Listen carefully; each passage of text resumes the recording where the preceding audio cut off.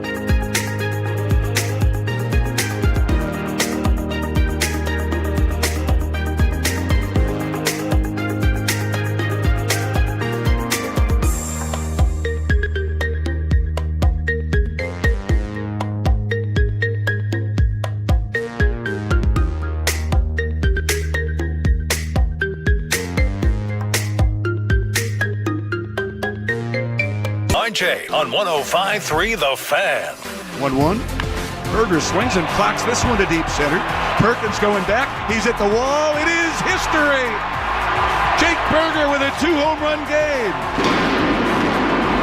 And the Rangers lead it 5-2. That is how we start the Thursday edition of Sean and RJ live on DFW Sports Station 105.3 The Fan as we try to get you to the weekend as quickly as possible. Sean Sharif, RJ Choppy, Cowboys insider Bobby Bell. We got Peyton and Aiden in the back live on the Fan Cam, Twitch, and YouTube. And what a way to start the day with a sweep of the best team in baseball. The first time Milwaukee has been swept since the first series of the season against the Yankees, and you called it one of the more improbable ones of the year. What a great job by the boys. Look, it really is. First of all, like nothing has or is ceasing to amaze me with this team at this point. But if you go back and you look at the other teams that have pulled off sweeps like this, right? The Orioles swept the Padres. All right, that's pretty improbable. The Marlins swept the Yankees. That's pretty improbable. Milwaukee swept the Dodgers twice. This is up there because Baltimore's obviously worse than the Rangers are. So the Baltimore one might be more improbable, sweeping the Padres. But this is a Milwaukee team that has been so stable and so good and so consistent, and they don't beat themselves, right? They don't make a lot of mistakes that beat themselves. But we saw what a lot of people are speculating might happen in the playoffs is like, they run some good pitching. They don't have a whole lot of pop. They got to string hits together. Did you come up with this nickname? Yes, it was. That was my nickname. The Brew Crew? No. All the runs yesterday were driven in by Jock Peterson, Rowdy Tellez, and Jake Berger, the three Husketeers. The three Husketeers. Yep. We're going the three Husketeers That's for those pretty guys. good. I would like to point out, though, that ever since Rowdy Tellez went on with Scott Braun, he had an 866 OPS with Texas when he went on with them. Since then, and since Rowdy whined about everything, his OPS since then has been about 600. So I would just say be careful who your friends are, Rowdy. You need to watch out for that. Yeah, I mean, it's as an impressive a series as they've had all year. Yeah. Because there's just, you come out of that going like, hopefully we can get 2 out of 3. Like, that's what you're hoping is that you can steal, you'll win one of these games, probably lose one of the others. Maybe you can steal one more against Milwaukee, and you can come out of this and you can be 2 out of 3. But I mean, to get a clean sweep and do it the way you did, I mean, that was impressive. And you mentioned that it was going to come back to get the Brewers, the fact that they weren't hitting a bunch of extra base hits and stuff like that. Texas wasn't this series. Like, they didn't. Yesterday they had the 2 Berger home runs. Yeah. That was it. They didn't have any other extra base hits. Hellman. The other day it was. Oh, you mean in the series? Okay. I know. I'm talking about yesterday's game. Yeah, each game, if you look at it, the game where Langford had the triple, I think they had 2 or 3 extra base hits in that game. Like, they weren't just smashing the ball during the series. They've done a really good job of maximizing their opportunities. I think Bochy talked about it yesterday after the game, where they're not having 11, 12, 13, 14, 15 hit nights. They're getting 5 hits, scoring 5 runs. Like, they're really maximizing. Not yesterday, but like 2 days ago, they had like 5 hits. They're just maximizing what they're doing. You get a timely home run, you get some extra base hits thrown in there, and all of a sudden, like, you look up and you have done a really efficient job of scoring runs. And the double burger for Jake. And man, I went and looked. So he went on the injured list on July 12th. That was the first time. And at the time, he was hitting below 230. It was like 228. So since that day, and again, he had spent some more time on the DL later on, so like early August, he spent some more time there. So this was his 18th game. This was his 18th game since July 12th. But in those 18 games, his batting average is almost 350. It's 347. Woo! And, for a guy that the majority of the season was really more of a hole than a positive in the lineup, right? He wasn't a great part of your lineup early on. I mean, he was there. He would come up with some hits. He was not even there. He was not even there for you early on. But he's found a stroke, and then the 3 Husketeers, hey, let's go. Peralta fails to get to 17 wins. He did have 9 strikeouts. Merrill Kelly survives. He somehow gets the win to improve to 12-7 despite giving up 10 hits. 3 earned, 5 2/3. But Bobby, Choppy's praising Berger offensively. You got a little love for a reliever? Yeah, I mean, we're about ready to like talk about, well, we should just go ahead and, release Robert Garcia after he had that awful 15-day stretch at the beginning of August where Garcia had been good for most of the year, but he got that 2-week stretch at the beginning of August where he blew like 3 different games, and his ERA during that stretch was something like a 10. And we were all talking about, like, you can't throw him out there anymore. Like, not even in low, like, leverage situations, he can't be out there because he's just too much of a mess. Well, since that time, in fact, that last game where we talked about, he blew it against Toronto, we're talking about can't put him back out there. Robert Garcia, since that point, 10 1/3 innings, 0 runs allowed. His whip is .677. He's been really good for them. And this has kind of just been a continuation of what they've gotten all year, which is guys who, whether it's Duran, Jock Peterson, Garcia in this instance, whoever, you're getting these guys who were just black holes for you early in the season that now as the year's kind of going along, they're coming up big for you in big spots. I think they also did a little, not a favor, but they kept the streak going. We have not had a 20-game winner in the sport since 2019. What? And I think Peralta was at 16, right? You said he had 16 wins. At 16, I think he was the only one that had a real chance because Rodon had 16. He pitched last night. He didn't get it. Fried's got 16, and then Peralta has 16. Well, I don't think Fried and Rodon have enough starts left. And now Peralta, I don't believe, will have 4 starts left either. So they may have kept that's the streak, 2019. So you it's the win, longest streak we've ever had. You win 4 straight, 15 of 20 overall. You're 7 games over 500 for the first time this season. 2.5 games back in the West. A game and a half back in the wild card. Peyton, freaking Seattle was down early again. The St. Louis Cardinals choke it up. Dude, the Cardinals might just suck as an organization. Like, they might just be losing these games on purpose. I just don't understand. They take a lead early on the game, and it's like, okay, they're doing well, they're pitching well, and then, it takes 13 innings for the Mariners to win. You sweep the best team in baseball. You don't gain a single game in the wild card, and you don't play Seattle the rest of the way. Like, that game and a half is a huge difference. Yeah. You play Houston next week for 3 games. Thank goodness, because you're 2.5. You have a chance there, but a game and a half with now, 14, 15 games left is pretty big. Seattle has won 5 straight. That's the worst timing that could have happened. Fortunately, after the day off today, you start a series with the New York Mets, who have lost 5 straight. Yeah, they get beat like 11-3 yesterday. Both New York teams get destroyed yesterday. So the Mets are in their own spot. That division is out of reach for them, I think. I don't think they're going to catch Philadelphia now. So now they're fighting for a wild card. And that's a tough spot to be in because you've got really solid teams out there in the National League. It's a very deep league. This is a must win for the Mets, but you're catching them at the right time.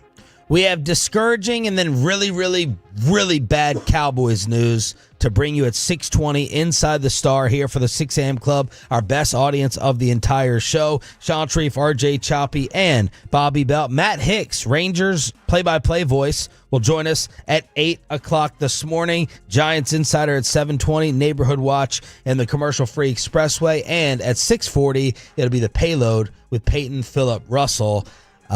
This isn't usually a path we go down. When you get a story that is this big and has taken over the entire world, I feel like we're obligated to cover it. The killing of political influencer Charlie Kirk yesterday in Utah. Choppy, just reset. So this is probably the most surprised I've been. It's been the most opposite when it comes to a political figure of younger people knowing him versus older people not. Like, I sent this story to my mom and dad. They had no idea who Charlie Kirk was. I asked Amanda. She had no idea who Charlie Kirk was. I'm on the phone with my buddy Jake. His younger son in middle school pops his head around the corner on the FaceTime, and then you said your son was fully aware. Yeah, oh yeah. Now, my mom knows who he is. Of course your mom would. Insurrection knows who he is. Yeah. But yeah, like this, and here's the, I saw a stat the other day. Like, Charlie Kirk he's more well-known than like the Yankees held a moment of silence for him. Yeah, I mean, because he's on TikTok, right? And that makes him well-known. Yeah. The average age of a cable news viewer is almost 70. It's almost 70 years old, the average age of a cable news viewer. So, like, that's not even us. Yeah. We're not even in that, that's not even, we're not even touching that demo. Breaking news. Right. So it was, my kids knew exactly who he was. And I'm like, how do you know him? And they said, everyone knows. He's like, everybody knows who he is. He's on TikTok. If you're on TikTok, that's how you get known. How would you summarize who he was? He was all about bringing the conservative movement to young voters, and not even just young voters. The big thing for them was people who don't even vote yet, like people who are not of age. That's why he was so influential. Jake's son knowing him, Choppy's kids knowing him. That's why yesterday was notable. Was because that was their whole target audience at Turning Point. Was they wanted. Charlie got involved in politics when he was 9. He may not have been even 19. He may have been 17 when he volunteered for a Senate campaign in Illinois. And then he started Turning Point USA when he was 19 years old. And Charlie, it's been years. I knew Charlie way back in the day, like back 2012, 2013, when he was 19, 20 years old. And that was just, he was pounding the pavement and really big on this idea of, all right, we got to reach the youth. That's the biggest problem. Where Republicans lose all the time is the youth movement. That's where Democrats always kill them. We need to get our message to them because our party's going to die out. So that was something he was really passionate about. he went to the RNC in 2012 and he talked to one of the GOP mega donors and basically pitched him on his idea and convinced him to, sure, I'm going to fund you to start this. And he turned it into what it was. But yeah, this is as big. It's probably bigger than even like in terms of seismic impact than the United Healthcare shooting last year. This is a big time. I can't think of another good like analogy throughout the political history or throughout U.S. history where people would have like an awareness of like, oh, that's the type of figure that he is. And he was doing his college tour. He was in Utah. He's actually, I mean, the video's right. Nowadays with cell phones, right? We saw it with Trump speaking. You just see more like live. You saw the subway or train video of the poor Ukrainian girl. You're seeing these murders almost in real time. And he's speaking and he's answering a gun question. And in the middle of it is it now supposed to be a sniper that was on the roof 200 yards away? Yeah. I mean, that's a sniper shot. That's a really I mean, the school shot. official said it was 200 yards away. School official said it was on top of the building 200 yards away. That's a sniper shot. That like, I mean, yes, that's a, now I don't know if we don't know if it's a professional person or it's just somebody who was up there with a sniper rifle. But yeah, that is a rifle shot from 200 yards away. So in the age of misinformation, first they're walking up this old man, and I'm like, okay, this guy was like 2 rows in. He must have been front row. They're walking out this old man. He's apparently not the shooter. Then they have a shooter in custody, and then the shooter's not in custody. Manhunt underway. I don't know where we are with. Well, the old man. I mean, when I first saw him, I was like, well, that's not what I would have expected. Yeah, I think a lot. I had immediately had a thought that it was going to be a much younger person than this old guy. But yeah, was that a diversion? I mean, it seems like it was a diversion. When he was getting carried away, you could hear on one of those videos, the cops were talking to themselves, and somebody said, did he do it? One of the cops said, I don't know if he did it. He's saying he did it. Yeah. And so, like, he yelling, basically went and found them. Yeah, he basically went and found them and said, it was me. I did it. But yeah, now where it stands now, they don't have anybody in custody. They ended up releasing that guy. See, and I know there's been discussion like, well, was he a diversion or something? I think if he was a diversion, or if they had since he was a diversion, he wouldn't just be let go. Like they would. The fact that he was released, they went, okay, crazy guy, get out of here. Like that's how I think they look at it. But this is, I mean, FBI is making statements on it. Trump obviously made a bunch of statements on it yesterday, saying that they're going to find who it is. I would assume that they are going to be able to find who it is. But I mean, this is a big impact. Trump does not get elected in 2016 or 2024 without Charlie Kirk. Charlie Kirk helped get him elected. Absolutely. If that factor is out of there, you're looking at a 2016 Hillary Clinton victory and 2024 Kamala Harris. Well, the fan text is very much like Twitter was yesterday, where That's scary. They're not losing sleep over this. And I'll tell you, I was a little bit like surprised. What do you mean not losing sleep? Like who they're cares? Happy. They're happy. The sickos, they're just happy, and it's like, I think like social media, it's split on there. It's half and half. But the point is that it should be zero. Yeah, they kept rolling the video yesterday, and look, I'll be honest, I was not a Charlie Kirk fan. When they keep rolling back the video of like his 4-year-old daughter running up to him 2 weeks ago, like the yeah but and the what about and everything else, to me it's just like, shut up. Like it's somebody's be a like, human being. These kids before they've had his 2 kids before they've had enough time to even like make long-term memories of their dad. Yeah, he's gone. And to me it's like, if just on that level, like just a little decorum, please. 877-881-1053 here on Sean and RJ Thursday edition. We'll keep you updated on that story as the news continues to unfold. Thought we were getting news of a signing in Frisco. Why did Clowney leave the building? And am I the only one terrified over this brand new Cowboy injury before the Giants game in the weeks to come? Inside the Star on Sean and RJ next.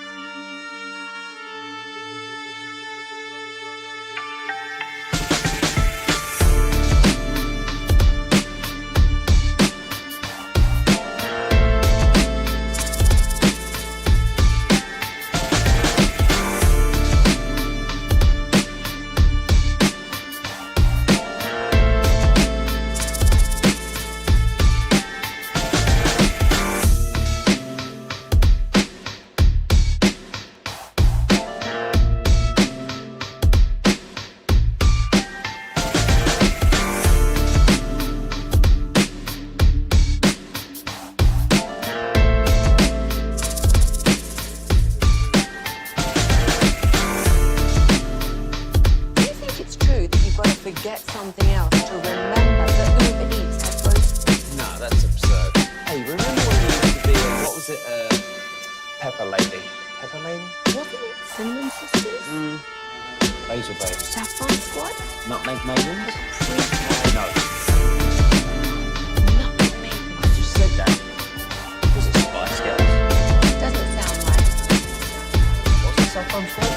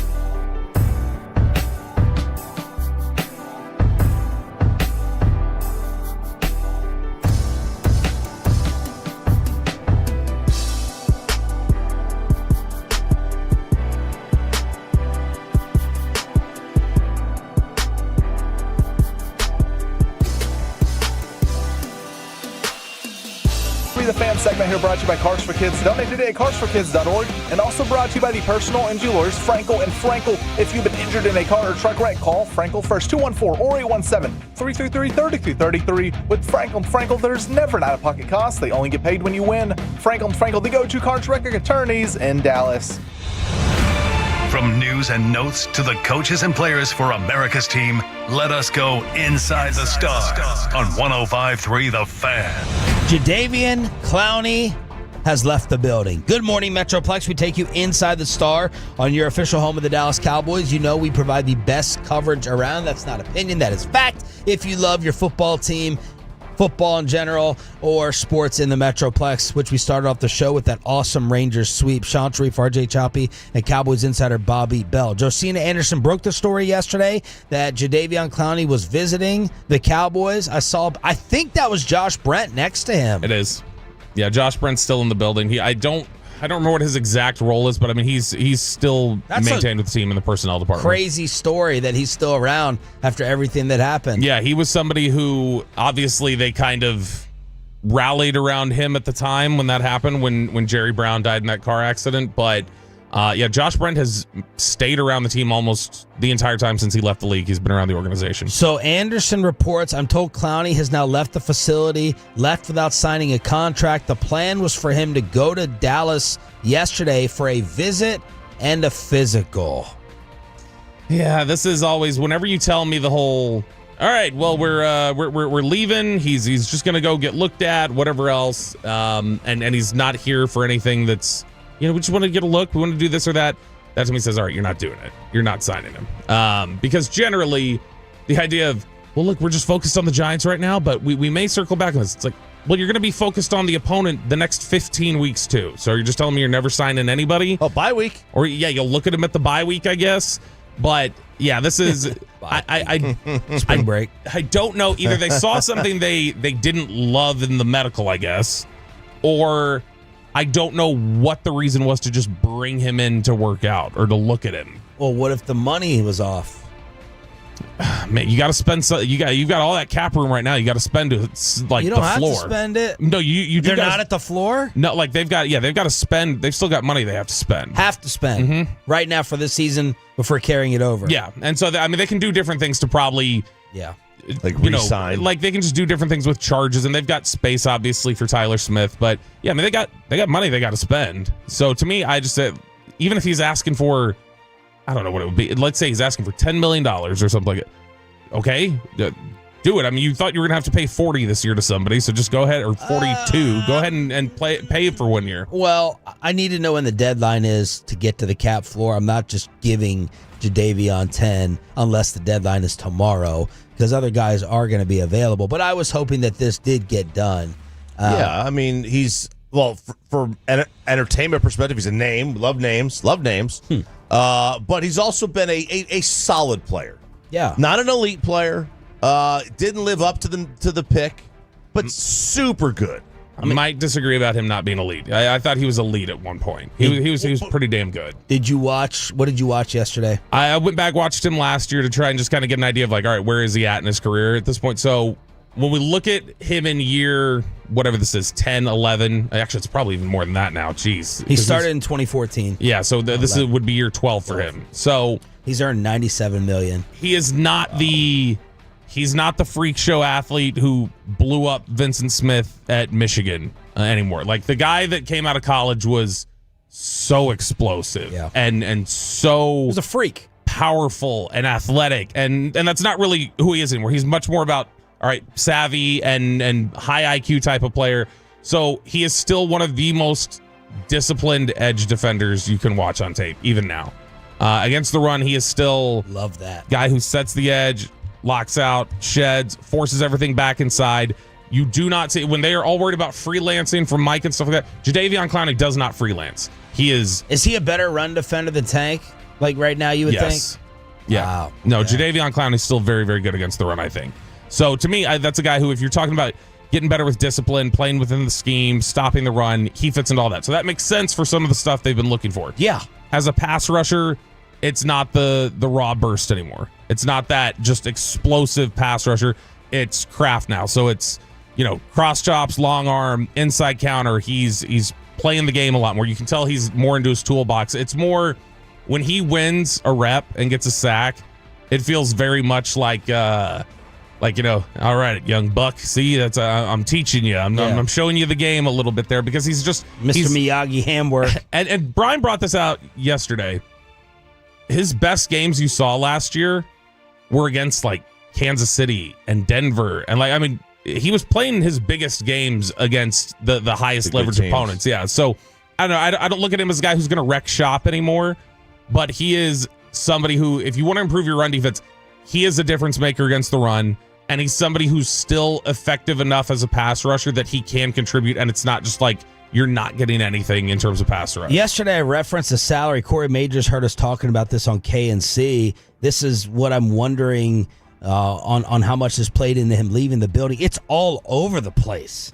Again, starting in 2021, he made $7 million, then 9.7, then 4.5, then 10, then last year 2. So I don't know what is determining. Maybe it's desperation. Maybe it's the needs of the rest of the league. What is determining? No, I'm going to ask for 7 this year, or I'm going to settle for 2. Like, we're not we're not in a range here. We're back and forth all over the place. Yeah, it's. I mean, he's been. We've talked about how he is essentially. Yeah, he's the mercenary. Every year it feels like there's. Trying to think of other guys who are similar. You mentioned Revis yesterday. We've had Yannick Ngakoue in recent years, who it seems like every year a team needs somebody to rush the passer. All right, give him a call. He'll be out there. He'll be able to contribute for you. So that's essentially what Jadeveon Clowney has become at this point in his career. He's comfortable with it. But yeah, it has led to all over the map sort of what his value has become. So I'm trying to figure out when they have to meet the floor. This is just AI, who I now trust with everything. NFL teams don't have to reach a salary cap floor for each season. They must meet an 89% average spending requirement over a 4-year rolling period. The NFLPA audits team payrolls each September to ensure that the 4-year average threshold is met. Final deadline for any team payrolls will be submitted to the league coming after the regular season concludes. So that doesn't really give me an answer. It's just a rolling 4 years. Yeah. So, like, wherever they are. Yeah. So Clowney is not signed as of now, and then this news came out. I'm terrified over this. Here I am. I'm ready for 4-2. I'm ready for an easy win over the Giants. I'm ready to take out the Chicago Bears. I'm ready to get to over 500, definitely before the Green Bay matchup in Arlington. And then the news comes out that Deron Bland's other foot is hurt, and he is supposed to miss multiple weeks. That he's gone for the Giant game, potentially may sideline him for more than 1 week. The injury is not the same foot that Bland suffered the fracture on last season before the Cowboys paid him $90 million. It looks like Deron Bland is gone for weeks. Ooh. No! Yeah, this hurts, and it came out of nowhere. And you wonder, like, my first thought when I saw that it was the other foot, it was like, all right, was this a compensation? Was there still something wrong with the foot? Wasn't great.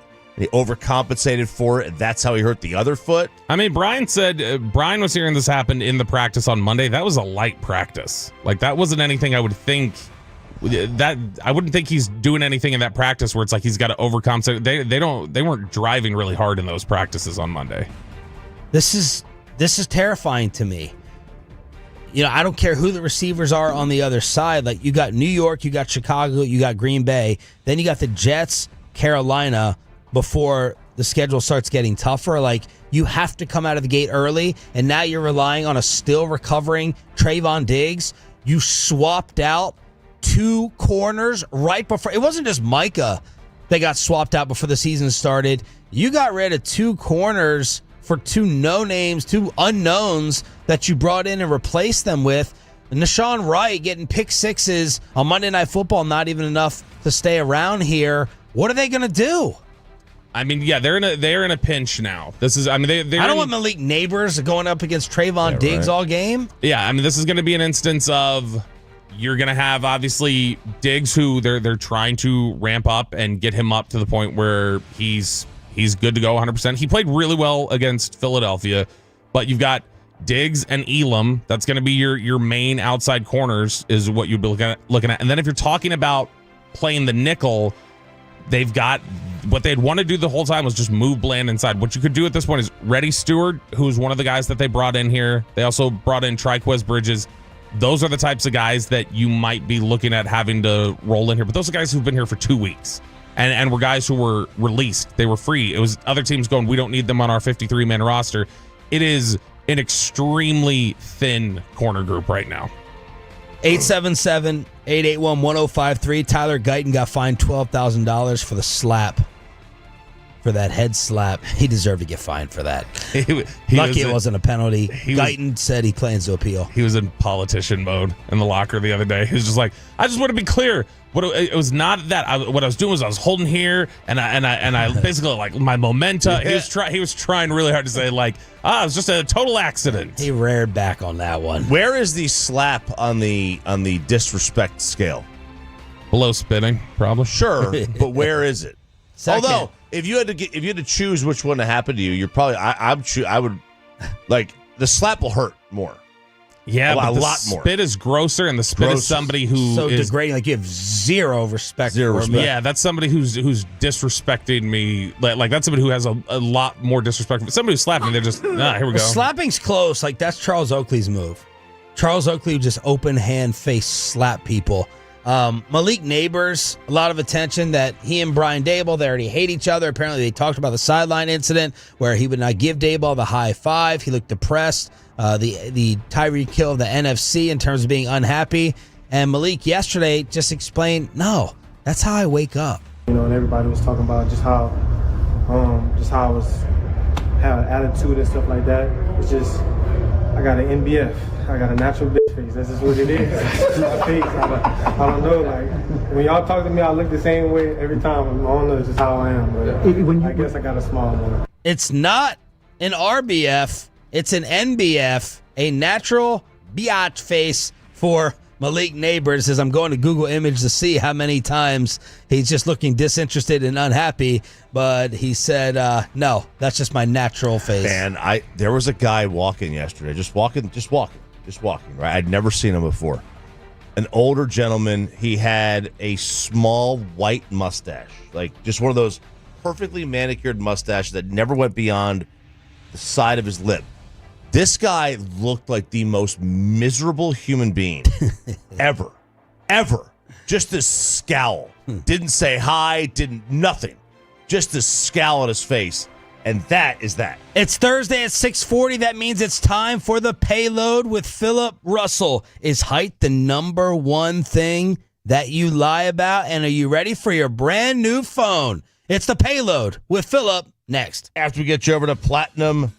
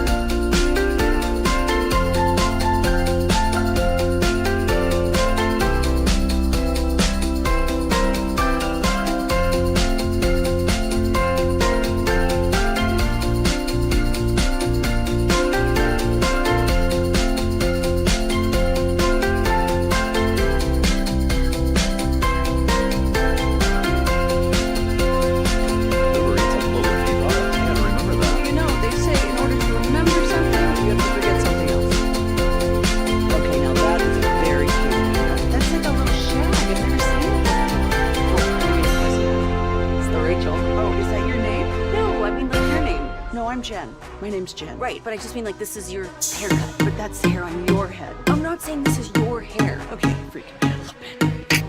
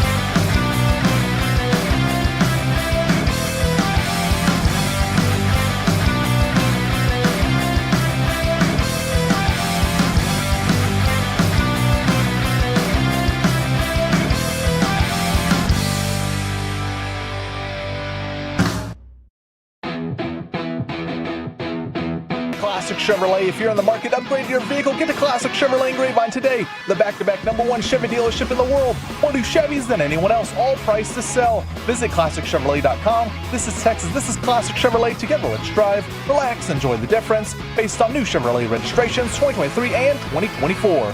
Okay, am I hearing this right? The morning show is letting Peyton Russell have his own segment? I just don't get it. We've known Peyton for years. He's horrible on the mic. I mean, gathering the foreigners, this is going to be a train wreck.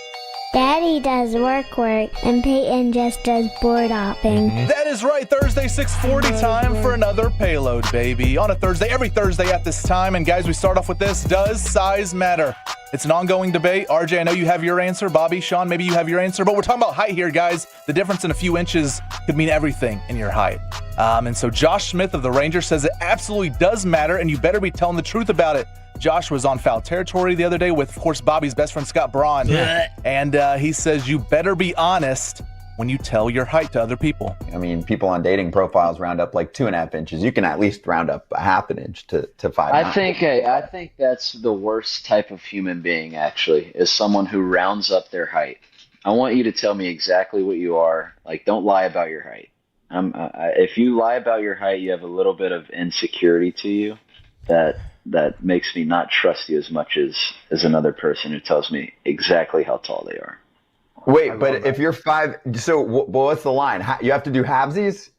I mean, dude, 5'8.5" is a lot different than 5'9", in my opinion. You can do halvesies, Scott. You know, that's fine. You want to do halvesies? Of course, Scott is the one who goes, halvesies. Who's the one who said that's the worst type of person? Was that Braun or Josh? No, that's Josh. Josh is saying this. Okay. Well, it's not the worst type of person. Yeah, there's worse humans out there. I mean, it could be, Josh was also in the news for another reason. Oh, yeah. With his wife walking in hospitals. That's just a joke. Look, what is your height that you're lying to? I say 5'10", I could be 5'9.5". Yes, I say 5'10" to make it sound better and bump it up. If I'm 6, am I going to get mad at you for saying 5'7"? No, I feel bad for you. I feel bad for you. Yeah. If you're a guy. You know what I mean? I'm not gonna shame you because you want to get to 5'7". No, absolutely not. Absolutely not.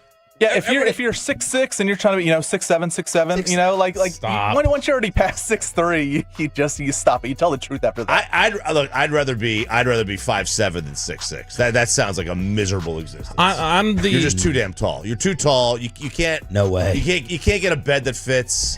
You got to raise your counters in your kitchen. Airplane seats. I mean, it just sounds like a miserable existence. I have always said I'm 5'11", because it's like. I've been told it's either, but depending on when I go, they'll say I'm 5'11.5". Somebody else says, no, you're at 6. I got you at 6, whatever else. But I've always said 5'11". But then that's become a problem because whenever I claim I'm 5'11", somebody will always send me a meme or something like that. And it's some girl posted on Twitter from years ago. And she goes, if a guy says he's 5'11", he's 5'9", because if he was 5'11", he'd say 6 feet. And so now when I say 5'11", people assume, and I'm like, hey, I think I'm actually shortchanging myself a little bit here. Every time, almost routinely at the firehouse, there will be one person that goes, you're taller than I thought you were. You don't look that tall on the fan cam. Yeah. So I'm going to raise my hand on this one because I've been caught lying about my height. I did this on the dating profile apps. I gave myself 6'1". I'm 6 foot, and I was thinking, okay, everyone says they're 6 foot, and like Bobby said, that usually means you're 5'10", 5'11", around that range. So I thought 6 foot isn't going to do anything for me. I got to be 6'1". Your problem is you can get exposed a lot easier than us because our significant others are definitely shorter than us. You have a significant other who is taller. So when you give your height, it can be immediately lined up against her. Therefore, you're proven to be a fraud. Well, if I say 5'10", no one is going to mistake Amanda for being 5'9", 5'10", so I can get away with it. You have a human measuring tape right next to you. Oh, Mackenzie, how tall are you? And then she's going to give her height and then be like, okay, Peyton, you're not that it was tall. Actually Mackenzie who noticed on our first date because on my dating profile app, we matched on Bumble. I said I was 6'1", and she immediately knew when she saw me. She's like, you're not 6'1". When I was on those apps, I don't remember having to give a height. They ask for it because, I mean, a girl, you don't want to waste Was it in the time. conversation or in your profile, Bumble? And Tinder. Profile, yeah. You put your height. You know, you can add other things as well, but height's a main one. You got to. I think nowadays you got to have the height in it because a girl's not going to want to talk to you if you're 5'5". I guess they have filters for it. Yeah, you can filter it. Through how far they are away from you. But height's a big one, and so she noticed right away that I wasn't it. But she was like, if you said you were 6 foot, I probably wouldn't want to date you because I wanted someone that was obviously a lot taller than me. If you're tall, you're automatically in the club. Yeah. Right. If you're short, you got to be funny. My height insecurity, or have a rechargeable flashlight. My height insecurity now exists with Jacob because he is like, especially in the last year and a half, he kept growing. So he's probably solid 6'2.5" now. So I have to like look up at him. That right there has because my oldest son Luca is 6'1". He blew by me at 12 years old. I feel I get to claim 6'1" now. I've created 6'1". That's me. Like I don't. Does it come directly from the dad? I mean, half of it did. No, she's short. My ex-wife is like 5'6". We're all the boys in my family are taller than my dad. We all like passed it, and my mom's side had really like tall men. So is this I was thinking, is this the one seed in things that men lie about the most? Is the height? You think that's the most lied about thing that men, will say to someone else? Obviously, a girl. I love you, maybe. Oh, height or salary? Salary. Yeah, I was thinking bank account. Number one thing. How many you been with? Body count. Yeah. I'm trying to think of what is the number one male lie. Yeah, maybe your genuine feelings. Maybe you're genuine. but I wonder, is salary that could be easily justified, right? I mean, I guess unless you don't obviously allow them to look at your bank account or anything like that. Yeah, how are they going to find out? Yeah, I guess that's true. Well, let's go to this restaurant. They're going to find out when you're going like, no, you can't get queso on the date.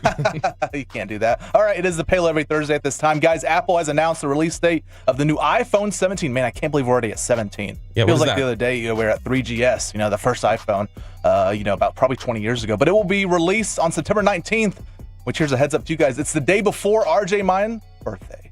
So there you go. There you go. Or happy early birthday to us. That's on National Talk Like a Pirate Day.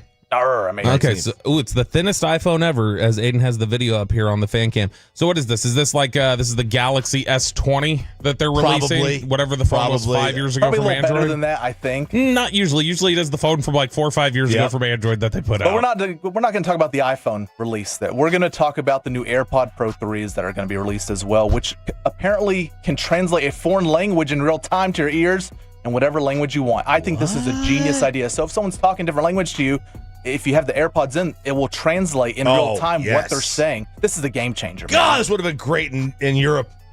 Because they're going through get the phone out and Google Translate. Yeah, this is amazing. Because I'm not thinking about just like, okay, if you're in a foreign country, you want people to talk to you. I'm thinking about all the times you've been in an elevator with people that you think, because if two people are talking different language, you always think they're talking crap about you.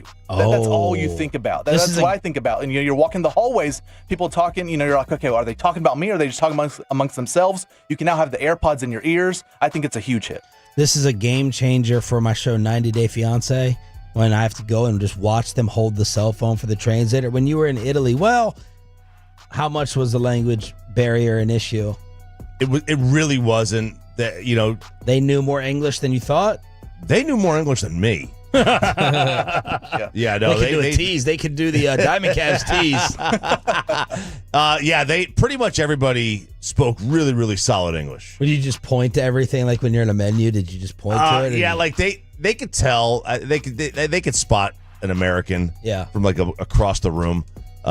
So they would come up and say bonjour or whatever, obviously in the morning, and then you would just say, you would try to say it back, but then they could tell by your accent that this is an American. I was trying to tie this into foreign dating, but you're not going to be able to kick back the language. You're just going to understand what they're saying to you. So you're not going to be able to all of a sudden date a bunch of buy them Hispanic AirPods. girls. Yeah, you buy them AirPods too, and then they get to their own translation AirPods. And then it'll translate into the other language. Is that the most Gen Z thing? Is to have AirPods on a date, like headphones in, like talking back and forth, and it's just that's great. You buy the English AirPods. So I'm in a predicament here because I want to get a new phone. My phone is up for whatever renewal, all the way up. For like a free trade in.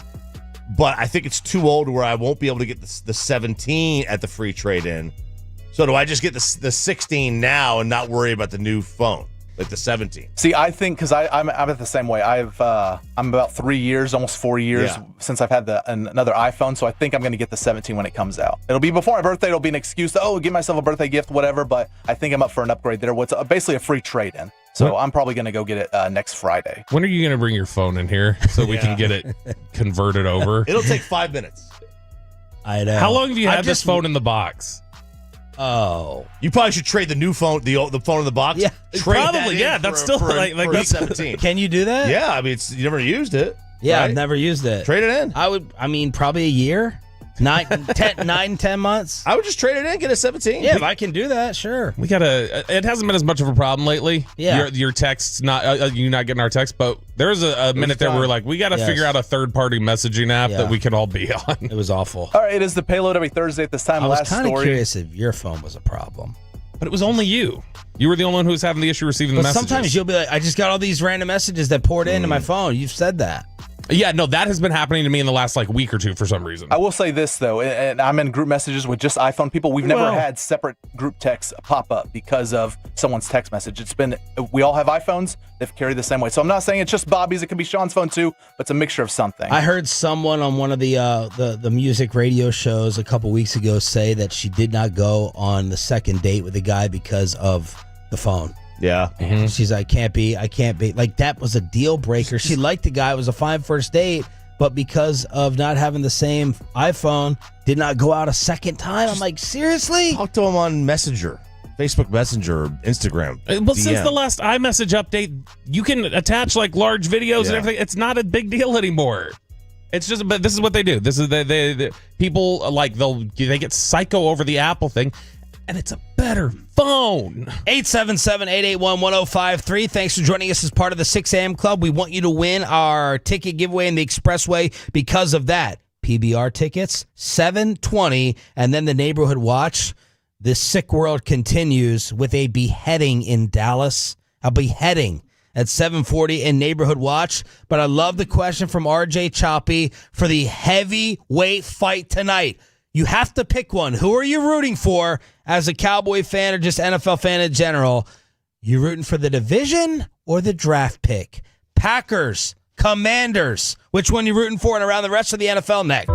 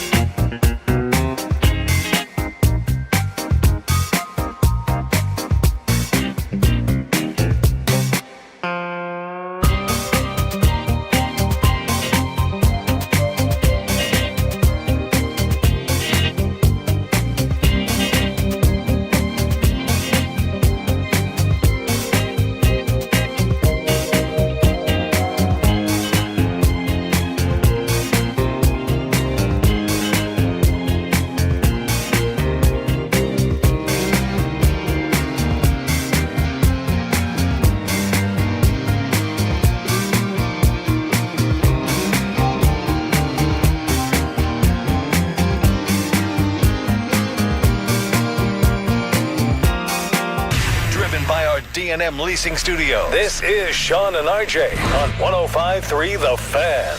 The 1-2, and that one lifted high and deep into center field. Perkins going back to the track. He runs out of room. It's gone. Jake Berger with a home run just a little to the left of straightaway center field. He puts Texas on the board here at 2-1. That man will be joining us at 8 o'clock to talk about the incredible run continuing of the Texas Rangers. They sweep Milwaukee. They sweep the Brewers 6-3, the final. They've won 4 straight, 15 of 20, 7 games over 500 for the first time this season. 2.5 back in the West, 1.5 back in the wild card. Day off today. You get the struggling New York Mets starting tomorrow in New York, and they have lost 5 straight. Bruce Bochy was hilarious yesterday on the KNC Masterpiece. These new young kids have been deemed the little rascals, and KNC asked Boch if, I guess, number one, did he know who they were? Does he know the reference? And does he agree?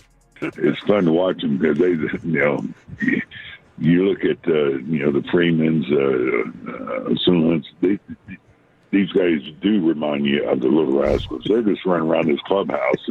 And if you didn't know them, you may think, they're the bad boy.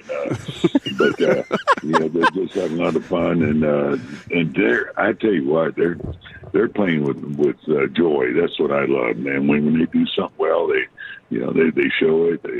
And I think it has gotten infectious around the clubhouse. Jake Berger, the offensive hero, yesterday with 2 home runs. Since July 4th, the slash line is this from Sandler: 333, 372, 605, 977. 6 home runs, 20 runs batted in 26 games. He's been good. He's one of the many that have stepped up and played at a level above where they had been throughout the season. And it's coming at just the right time. The Little Rascals nickname, I like it. You know how we've had in the past, like they had the Claw one year, and then they did their Ducks on a Pond. If they're going to be the Little Rascals, are we going to get as the playoff thing, are we going to get like Otay? Are we going to get the big wave? I think we should get the big Otay wave. Do you even know what Otay means, Peyton? No. Nope, not a bit. Damn it, that's just so sad. I knew Little Rascals, though. I was waiting for that question. I would have nailed that. Well, that is Little Rascals, what I just referenced. So the Rangers are rolling. Tolo D is upset. She goes, hottest team in baseball. No coverage this morning on ESPN. That is not going to happen, Mama D. In fact, if you're in New York, right, you're like, okay, I feel like I should buy a ticket to this series, but who am I going to see? Oh, they're buying a ticket to this series. This is the first DeGrom return of the Mets. Yeah. Oh, yeah. This will be, because there was, that was one that I think they were supposed to get it 2 years ago, and they didn't, and everybody was all disappointed with it. So, I mean, they thought they were going to get it 23, 24, now 25 at the end of the season. They're finally, after basically 3 years, going to see him return. Let's see. He's Friday. Yeah. Tickets, just $17. 17? Those tickets as low as $17. Meanwhile, on Game Time. Yes. Meanwhile, the Rays Cubs, the lowest ticket is $32. Royals Phillies is $33. Red Sox Yankees is $119. And you're getting Met fans out there at $17. Jadeveon Clowney left Frisco yesterday without signing a contract. Josina Anderson has been all over this. She said the plan was for Clowney to go to DFW for a visit and a physical. He leaves without a deal. And the horrible news, Deron Bland with a different foot injury that is supposed to have him missing not just the Giants game, but weeks after that. It is worse. We'll preview that game, by the way, with Giants insider Paul Schwartz at 7:20 to kick off the commercial-free Expressway on your official home of the Cowboys and Rangers. The injury news is worse for San Francisco. Brock Purdy's supposed to miss multiple weeks. Yeah, Brock Purdy he's definitely going to miss 1 week. It sounds like he's out this week and that it's going to be Mac Jones. They called him a long shot to play. But Kyle Shanahan also said that he could potentially miss multiple weeks. He's dealing with a toe and left shoulder injury, and they both happened in the second quarter of the game against the Seahawks. So it wasn't bad enough that he couldn't finish the game, but it apparently has lingered to the point where finally, after 5 years, Mac Jones will get that start in San Francisco that Colin Cowherd promised everyone he was going to get when he said, they're taking Mac Jones for sure. I got the word this morning. 100% Mac Jones at 3 to the 49ers. Well, I'll tell you, I mean, you look at this and now it's like, all right, so New Orleans was penciled in as a win for them on the schedule. Now they're still, look, obviously it's still probably one of those things where they're obviously the better team, but guess the spread. I would assume there's it's in New Orleans. It's in New Orleans. I would assume there's a 4 to 5 point difference between Mac and Purdy, maybe 5.5. So I will say it is San Fran by 2.5. 3.5. Okay. Yeah, because I was going to say with Purdy in there, I would assume it's 7.5. And so, they downgraded to 4 points then. Must be about a 4 point. Look, this is one of those things you've got to pray that New Orleans picks them off. If you're a team at the Cowboys who may not have a division that they can win, but has a wild card they can win, this is one of those teams that you got to have upset. Speaking of NFC quarterbacks, I was surprised by this. Bobby was floored by it. J.J. McCarthy wins NFC Offensive Player of the Week. This had to be just Rookie of the Week, right? No, this is Player of the Week, and I guess this is now a clutch award. Like, yeah, he was great down the stretch. He was. But I mean, we're talking about 143 yards, 2 touchdowns, and a pick 6 is what he did in this game. He completed 14 passes. That was not the most prolific offensive performance in the NFC by a long shot this weekend. And so, what was? I mean, you take literally just about any other player because J.J. McCarthy was 29th in the NFL in EPA per dropback. I mean, that was basically on expected points added, the per play efficiency. You're talking about McCarthy was essentially the fourth worst quarterback in the NFL this past week. Well, but I'm testing you. So I'm going to challenge the analytic you just gave me. Hurts was better. Okay, so Hurts had... Is this just throwing? How many rushing touchdowns did he have? 2. All right. He did not have one throwing. So his QBR was a 94. So give me someone else. I'll tell you this about McCarthy. Yes, 152 yards for Hurts. There were other players that were much better. I don't know that there was a player that had a more memorable type game that I could think of off the top of my head. His QBR was a 52.6, JJ's. Yeah, out of going from the pick 6 to doing nothing for 3 quarters and then turning it on prime time. I mean, that was a great run that he had. That was a memorable performance because I think a lot of that was because it was the first time we saw him. Yeah, I'm trying to figure out other NFC performances because you could go Lamar, Allen, Henry, but they're all in the other conference. Puka Nacua had 10 catches, 130 yards in a win. And some of these came in losses. Like Penix and Bijan were big, but they obviously lost the game. But I mean, you probably could make a better case for, like I said, Hurts, Krosky, Merritt, maybe. Yeah. I mean, McCarthy had 143 yards. I bet that's the lowest yardage total of anybody who's ever won that award. Well, check Hurts. He probably snuck in, got his rear end pushed 4 times, and won the award with a $140 in the air. I love the question from Ralph James Choppy. Need your answer on the Franklin Franco injury attorney text line.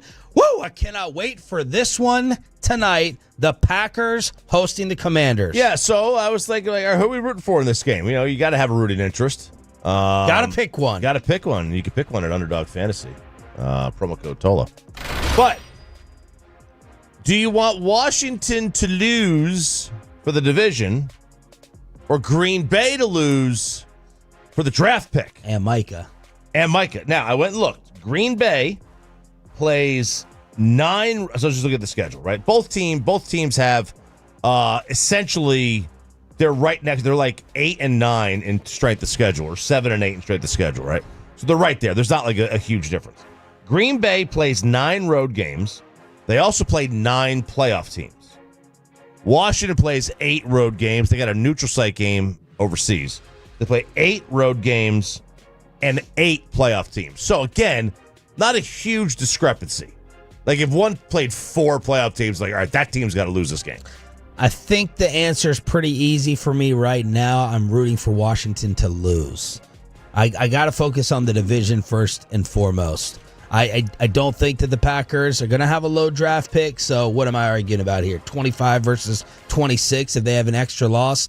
I gotta start off with my mind in the NFC East. Yeah, I guess it just depends on, like, is this who do you hate more? Like, if you're just looking at it your from interest. Yeah, if you're just looking at it from, like, I don't expect the Cowboys to be in the playoffs, so who do I want to see lose? Like, if you're looking at it from that perspective, I would imagine a lot of people would say they'd rather see probably the Packers win. Maybe that's different. If I don't think the Cowboys are making the playoffs, I'd rather the Commanders win for the draft pick. So, with the playoffs in mind, I would rather the Commanders win, because to me, if you're talking about the playoffs, you're going to get in division play. You're going to get 2 cracks at Washington. You've got the opportunity to best them in over the course of 6 division games. With Green Bay, because you're both playing because you both play Washington, Green Bay is going to play Washington. You play Washington twice. If Green Bay loses and Dallas beats Washington twice, then that gives you better conference record tiebreaker, and it gives you better record in common games, right? And that's a big tiebreaker that hits pretty early. Now, just in the process. Emotionally watching with Mike and everything involved, what do you think you'll be yelling at the TV? I'd still love Dan Quinn, so I mean, I'm probably gonna get caught up in rooting to see him succeed. Here's the thing, like, Green Bay is going to be in the playoffs, I think, regardless. So there's a floor on that on that pick. If they win the Super Bowl, they're picking 32. It doesn't matter whether they have 10. Yeah, they're but 10 I'm and asking 7 you or not. Emotionally, like when Luka got dealt, we all wanted him to drop 70 on the Mavericks. Are you at a point right now with Parsons? I know a lot of Tolos will be rooting against. They want him to get blanked and shut down. Are you at a point where you're like, I want to see Micah tear it up and make Jerry pay and make the Cowboys look bad? Or you want to see Jerry made look correct and have him struggle? I don't have any hate towards Green Bay. I don't have Green Bay is. I don't have any hate towards Parsons. I don't have any hate towards Micah. I don't really think that I can't, like, I don't think him playing poorly is going to move me at all. I don't think him playing well is going to make me go, oh crap, either. So I'll root for Green Bay, just because I have no hate for them. I don't like Washington. The long term play is the pick, but like you mentioned, like if they're going to make the playoffs anyway, it doesn't really matter. I would. I know we're a couple weeks out from this. I don't think Micah's going to get a sack in that game in a couple weeks at AT&T Stadium. You don't think he will? I don't. Nope. And why do you say that? Because I think it's a hell of a projection. Because we've consistently seen with Micah, like when he presses, it doesn't yield results, and I think he's going to be pressing in that moment. But I would love this. Just popped in my head. I thought you were going to say that Jerry gave the headset called down quadruple team. Yeah, exactly. I don't care if Rashawn we'll give up 10 sacks, but he's not going to be one of them. Right. I would love it if they open that game in a couple weeks. The very first play, they do a flea flicker. After Mike is like, trick plays are for bees, and you can't beat somebody. I would love to think of flea flicker right out of the gate. They should. Guys on the fan text, I think the Tolos are weighing more rooting for the Commanders than Green Bay here. Let's see. 702 says I'm going for the Commanders because of the draft pick. 972 says 100% want Washington to win. 281 wants the Packers to win. 903 we're not contenders, so go Green Bay. And I'm with Sean here. I want Green Bay to win just because of the division aspect. Man, that's the thing. If you truly know that you're not a contender, we don't know. We don't know. But we're encouraged after the Eagle game, right? But we all know we're not a contender for the title, right? We know that. Yeah. Playoff contender, that's one thing. But contender for the title, we all know we're not. I can't give up hope this early. I assume they're not a playoff contender or a Super Bowl contender. You can't say with certainty anything this early in the season. Like I'm saying, there were a couple years ago, 2021, when they entered that season, nobody thought they were coming off a 6-10 year. Nobody thought they were like a legit contender. And then by the time it rolled around, people were talking about Dallas as one of the big time ones. Ian Rappaport had said that the Packers held trade talks with the Bengals about Trey Hendrickson before the Micah deal. So they were looking at Hendrickson instead of Parsons. And then Mike McCarthy's doing weeklies with McAfee. And he went back the other day to be honored for that Super Bowl team. And he told McAfee, I did have an opportunity to meet with Jerry in June before we moved back to Green Bay. How about that? Someone moving back to Green Bay. He thought he had a deal done with Micah. I always anticipated they would get a deal done. Time kills deals. That from Big Mike. I can't wait to listen to the interview today. I'm sure it'll be just like anything. Tomorrow morning, we'll have a 4-hour breakdown of every answer that Mike McCarthy gave to Pat McAfee. Is it every Thursday? Every Thursday during the season. He's the new. He's like the new Aaron Rodgers. Is Rodgers off? Oh, well, like he's like a new Aaron Rodgers, Yeah. not like replacing, but a new Aaron Rodgers.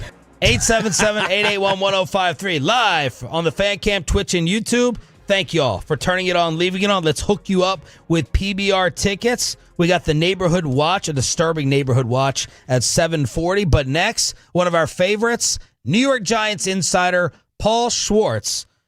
Do they already want Russell out? Is Brian Daboll done? And does Malik Neighbors really have NBF? Paul Schwartz from New York after this.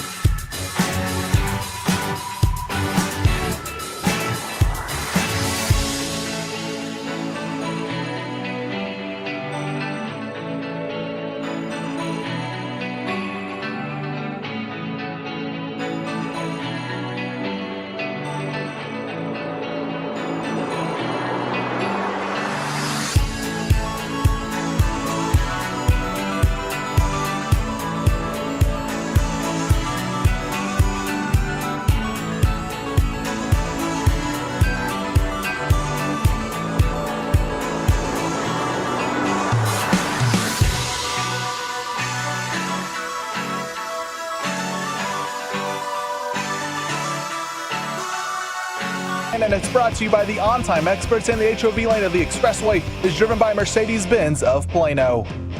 We got the Neighborhood Watch coming up at 7:40. The great Matt Hicks, Rangers play-by-play voice on this unbelievable run at 8. Day off today. New York Mets tomorrow. Let's head on out to New York for a Giants preview with our friend Paul Schwartz from the New York Post on your home of the Dallas Cowboys via the D&M Leasing Hotline. Good morning, Paul. How are you? Good morning, gentlemen. How you guys? I imagine you're better than the state of the Giants right now. Man. When I sit here and talk about the Cowboys and worry and all the drama, I do look at a team like I said the Colts first. That made me look bad. That makes you all feel even worse because of Daniel Jones' debut. But being a Giant fan to start off the season, it has to suck until Jackson Dart takes over, right?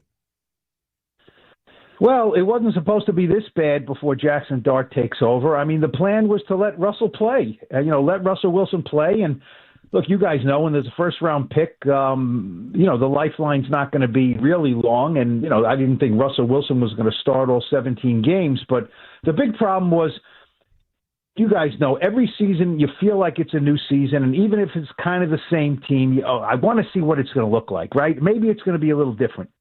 In Dallas, you have a new coach, so that's always interesting. Yeah. There's not a new coach with the Giants, but and the problem was it looked exactly the same on offense. It looked like the 18th game of last season instead of the first game of this season. And you know what? Maybe that's a little bit to be expected because 10 of the 11 starters they brought back on offense, and the only one they changed was the quarterback. So maybe they needed to change more of the other starters on offense as well. Paul, did you actually think Daboll was going to possibly make a quarterback change for week 2? And who did you think they should have started the season with?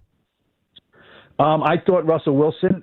Russell Wilson is, look, we know what he did in Seattle. We know what he didn't do in Denver. We know what he didn't do in Pittsburgh. He was not their first choice. They wanted to trade for Matt Stafford and pay him $50 million a year. Remember back in the summer when it was like, in the spring, I guess, when it was like, Matt Stafford is available, but he wasn't.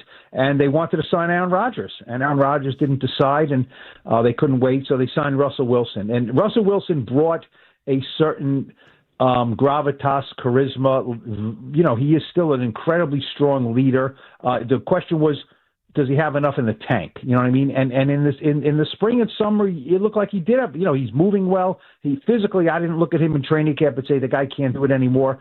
The first game was a total breakdown of offensive line, and it wasn't all his fault. He didn't rise above anything. So I thought they should have started the season with Russell Wilson because there's no need to start Jackson Dart right away. Don't forget, he was not the first or second pick in the draft.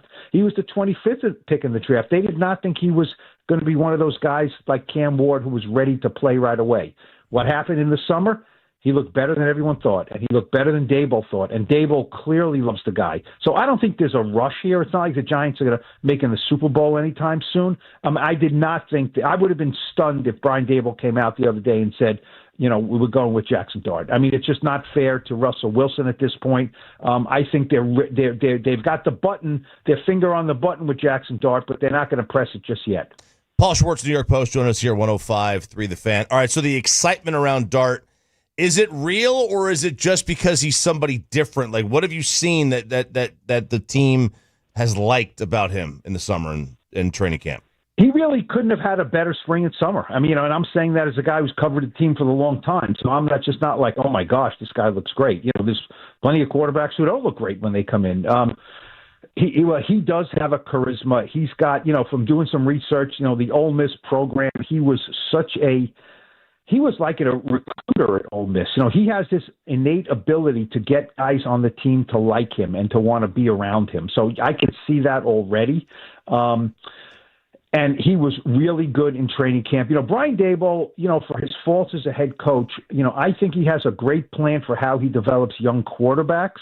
And, it didn't work with Daniel Jones, but he tried. He did not have Daniel Jones at the start of this. He's not a miracle worker. He got Daniel Jones, halfway through his NFL experience. But Dart looked really good in training camp, and Daboll used to do some really funky things with him. All of a sudden he'd just say, Jackson, get in the game, get in the play, get in with the first team, do this. Jameis, you come out on this 2-minute drill in practice. Jackson, you go in. One point, it was actually funny. Jameis Winston said, I feel like I'm back in New Orleans with Taysom Hill. I'm getting taken out at the goal line here, even in practice. And he looked really good in the preseason games. I mean, really good. So I think more of him now than I did when they drafted him, and I am very interested in seeing him play. But you know what? If their offensive line plays the way it did in Washington and their 3 running backs total 30 yards, it's not going to matter who the quarterback is. So I think they want to get things set up a little better, maybe get Andrew Thomas back at left tackle, and then at least give the kid a chance. Paul, you mentioned right there the offensive line and Andrew Thomas, who was unable to go in week 1. What is the expectation for his availability this weekend? And if Andrew Thomas isn't able to go, what's the plan for the Giants at tackle? Oh, the plan is to play poorly at tackle. with a veteran James Hudson, who did not play well in the first game. You know what? Tune in Friday because Andrew Thomas did not practice yesterday. It was a running day for him, and then see how he felt. And he's supposed to practice today and tomorrow. I would imagine there will be a limited participation in practice, certainly today. So I would say last week I would say, he's listed as doubtful. I would guess this week he'll be listed as questionable. I wouldn't bet on him playing because, he's coming off Liz Frank, and you guys know it's not a receiver or a cornerback or an edge rusher who you can say, you know what, he's ready. He's not ready for full time. Let's play him 14 snaps. We'll put him in on third down. He's the left tackle. You can't put him in on third down. I guess you could have him play 2 series and then have him sit a third. But that's not great for continuity on the offensive line. But, they're kind of desperate. So if he can play, he will. I really don't have a great answer. I would guess right now, if you asked me to lay $100 on it, I would say he won't play. And even if he does play, I can't see him playing 65 snaps. Paul Schwartz from the New York Post joining us here on 105 through the Fan. Paul, what's the level of concern among Giants fans that some of these blow-ups or some of these issues that have occurred with Malik Neighbors in the first 2 years already might be kind of laying the foundation for a split at some point? No, none as far as a split. I can't speak for all fans. Fans get worried about, what they're having for breakfast in the morning, and if they don't want to use their New York Giants, cup or something because the Giants had a bad game, But And Malik really talked about it. Not really. He talked about it yesterday, and he said, "Well, I have NBF. I have natural bitch face." which is not exactly the phrase, right? I think it's resting bitch face resting. We got it, Paul. We got the B word. We got it. You got it. We got it. You got it. The FCC is not going to jump in here, right? I don't think so. Our boss might. We're okay. But he did say it, and Malik and Dable are kind of similar. They're hotheads in a little bit of a sense, and they're very highly competitive. Look, when you're losing all the time, and he was targeted 12 times and caught 5 passes. That's not 12 targets is great. 5 catches is not great, and so he's frustrated. So I don't think. I've been around him for 1 season and part of this season now. I don't think Malik Neighbors is a problem. I think he is young and he gets frustrated and he knows he's good and the Giants know he's good, and it's incredibly frustrating to him when they don't score a lot of points and the quarterbacks can't get him the ball and he runs a good route and he looks back and the quarterback's on his back because the offensive line can't protect. So I don't think it's any more than that. So I know, look, they lose and there's a between the first and second quarter you see the 2 guys yelling at each other. But Malik said it wasn't get me the ball or anything like that. He knows he's a good player, and the production's not there. So I think it's that. I think it's too early to say that there's a problem there. He's not that kind of a guy. Paul, were you surprised they brought Dayball back? And what does he really have to do to keep his job? Well, some people think he just has to play Jackson Dart, right? And it's a lifeline. I don't think it goes that far. Look, they went from 9 wins his first year. He was the NFL Coach of the Year.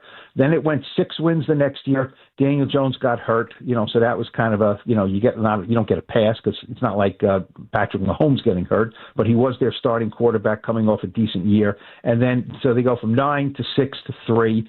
So I thought it was very tenuous, that he would come back. But John Mara has said many times, I can't keep on firing guys after 2 years. I just can't do it. He did it with Ben McAdoo. He did it with Pat Shermer. He did it with Joe Judge. And I can't keep on doing that.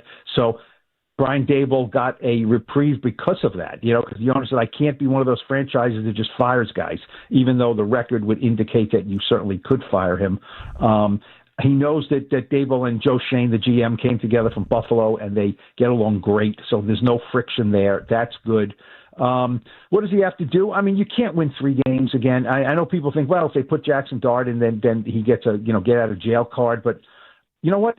Jackson Dart also has to come in and play well, right? And has to win a few games. John Mara can also look at this after the season and say, okay, Jackson started 12 games. He didn't look good. So I'm not going with the theory that I can't bring in somebody else to work with Jackson because that would be, a lack of continuity. I don't want continuity because Jackson didn't look good. There's no guarantee he will come in and play well. So I think they need to win some games, and they can't win 3 or 4. The schedule's really hard.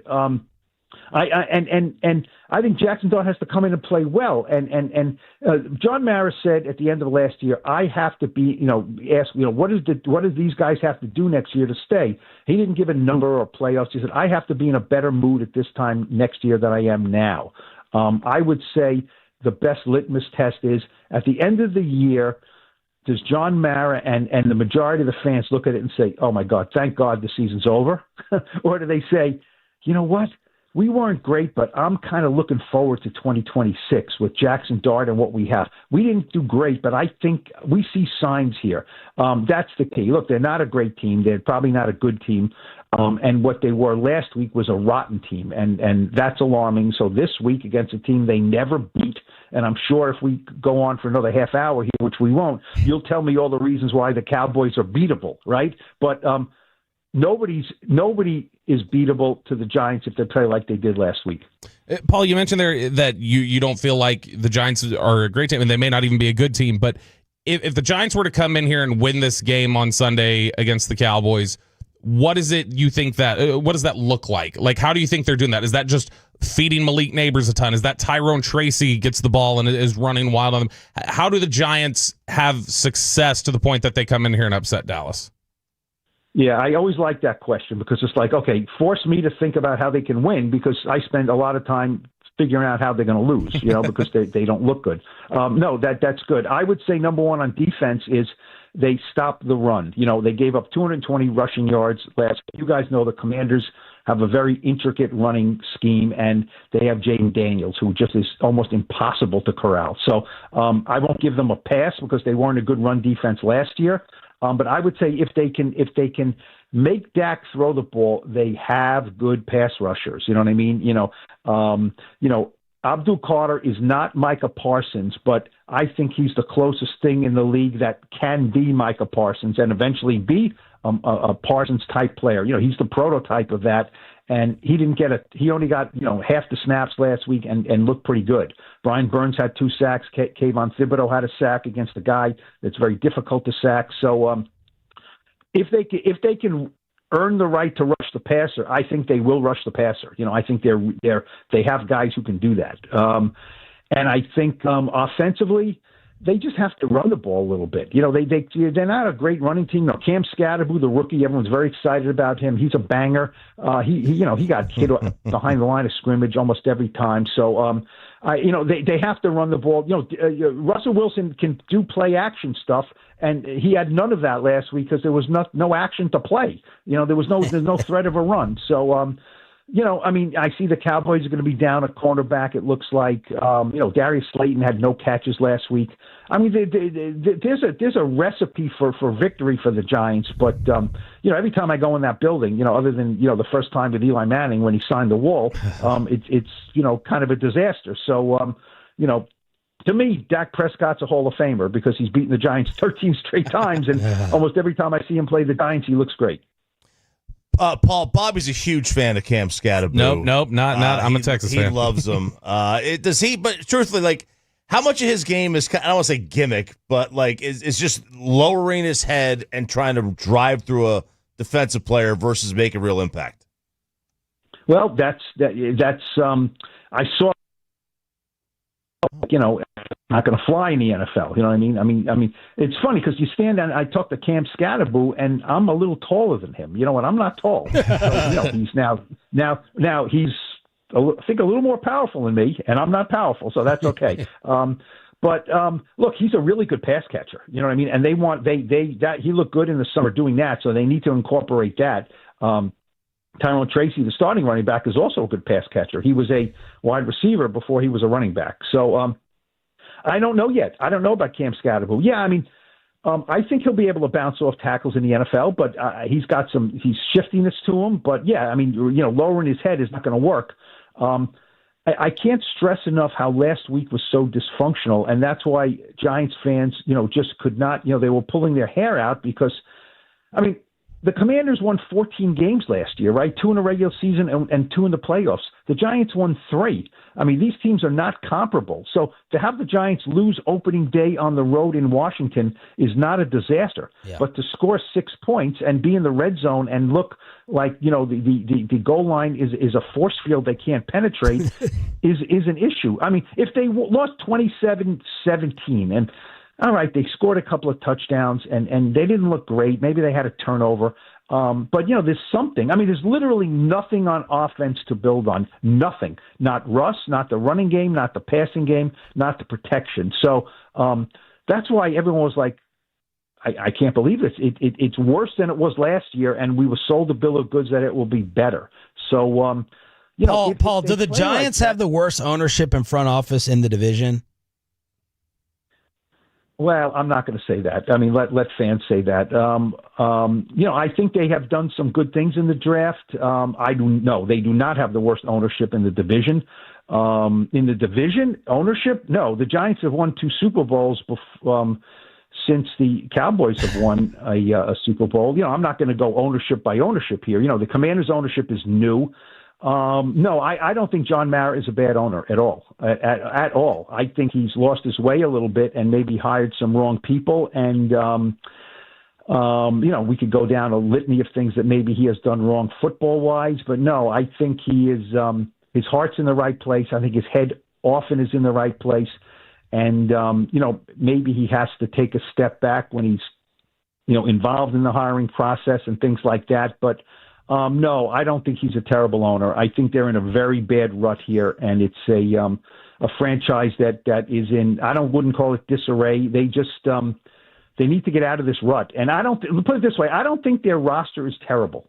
I don't think it's terrible. I said before the season, this is not a roster that should win 3 or 4 games. It's not. The defensive personnel is not bad. It's not. It's actually quite okay, or maybe even good if you go man to man, down the list. It really is not.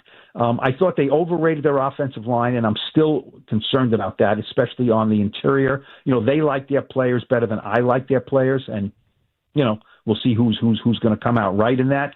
I thought Russell Wilson had something left in the tank, not a lot, because I'm not blind to what he's done the last few years, and last week was a disaster on all fronts on offense. So, but no, I don't, I don't need to debate here, but I still don't understand why getting rid of Micah Parsons is a good thing for the franchise. I just don't understand it. I don't understand it. And you know what? I'm sure the Giants offensive linemen, and I saw some of their tweets like, oh, thank goodness. Yeah.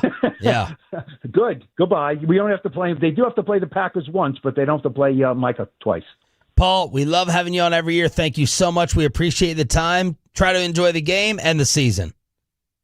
Thanks, guys. Always a pleasure. Take care. Paul Schwartz, New York Post on the D&M Leasing Hotline on the home of the Cowboys. Let's hook you up for turning it on, leaving it on.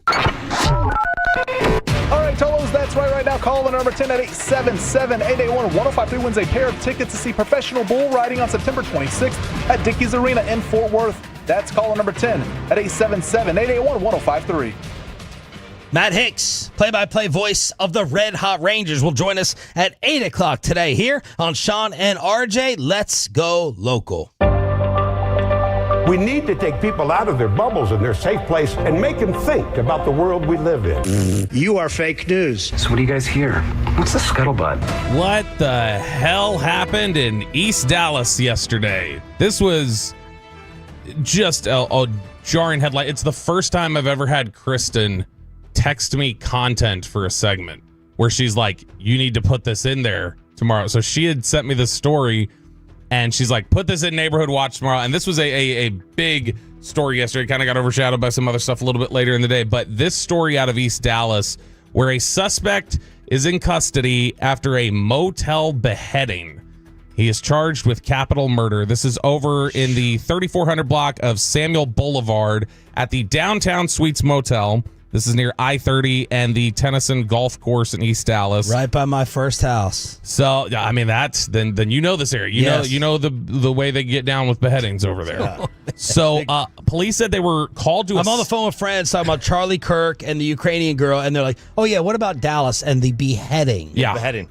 Just, I mean, this is the kind of crime that when it's committed, it's like, whoa, okay, hold on, stop. Yeah. This isn't just like there was police and everybody else. They're gonna go, all right, what happened here? Why did this happen? What potential? Because of all the different beheading issues you've had with cartel and different things like that, they instantly just kind of slow down and go, oh, okay, wait, let's take a look and figure out what exactly this case is. But police said they were called to a stabbing call at the scene around 9:30 in the morning yesterday, and they found a suspect had cut a person, quote, with an edged weapon several times. Dallas Fire Rescue also responded to the scene where the victim died. Officials say the suspect is charged with capital murder. So the details of the arrest are this. So the victim was 50-year-old Chandra Nagamala-Ia, and the suspect is 37-year-old Jordanis Cobos Martinez. And the police said that the witnesses told police that Cobos Martinez became upset because the victim was speaking to someone that he was standing with. He was out there, he was trying to do some laundry, and the victim walked up and said, hey, you can't use that. That's a broken washing machine. But was talking to the person that he was standing with, like almost like, hey, you need a translator. Like just assumed that he wouldn't be able to speak. He took big time offense to the fact that you were speaking to the person he was with instead of directly to him. He took that to mean you just don't think I can speak English, or there's some reason that you're not directing this at me. And so they said at that point, surveillance video shows Cobos Martinez leave the room, pull out a machete, and begin attacking. They say the victim attempted to escape the assault by running to the front office. They said during the assault, Cobos Martinez paused to go through the victim's pockets, took several items. The suspect also fought off the victim's wife and son multiple times as they tried to intervene. But this ultimately ended up being a just brutal, violent crime. Dallas police have him in custody, though, and he is facing capital murder now. I really didn't know how to react to this. I was like, that's not real. Beheading? People don't get beheaded. Not in the U.S. Like Bobby said, cartel. You see like ISIS stuff from years ago. That doesn't happen in a hotel room. Yeah, you got to wait for the new Street Fighter movie to come out for this. Is that a movie coming out? Yeah. Really? Yeah, you got to check out the cast. Okay. It's like Jason Momoa and stuff. Yeah? Yeah. Pepe, any idea what Street Fighter is? No idea. Bobby, is that too young for you? Mm-mm. I don't know Street Fighter. It's kind of like in that Mortal Kombat game range for us. Oh, yeah. Hold on. I'm looking up pictures of it now. Yeah, I know that. I know that game. Yeah, it was fun. Yeah. It was fun. I love the because you could jump and kick. I never thought you'd be able to jump higher than somebody's head and then come down forward. Was this on while suspended in air? Was this on a console or this was just arcade? NES. I remember playing this. Playing this like arcade. 50 Cent, Cody Rhodes, Roman Reigns, Noah Centineo. I don't know some of these names. I'd embarrass myself. Reina, Valading. A lot of people. A lot of people. A lot of stars. Like again, Orville Peck. I know that name. The entire concept of the beheading it's so over the top. Like murders happen every day, and they shouldn't. But then you throw beheading on there, it and witness it. There are people who saw it. Yeah, they're in the parking lot looking at this. And the fact that, and look, I love that we have cameras everywhere to be able to maybe, so like the video on the train in Charlotte, like we're able to see who did it. And I figured you may not like that because of spying on our privacy. I don't care about I don't care about that. Spy on me. I got nothing to hide. Yeah. I have nothing to hide. Spy on me all you want. I don't care. You want to watch? Watch. Like enjoy. Just bring the a show. tripod and pay. Enjoy the show. Yeah, right. Yeah, enjoy the show. My policy is I'm open. I'm comfortable with that. Because I assume I'm getting spied on anyway. Yeah. But it is also opening things up to where like we are so almost desensitized to it. Oh, not almost. Like, Murder and killing is desensitized. Completely. Oh, yeah. Child school shit. No one, kids got killed in Colorado yesterday at a school. DeMarvion Overshone is the one I saw post about it the most, saying it's like the 40th incident. We are totally desensitized to it. It's frightening. Well, and the amount that we like visually see it, like not just the number of stories that are out there and just like, oh yeah, another story, and you become kind of numb to it, but it's the fact that you're now numb to even seeing it almost, because I remember the very first time I had seen a video of someone, being killed, and I saw it by accident on the internet when I was like 11 years old, and when I saw it, I remember like it rattled me for like days. And now it's one of those things where I feel like once a week some video pops up on social media or on the TV or something else where it's like you see it happen.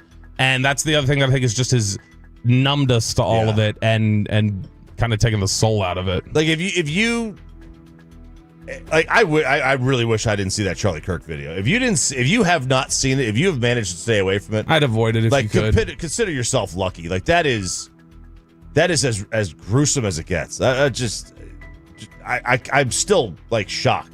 Yeah, that it hasn't been completely removed. The one video, from every platform. The one video I sent of you guys of him falling to the left, that I told you that will haunt me. Yeah. Watching that and his body and what happened, watching him, that I don't want to get too graphic. That's haunting. Yeah, and that'll be.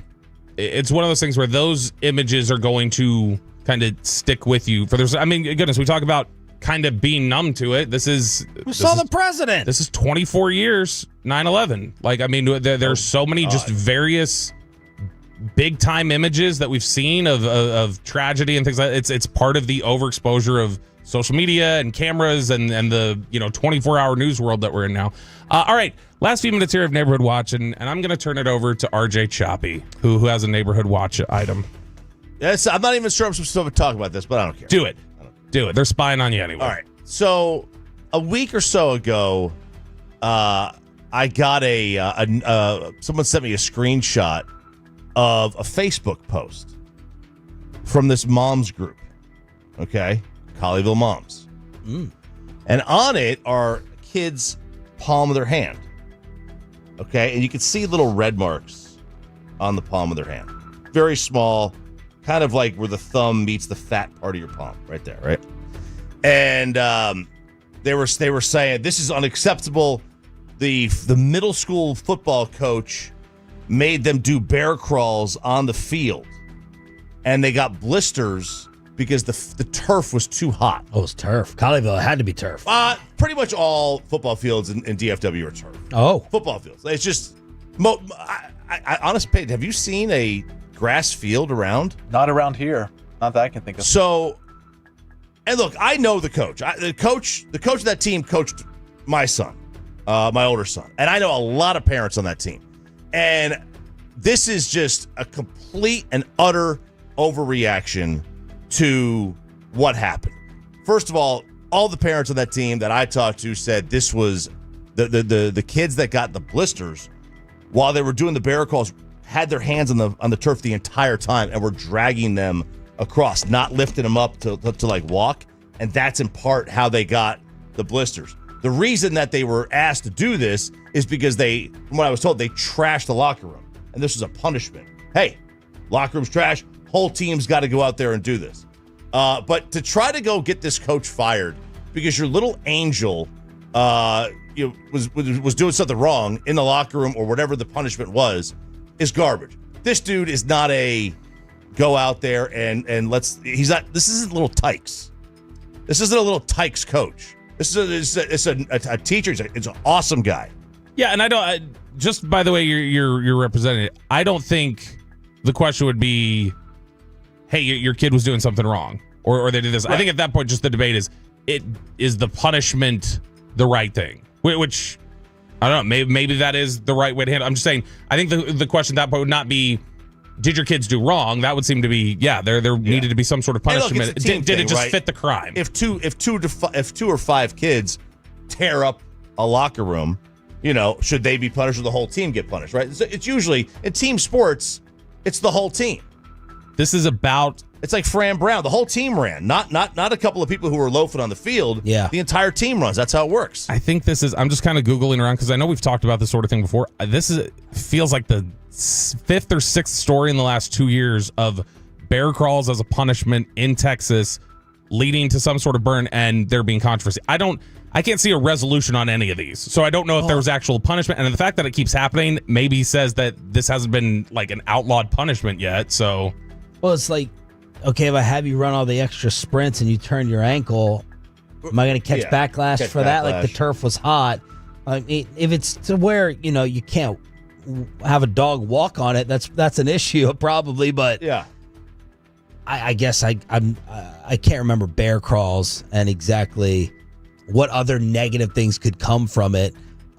With dehydration, are we talking about? So 817 says the pebbles in the turf cause the blisters. This isn't because of the heat; it's friction. Those little pellets that fly up when a toe drag happens on TV are on turf fields. It's like get over it and stop trashing locker rooms. Is what 817 says. So if you're dragging your hands the whole time, that's going to create the turf burn. I don't know. I just found that really that was upsetting. Like the fact that the what about the Oklahoma drill? Yeah, I know, right? They're doing that. They're doing the Oklahoma drill on beaches at spring break. That's how I know summer's here. Neighborhood Watch every Thursday. Always send in your local stories to Bobby, Roberto Bell, or any of us here during the commercial-free Expressway. Congrats to the Tolo who won the PBR ticket giveaway. The sweep that no one thought was possible. How the heck is it happening? Voice of the Rangers, Matt Hicks, joins us from New York next.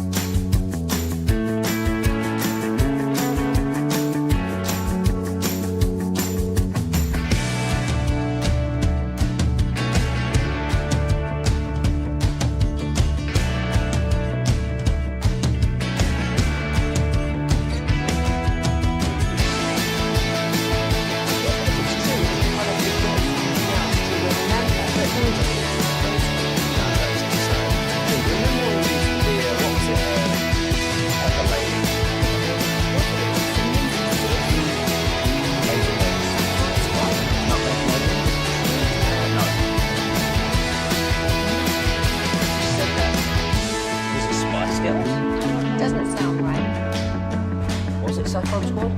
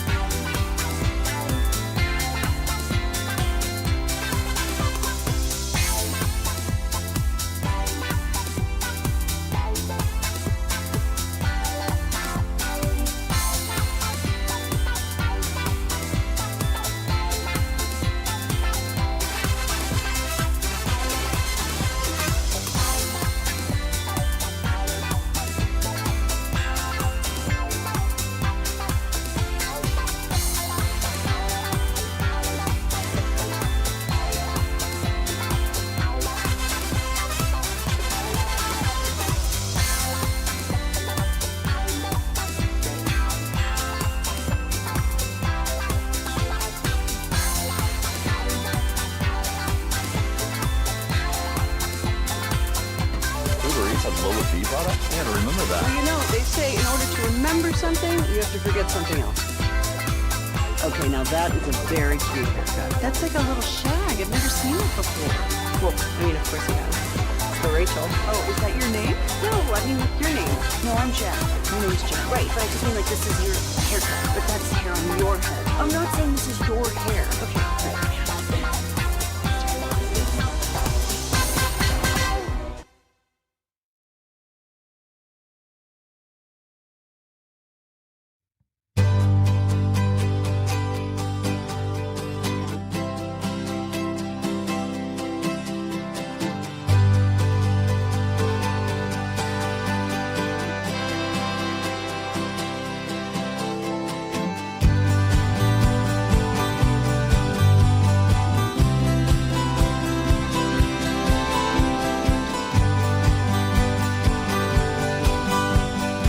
KRLD-FM and HD1, Dallas, Fort Worth, and Odyssey Sports Station. Driven by our D&M Leasing Studios, this is Sean and RJ on 105.3 The Fan. The 1-2, and that one lifted high and deep into center field. Perkins going back to the track. He runs out of room. It's gone. Jake Berger with a home run just a little to the left of straightaway center field. He puts Texas on the board here at 2-1. A double Berger, 4 straight, 15 of 20, 7 games over, 2.5 back in the West, 1.5 back in the wild card, and you get the slumping New York Mets starting tomorrow on this radio station. Good morning, Metroplex. Sean, RJ, and Bobby on your official home of the Texas Rangers, joined by play-by-play voice, the man you just heard, the great Matt Hicks on the D&M Leasing Hotline. Good morning, Hicksy. How are you? Good. Good morning to you guys. How are you? We're great because in part of this baseball team, probably same for you. Be honest. Corey Seager goes down, and the Texas Rangers end up in this position on September 11th. Are you believing it? No. I mean, come on. I mean, and it's not just Corey Seager going down. It's so many key players, and not just losing a Nathan Eovaldi who was having a Cy Young type campaign, but all of the position players. Seager, Simeon, Garcia, Carter, losing Sam Haggerty. Who was a real catalyst for the offense. So, I don't think you could have envisioned this, and you certainly couldn't have thought about back in spring training. Well, we're going to get some journeyman minor leaguer who's not even in the system be the guy that carries the team at a most critical time in the season against the club with the best record in baseball. I mean, these are things that just you don't think about, but happen. And it's one of the beauties of the sport that, you can, on paper, take a look at a matchup and say, they're probably not going to do very well. And then you go ahead and sweep a team like Milwaukee. It's just been kind of crazy here these last few weeks. Are you prepared to tell Bochy, to tell the injured players to just stay injured? And you want to start these guys the rest of the way? You don't want to mess with a good thing. I mean, that's part of baseball's history, right? You get on a winning streak. You want to continue to do the things that you do. So, some guys, put on the same clothes every day. Some guys go to lunch at the same place every day. Whatever superstition that they have, you don't mess with a winning streak, right? So you're tempted to do that, but we've gotten good news here recently on, the developments of Adolis Garcia and Marcus Simeon certainly isn't giving up on coming back at some point in the season. And, hopefully sooner rather than later we get Corey Seager back. But you're right. If all of that happens, who goes? Matt, we've been talking about the idea of team chemistry and how, maybe these young guys are they're maybe just ignorant of the pressure and they're able to play free and it's infused all this energy. We've been trying to debate this. How much do you think clubhouse chemistry and generally just the culture can impact winning when you lose guys and have some of those issues? I often think maybe it's the other way around too, right? that winning creates a great chemistry in the clubhouse. Guys go out there, they do their jobs, and things are feeling pretty good, and it ends up, showing in results on the field. The chemistry for this team has really been pretty consistent all season long, whether they've been winning or losing. Guys show up, they do their jobs, they are accountable, and they, look to each other for support. And so I don't really think that the chemistry has changed a whole lot throughout the course of the season, but I certainly think that winning on a consistent basis helps that chemistry. And, you show up, you're looking forward to playing, you've got a pretty good chance of winning regardless of who's in the lineup. And I think that kind of feeds on itself. Matt Hicks joining us here on 105 through the Fan. Okay, so Hicksy, like when we all keep trying to draw parallels, I think, to, hey, 2023 wasn't feeling great necessarily at the end of the season. They get into the postseason. They go on this incredible run that they did around this same time of the season. How do you think this Rangers team fits that comparison to the 2023 team? And what are some other areas you may say, that it's different because that 23 team still had this going for them at that time?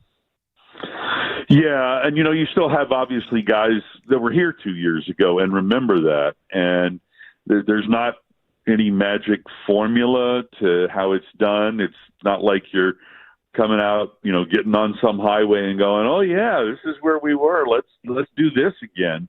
This is unique compared to 2 years ago, other than the fact that you do have, some guys that were here and remember what happened. So it's just like, you can draw comparisons, but every season is different, and it sounds cliche, but every game is different, and the situation, is a little bit different as well. And what's really helping here, not just the fact that the Rangers have won whatever it is now, like 14 of the last 18, to get back in this picture in a really strong way, but Houston's not playing all that great right now, and Seattle has been sort of on an even keel, but a little bit up and down, but, not really on a tear.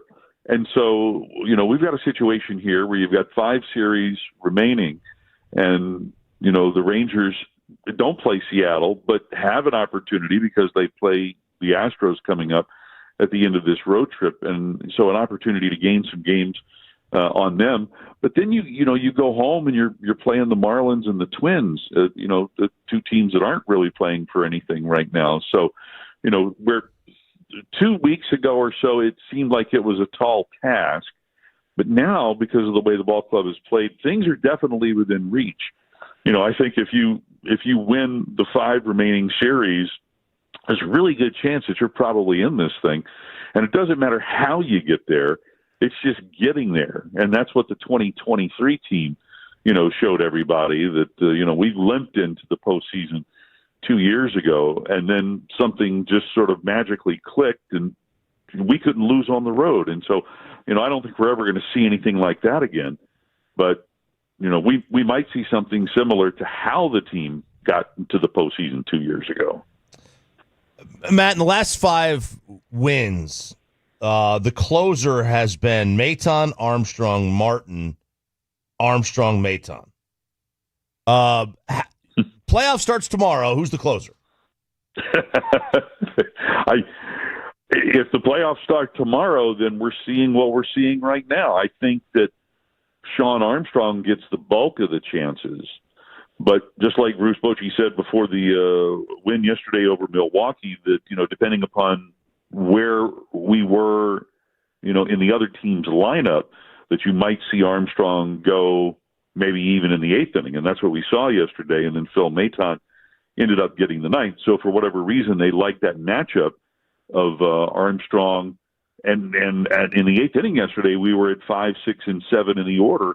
And, Sean's been so good against right-handed pitching, but the way things were lining up for the Brewers in the 8th inning yesterday, they had a lefty and a switch hitter at 5 and 7 respectively in the order. So it's, he's even getting out lefties right now. And so I'm not so sure why that particular threesome was the matchup for Armstrong, but right now it doesn't seem to matter. Sean is pitching with extreme confidence. Here for Maton in the last 3 or 4 outings, his curveball has been incredibly wicked, and he seems to be pitching with more confidence right now. Robert Garcia is on a run of something like, 9 or 10 consecutive outings in which he's not given up a run. He's not figured in the back end yet. But, this bullpen has been very reliable for the most part all season long. And so, if the playoffs were to start tomorrow, I think we'd see the same thing we've seen here in the last, week or so. The great Matt Hicks joining us here, Rangers play-by-play, swim timer, and chess instructor. You're already the most interesting man on the Rangers broadcast because of your hip-hop knowledge and your pink pants and all that. I don't think I've ever heard anyone bring up chess instructor. Yeah, I did that. Now, it's been a while since I've done that, but when before I joined the Rangers, when I was working in Corpus Christi, the school that my son was attending, the elementary school, needed some help, and they needed somebody to help with their chess club. And I volunteered, and there was nobody else that was volunteering. There was another father of a kid that his son was in the chess club, but they needed to have regular meetings, and so I volunteered to be there for those meetings and to tutor these kids and to help with the scheduling of them playing. And so for, I think it was 3 years, I helped out the Windsor Park Elementary Owls chess team. Wow! And they actually, we helped to kind of grow the club a bit. They did pretty well. My son was, playing chess at the time too. But it was a lot of fun helping those kids out. Pardon me. I used to play competitively before getting into baseball on a regular basis, and so it was a lot of fun. What was your favorite move? What Ranger players did you take on? Certain players or people in the organization? You know what, I have played, and it's funny. There's a running joke because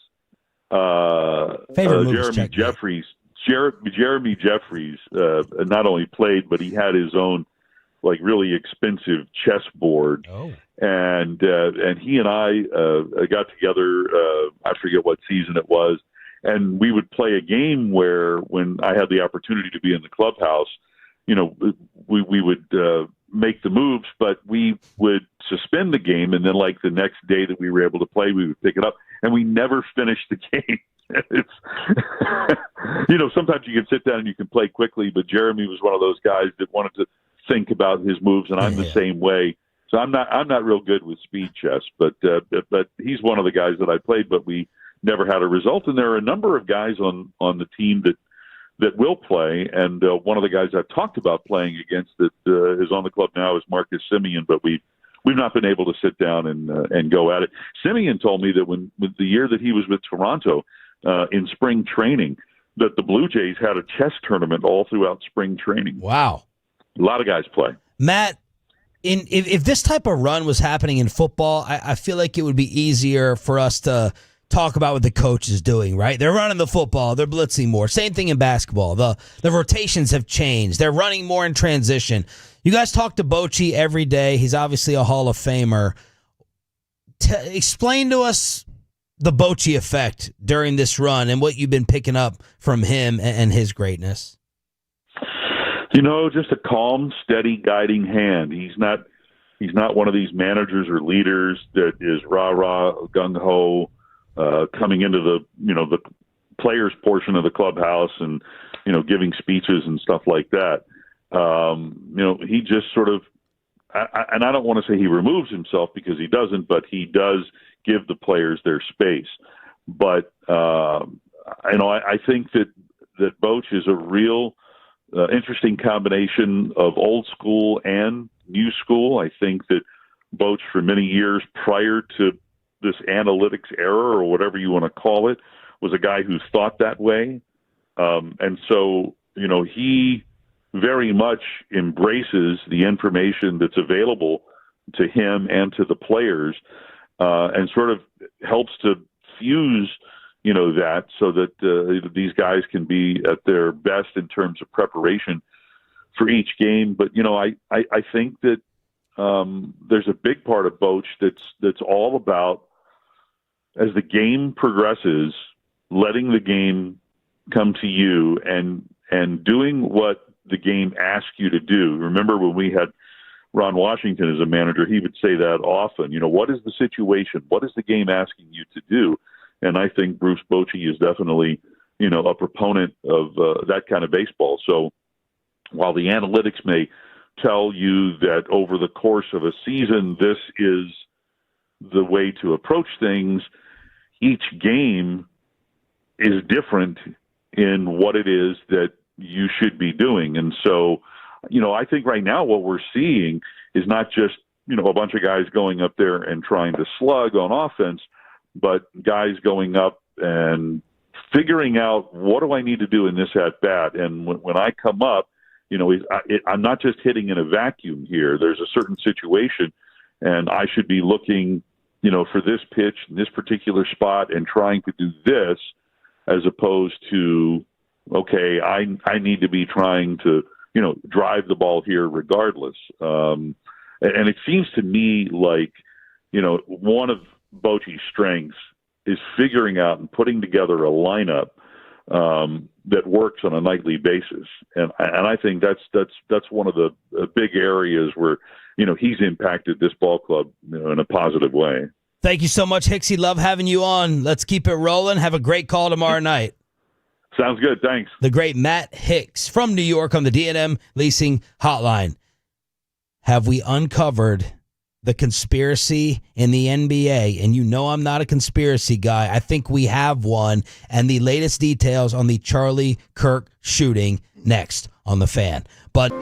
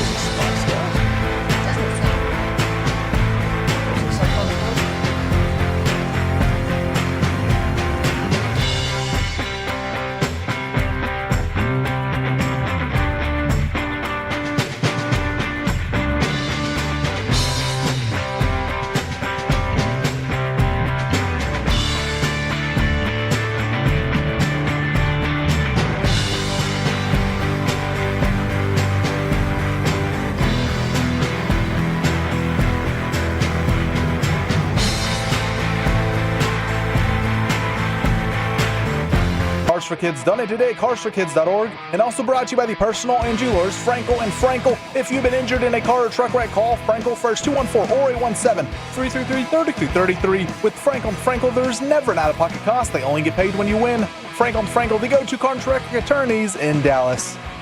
8:40, below the belt. Babe Laufenberg has moved to Fridays at 9:20 so he can get in even more game film previously. Boy, he sent me a text the other night. It's like Babe's still working at CBS 11.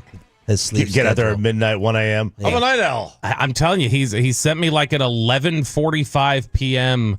text the other night of him breaking down one play for 4 minutes. He's like, now you see here, and he's like drawing on the screen. So he's spending 11:45 time on one play. It's like Brian Schottenheimer, who will join us tomorrow at 8:20. Choppy, you have been all over the latest on the Kawhi Leonard NBA story. Okay, so there's a lot to unpack here, and it is getting much, much worse, it seems, for the Clippers. So, backstory here, there was a company called Aspiration, which is a tree planting company, and Kawhi did what they call a no-show job, or that's the speculation that it's a no-show job, and he was paid, almost $30 million for this no-show job. Yep. And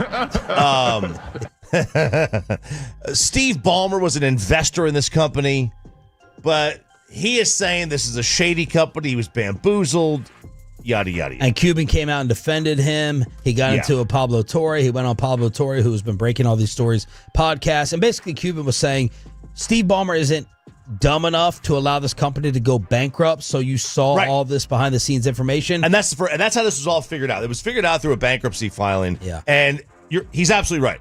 Steve Ballmer has more money than God. He's not going to allow a company that's a little bit in debt, we're not talking billions of dollars, to go bankrupt. He's going to keep funding them. No, but unless you didn't know, if you want to talk about like when things get blown up, like when big scandals blow up, whether that be in sports, politics, entertainment, whatever else, it is usually the thing that does it is like you forgot to turn off the light switch, or you forgot. It's always some basic thing. Yeah. So there's back when he was with the Raptors, there's a report that he had demands for the Raptors. So this is what the report states were the demands to Toronto. A trade for Paul George, an extra $10 million in sponsorship income, bluntly stating, quote, we don't want to do anything. Partial ownership of the Toronto Maple Leafs. Whoa. And a big hockey fan. I know. And ownership stakes in other companies affiliated with MLSE, whatever MLSE is. That is... so basically, Kawhi proposed the same no-show job with the Raptors. Yeah, essentially. That makes it look bad for Kawhi and the Clippers. Makes it look very, very bad for Kawhi and the Clippers. And, you've seen... Because this is a common request. Apparently, it's a common request.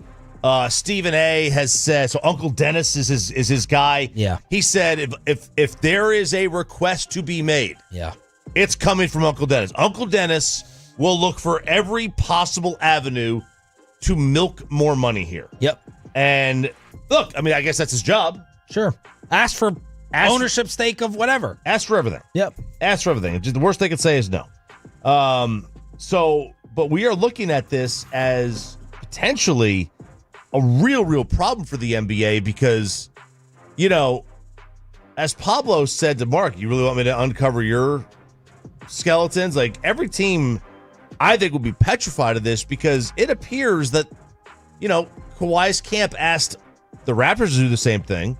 Now, they reportedly said no, but how many teams have been asked and how many have said yes throughout the course of history? You asked the question last night, like, where's this story gone? Why isn't this the main headline everywhere? Week one of the NFL. Well, you got the NFL, but also it's just making, and I'm not a conspiracy theory guy usually, Bobby, but it's making me think this is a common practice thing. And I think you wrote in the email, honor among thieves. Yeah, so this was over at The Ringer. It was Howard Beck had written about this, where he was kind of recapping everything that we've learned. And then he was asking around at just various NBA sources about, hey, what's going on with this practice? What's going on with the accusations? Is this something that happens? And he pointed to one instance in particular that a team had told him about, where they said, now this is different though. They said a team needed to come up with an extra $150,000 to persuade a free agent to sign. So the GM arranged a $150,000 deal between the player and a local business, requiring the player to make a certain number of promotional appearances. The team ended up getting the player because of it. So, but that's a little different because it doesn't say there that they were paying the money and it was a shell organization and he didn't make the promotional appearances. But one of the quotes here from an NBA executive was, there's sort of honor among thieves, an inbounds area that you can do things. Everyone sort of knows what everyone does. I don't think anyone has ever tried, to my knowledge, to give a player $24 million to $48 million under the table. So that would be where it might take another step up. Predict what the final outcome and punishment will be, if any. Adam Silver yesterday said it's on the NBA to prove the guilt. Yeah, it's a due process, right? Yeah. And they have to do the reasonable doubt, all that stuff. Well, look, if this is found to be true, he has to become a free agent immediately, right? The contract's void. You're going to have to figure out something. What I'm really asking you is, does the NBA let it get to a point of being found guilty because this is really wink, wink, common practice? Yeah, does this get buried? I do think they're going to investigate to a point. Yeah, they're getting their outside firm. Right. They're not going to go deep dive into this because I don't think they truly want to know. If this was a one-off situation, yeah, the easy thing is Ballmer's out. Yeah. That's the easy thing. Because wouldn't we get quotes from other owners by now, like off the record screaming for the Clippers to be lit up with punishment? Wouldn't we have already gotten that? Why? Think so. Why haven't we? Yeah, probably because exactly what you're talking about. This is an instance of they probably all do it to some extent and they don't want it getting out there. And that's, I don't know, that's the vibe I got from Silver yesterday, the way he's talking about it, because he's like, guys, look, we gotta prove stuff. And he's like, honestly, I'd never even heard of it. What was it called? Inspire? What is it? Like, I mean, it was just acting like, I've never even heard of this thing. He's so clearly trying to make it go away. He doesn't want it to stick around. I think they'll fine him $100,000 or something and say, yeah, but it wasn't what you thought it was. And ultimately, they'll try to bury it. If they were to do what they need to do, it's the Joe Smith deal, which the Timberwolves got a $3.5 million fine and they had to give up 5 first-round draft picks. So, I mean, if you do inflation, that's a $6 million fine and 5 first-round draft picks. There's, it appears SI just put this thing down here. A new wrinkle is that another part owner of the Clippers paid the star millions while circumventing the cap through the same company or a different company. So now it's like, I've always wondered though, like, why didn't other owners just say, look, here, we're giving you the max on paper and I'm writing you a check because that's got to launder that money easier. That money's got to be found somewhere. Yeah. I mean, the IRS is going to look at, if you got like professional athletes, they're going to look at how much you're spending and how much money you're funneling. So he was owed $1.75 million no-show payday. It was running late, so the other owner of the Clippers invested $1.99 million in the team in that company. And this is being reported this morning. Pablo just posted this morning. How much though, if you're a Clippers fan, are you like, boy, they will put chairs in front of doors, they will create shell companies. Like, you do got to feel like the Clippers are trying to undo their curses. The arena, yeah, like with that wall. Oh, that's it. I actually love that idea from Ballmer. So, like, I mean, look, I at least, if I was a Clippers fan, I'd be like, we got busted. That sucks, but I appreciate they're trying to do everything to get us where we need to go. Toilets! What's the latest on the Charlie Kirk shooting? An FBI agent says that the positioning of the assassin, where he was in retrospect to an open air parking lot that was right behind that building, and being 200 yards away and being outside basically the secured area, could allow that assassin to get miles away within 5 minutes. Wow. And the highway system there, they had mentioned that if you go west out of Salt Lake and Provo, you have 8 hours of Nevada desert ahead of you. And if you go east, you go to the mountains. Like, you go further into the Rockies. Like, it's it's tough. Like, there's not a whole lot going on out there. Like, Yeah. you could go miles without seeing a single person. Yeah, I on heard that this road. woman on Fox yesterday talking about the terrain and who knows, it could be tougher to find out in the hills and the mountains. I believe that's called the loneliest road in America. Is that one that's west? It's between Salt Lake and I guess Tahoe. I think they call it the loneliest road in America. Are you all starting to think with more and more details that come out how truly coordinated all this could have been? Yeah. By maybe multiple parties. I don't know. It doesn't feel like it's just somebody who, walked up and radicalized. Yeah, went sic semper tyrannis and like just ran up and did something. This feels like there was a lot. The timing of the shot, where the shot was, how precise it was, the videos that are out there right now of somebody in basically all black. I mean, he's definitely a pro. We know that who shot. Or military, ex-military. Yeah, It's somebody who's used to it. It's someone who knows their way around a rifle. So with all that, and then, all right, is that just somebody who wanted attention who claimed they did it, or is that coordinated where somebody goes immediately after, go run up to all the cops and start taking credit for it so that they think they've got somebody, they're not even looking. Like there's a lot here, and there's a lot at stake with what Charlie Kirk was doing. Both sides view that as a lot at stake of just, you were talking about capturing the minds and the souls of the next generation of voters. This guy was a 31-year-old who long-time political figures all reference as a friend that they kept in consistent contact with. Glenn Beck or Donald Trump Jr. It doesn't matter who it is. Like the big dogs on every network and super famous political figures all talking to this 31-year-old. Like, we're talking about a mega star in the world that he was in. Yeah, if you want to talk about, think about Rogan influence, okay? Rogan influence with a lot of political money behind you actively getting you to touch voters. So Rogan naturally gets the influence with what he does. Imagine that kind of natural influence then with political money, millions being thrown behind you. There was a lot at stake for both people in this. And going to college campuses, which he did a lot. He went to college, and then he did this. That was the whole point of Turning Point. 2 billion views, I think, with last year's college tour. And there was this thing he did, and I've seen other people do it. It's called Surrounded. It's 20 versus 1. You have 20 people of opposing views, and then debate. And then you debate. You got a clock right there, and he did that. It was, and I've seen a lot of other people do that. And it's a very cool. Yeah, that's what he's being lauded for a lot over the past 12 hours is he just wanted to debate. That's it. He's willing to debate you. Yeah, that's it. All right, why one stat from the opening week of the NFL greatly increases Kevontae Turpin's case for MVP? Hell yeah. That's next in B-Low. The belt. Right here on The Fan.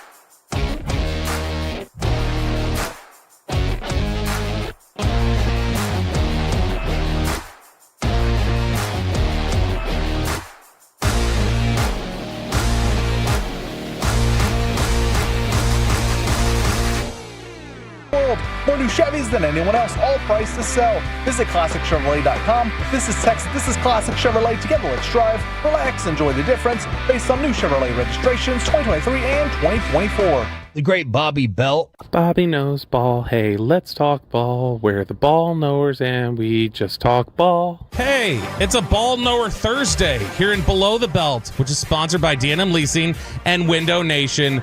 RJ Choppy is not going to be able to stomach this year's MVP in the National Football League because it's going to be Kevontae Turpin, baby. I'm going to tell you why here in just a second. Before we get to that, Ian Rappaport has given us a firm timeline, sort of, on Brock Purdy. So Brock Purdy, who we mentioned earlier in the show, he will is likely not going to play this weekend. It'll be Mac Jones for the 49ers. His timeline right now is 2 to 5 weeks with a turf toe variant. I don't know if I've ever heard 2 to 5 as a time designation. No, I haven't either. So normally you say, I'll be there in 10 to 15 minutes. This is the equivalent of saying I'll be there in 12 to 15 minutes.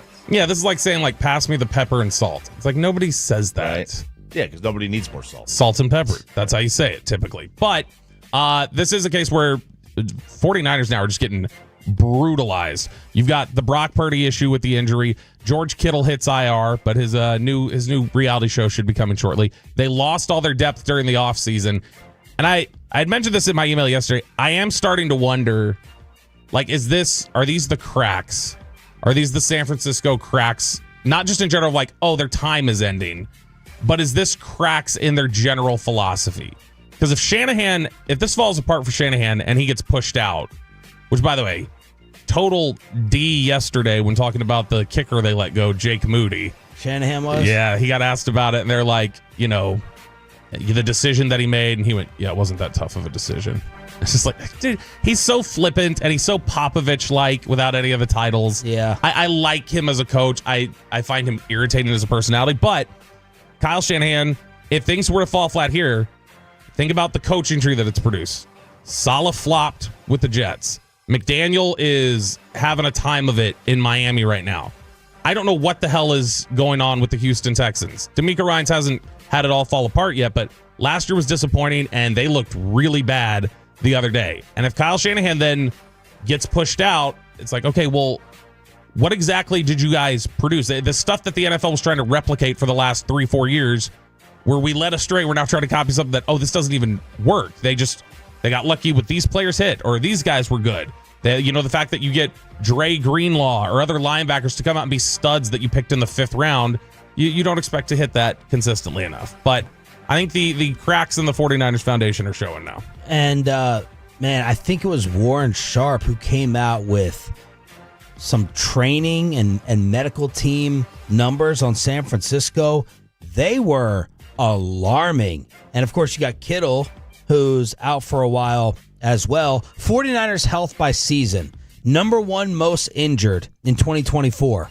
2023, number 29 most injured. They were 12-5. They lost the Super Bowl. 2022, number 9th most injured in the league. They were 13-4, lost the NFC Championship game. 2021, they were number 3 most injured. 2020, they were number 1 most injured. Wow. 2019, they were number 6 most injured.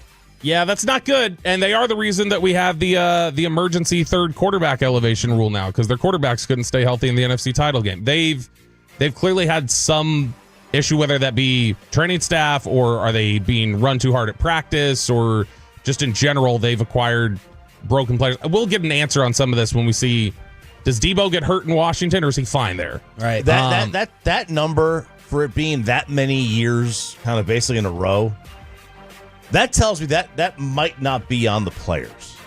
That might be on method or like overtraining or training staff. It's definitely not on the players. They don't just have broken players. No, it's definitely not on the players. If you're not managing fragile players the right way, if you've got a Sean Lee on your roster and you're not doing anything to mitigate that, or the Cowboys at the point they've reached with Dak Prescott, where they've said, hey, you know what, we're just gonna ease your workload. We're gonna back off the gas a little bit. If you're still just stomping on the gas with Trent Williams going, yeah, dude, go out there, do what you're doing, just go balls to the wall, that's what we need out of you, then that may be a problem. All right, so why will Kevontae Turpin win league MVP? Is it because he's gonna have 1,500 yards receiving chop? He might have that in over 3 years. He's not really going to win league MVP, but what he is going to be, he will be this. He news, will if JJ McCarthy can win NFC Player of the Week for a quarter. Right. This news coming out of week 1 is great for the Cowboys. So the NFL kickoff rate, which they've been trying to boost, they've been trying to get it up, and it's a big thing where Roman Oben, when he was with from the league office, he was down here in Dallas a couple years ago, and he was talking to some reporters about it, and he was like, the big thing for Roger is no wasted plays.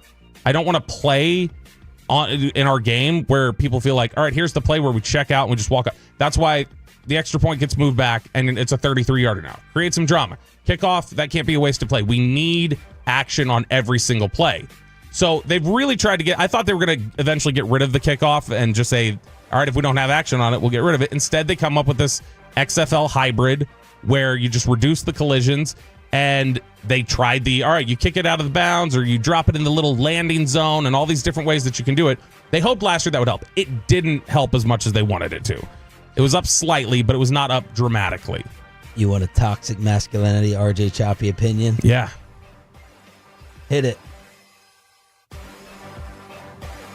I'm sorry, I was reading that. I wasn't paying attention to the last part of that. I thought he was just like seeing how toxic he wanted to be, and he was just like, "How bad do I need to be with this?" I saw some Gronk quote out there. I was trying to read it, and I just lost Do you track. have any idea what we're talking about? Not the last part. No. So NFL kickoff. The kickoff. It's the dumbest thing in the world. I can't stand this kickoff. Did you hear what they were talking about at the? So we talked about it yesterday. The O'Connell pull it out. Hey now, come all out this for G-Bag of the Day, I know, Pepe. right? Come out of the end zone. Yep. Apparently, they were talking on the Manning cast, and I forget who the guest was at the time, but they all said, just kick it out of bounds, take the penalty, give the ball at the 40, right? Because this rule is just move the ball back to where you had it like 50 years ago, or is it like the 25?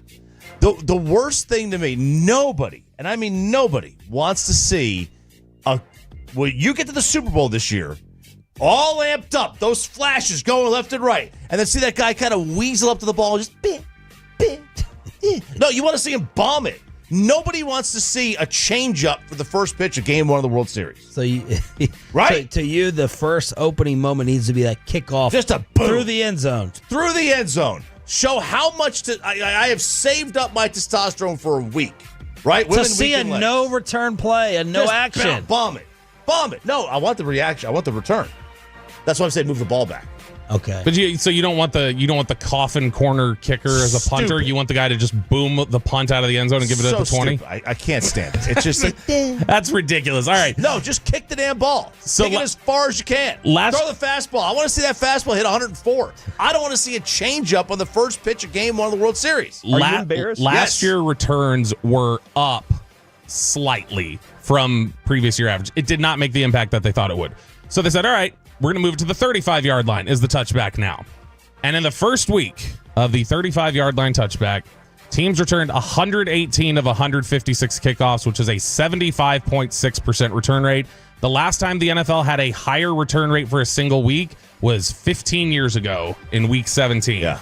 And last weekend's games were particularly rare, ESPN notes, compared to the other opening weeks. The last time the NFL had a return rate higher than 50% in week 1 was also 2010 when they had 78.1%. So this is a situation where some of my favorite players when I was growing up were Dante Hall, Devin Hester, like the electricity of a kick or punt return. Yeah. I hated that had gotten taken out of the game in recent years. I agree. And when you've got somebody like Kevontae Turpin who can threaten and can be a dynamic threat for you and can, really impact field position, this is huge for the Cowboys and a boost for, hey, any team that's invested in a returner in the last couple of years and saw this coming, this is going to be a big boost for them. Yeah, I wonder if someone on a rules committee, right? Like if you're Steven and you just signed Devin Hester, does it influence how you try to get the rule passed or not? Sure. Oh, yeah. It would have to, just like the tush push. It's like, no, I don't like that Philly does it, so it's time to take this out of the game. All right, last note here. Although Buffalo changed that. What do you mean? Because they voted against it and they do the tush push. So they don't do it well. Not against the Chiefs anyway. They're not able to. They always run to the same side. Left side. Strong side. Load left, just like Barry Switzer. Jadeveon Clowney did visit with the Cowboys yesterday, like we mentioned at the end of the show. Josina Anderson had reported that. She also then reported that he left without a deal. And it says that they are preparing. They're focused on preparing for the Giants. May revisit it another time. It could mean that to me sounds like, yeah, we're good. We don't want this right now. So I don't know if the medical didn't look great or, like Sean mentioned earlier, maybe the money wasn't to their liking. But they've done this before, too. They've brought in guys for visits and then let them leave and eventually boomerang them back. They did this with Malik Hooker, Anthony Barr, Carl Lawson in recent years. But I would have done this after watching him yesterday. He's still a good player. What happened to Christian Wilkins? What did happen to Christian Wilkins? He's out there. Oh, he's available. Yeah. Okay. So that's apparently a lot worse than is publicly out there. That's a problem. For maybe he has some issues. Yeah. Like, I mean, it was there's a lot there that has not come out apparently. And he is a David Mulugeta client, and I don't know that they would work out a deal right now. Below. T-belt. Every day at this time here on Sean and RJ. Babe Laufenberg tomorrow at 9:20 to preview the G-Men. Let's tap the keg at 9 a.m. Another loss for Bill Belichick. It's RJ Choppy's college football kegger, if he remembers. Next.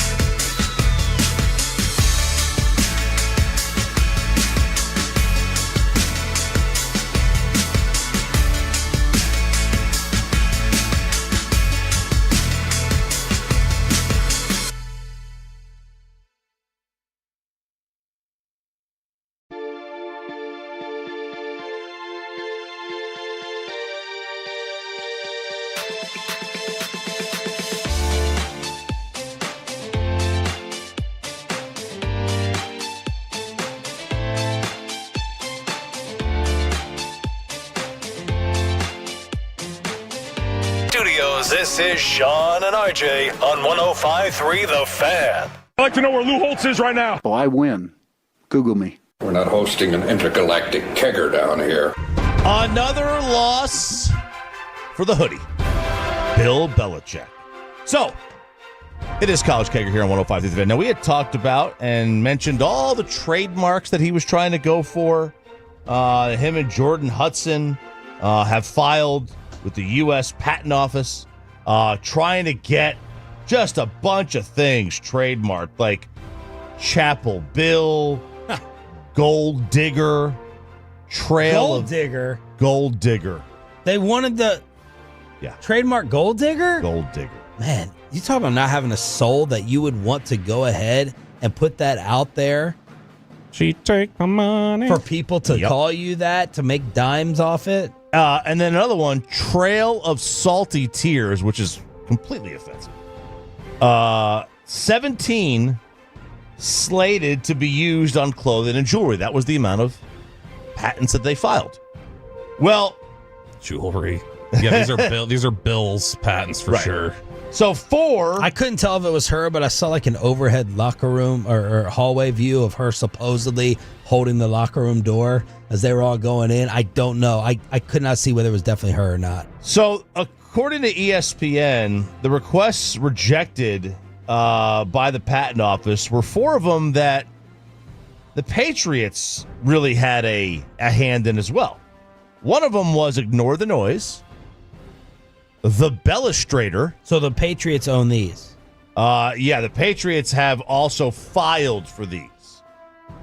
Ignore the Noise, the Bellustrator, No Days Off, and Do Your Job. Now, they say it's likely consumers would be confused, mistaken, or deceived as the source of the good or services of the party due to the fact that the Patriots had already kind of beaten them to the punch. And Bill's contention, which I don't necessarily disagree with, is that I said all these. These are mine. Like, I'm the one that said do your job. I'm the one that said no days off. Yeah, Bill is the first person in history to ever say do your job. Right, absolutely. But he's the most notable with it. Can I put out a suggestion here that I put zero thought or minutes into? Well, let's hear it. I'm welcoming your complete swift rejection of it. Can we get rid of trademark patented phrases? I totally trademarking the English language. Yeah. Is that kind of a violation of like freedom of speech? I don't have the freedom of speech to say certain things here on the radio. Otherwise, I get fined for saying that. Right. Does that go against freedom of speech a little bit? Like, can we? You want to patent a technology or something, or the way you build something? I guess okay, fine, or maybe a recipe, but patenting and copywriting language, can we just do away with it? So it's like, for instance, if someone were to try and profit off of a slogan, just do it. Yeah. A lot of people would agree, like, you're essentially ripping off Nike's work. Right. And so it's meant to protect those sort of things. Yeah. I don't think of do your job. I agree with that. I don't think of do your job as Bill Belichick. I know he has said it. When I hear that phrase, I think of a boss telling an employee to just step it. That's what I think of. I don't naturally go, oh, that's Bill's phrase. Yeah. Like, what about three-peat? Or if Pat Riley made a company called Three-Peat, then I'm infringing upon it. But I can't sell anything that says Three-Peat because Pat Riley owns it. That seems ridiculous. It seems very ridiculous. It's like, was it? I remember. I feel like I remember hearing a story. Hit me up, Franco. Tell me why I'm wrong. I feel like I remember hearing a story about Jeremy Shockey trying to. That one radio station in New York was able to say Jeremy Shockey, and the other one had to say tight end number 80. He was trying to get that. What? Because he had a deal with them, and he was trying to make it like so they were proprietary, and they were never able to go through with it because I don't know. It's your name. Trademarking your name? I don't know. I mean, I get Kesha, right? Isn't Kesha like is that a real name? Like, I'm just having a really hard time rooting for the coaching genius of Belichick to win out in this crazy experiment he had the balls to undergo versus the personal hatred, the sports hatred of he and his girlfriend. It's like it's battling within me back and forth. Like I root for all-time greatness. I root for all-time genius. But then I got this on the other side. And what he did, what he's doing with the recruits and the non-access to hurt his own players, that is now pushing me towards the failure. It really is. It really is. I saw I saw a Dan Wetzel article, and I like Dan's a longtime college sports writer. Well, and the last the last line of his article is like Belichick might be relentlessly focused on reaching the playoff just to show Bob Kraft up, and I'm like, wait a second. That means he wasn't focused on it before? Yeah. I mean, has he seemed focused? Well, that's fair. He is not. But it's like that's the whole thing. He might be even more focused. Well, I would hope he was focused to begin with. But that is a bad situation. It's a really bad situation. And I don't know. I mean, when you have distractions, and I'm not a big distractions guy either, but because I don't think filing patents is a distraction. What time does it take to file a patent? You can do it online. I don't know. But it speaks to where your mind is. Yeah, the patent itself, no, but the patent is for it's a process, by the way. Is it? I heard my buddy from college, I think, works in the trademark patent office. Well, I think it takes a lot to get one passed through, like a lot of effort and work. Someone correct me if I'm wrong. Well, and then once they have the patent, they're clearly doing it for business interests that will then take up time. And there's all these different things. It's what it represents, too, of just you're clearly not totally locked in, or at least Jordan Hudson is. She might be handling it all. I mean, she handles everything else. She handles a whole heap. It is the College Kegger here on 105 through the Fan. This AP voter thing has really kind of taken over. So the AP poll came out, and the first thing I do is I go to find the Reddit caption of every voter's entire voting. So they got a chart, and it goes in a row. Right, on who you voted for. And you're just trying to find out really who the morons are. Mm-hmm. That's what you're trying. It's a great way to find out who the real idiots are. Well, they found one girl. Her name is Haley Sawyer. All right. Now, what they found is that she did not have South Florida in her top 25. As the only team with 2 top 25 wins. Got you down. But she does have Florida in the top 25. She doesn't have South Florida? No. So no South Florida, but Bama and Florida are still in. And they're like, well, how does this happen? South Florida just won at Florida. Now, that doesn't always mean everything. You had Baltimore ahead of Buffalo. I don't think there's a major problem with that. Reasonable people could watch the game and say, hey, you know what? You may have lost, but you're still better than them. Right. All right, I get it. Whatever. It doesn't usually play out that way all the time, especially in college. If you win on somebody else's home turf.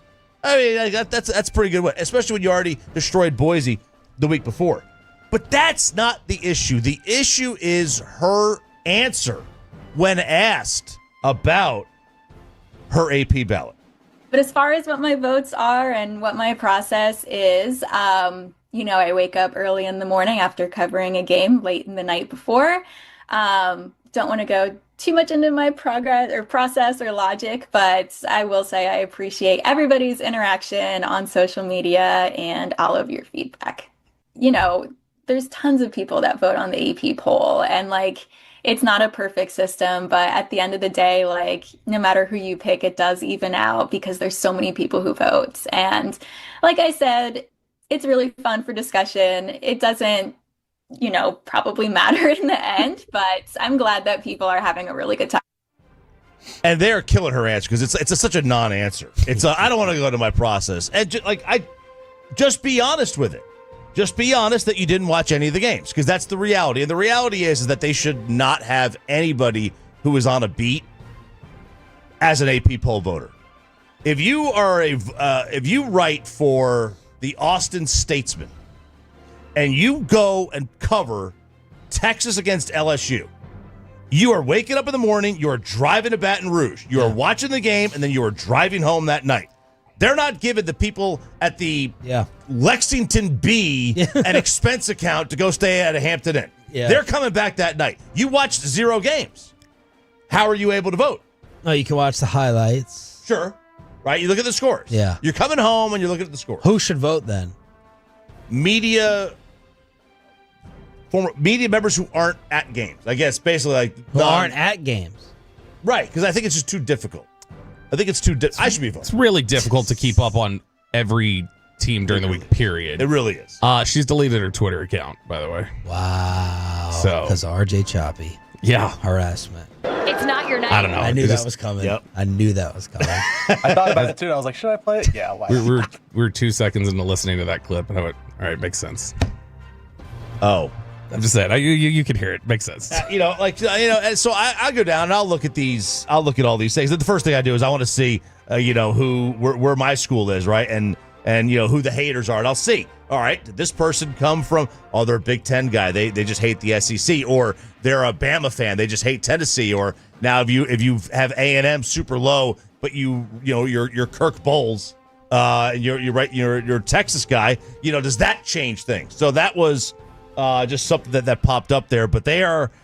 This might be that event that eventually kind of ends this whole AP voter thing or changes it, because there's a big kind of outcry against Haley Sawyer. College Kegger here on 105.3 The Fan. Have you ever dumped your girlfriend because of your job?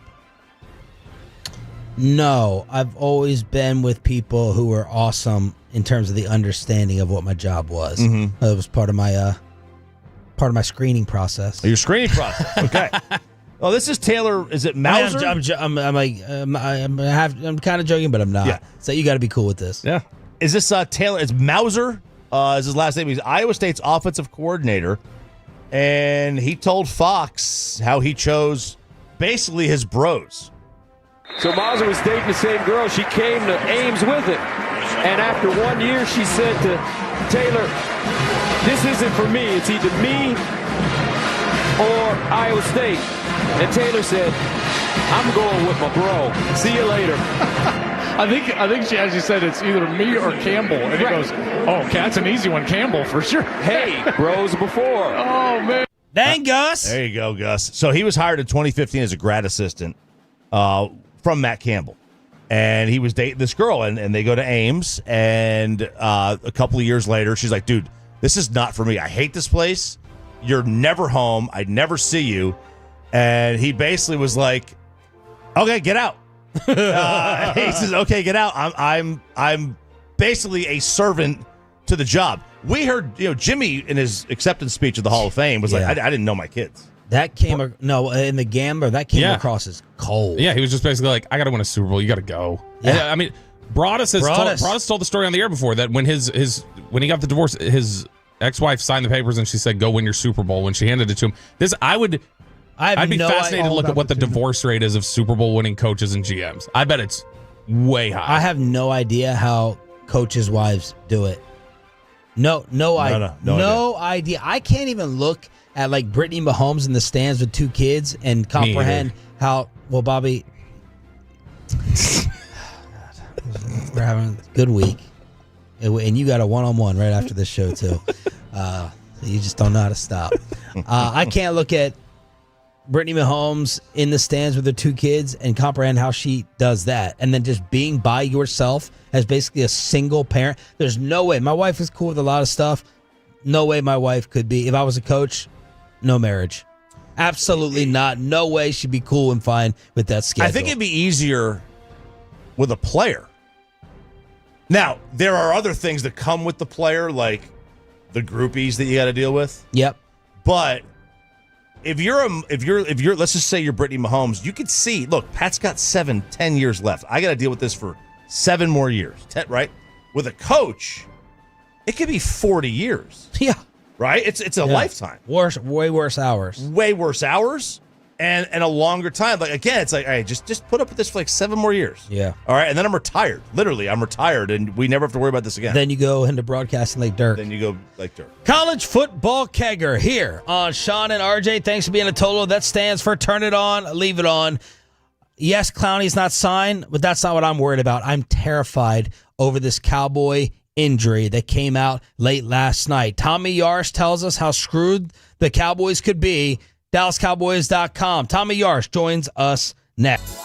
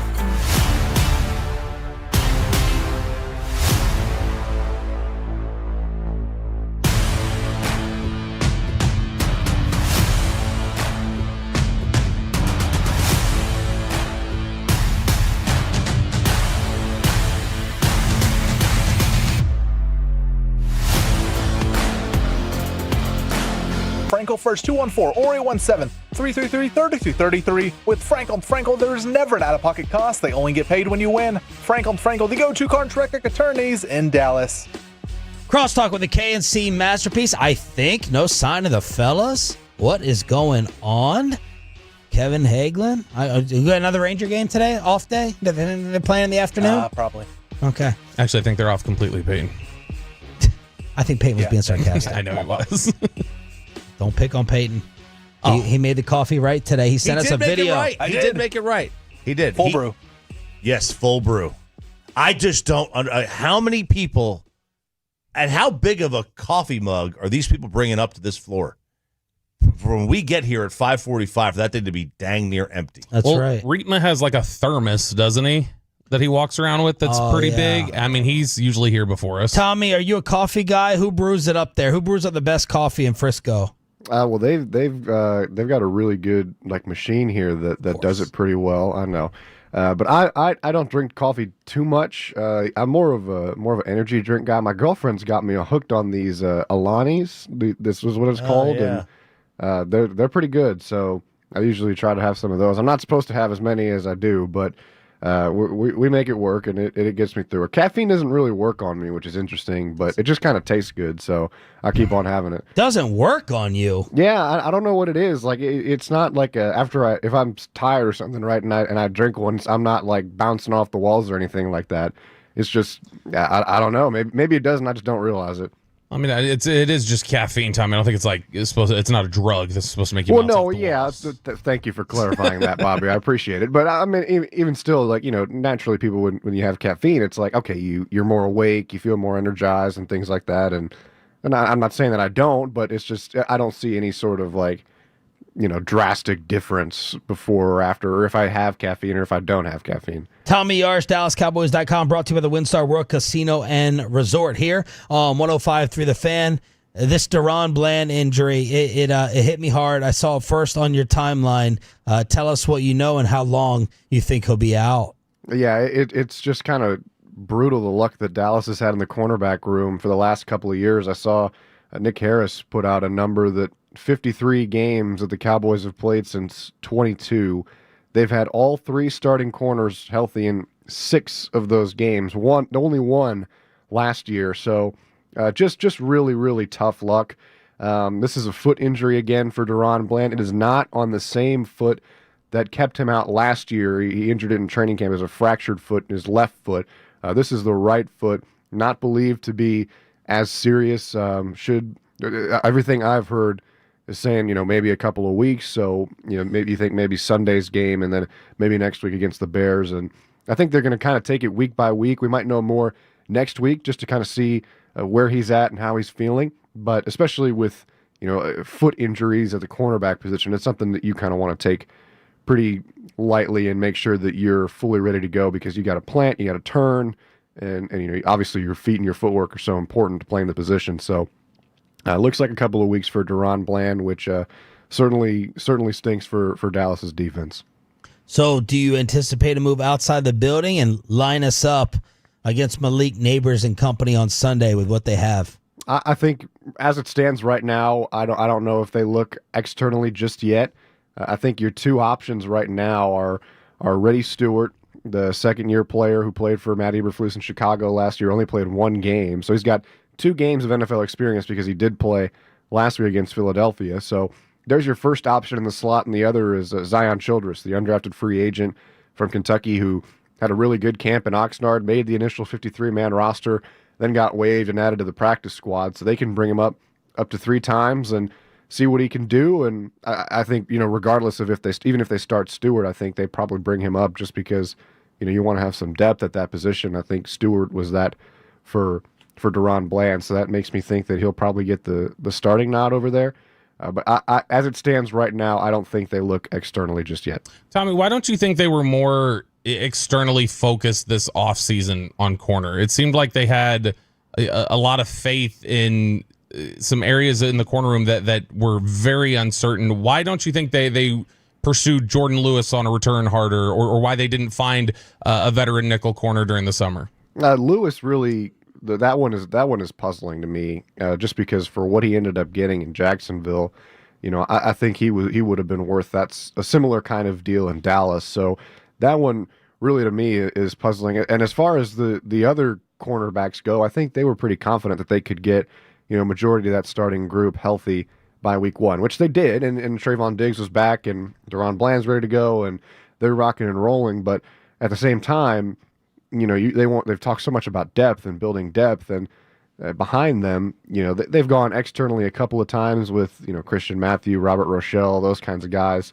But it really just, nothing has seemed to stick. So I think that it's kind of a mixture of unfortunate, more injury news with guys like that and guys who were struggling to stay on the field, and they're limited amount of options. I don't know too much about the exterior options at corner. I think everybody was talking about Asante Samuel Jr. Well, he's got the injury that he's dealing with, and we're not sure if he's clear. I don't know if anything's happened in that front in a while. And then, well, what about Stephon Gilmore? Well, can he run the same? I think there's some concern about if he can run the same as his older days, and nonetheless still a solid corner. But I think that's why there's the holdup there. So I think they're kind of limited on their options, and I think that's what's caused what we have right now. And the Jordan Lewis debut in Jacksonville, 1 pick, 1 fumble recovery, 3 pass breakups, 1 quarterback hit, 5 tackles,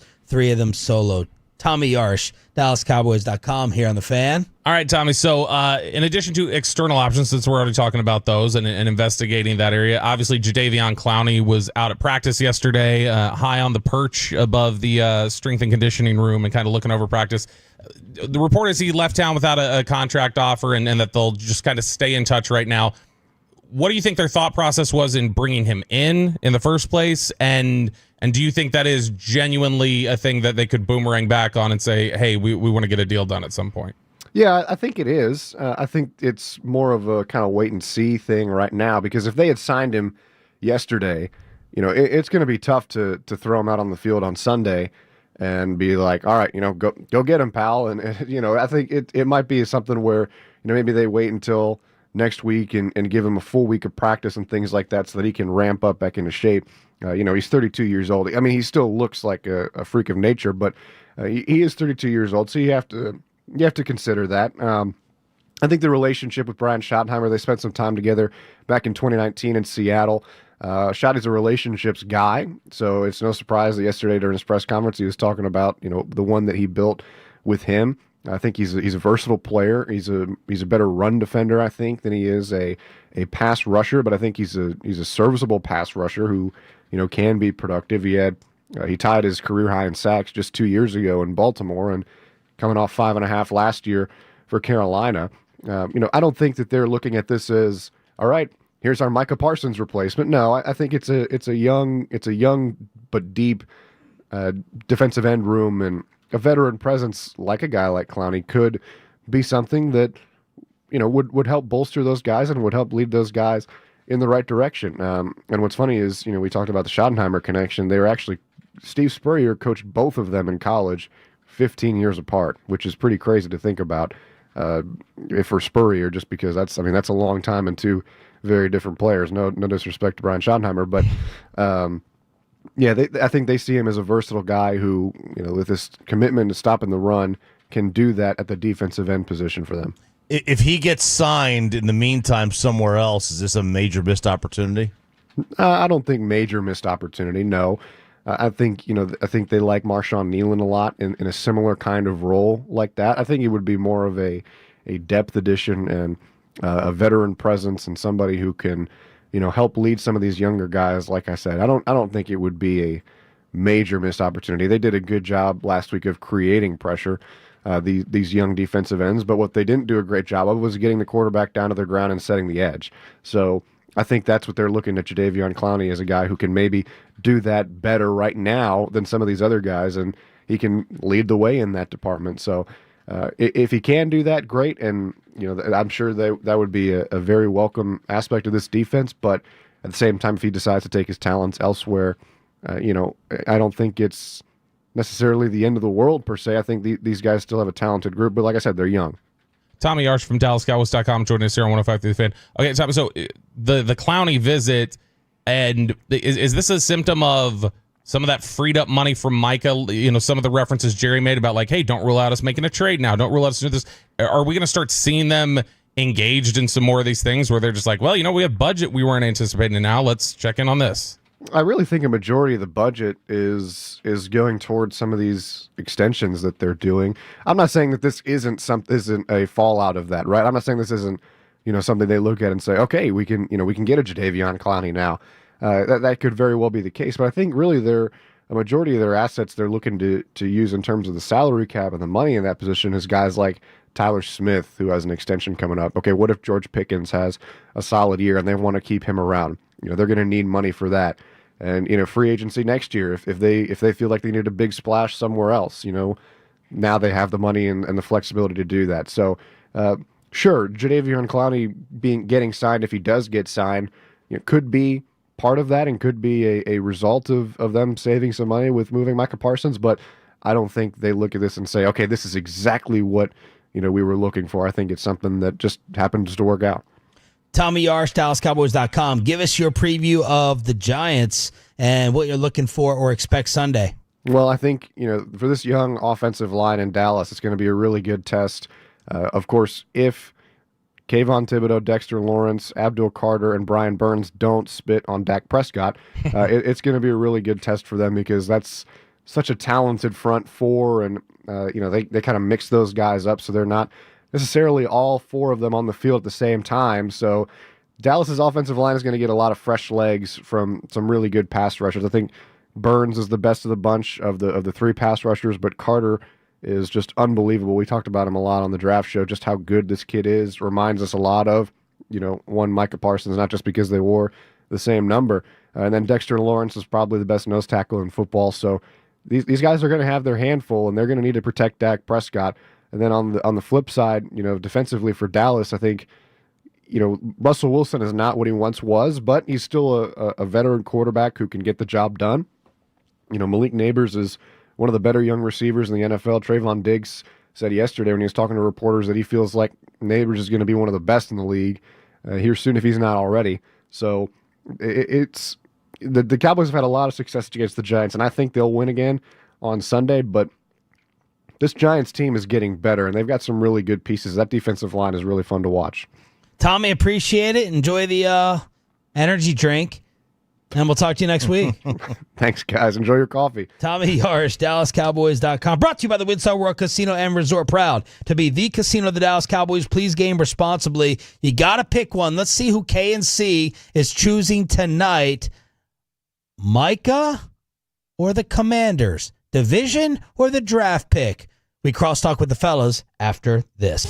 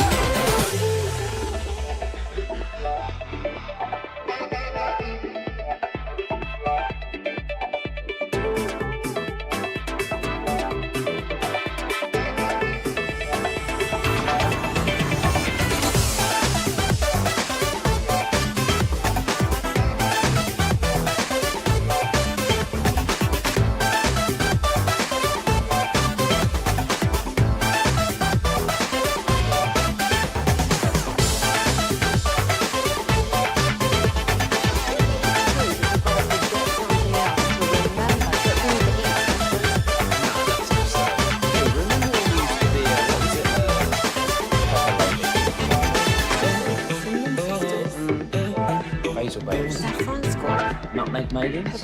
Pre-club. No. Maybe. I just said that. Is it Spice Girl? Doesn't sound right.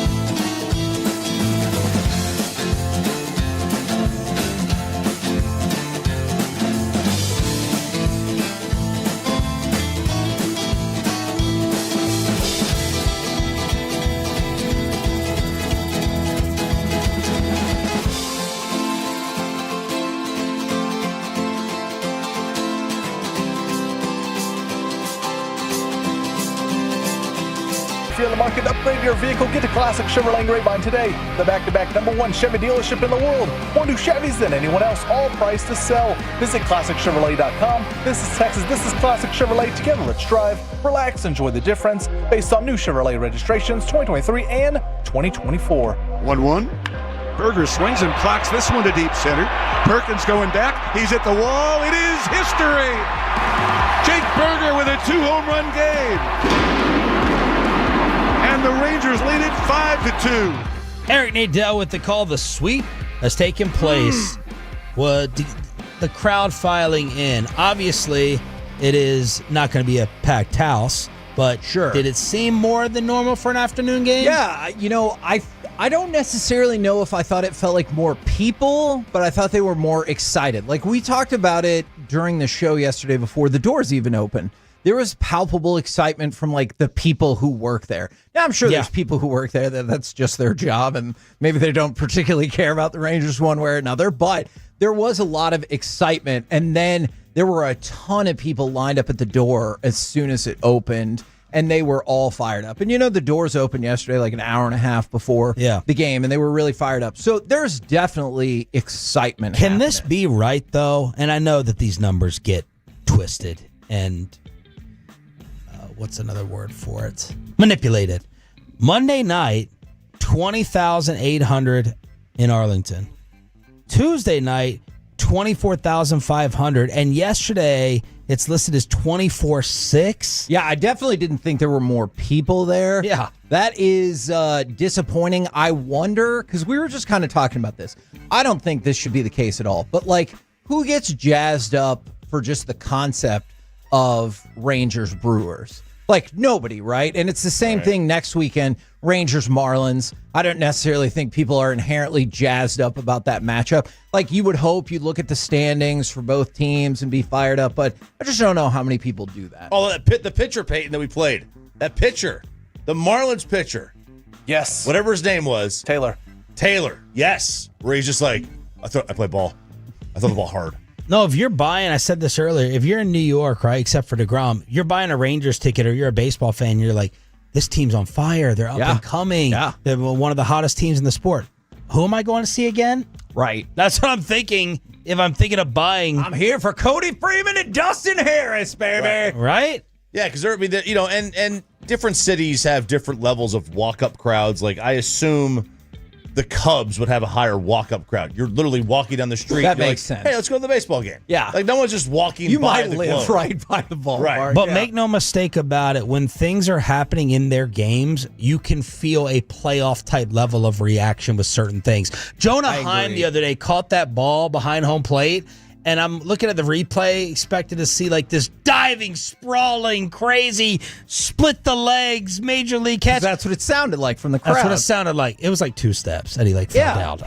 But last night, comebacker, pitcher making a play, explosion. It feels like a playoff atmosphere. The people who are there are going crazy, and you hope, especially with 2023, like moving more and more towards, hey, we got a hit and we're down by 1 run. That's a crazy, huge thing. Let's all go wild. All right, Kevin, what is coming up on the program today? So it's just me and Alec for now.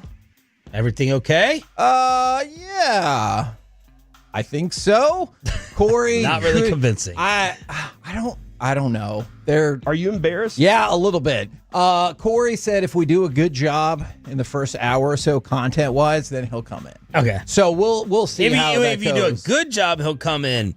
I would think if you do a bad job, he's got to come in and save it. If they do a good job, then he's got to come in and be like, I can't let them think they can do the show without me. If they do a bad job, then he'd let them flounder. Yeah. Show me your meat. Corey made your show. I like that. That's one of my favorite drops. Right out of the gate, the Rangers put together the defining series of their season. And then, of course, at noon o'clock, is there anybody that you fear from the Giants? And then NFL overreaction or reality. We got a packed show, man.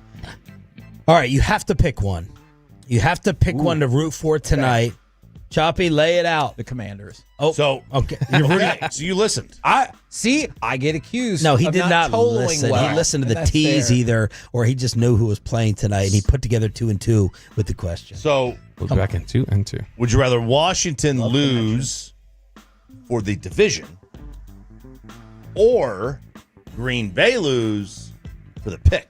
Green Bay lose. I'm rooting for Washington. And Micah. You're rooting against Micah? Not necessarily. Look, you know how I am. I'm more about like the asset version of it. Is I would rather see Green Bay fail, so your pick is like maybe 18 instead of 28 or whatever. Right, so you're rooting for the Commanders tonight? Unfortunately, yes. All right. I'm gonna keep it division early on. Division importance. I'll root for Green Bay. Yeah. I also made a ton of plays. On underdog. Yes. We each have different promo codes, I think, but I'll be tweeting mine out, and Choppy and Kevin will have theirs too. So y'all's promo code Tolo. Yeah. My promo code Masterpiece. I will say this. Ours is easier to spell, so. I mean, that is true. And that is like we should just team up and have it all be Tolo. I agree with that. Yeah. It is the slogan of the station, but whatever. I think one of the things in their copy point that I've altered is it's always like, hey, pick your favorite athletes and go higher or lower. I said pick your favorite or your least favorite athletes. Because like you can add a little bit of extra. You can hate watch some by going lower. Yeah. Man, two kind of crazy NBA stories. The heave. Let's start with the heave. Yeah, the heave where they are no longer going to count that as a missed field goal for the player heaving it from back Full end of the court court shot. at the end of a half. That is now They going still to be get the points though, right? Yeah, they would. And I would assume if they made it, it would be a made field goal for the guy. But a missed field goal is no longer a missed field goal for them. It's a team missed field goal. Yeah, I hate this. This is soft. This is so incredibly soft. This is so and soft. this has been a problem around the league where guys like hold the ball at the end of quarters. Like they don't take these shots because they don't want to impact their field goal percentage. Malik Beasley. Like, so you're gonna just give them like the 3 points if they make it. Like if let's just say it is that part is confusing. Let's say Cooper Flagg, gets the ball to just before midcourt and throws up a heave and he makes it. All right, he gets 3 points, but if he misses, he doesn't get a missed field goal. Here's my bold suggestion: you don't count the shot no matter what, and if you make it, you just get a made field goal on there. How about we just count it for what it is? No, I'm with you on that. I'm just kidding. The only thing, and I know how many of those? All right, Luka Doncic. How many? He probably takes the most full court heaves, or I'm thinking of that in my mind because of the trick shots. What is the average amount of full court heaves a player takes in a season? If it's 30. Okay, I kind of get it, but then talent evaluators need to be factoring that in. Well, and don't they have true shooting percentage to start to move down that road of figuring that out? If it's 3 or 4, what are we doing here? Yeah, this is like, this would be the equivalent of like not counting kneel downs as rush attempts or rush, you know what I mean, or rush yards. Sometimes I actually think that's more legit. Yeah, I don't think it should be counted. A kneel down shouldn't be counted as a rush attempt. See, that's why I think that's stupid. That's why I always bet the over on rush attempts by quarterbacks of good teams. Because if you win, you get 3 of them at the very end. Guaranteed 3. That's a good idea. But that's actually, I think, dumb. The rush attempt. I agree. I approve of that more than the heave. Well, I'm an idiot. That's fine. So I just said it was a good idea. I understand this is like one instance, and we're talking about one heave. Like, how many heaves are you actually taking during the course of a season? But there was a couple years back where Maurice Harkless had the contract bonus, where if he shot 35% from 3 for the year, he got $500,000. Yeah. And he had 35% going into the last game, so he took no 3-pointers in the entire game. And so, like I'm saying, I wonder how much of it is also just like there are guys who have expressed, I'd take the shot, but I have contract bonuses related to my field goal percentage. I can't afford to just waste a shot that's not going in. Yeah, that is unfortunate. You would hope that discussion could be had with the league and the team. Like you could take those half-court shots out of the contract bonus clause, or whatever, however you want to do that. This just strikes me as like soft. Yeah. And how about Adam Silver coming out and saying that fans who can't afford streaming services, did Bobby send this to you? I did not send it to him. We got it in the middle of the show. I'm going to paraphrase. He said they can suck it. Adam Silver says fans who cannot afford streaming services to watch NBA games can still watch free highlights, calling the NBA a highlight sport. Tremendous ambassador for the game. A lot of people are like, how can you say that about your sport? Is he complimenting it and being like, we produce so many highlights? And then all the Tolos are responding to me after I tweeted that out. What an elitist. Basically saying the peasants can watch the news. He said F the poors. Wow. Wow. I told you, it Where's pretty much David Stern? It pretty much does sound like he's like, suck it. He's you just, don't get to watch. He's too the bad. worst commissioner in sports by far. He's got no backbone. He sucks. A highlight sport. That's it. I'm gonna have to hear the way he said it. Do you think that feels insulting to the sport at all? Yeah, absolutely. Yeah. That you don't have to watch the full game. Yeah. You don't have to, it's no. You're not here for the passes anyway. And a lot of people say that anyway about the NBA. Yeah. You only got to watch the final few minutes. Final quarter, which I mean, like, and that's for a regular season game. Playoff game, sure, obviously is different because there's an intensity level that just isn't there in the regular season. The topic that Kevin Hagler has been waiting for this entire crosstalk. Oh, and I think it's why Corey didn't want to come in today because he didn't want to participate. How much Charlie Kirk coverage did you watch? Yeah, quite a bit. Did you follow? Were you very familiar with his work? Yes. Look, I really like political discourse. Now, I realize it's very toxic from both sides, but I like listening to political discourse. So I was very familiar with him. And then when everybody was posting the pictures of his family and stuff like that, and, Bobby, I think you certainly made one of the best, if not the best tweet is, no kid should have to grow up without their dad. And I was hoping that message would rise to the forefront. And for a lot of people it did, but then there were a lot of people celebrating his death. And the good news is you can decide who you do and do not want to be associated with. Yeah, like a whole lot of people told on themselves. Oh, yeah. Yesterday. Yeah. Yeah, I wrote about 40 or 45 tweets, and then I just kept hitting the backspace, hitting the delete, because I didn't, Did this happen during y'all's show? I was asleep. It happened, I think, like 30-ish minutes after that. It happened during your show. It didn't, we didn't get the onslaught of coverage until. Yeah, I did not hear anything about it until 2:30 or so. I would recommend to people, I unfortunately did watch the video. Oh, I saw the video. I really wished that I hadn't. And I'm just sad that, somebody died. You'd hope that would come to the forefront, but I understand that that's not what's happened. Yeah, with a lot of these things, you really wish and hope your first response is a human being. When that doesn't happen, it puts me into a little depression. Yeah, and look, what is your decent human being response to a lot of these things versus all these politicians, and I underscore and underline all. How do I point? What happens with this stuff a lot of times, everyone's holding their breath now in order to win their argument to figure out the identity of the shooter. Right. And we're just waiting. Right. Who did the Ukrainian stabbing? Okay, well, it was an American. Well, it was North Carolina laws that allowed it. That's the storyline. That is blame the Democrats. Oh, is it such and such? Is it a white person? Is it a transgender? Is it a homosexual? Is it this? Is it that? Is it someone the illegal immigrant? Because then I'll know how to feel. I'll know how to blame. Yeah. Then I'll know how to blame. Versus someone's dead, someone's fatherless. All these things, the natural human decency reaction has been removed by these people on TV and these people in charge, so I can go ahead and point and figure out how to rise up even more, get more followers, make more money. That's my opinion. And that's why how many Not of the from people, every. Right. And how many of the people who made videos that were celebrating this? Sure. How many of them are just characters in a, hey, I'm trying to get more clicks? Because I know doing this is going to get me more views. Yeah. And more views is going to be money. Because there ain't no way in hell that somebody who made a video celebrating this keeps their job today.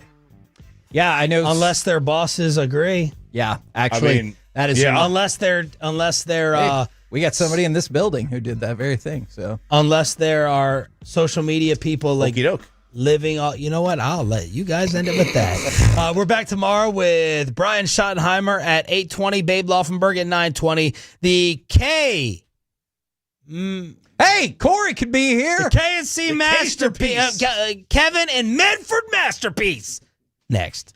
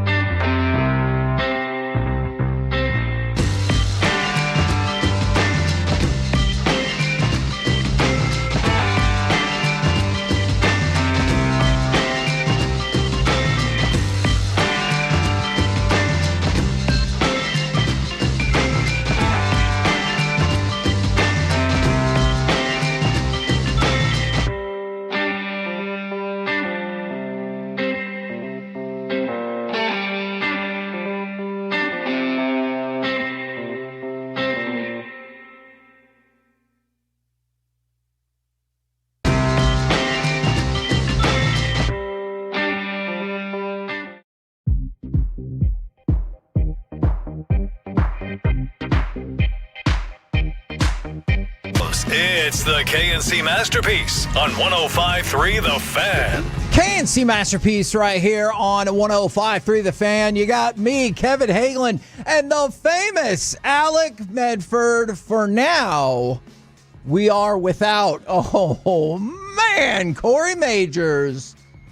He said if we do a good job, he'll show up for the show today. Alec, I know that's a lot of pressure, but do you think we can get the job done? That's a lot of pressure. I was feeling good until I heard that. So the confidence is shaken, but not stirred, okay? I'm feeling all right. I'm feeling pretty good about what we can do here. Okay, the other thing I'm a little tiny bit nervous about is whilst y'all are doing the show at Taco Bueno in Arlington off of North Collins tomorrow, I'm going to be doing the show from Las Vegas for the Canelo Crawford fight. Corey was my ride to the airport. Oh. So. You got a vlog? Okay, well, I'm definitely not going to make it. The flight's at 3:45. So we'll figure that out. We're going to figure that out along the way, all right? And we are going to start, seriously, what the hell do you think we're going to start with? Go ahead and give me, you know what? Give me cut number one, because obviously we've all been digging this fella. Here's Yelich, the left-handed hitter. He swings and he blasts one to deep center field. Back goes Hellman. He's at the wall. He leaps. He's got it. Smacks into the wall and hangs on to the baseball. Of course he did. See? And Eric Nadel knows exactly what we're all thinking. Of course he did. So the Rangers get the victory over the Brewers. They complete the sweep over the team with the best record in baseball. Now, if you don't think they're the best team in baseball, we probably won't dive into that discussion right here and right now. But the team with the best record in baseball, and for now, it feels easy to say thus far, this is the defining series performance for the Texas Rangers this season. Do you feel like that is fair to say? It has to be, because the simple fact that the best team in baseball did walk in, and it's not like they were struggling coming in either. It feels like every time you check in on MLB Network or any MLB socials, it's those Brewers, they keep doing that thing, and it is magical. And you were able to hit the brakes really fast on that. And not only did you just get the sweep, I felt like every win had some sort of moment of significance,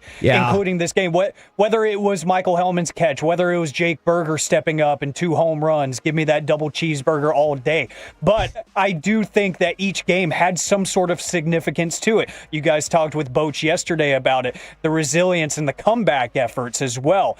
The way this team, it just feels like at some points in the season, whenever you were down by 2 runs, you could say, well, that's all she wrote with this offense. Now, at least for 3 games, it felt like, no, the pitching's going to get it figured out, and then the offense is going to step up whenever you need it most. So I felt like all 3 games did have some sort of defining moment within themselves to make that the defining series of the season. You know what? And I'd be inclined to agree with that. And obviously, we're going to continue to say, hopefully, so far, because you're about to come up once again. I know you got the Mets first, but you're about to come up once again on another Astros series that obviously feels like it will become the new most important series of the season, and hopefully continually down the line until the team makes the playoffs. But for now, the defining series of the season, and you talked about our conversation with Bochy yesterday. I just want to go back and point out something specifically. September 2nd and September 3rd. You look at those back-to-back games with the Diamondbacks, and you lost both of them. But outside of that, it has been more than 3 weeks since you had another back-to-back loss. And that's been one of the things that I've been so impressed. And that's why we asked multiple questions to Bochy about it yesterday. You're not going to go 162-0, but you go back to the series finale against Kansas City. You lose that game. What happens after that? You win 3 straight. You lose the opener to the Angels. What happens after that? You win 6 straight. I already talked about the back-to-back losses, but then you lose the middle game to the Astros, and quite frankly, you got stomped out by the Astros. And what happens after that? They win 4 in a row. This team has done a remarkable job at bouncing back emphatically following losses. And from the 469, Corey better not say We're still a game and a half back. All right, I have good news and I have bad news. The good news is Corey, to the letter of what you said, is not specifically here at this moment to tell you that is the case. That's right. The bad news is that means I will instead tell you that the Rangers remain 1.5 games back in the wild card race. But I think people need to look at the broader picture and what you have done in the meantime while Seattle has, by the way, Seattle is in the midst of their own winning streak to keep you at 1.5 back. And so while you've won 4 straight, the Rangers haven't actually picked up any ground on Seattle. And I get that's frustrating. But let's look bigger picture. What has happened in the meantime? You were only 2.5 games back of the Astros, but also you have brought the Yankees and the Red Sox back into focus for a wild card spot. So for the longest time, and I'm not saying like, look out, the Rangers are guaranteed to be the number 1 wild card team, but take a look at what could potentially be happening. You're 2.5 games back of the Astros. So now, in addition to the Mariners, the Astros are another team that you can track. And now you're 4 games back of both the Red Sox and the Yankees in the wild card. So now you're not only just chasing one team whose spot you could take. There are 4. You can now look at the Yankees, the Red Sox, the Mariners, and the Astros and say you could take their playoff spot. And that is a great, great thing for the Rangers. That is, and the Yankees and Red Sox specifically is interesting because they do start their own series against each other coming up tomorrow. So you can have a little bit of a chance to get some more advantage, gain a little bit more ground on one of those teams, if not both, going into the rest of their seasons. And it's not going to be a cakewalk per se for the Red Sox looking at their schedule. They do have the Athletics afterwards, but the Blue Jays are going to stand in their way, and the Tigers seem like they can flip a switch at any time to be competitive as well. So you could try to catch up to them. There's a few different ways that this is in focus, but that's what I hate about this time of the year is that even though mathematically it doesn't make sense, it feels like when they take 1 step forward, they take 2 steps back just because the things that they can't control, right, which is the other teams surrounding them, the other teams ahead and behind of them in the standings. That just feels like... Did you just say in behind of them? Yeah, you know, I'm trying to get the gears going. I tried to go no energy drink today, and then lo and behold, Corey doesn't show up. So now I'm like, well, that was a bad idea because I need to function, and English is hard. But no, looking at some of the schedules for the teams that are around you, there are opportunities to gain some ground. You just got to take care of your own business at the same time. And what better way to start by beating and sweeping the best team in baseball, which you said you can have your own conversation about if they're actually the best. I get it. But the numbers say, and Hagee, you're a math guy. Dang I do it. like the numbers. The numbers say that they're the best team in baseball. But no, the confidence has to be really high for this group right now. And again, that resilience. I really like how you asked Boch yesterday. You're like, do you think people kind of prioritize the win streak a little bit more than not losing back-to-back games or having strings of losses? That's a theme of Bruce Bochy clubs at this time of the year, is not stringing those back-to-back losses in succession. That's how you write your own story and the end of your own story, and they're avoiding that at all costs. Now, I want to throw out, obviously, we need to talk some more about Jake Burger. So you know what? Go ahead and give me cut number 2. Don't worry, we got plenty of Jake Burger highlights. Here's the 1-2, and that one lifted high and deep into center field. Perkins going back to the track. He runs out of room. It's gone. Jake Burger with a home run just a little to the left of straightaway center field. He puts Texas on the board here at 2-1. Now, Jake Burger has 16 home runs this season, and this information courtesy of our good buddy Jared Sandler.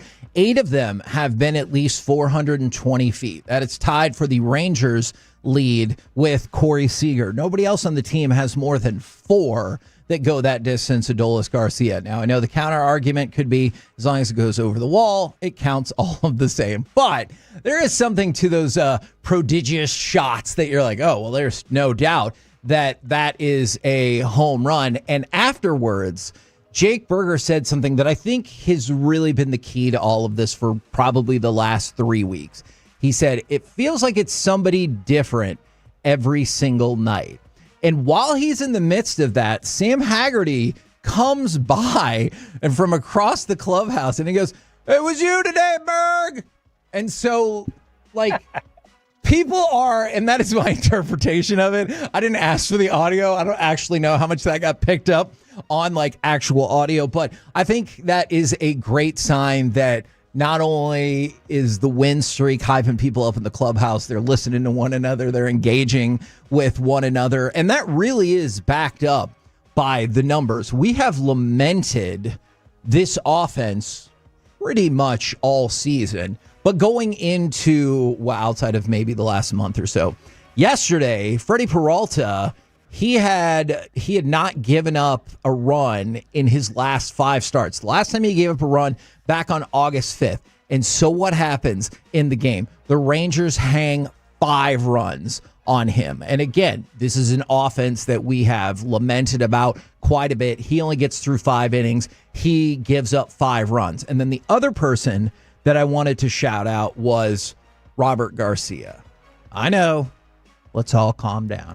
I have also been there and seen these struggles of Robert Garcia. In fact, if you go back almost exactly a month, I feel like that might have been the apex of people's frustrations with Robert Garcia. But since that point, 10 straight appearances without giving up an earned run, and he put the Brewers down in order in the 7th inning. So whether it's Haggerty hanging out with Berger hitting home runs, Robert Garcia starting his redemption tour over the last month, I don't think at least 2 of those people are people we would have thought, hey, this will probably be leading you to victory. Yeah, and whenever you tell me that Merrill Kelly is going to give up 10 hits in a game and then Robert Garcia is going to be the second guy out of the pen to try to clean that up, I'm probably looking at a loss. Just because of what we have come to expect from Robert Garcia after a tough stretch, after acquiring him in the Nate Lowe trade. It just wasn't pretty for a couple of months, but it does feel like, every series, every week or so, there is that new hero of each game, of each week. And Robert Garcia has been, as I expected, looking at some of his numbers and whatnot when they did acquire him. You think about the really bad defense that was played behind him. We're like, okay, kind of give this guy a chance. And it's almost like sticker shock of, hey, I have some Gold Glovers behind me. I need to kind of trust my stuff a little bit more. And when he is confident, he's a really emotional guy on the mound. Like, if you watch the telecast of the games, you can see after ending an inning, he's pumping the fist, he's screaming at himself. Like, he's a very emotional guy. We talk about the same with John Gray when he was healthy. Is like, he will get a little bit down in terms of emotions whenever things aren't going well, but he's really feeling his stuff right now. So I feel like when you do have that one guy, even if it is just one reliever that is giving you that stroke of confidence, you can probably win these games where the starter might not have his command. He might not have his stuff. 10 hits on the ledger for Merrill Kelly, but he still gives you 5 2/3, and you win that game. That's a Bruce Bochy special right there, just instilling that confidence in the team. And then from the 682, I guess this is true. I don't know what makes this pop into this person's head today, but it's true. From the 682, this sweep won't matter if they get swept by the Mets. I mean, that's true. We haven't even gotten through game 1 with the Mets, so I'm not concerned about that yet. And hopefully we will not get to that point. I just want to enjoy an off day, man. Yeah. Let me ride this high for 24 hours and then we can talk about it. I suppose that is fair.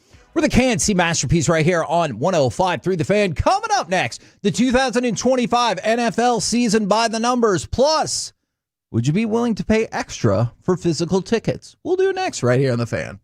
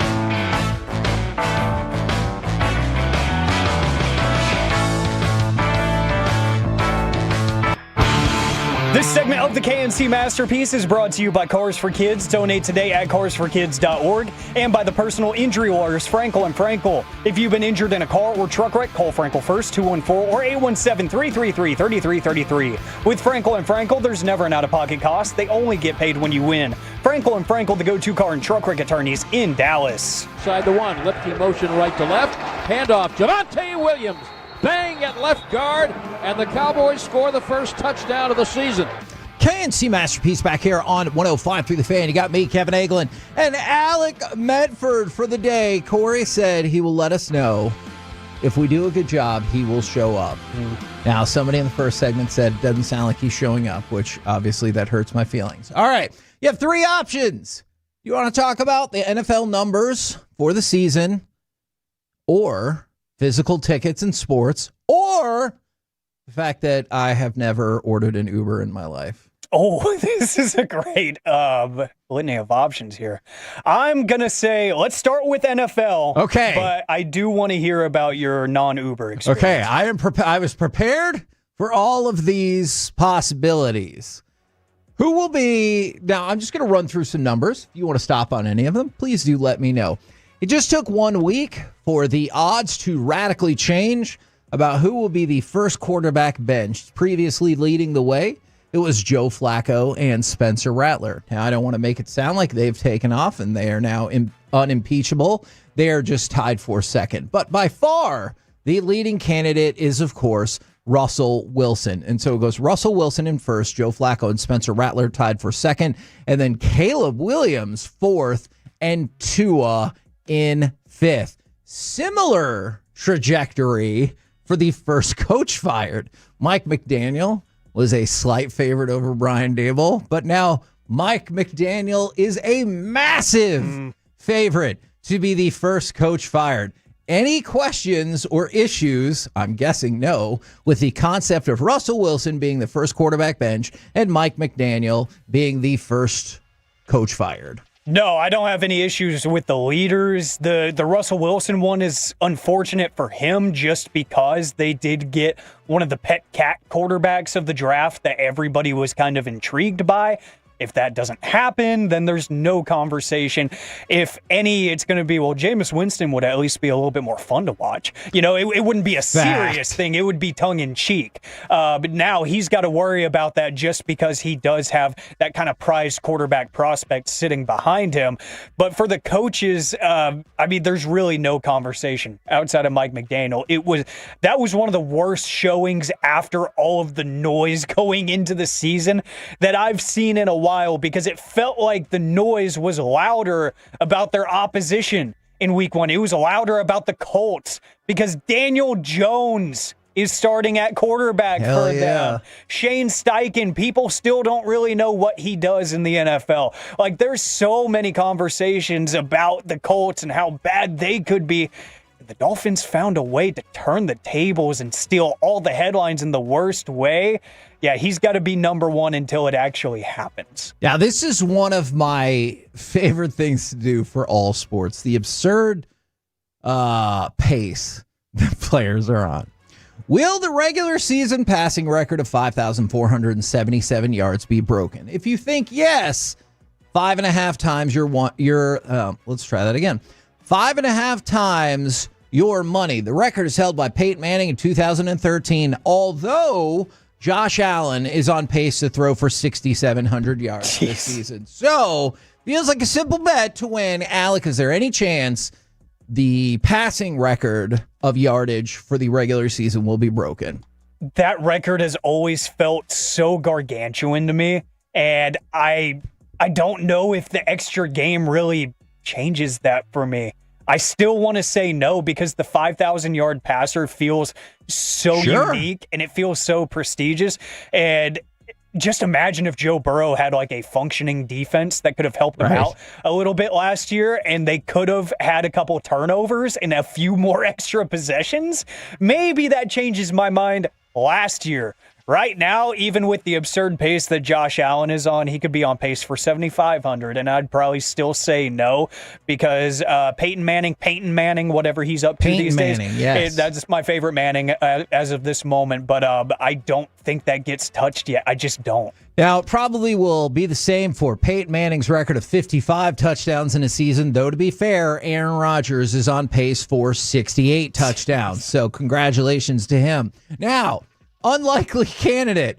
Will the regular season receiving yards record of 1,964 yards be broken? Once again, if you think the answer is yes, 5.5 times your money. Right now, Zay Flowers is on pace for more than 2,400 yards. So once again, easy pick. Obviously, Zay Flowers is going to get the job done. Alec, are you ready to make that wager? I think I am, just not on Zay Flowers, unfortunately. Even though he did win me a fantasy game this week, thank you, even though nobody cares.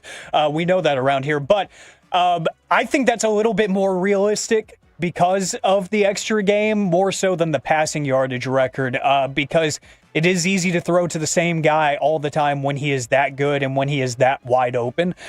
You could see that happen in Cincinnati with Jamar Chase. You could, if that offense continues to flow in Minnesota, you could see it with a Justin Jefferson. I don't think that's as likely, but I think this year we have a good chance. If not, I think next year we probably will see a 2,000-yard receiver, and it's going to be amazing. But will we see a 2,000-yard rusher? 7-1 on your money if you think the record of 2,105 yards can be broken. Currently, Derrick Henry is on pace for 17 fumbles. But more importantly, probably not to the Ravens, he is on pace for 2,873 yards. Well, now, while you're talking about the possibility or perhaps even likelihood of a 2,000-yard receiver, what do you think about the concept of somebody breaking Dickerson's record, and is it worth 7-1 odds for you?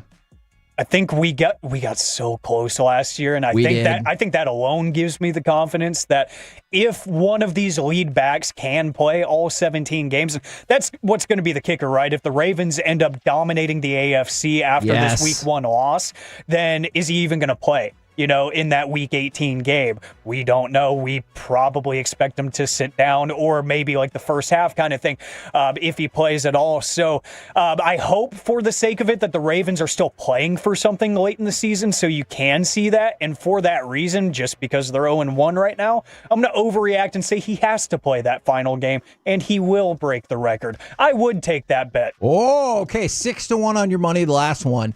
If you think the regular season sack record held by TJ Watt and Michael Strahan of 22.5 can be broken. And I think this is a good bet. Right now, Harold Landry, that's right, Harold Landry is on pace for 42.5 sacks.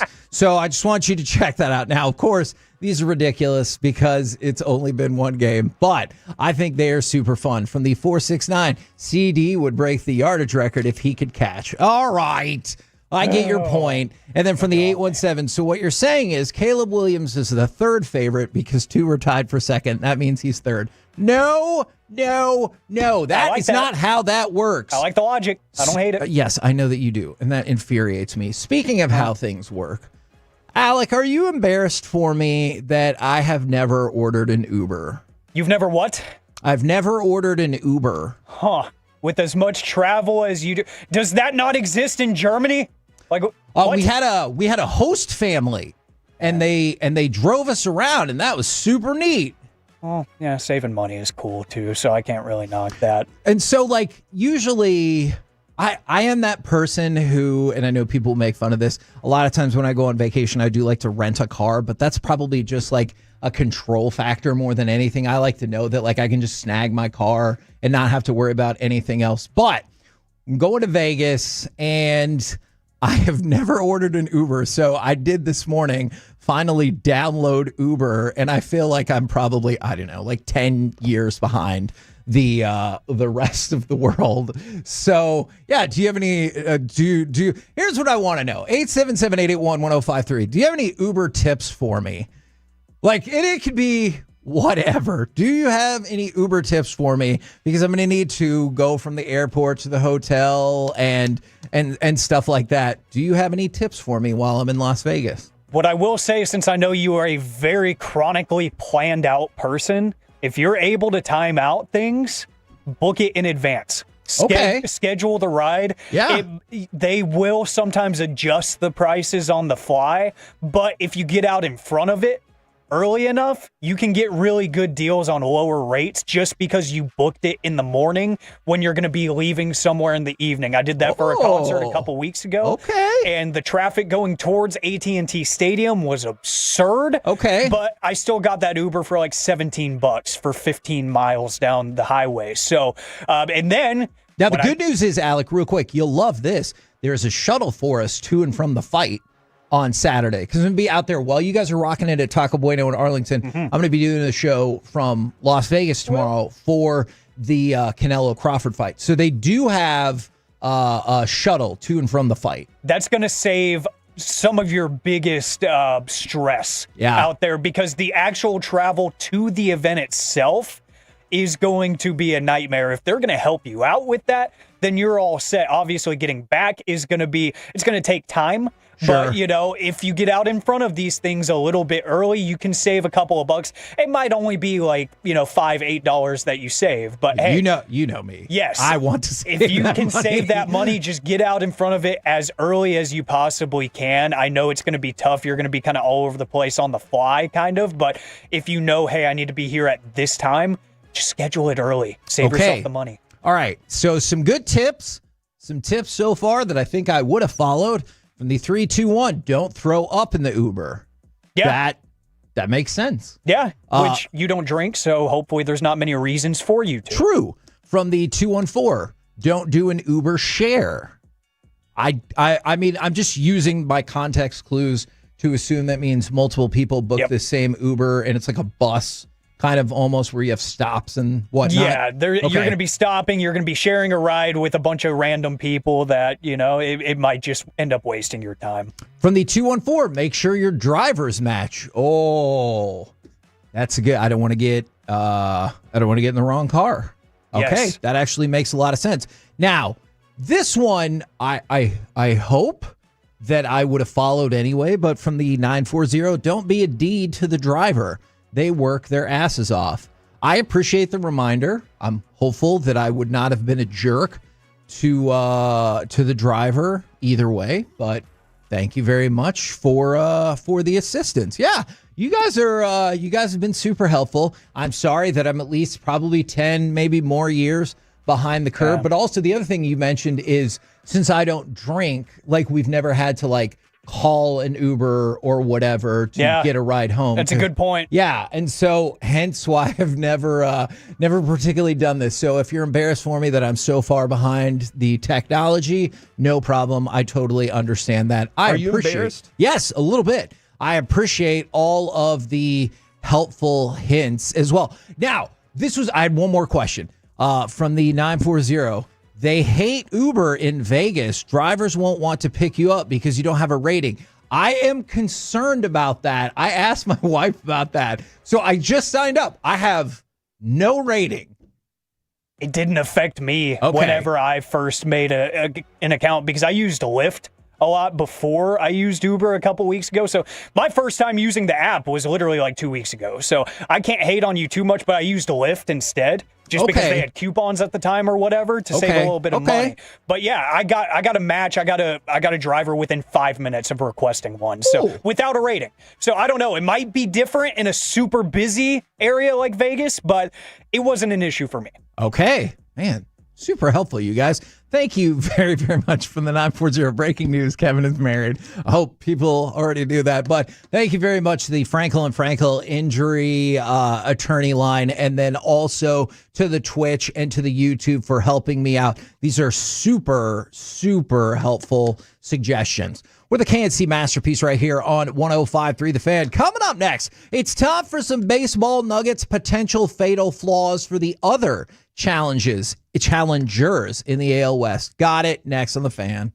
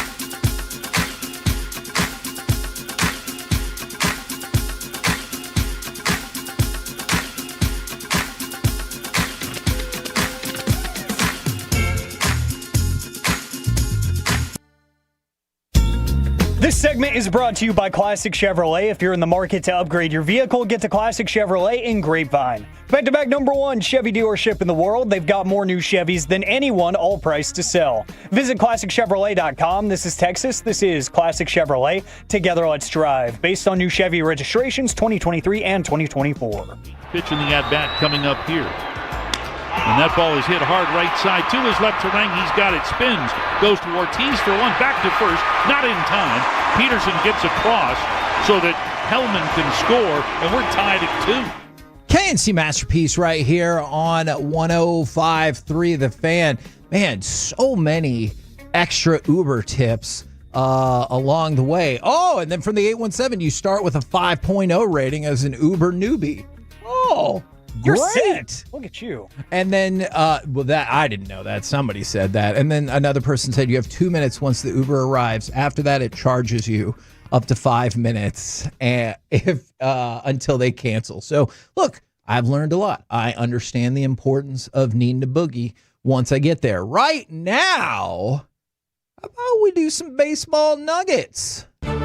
Baseball nuggets, of course, brought to you by Reliant Air Conditioning, gimmick-free AC repair and replacement. And I wanted to throw this out there because we've done so much discussion already today about the Rangers. Bleacher Report had an article about some of the other potential fatal flaws for other competitors. And of course, we will start with the Astros. And for the Astros, it's got to be health. We have talked about the health issues that they have had throughout the season. Obviously, they just had another pitcher who had just been making his second appearance since being out for 2 years leave the game because of elbow discomfort, and they have had injury on top of injury on top of injury. So while the Rangers are concerned about their own injuries and dealing with it in a very unique way, the potential fatal flaw for the Astros might just be their health. Now, for the Mariners, do you guys think this is a potential fatal flaw? Aces not performing like aces. So clearly the Mariners have a stout starting rotation.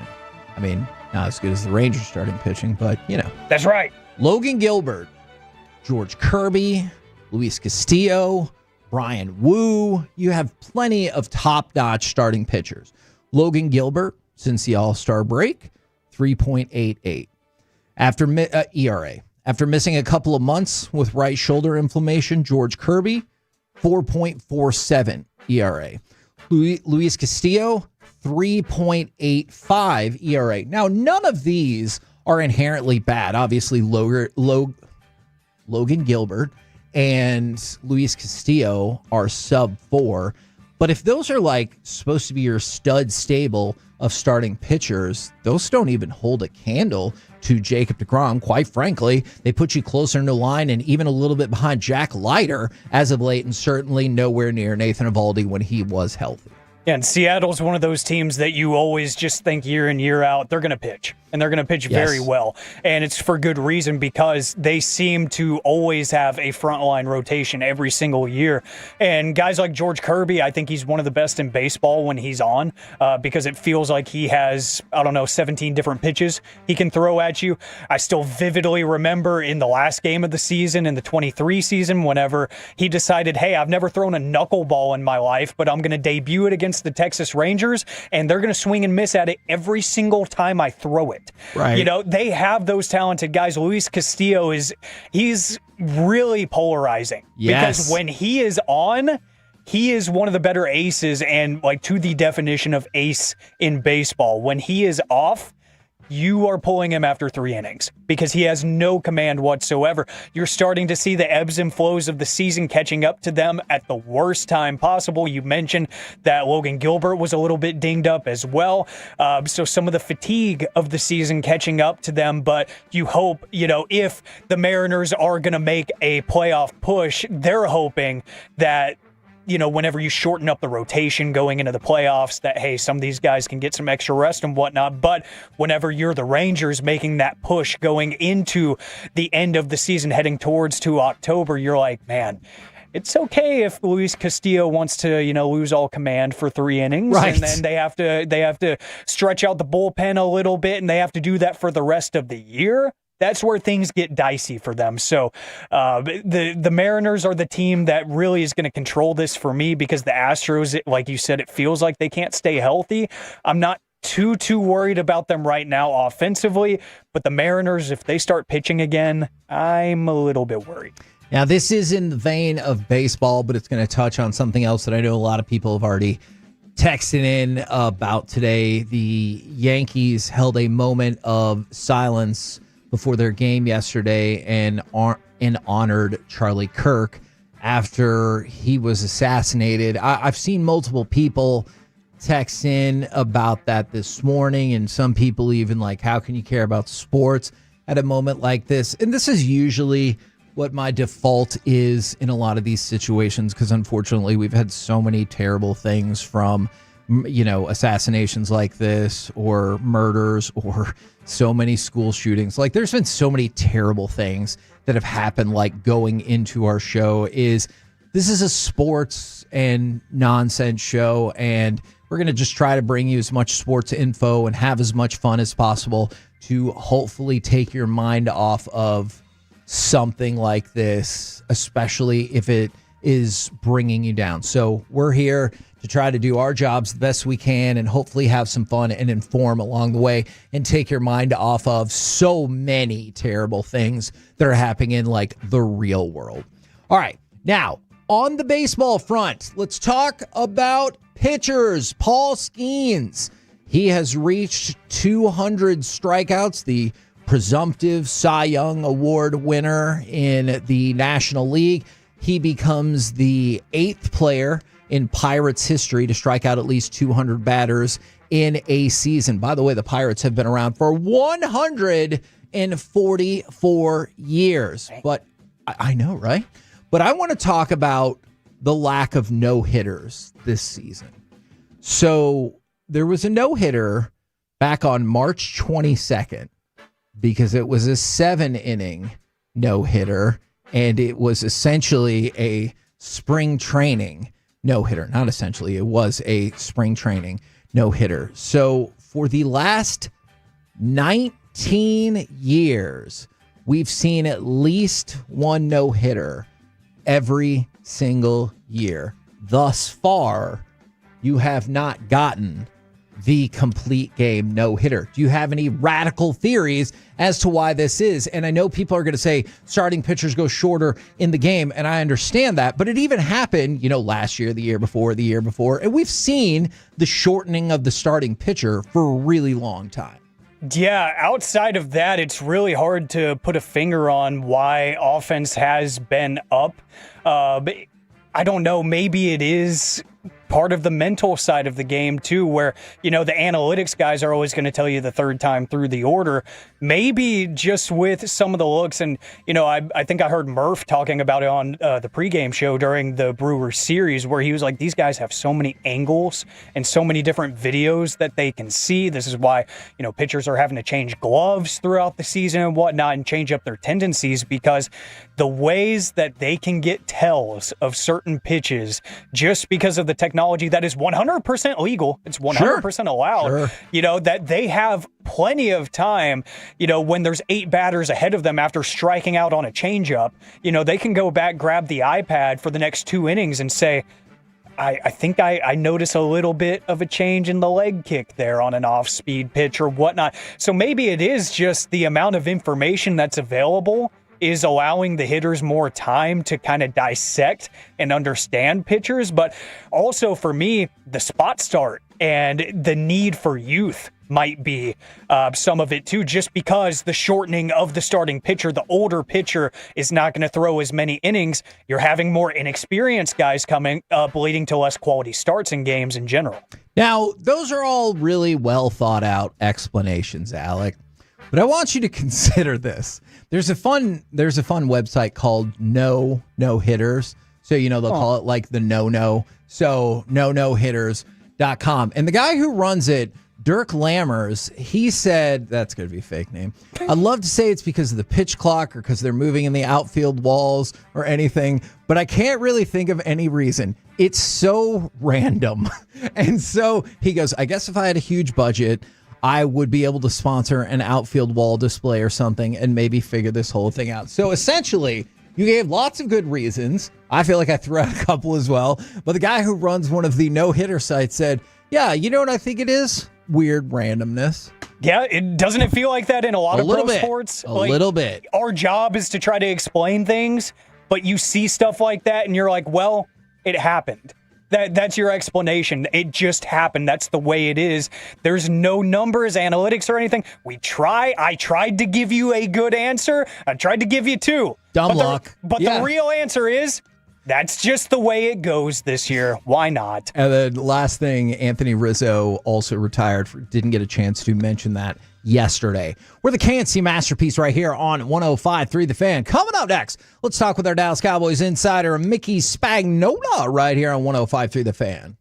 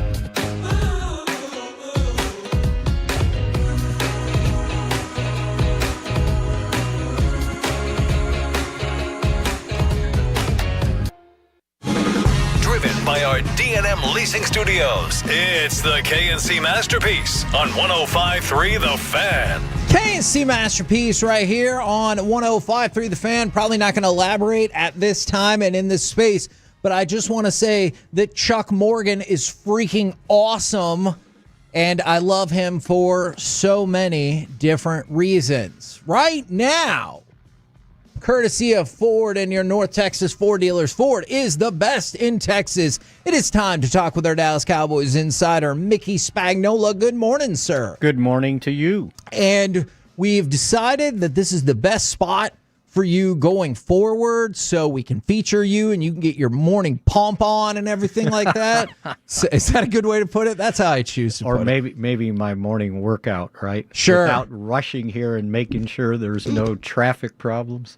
Well, so this is perfect. We'll have you at 11 o'clock going forward. And then I won't get in the way of Bochy or or Jerry. Jerry Yeah. also on Fridays. Absolutely. Yeah. Absolutely. All right, just get me out of the way. All right. Now, I talked about this with Corey yesterday, and I'm going to phrase it to you. I don't actually think this is a question, but I'm going to pitch it to you nonetheless. This Giants team kind of sucks, huh?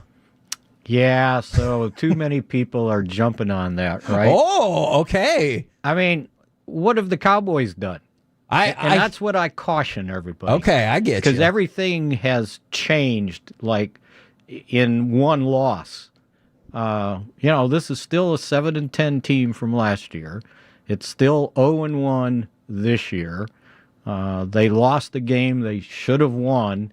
And just because the Cowboys have this history of beating the Giants, it's not this team beating the Giants, right? I am one of those people. We've talked about this before, Mickey. I do sometimes fall into that category. Yeah, like, this could be a trap game. It's trap what? The Cowboys haven't proven anything yet. So, yeah, I would be careful with going there. Now, do I think the Giants, after watching them in the first game, feel encouraged? Probably not. They obviously struggled. They struggled at the quarterback position. If you consider Russell Wilson completed 17 of 37 passes for 168 yards with a quarterback rating of 59.3. And I think that completion percentage was like the 5th or 6th lowest of his career. Yeah, and you know what? And only 11 of the 17 completions were to wide receivers. The rest were to tight ends and running backs. So, and the other thing is, not only did he get sacked twice, not only did they have 8 quarterback hits, but they also had, what was the other stat I had? Pressures? Pressures were quite a bit. So, yeah, he was under duress most of the game, and I don't know if that had to do with him or the protection, but it might, protection-wise, not get any better this week since Andrew Thomas, their starting left tackle, who missed the opener, and he's still not practicing, or he didn't practice yesterday. So that doesn't help their protection cause one bit if he can't get on the field. Absolutely. Now, I was... So go ahead and say it. That's all right. Okay, great. And I will show you a copy of my notes where I wrote, this Giants team sucks. So yesterday, unrelated to all of this, Jadeveon Clowney comes and goes. I've heard maybe it's probable he won't sign, but I know the Cowboys also said he's on his own tour. Have you heard any insight to perhaps like interest level? Well, the last thing I heard was, the Cowboys were interested in. And then when you see the guy, he was here all day, right? Watch practice, right? And then he leaves. That to me suggests, and I don't know this, that the money wasn't right. Like he wasn't getting what he wanted. Sure. And the Cowboys don't have to overextend themselves, even though you've got some money under the cap to spend if you want. And to the point you could absorb a mistake or two. I don't think you just start throwing money at a guy that's been on 5 teams in 6 years. I think most people would agree with you on that. Yeah. So I'm not paying top dollar or whatever he's looking for. So my guess is yeah, he's still looking for maybe more. Last year Carolina spoiled him, right? 2 years, $20 million, $12 million guaranteed.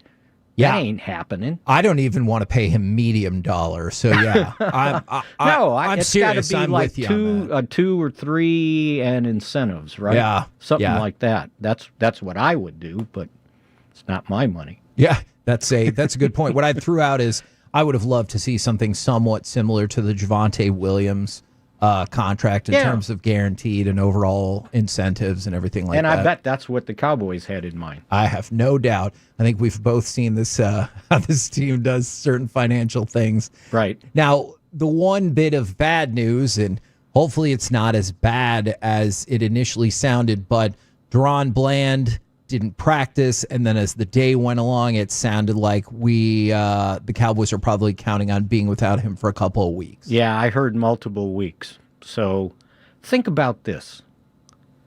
If you counted up like how they likely went to training camp at cornerback, if I gave you their top 6 guys that they would have considered at corner, 4 of them are not available. Oh. So we can start with Bland. Yep.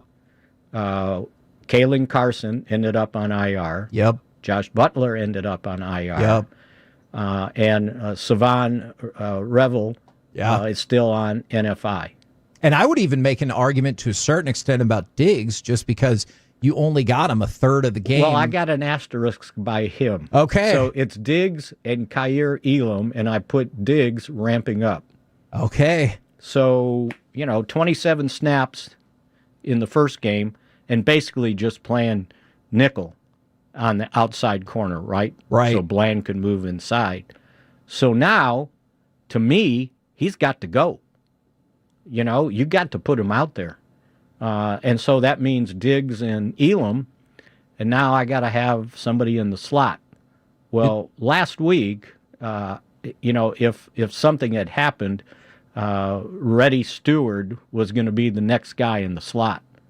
So he may have to step up into the slot with all these injuries, and then the next corner, Triquez, how do I say, Triquez Bridges? Yeah. And then you might have to bring up Childress and you'll have to anyway, right? Because you're going to need another corner available. And so, that's getting pretty darn thin. And, I don't care if you're in man or zone, you still, cornerbacks, you still got to play. And so last week, when they elevated guys from the practice squad, it was Flournoy and Buddy Johnson. And Buddy Johnson played 42 snaps on special teams. So I would imagine they're going to wear out his his elevations till they get to 3. And if they got to go with Childress, then I would imagine Flournoy, who only had 26 special team snaps, is probably not being elevated. Okay. Yeah. So, but this is a problem. That the lack of experience depth at the cornerback position. And so we talk about kind of like the symbiotic nature of defense. Does that add extra pressure to the defensive line or the defense in general to get quicker pressure or get more pressure on Russell Wilson to hopefully not leave those routes open as long? Yeah, the same amount of pressure that they had in the first game. Just make sure the quarterback doesn't get outside the pocket. Yeah. Right? Yeah. Make sure you stay in your lanes. It's got to be a contained pass rush. Because as we saw, I know what the other stat on Wilson was. He ended up running 8 times for 44 yards. Those weren't designed runs. Sure. So that's another indication of their lack of pass protection. So the other thing is, he looked like he was pulling it down at the first sign of danger. So you better keep him in the pocket, too, because he was the leading rusher in that game for the Giants. That's how much trouble they had running the football. And if you looked at last week, the leading rusher for the Eagles was the quarterback. Yeah. So you can't have that. You just can't have that. So I think it was important last week with the pressure, and I think it's as important, as you pointed out, if not more, this week to get controlled pressure on Russell Wilson. And I know obviously a lot of people talk about, pressure coming off of whether it's like a cornerback blitz or off the edge, but Osa had the fourth highest pass rush win rate inside. And that feels like another thing that, not that people don't care about, but sometimes it gets lost when we talk about pressures. Yeah. Oh, yeah. I mean, how did they say it? No guests on defense? Right.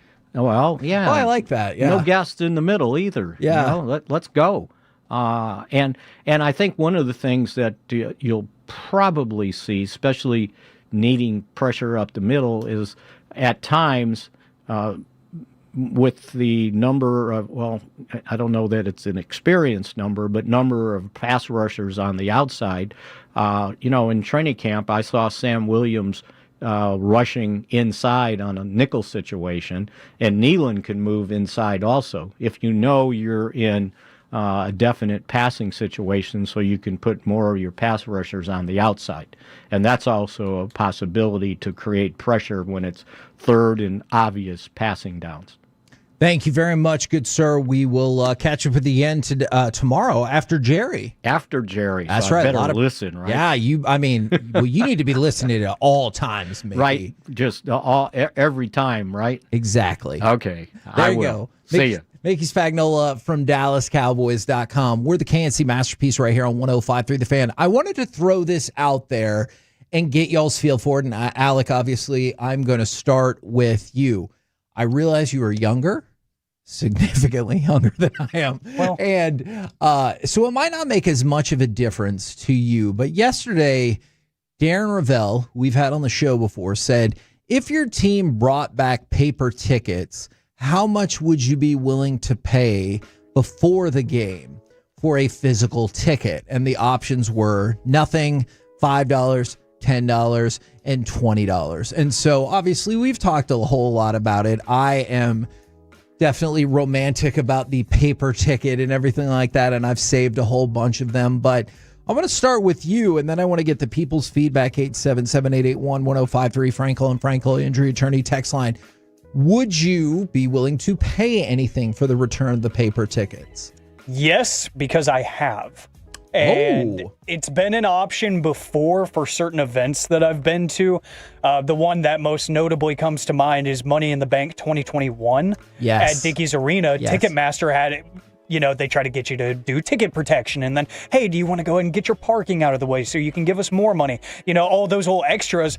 They actually had an option for a physical ticket, and they will mail it to you. And then that becomes your point of entry, like what you're going to use to get into the venue. So I was like, yeah, this is the first, post-pandemic PLE. Right. I want to be there. I want to have something from it. So I did. Kevin Gray were in a WWE promo because of that show. I was so jealous, and I was up pretty much behind the stage. And I got the physical tickets, and I still have it hanging on my wall because that was one of my favorite shows ever. And when I went to the Linkin Park concert last year, that was part of the VIP package, was you got like a laminated ticket as part of the package. So I'm sentimental about that stuff. I love having stuff to recall memories and to just either hang on the wall, just keep in a binder, what have you. I really enjoy the idea of having something to take home after those memorable events. Of course, I remember it, but I want something to show that I was there. And it's a cool flex when friends come over like, oh yeah, you watched that? I was there, So do you say it just like that? I do. That sounded a little creepy. Yes, I do. I do got to rub it in people's faces a little bit whenever I'm able to experience those things that they're like, nah, I'm better off. Like I'll save the money, and then something really cool happens. I'm like, you could have been there with me, sitting next to me, but you chose not to. Now, the results of the poll were, I don't know. I was still surprised, but only 3% said they would pay $20. 4% said they would pay $10 for a physical ticket. 18% said they would pay $5 for the physical ticket. But the overwhelming amount of people, 75% of the people said they would be willing to pay nothing for the return of the physical ticket. Now, I know this is just one poll on one person's Twitter account, but that is pretty darn overwhelming, and I wonder if that kind of attitude will undercut the return of the physical ticket. It makes me sad, honestly. I understand people don't want to spend more money, and to a lot of people, it's probably just a piece of paper. But to me, it actually does hold a little bit of extra value just because it's something cool to have down the road. Yeah, and I do see multiple people, like, I get this. I wish I had a paper ticket from the World Series, or if it was a Rangers playoff game, or if I'm going to Beltre's, 3,000th hit. And that's why he asked before the game, because you might just be going to, as one texter said, just your run-of-the-mill Wednesday night game, and you're not thinking anything of it. But then if somebody throws a no-hitter, you're like, oh, man, or somebody hits 4 home runs. Like, I really wish I would have had a physical ticket for that. We're the KNC Masterpiece right here on 105.3 The Fan. Coming up next, it's time for AM on the FM. We got the question of the day, plus pro wrestling fans, UFC fans. It's not getting any cheaper. Next on The Fan.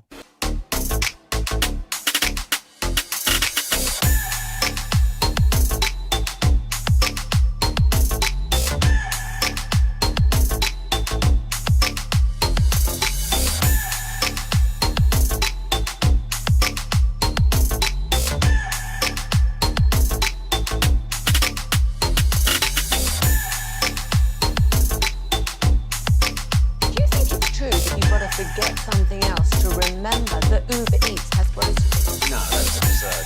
Hey, remember when you used to be what was it, Pepper Lady? Pepper Lady? Wasn't it Cinnamon Sisters? Razor Baby. Sapphire what? Nutmeg Maidens? Paprika? No. Nutmeg Maidens. I just said that. Was it Spice Girls? Doesn't sound right. Was it Saffron Squad?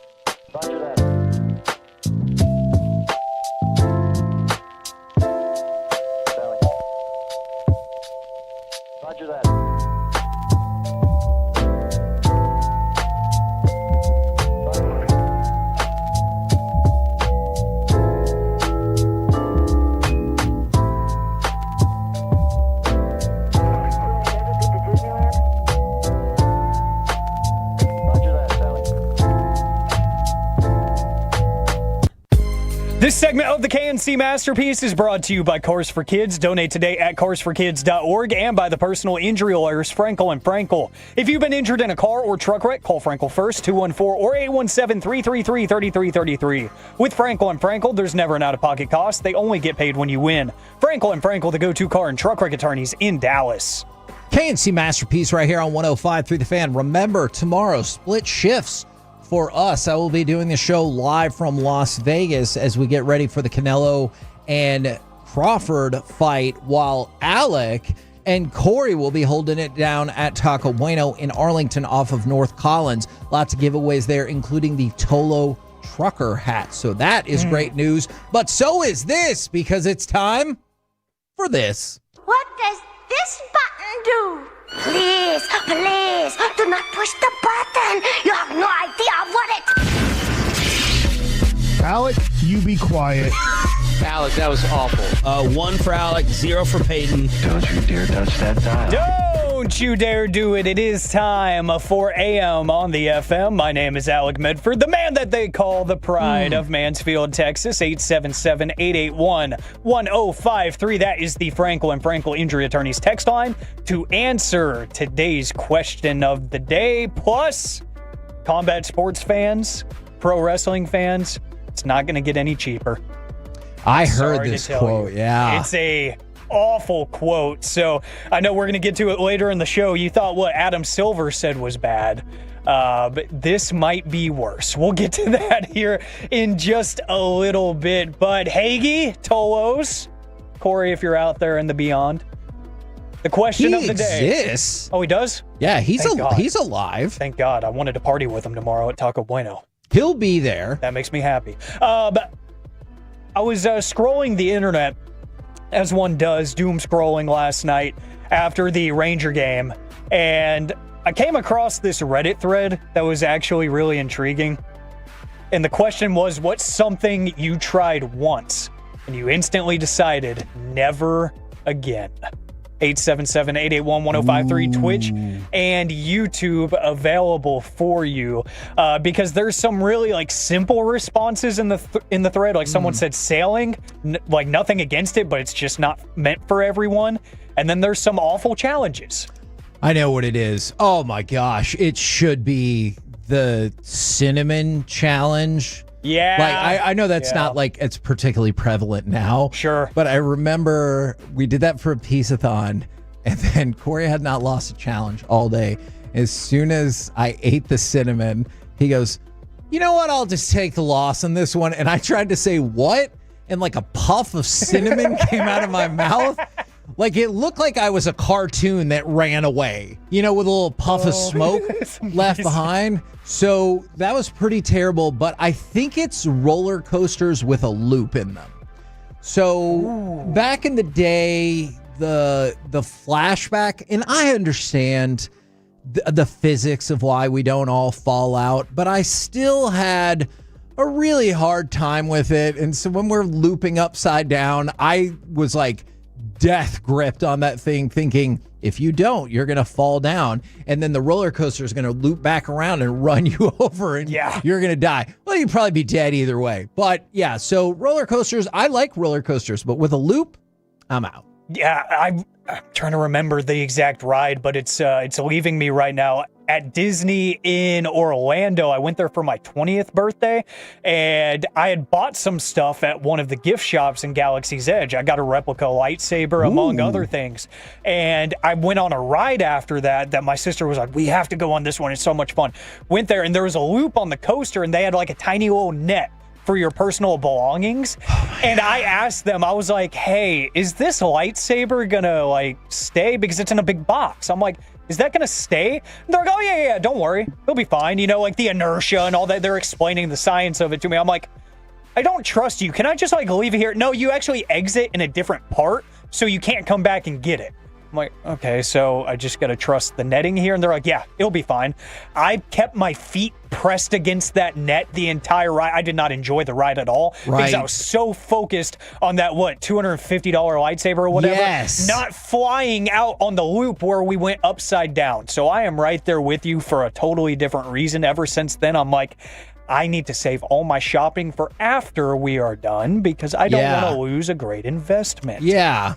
From the 817, scuba diving. Glad I did it, but never going to do it again. Okay, that is intriguing. I might want to follow up with that person because I've never done scuba diving either. Because I'm not really a beach person. My wife loves the beach. Me, I'm like, if we go to the beach for one day, I think that's neat. But if it's like a beach vacation, I'm like, we did this yesterday. So that's not really for me. But I am intrigued by the idea of scuba diving.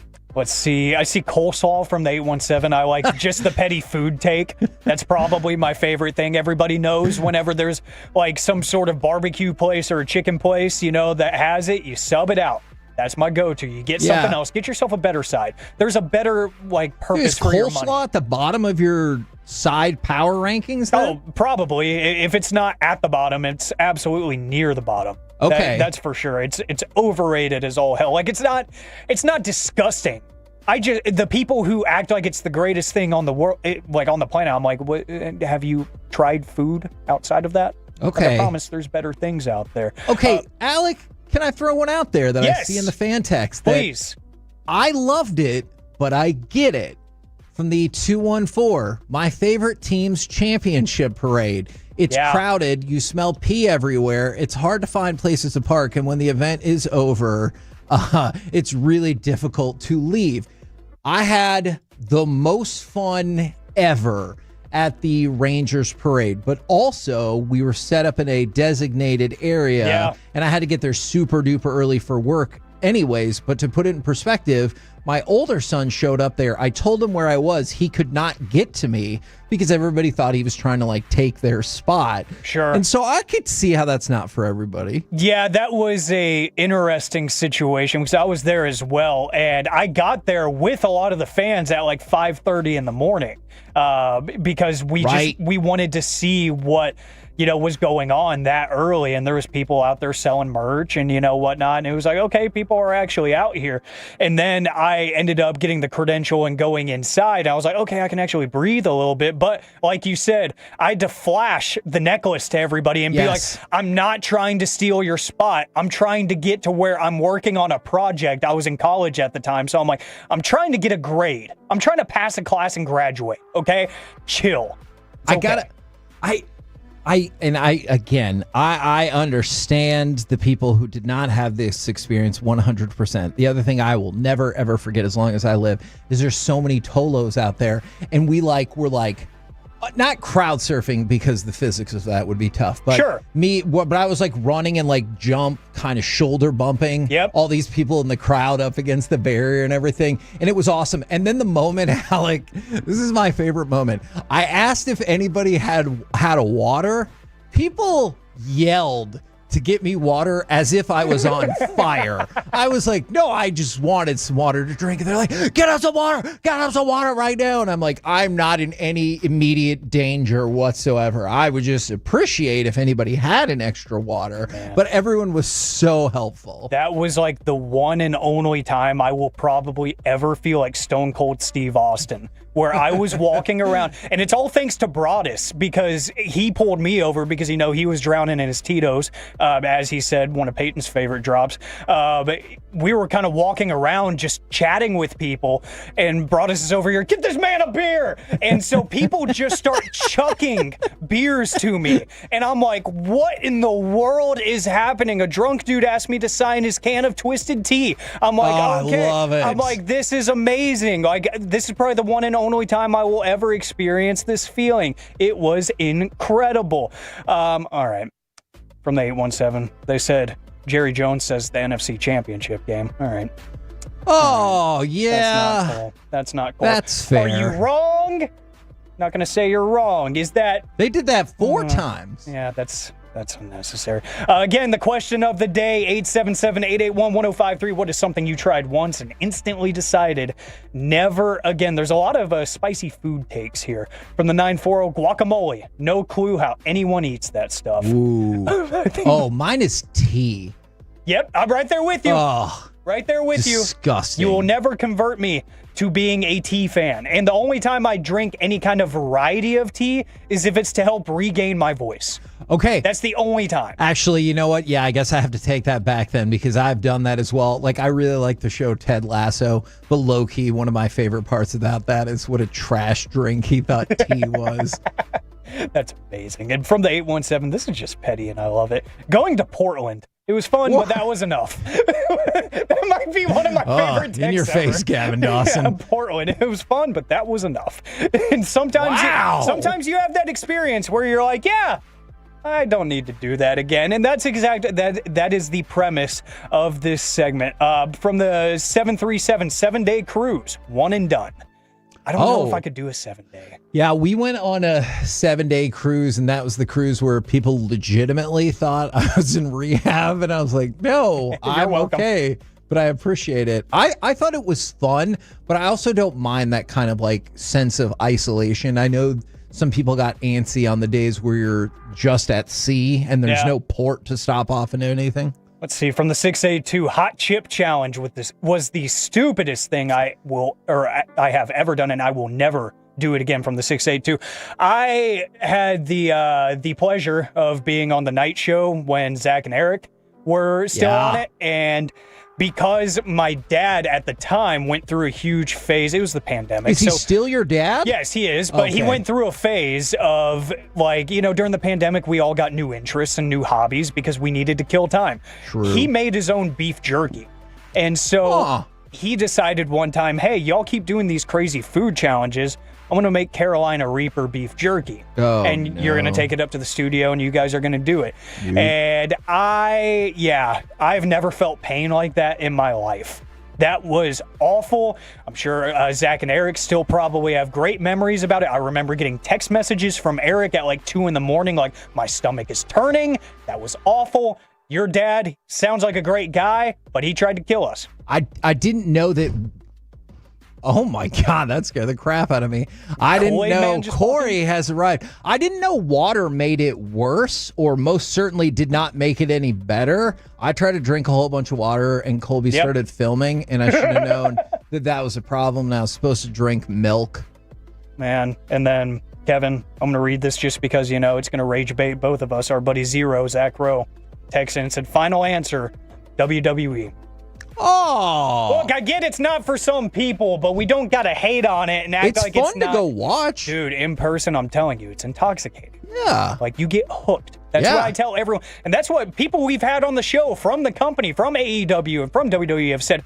Just take them to one show; it'll change their mind. And what a great segue! Thank you, Zero. Still got that radio DNA in them, and that brings me to Mark Shapiro. He's one of the big wigs of TKO, who owns WWE and UFC now. He's actually the COO of TKO, and he was speaking at the annual Goldman Sachs technology conference yesterday.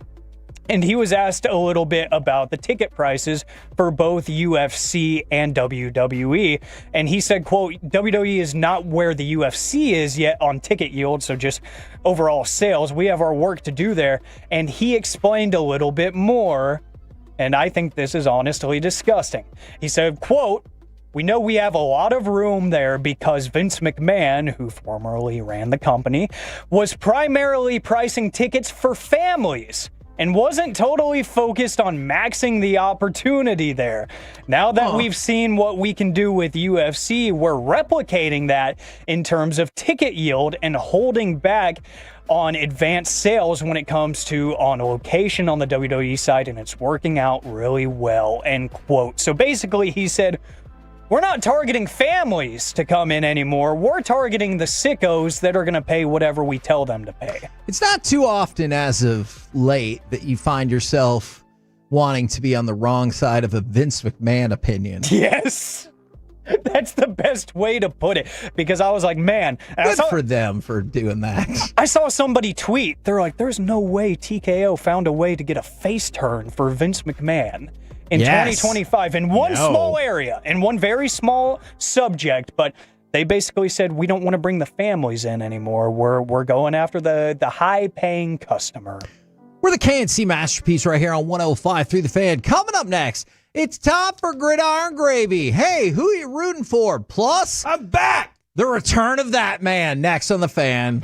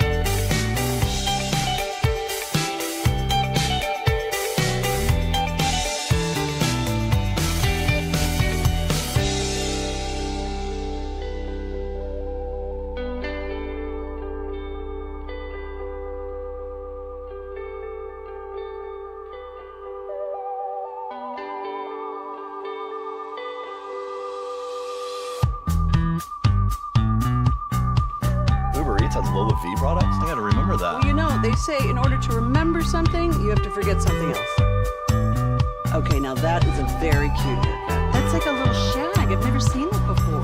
Well, I mean, of course you have. It's the Rachel. Oh, is that your name? No, I mean, what's your name? No, I'm Jen.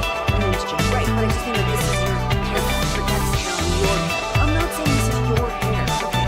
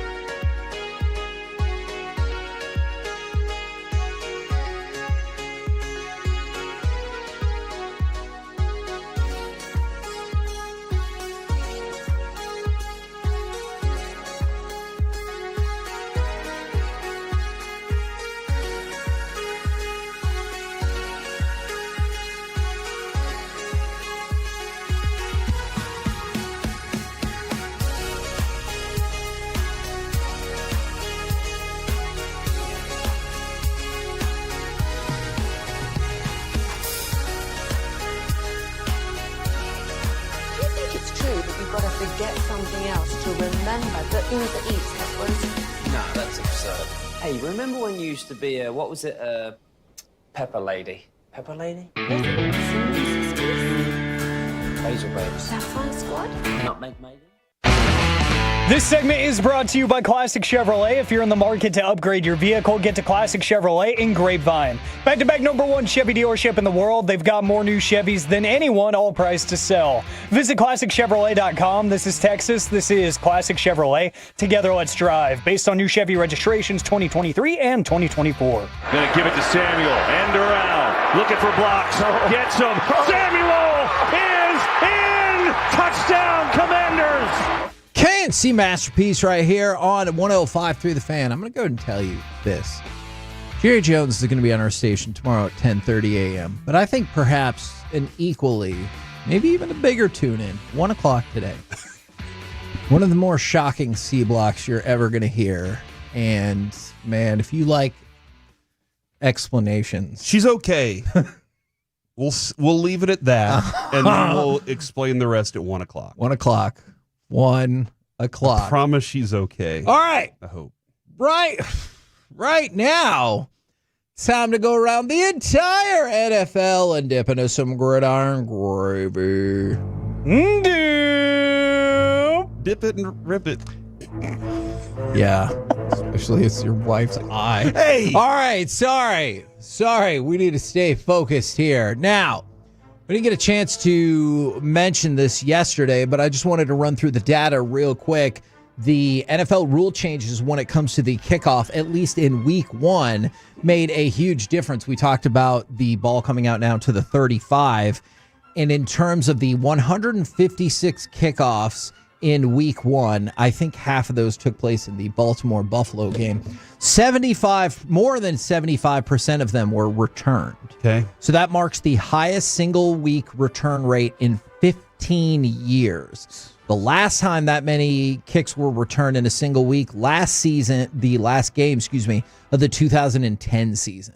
So the threat of being on the 35-yard line is enough. Yep, it feels that's what the numbers say. The coaches were like, no, that's too many yards for us to not, and it does make it more active. Sure, it becomes a complete tune-out for kicking game if nothing's happening. Yeah. Well, how many do you think we're going to see this year? What's that? Returns, like all the way back returns. 4.5. You heard it here first, ladies and gentlemen, on Underdog. Go check out the Oh, play. you know what? That's a good question. I need to see if they have that play. They have plays for everything, so probably. They have plays for things I've never even heard of. So I look it up. I was like, I don't even know what that is. So yeah, keep an eye out on that. I think you've just seen it incrementally change. Like way back in the day when it was at the 20, you're like, who cares? 25. But they kept moving it, and now you're to the point at the 35. And you think about it. They could have just gone to the 50 and been like, all right, now what? And everybody would be like, well. And then the Cowboys really would just set up for a field goal straight away and see what happened with Brandon Aubrey. Let's go from that to, hey, who are you rooting for tonight?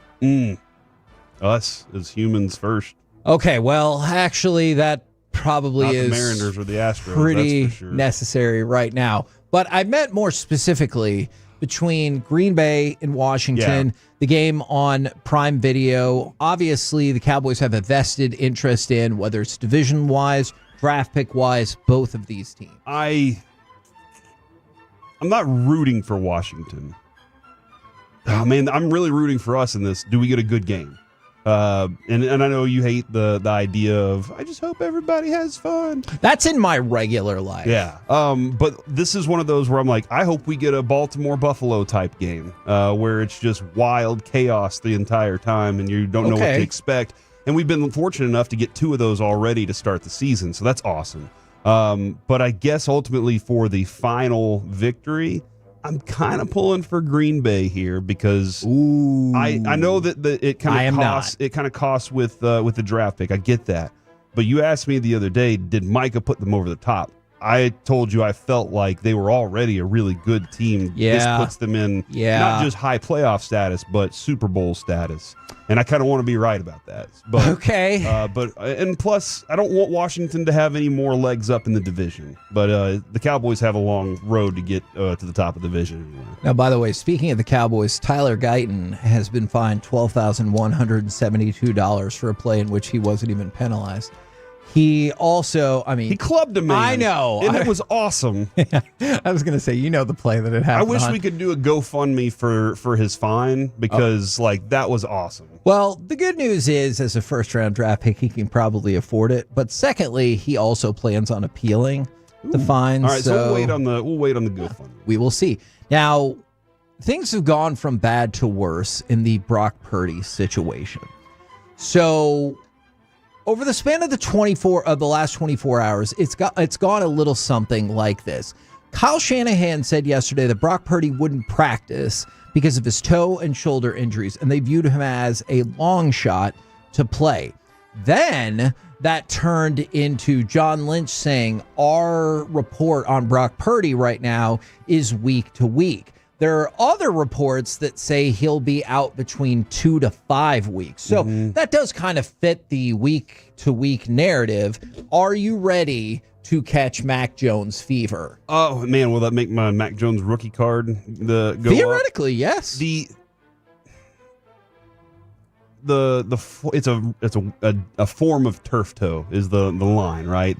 And doesn't that come down to your ability to play through it? Yeah. Like Dion played a couple, quarters and then would be like, I got to go get a shot or something.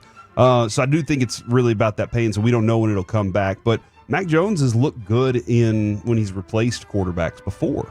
I always go back to Shanahan does run a pretty good offense, and it's pretty understandable, makes it pretty easy for quarterbacks to see and make happen. So I'm not really ready and prepared to say that it's just going to, thumbs up, it's going to rock, but I hope he throws a lot of interceptions. There can be a couple of different things involved with this next story. The Micah Parsons Packers debut, with the Packers defeating the Lions, earned a viewership rating of 23.9 million viewers. It was the most watched Week 1 game for the NFL on CBS since 1998. Really? And CBS is kind of a boring station. You know what? Actually, I think that a lot. Whenever I see their commercials, I'm like, I'm not 65. Look, everybody but if loves you are, I hope Raven, you enjoy 2.5 Men. All those shows were very canned and easy, right? It just seemed a little boring. And like Jag. Yeah. What was that show about? Easy show. All right. But to go along with that, so there's a few things at play. The intrigue of Micah being on another team certainly had something to do with it. The start of the new season, the fact that there was a marquee matchup, and then we've talked about this quite a bit, the fact that the NFL sat down with a Nielsen corporation and supposedly they came out of the meeting and said they would have a more accurate reading of their game. That didn't pay off in the opening game with the Cowboys because they had a more than an hour delay. And then you were looking at a number that was fine, and that's about it. But big win for CBS right there. Do we, how like in ours, it's broken down every quarter hour. Right. Do they have the same thing with TV and football? Yes. I know the Cowboys like first hour or first quarter. I wonder if that was a bigger hit, and then it took a nosedive, obviously. But I wonder when it was at its peak. That is a good question. I don't remember offhand. I think they usually release when it was at its peak, but they definitely have quarter hour. But also they have minute by minute ratings you can get in television. Really? Yep. They should do that for. Yes, I would be inclined to agree with that as well. All right, quarterback power rankings. Per CBS, who is the worst starting quarterback in all of football? Lot of candidates here. Man, it seemed like you know what? Since everybody's going all after him, I'm going to go with Caleb Williams. Oh, Caleb Williams, huh? Well, Caleb Williams is doing shockingly fine for CBS. He's only the 20th best. Okay, all right. Which is only the 13th worst. Alec, do you care to submit a vote for the worst starting quarterback in all of the lands after one whole week of football? Is it Spencer Rattler in New Orleans? Spencer Rattler is only the third worst. Oh. Here are your worst 5. I got an idea. All right. Could we see him on Sunday? Interesting question. Fifth worst, Tua, then Flacco, then Spencer Rattler. So we're to the worst two. Dak only Second threw worst. for 188 yards, no touchdowns. And Stop could it. we see him on Sunday? He should have had maybe 2 touchdowns. Second worst, Bryce Young. What, really? First, it did not. had 11 fantasy points. That whole thing did not look good for Carolina in that game. I'll believe it. The worst quarterback of them all, danger, Russell Wilson. By the way, Dak Prescott went up from 13 to 10 in CBS's ratings. Really? Dude, it is seriously wild to me how he looked good. Yeah. The stats don't tell a good story at all. I agree. You say he should have had 2 touchdowns, maybe another third one. Yeah. But that's fascinating how everybody around goes, hey man, Dak looked really good. Even like the rest of the country saw the same thing despite the numbers. Who is the top quarterback? I'm going to have to go with Josh Allen. That makes sense, and he is number 1, followed by Lamar Jackson. They flip spots. Jalen Hurts, Justin Herbert, and Jordan Love at number 5. Yeah, he had a heck of a game. In your face, Aaron Rodgers. Wow. He's only number 15 on their list. 4 touchdowns. Yeah, and this is the thing about power rankings. If you're going off of just 1 week, I don't feel like he should be in the top 5. Do I think he would stay there? Absolutely not. By the way, the NFL did confirm that it has commenced a personal conduct policy review of Tyreek Hill after accusations of domestic violence. At the same time, the Dolphins are supposedly rejecting trade calls about Tyreek Hill. Okay. We're the KNC Masterpiece right here on 105.3 The Fan. Coming up next, who do you fear from the Giants, and where do the Cowboys hold an advantage? Let's do that next right here on The Fan.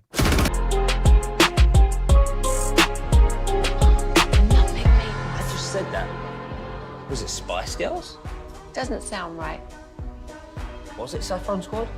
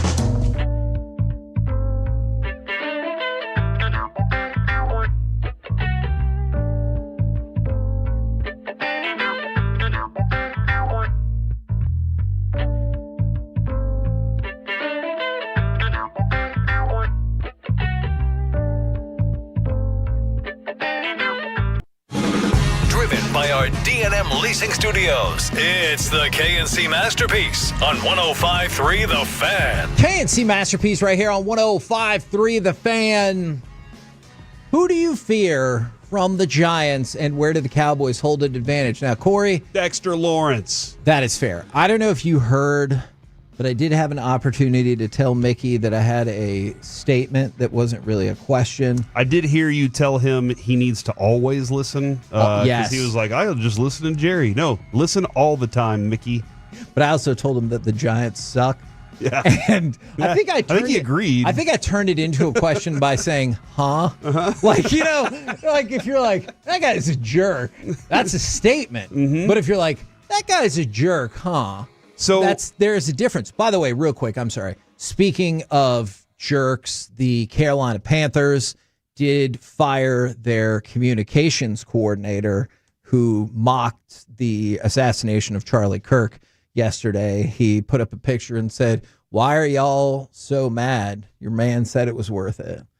And so he got fired, and the Panthers put out the views expressed by our employees do not, like, kind of the boilerplate that you're used to. So that dumbass got fired today. Yeah. Now, back to the Giants. They say, Kevin, based on your statement you made moments ago, that making statements as questions is more effective than actually asking a question.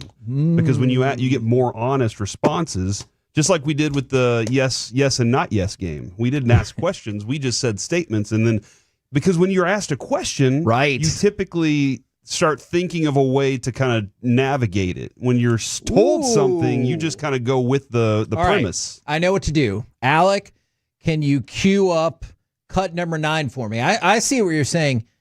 You kind of fear this guy, right? Daniels, pressure in his face. Here comes that pass rush. He is wrapped up and sacked. They blow the play dead. So Brian Burns has his second sack of this first half. Brian Burns, 2 sacks against Washington. First time a player has had 2 sacks in a season opener since 2011. A first time any players had 2 sacks? For the Giants. For the Giants? Okay. That's, dude, everywhere he's gone, he's been effective. He is a pass rush extraordinaire. He only has 2 right now, all right? Like, that's the concerning part Harold about his Landry. career, yeah. But he had 9, 12 and a half, 8. But he's always one of those players that wherever he is, people are like, that's the guy, the best dude on the team. I think Dexter Lawrence is the one that I fear the most, but Brian Burns can wreck the Cowboys' offensive passing game plan. Right. And it's not like they just have one guy like that. They have multiple pass rushers that are effective. And then, again, going back to Dexter's laboratory right there in the middle. Yeah. What does this button do?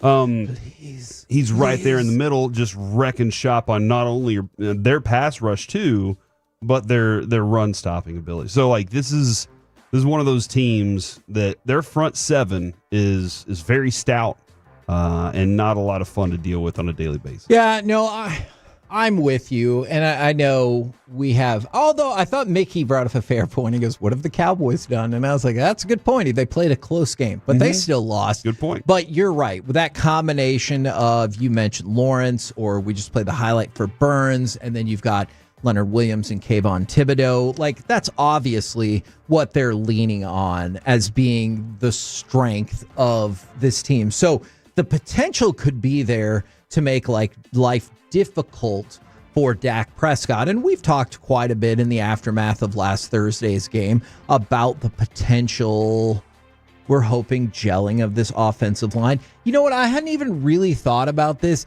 Do you think the extra few days does anything for the Cowboys as well in terms of strategy? Because sometimes we talk about the mini bye, and, like, obviously it was the first game of the season, so the Cowboys were pretty darn healthy, but you do also, you have a couple extra games to prep, extra days to prep for this. It's an interesting question because it doesn't depend on how you utilize the time. Fair. I believe, based on what Brian Schottenheimer tells me, is nobody's going to outwork me. I'm in here, early enough and later than everybody else, probably getting home around midnight. And how do you use your time? Are you just kind of sitting around chatting with everybody, or are you doing effective work? Having the extra day, do you take that to go hang out by the pool, or do you take that extra day to watch just a little bit more film and figure out, oh man, because Broadus said this the other day, and I really loved what he was saying. You go into a game, and Broadus said, I spent my whole career looking for weaknesses on opponents. Yeah. My entire career. And so why do I want the coach and his staff to go in there and attack the weakness? Because that's the best way to defeat the team, is find what their weakness is and just go after it over and over and over. And it's those little details that give you that weakness. Go back to that Super Bowl, the 28-3 comeback for the New England Patriots. They detail the way that Julio Jones broke left or right earlier in the season, and how the injury that he had leading into the Super Bowl was going to affect a certain play on a third down, that they got the ball back because of how much detail they paid attention to. So yes, Kevin, I do think that if you use it effectively, that you're able to benefit definitely from the extra day and rest. I mean, sometimes the rest part of it, your body recovery, obviously not Deron Bland, but the rest of the bodies out there. What if they're watching film by the pool? Does that still count from the 90s? I'm all right with that. Yeah. Okay. Watch as long as you're looking for the small details that help you get the edge. The person that they fear is Jameis Winston. I still think it would be Jackson Dart that came in instead, but from the 2-4, I still fear Russell Wilson because of the scrambling. And we talked about the inability to seal off the edge. I guess the good news is the Giants did nothing running-wise that wasn't Russell Wilson last week. So it feels like the last couple of years, Kevin, I want to say the last couple of years, maybe it was last year specifically, the Cowboys just got ate up by running quarterbacks. Do you remember coming in week after week feeling like, man, even quarterbacks that weren't running quarterbacks were able to pick up yards against this team? So my question to you was about to be, do you think that because they got, I'm not going to say embarrassed by Jalen Hurts, but embarrassed by Jalen Hurts so effectively on a standalone game like that the Cowboys are like, all right, we're cleaning that up immediately? Or does that, we're still going to run our defense the way we do? Not necessarily. I think it might look like that just because Jalen Hurts is a better runner than Russell Wilson, or I think now a better improviser than Russell Wilson. So I think it might look like a better result, but I don't know if I'll be ready to say they tighten it up. Yeah. Does that make sense? Yep. All right. So what to do at cornerback, because you get the news that Deron Bland is going to be out for this game. I know there's speculation that it might just be this game. There are other people who think this could be a multi-week deal, but it looks very, very, very unlikely that he is going to play. And then you have Trayvon Diggs, who only had 27 snaps against Philly. You going to add more to that? Yes. And he said, and this is what's a little tricky about it, he was talking about how he's ready for more this week against New York, but maybe not every snap. He said, a little bit more than last week, I feel like is best, smartest, and safest. And he is so right about that. Will that be altered at all because of Deron Bland, because they feel like out of necessity? Or do you think cooler heads will prevail and they'll be like, well, this is just one game, and potentially re-injuring Trayvon by turning him out more than you needed to is probably not a good idea. Yeah, this is the I don't know exactly how to phrase this, but when you have a situation like this, I think you stick to the original plan. And that was, whatever we were planning to do with him anyway, despite what happened with Deron Bland. We have a 17-game season, 18-week season that we have to complete here. And anything else could happen to him at some point that is fluky or freaky or whatever. But we don't want to be the reason that because we pushed it too hard and too far. And Kevin, there's enough science at this point. There's enough data. Just in general, or specifically? I think there's enough data for these trainers. They're really good at what they do. I think there's enough data for them to have really good, well laid out plans for these bodies that they're sending out there, and what they know they can handle and what they can't handle. And the other thing too, Kevin, is it sounds like Diggs is being honest with himself and the team and the media of here's where I am. So I think that I think you stick with the plan and you fight everything you can to get good coverage out there while you're at it. Okay. Malik Neighbors is going to try and run wild on you. You know, by the way, Malik Neighbors said something I thought that I thought he got unfairly criticized in the aftermath of that loss for like the despondent look and then the kind of pseudo argument with Brian Dable, which just included him like being upset for a second and then not like dapping him back and having a towel over his head. He was upset because they were losing. Now, I know, he didn't like to lose. and I know people think it's just his stats. I do not think that was a reaction to just not getting the ball more. I thought he was upset because they were losing. He has RBF, is what he says too. Like he's like, that's just Noah my face. has that. That's just my face. That's the way it looks.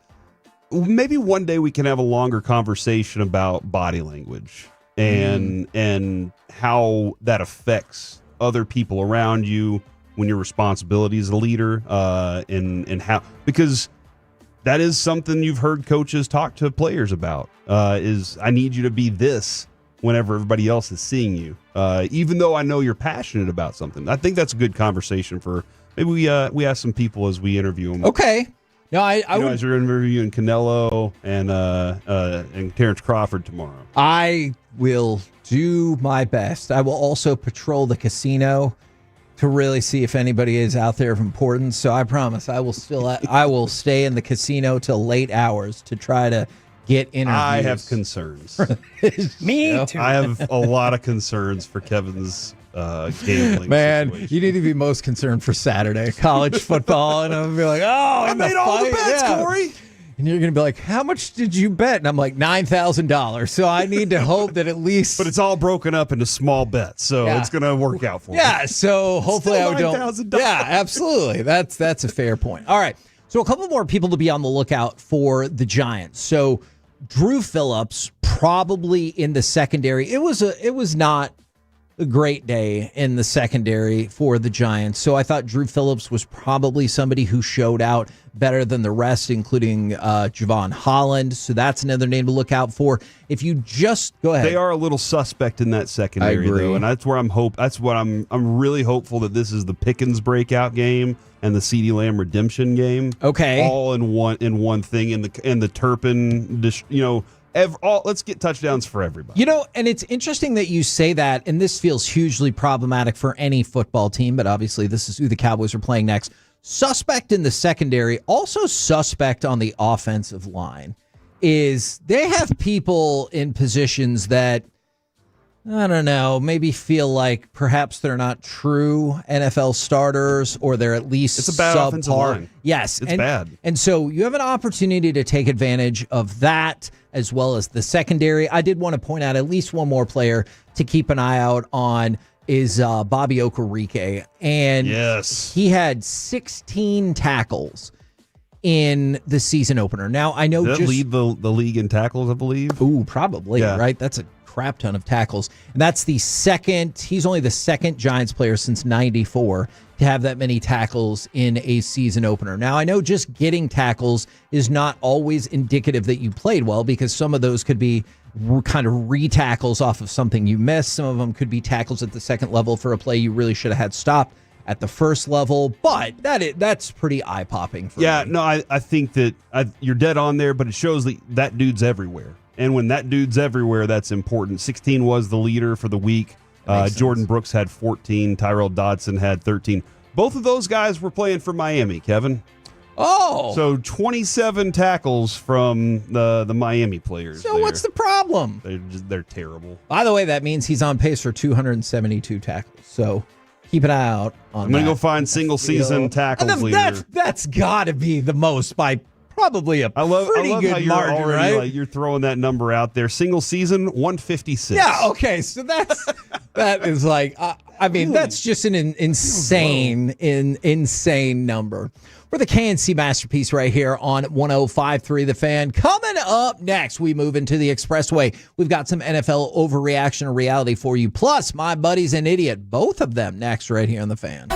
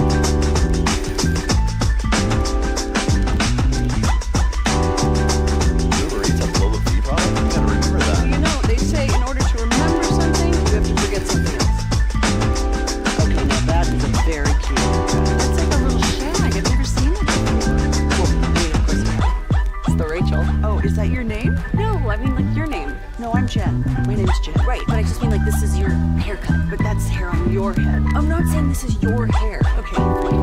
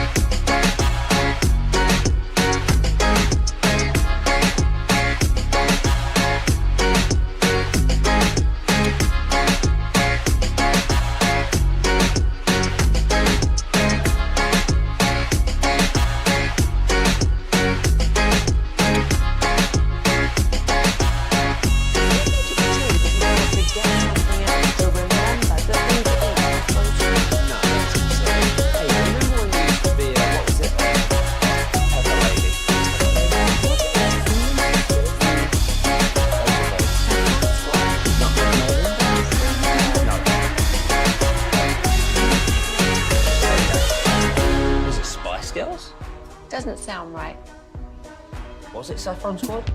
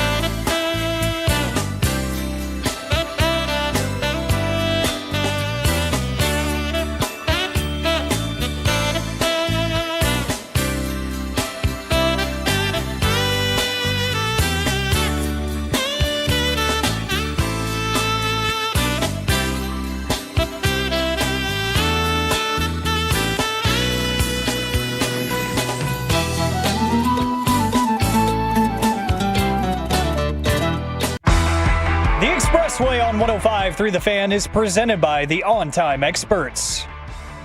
K&C Masterpiece right here on 105.3 The Fan. We're off air. Corey gave another captivating tease for the C block at 1 o'clock, and I think we should all get ready for that.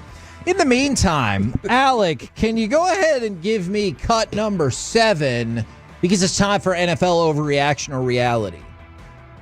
Snap goes to Prescott. Handoff. Williams up the middle. Plowing for the touchdown. I guess Javonte Williams will be okay. All right. I like that. Now, I think you guys are going to disagree with my first overreaction or reality. And I actually think you might disagree with it a lot. But let's find out. NFL overreaction or reality.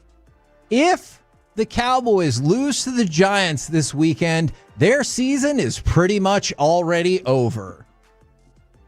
If the Cowboys lose to the Giants? That's right. There's 16 games left. Well, there'd be 15 after that. For some people. And the beginning of their schedule is super soft. And if you fall into a hole now, you're going to get annihilated in the back half of your schedule, is my opinion. This is definitely a Kevin question, not a general So you're question. going to wave the white flag after week 2. Correct. All right. I'll tell you. If I want to let you know how much I regret waving the white flag on the Rangers season. I appreciate that. Even though we're still 1.5 games back. Hey, after we talked about that. All right. You had your chance. It's an eternity, guys. I personally will just think that if you fall to 0-2 and lose to a Giants team that I think is one of the worst in the league, you're not going in. I can see how it starts raising a lot of doubt internally. You start having the questions with Jerry and Steven are definitely angled differently. The questions from the media at the Star. Are you embarrassed? Those things happen. The questions to the players, the questions during Schottenheimer's press conference all change. The tone changes. Everything changes. I don't think it's over because there's so much season left. No, I get Just that. like you don't expect to lose to the Giants, you don't expect to beat the Bills, and you could. And that's you could become a different team by that time. I don't expect to lose to the Giants, Kevin, but I understand where you're coming from. I disagree though, so I'm going to say overreaction. Okay, Alec. Overreaction or reality? If the Cowboys lose to the Giants, their season is pretty much already over. I'm going to go overreaction too, even though I want to go reality, because I understand where you're coming from. But in my mind, the division is already out of play for me.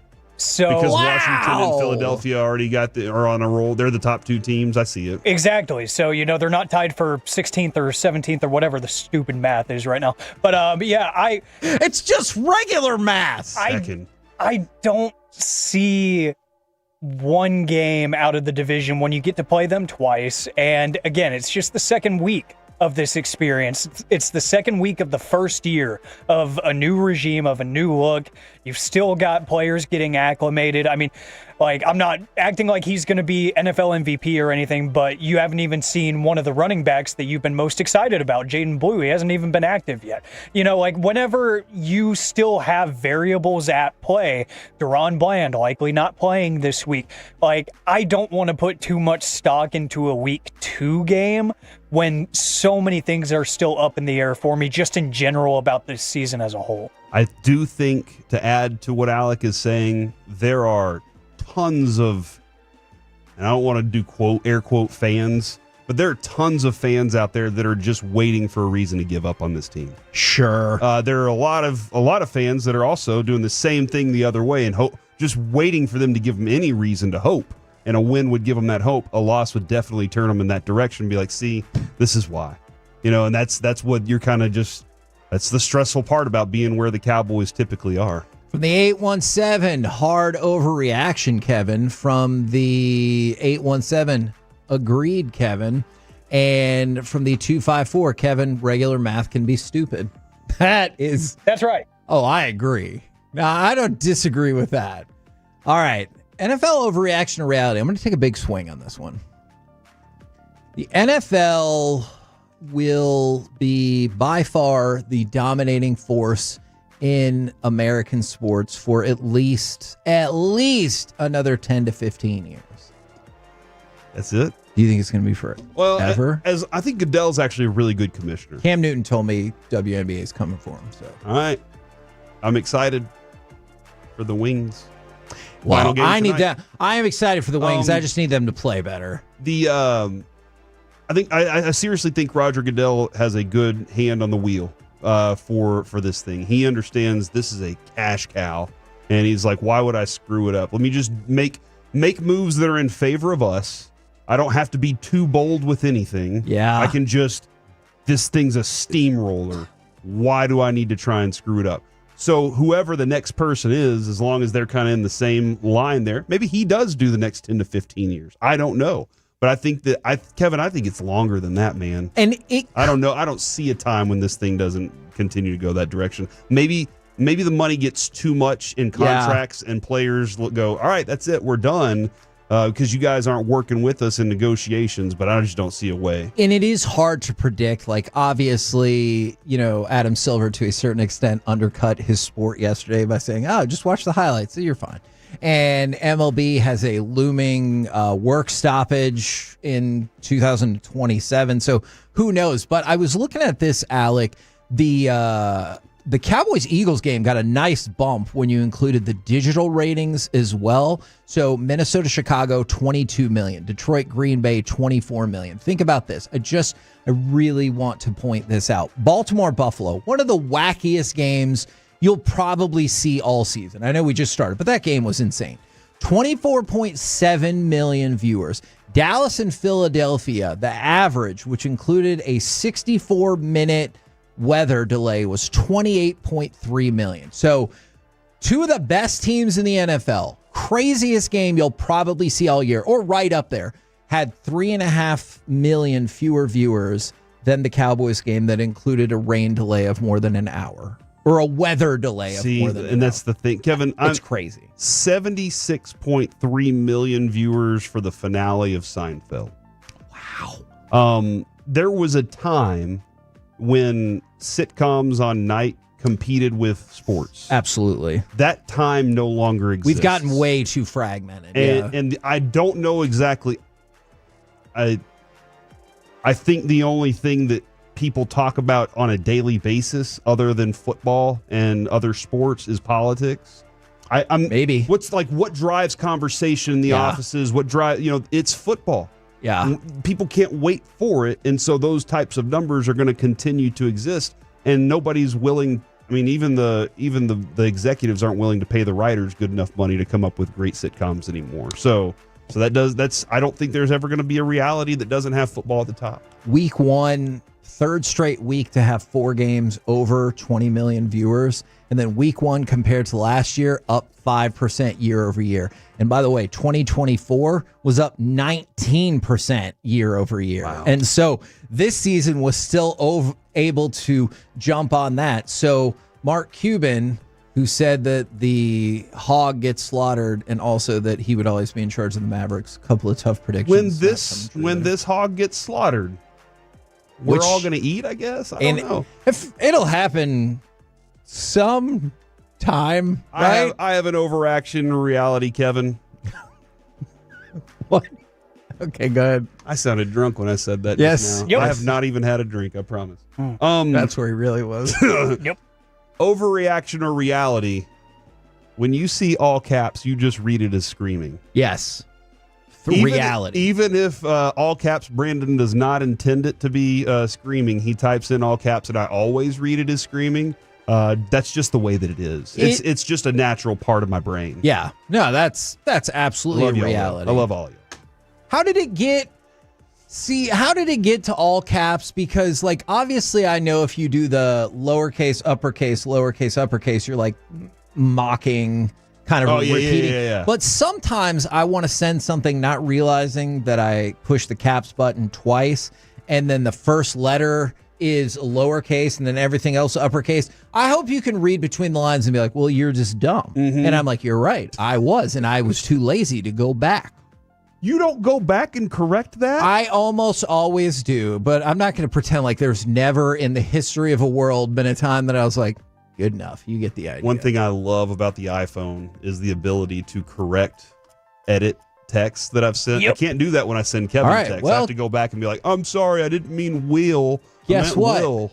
That's the greatest argument I've ever heard to get an iPhone, because that actually would come in really handy useful, for me. Man. It's super All right. useful. NFL overreaction or reality? Aaron Rodgers will throw for 40 touchdowns this season.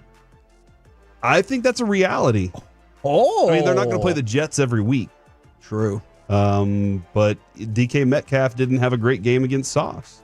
But I think that they have a well-constructed offensive line. I think they have a good plan on running the ball, too. They have good weapons. And their defense is going to get him the ball back frequently. I think they're a better coach team overall than what Aaron Rodgers was dealing with the Jets. And I think he can do it. It's been 5 years. Obviously, a captivating start to the season for him. All right, Alex, same for you. Overreaction or reality? Aaron Rodgers, 40 touchdown passes this season. Overreaction, he falls just short. I think it's going to be a better year than I anticipated, which sucks for anybody who just is tired of Aaron Rodgers, because that means it's going to continue to be insufferable throughout the rest of the year. But hey, if it means good football, I really don't care. I feel like when the Steelers are good, then usually things in the league are going pretty well. That means that they're getting primetime games. That means that, you're getting more sound bites of Mike Tomlin walking out because nobody asked him a question at a press conference, which is weird. But you get more attention on that team and that organization. That's a good thing. So, I do think it's a good thing for the league and for the team for him to do that. I think he's more in the 35 range, which I still think he's going to have a good year. That, like you said, that offense, it looks well constructed around him. All right, I'm really glad you said that, because a rare follow-up overreaction or reality question, although I guess that's becoming more common. Overreaction or reality? The Jets still made the right decision to go with Fields over Rodgers. Reality. They didn't like the way Aaron Rodgers kind of commanded the place, or thought he was commanding the. He got the coach fired, essentially. We all act like he didn't. You saw the look on it when he pushed his coach off of him. That's yes. Yeah, I mean, we saw that. I think that going with a younger quarterback, somebody that Garrett Wilson connects well with, Garrett Wilson welcomed him into the fray because they played together at Ohio State. And having somebody to kind of grow with this young team, there's a lot of young players on that team still. I think that's a smart decision. I didn't think Aaron Rodgers was the right fit for them. I do think he's the right fit in Pittsburgh, though. Him and Mike Tomlin's a good combination. Mike Tomlin is too strong of a coach to get pushed out the way that Saleh did. It's not going to happen. He has too much invested there. So I think it's a really good combination. And Justin Fields, he helped the Jets offense score 4 touchdowns, and they had plenty of offense going. So Alex, same for you, overreaction or reality, the Jets still made the right decision to go with Fields over Rodgers. Yeah, it was just never a good fit, so that's going to be a reality. Regardless of really any end result of the Jets season, they needed a change, and it needed to be younger. It needed to be something low risk, because bringing in Aaron Rodgers at his age, with now his injury history, everything that comes with him, you are planning on winning and winning immediately. When you bring in a new head coach, you have some moving pieces in terms of personnel like the Jets have had. You're not signaling that you're ready to win today. If you win, cool, but you're not trying to win it all right here, right now. This is let's see if we've got something here with this staff and with this quarterback, and if not, we'll adjust next year. Sometimes it's weird to think about the ages of people. Justin Fields is 15 years younger than Aaron Rodgers. Jeez. All right, I don't want to do this one, but I think it has to be asked. Overreaction or reality? You are at least somewhat concerned that Deron Bland is injury prone. Yes. Reality. I know our definitions of injury prone are all over the place. Sure. Have you been injured frequently? Then yes, that could definitely be and you know what's interesting? I will go with the idea that when weird stuff happens to you all the time, you're injury prone. Even if it's a weird thing. I agree with that. It's an unexplainable, just weird stuff. Some people have great luck. Some people have terrible luck. And you can say luck, preparation, opportunity. The things that happen. The ball bounces to you. I have 4 recovered fumbles because the ball bounced my direction. I was just standing there. But maybe you were prepared enough to be in the right place whenever that happened. Whatever. But it's happened too many times already, and I have concerns about his body in the NFL.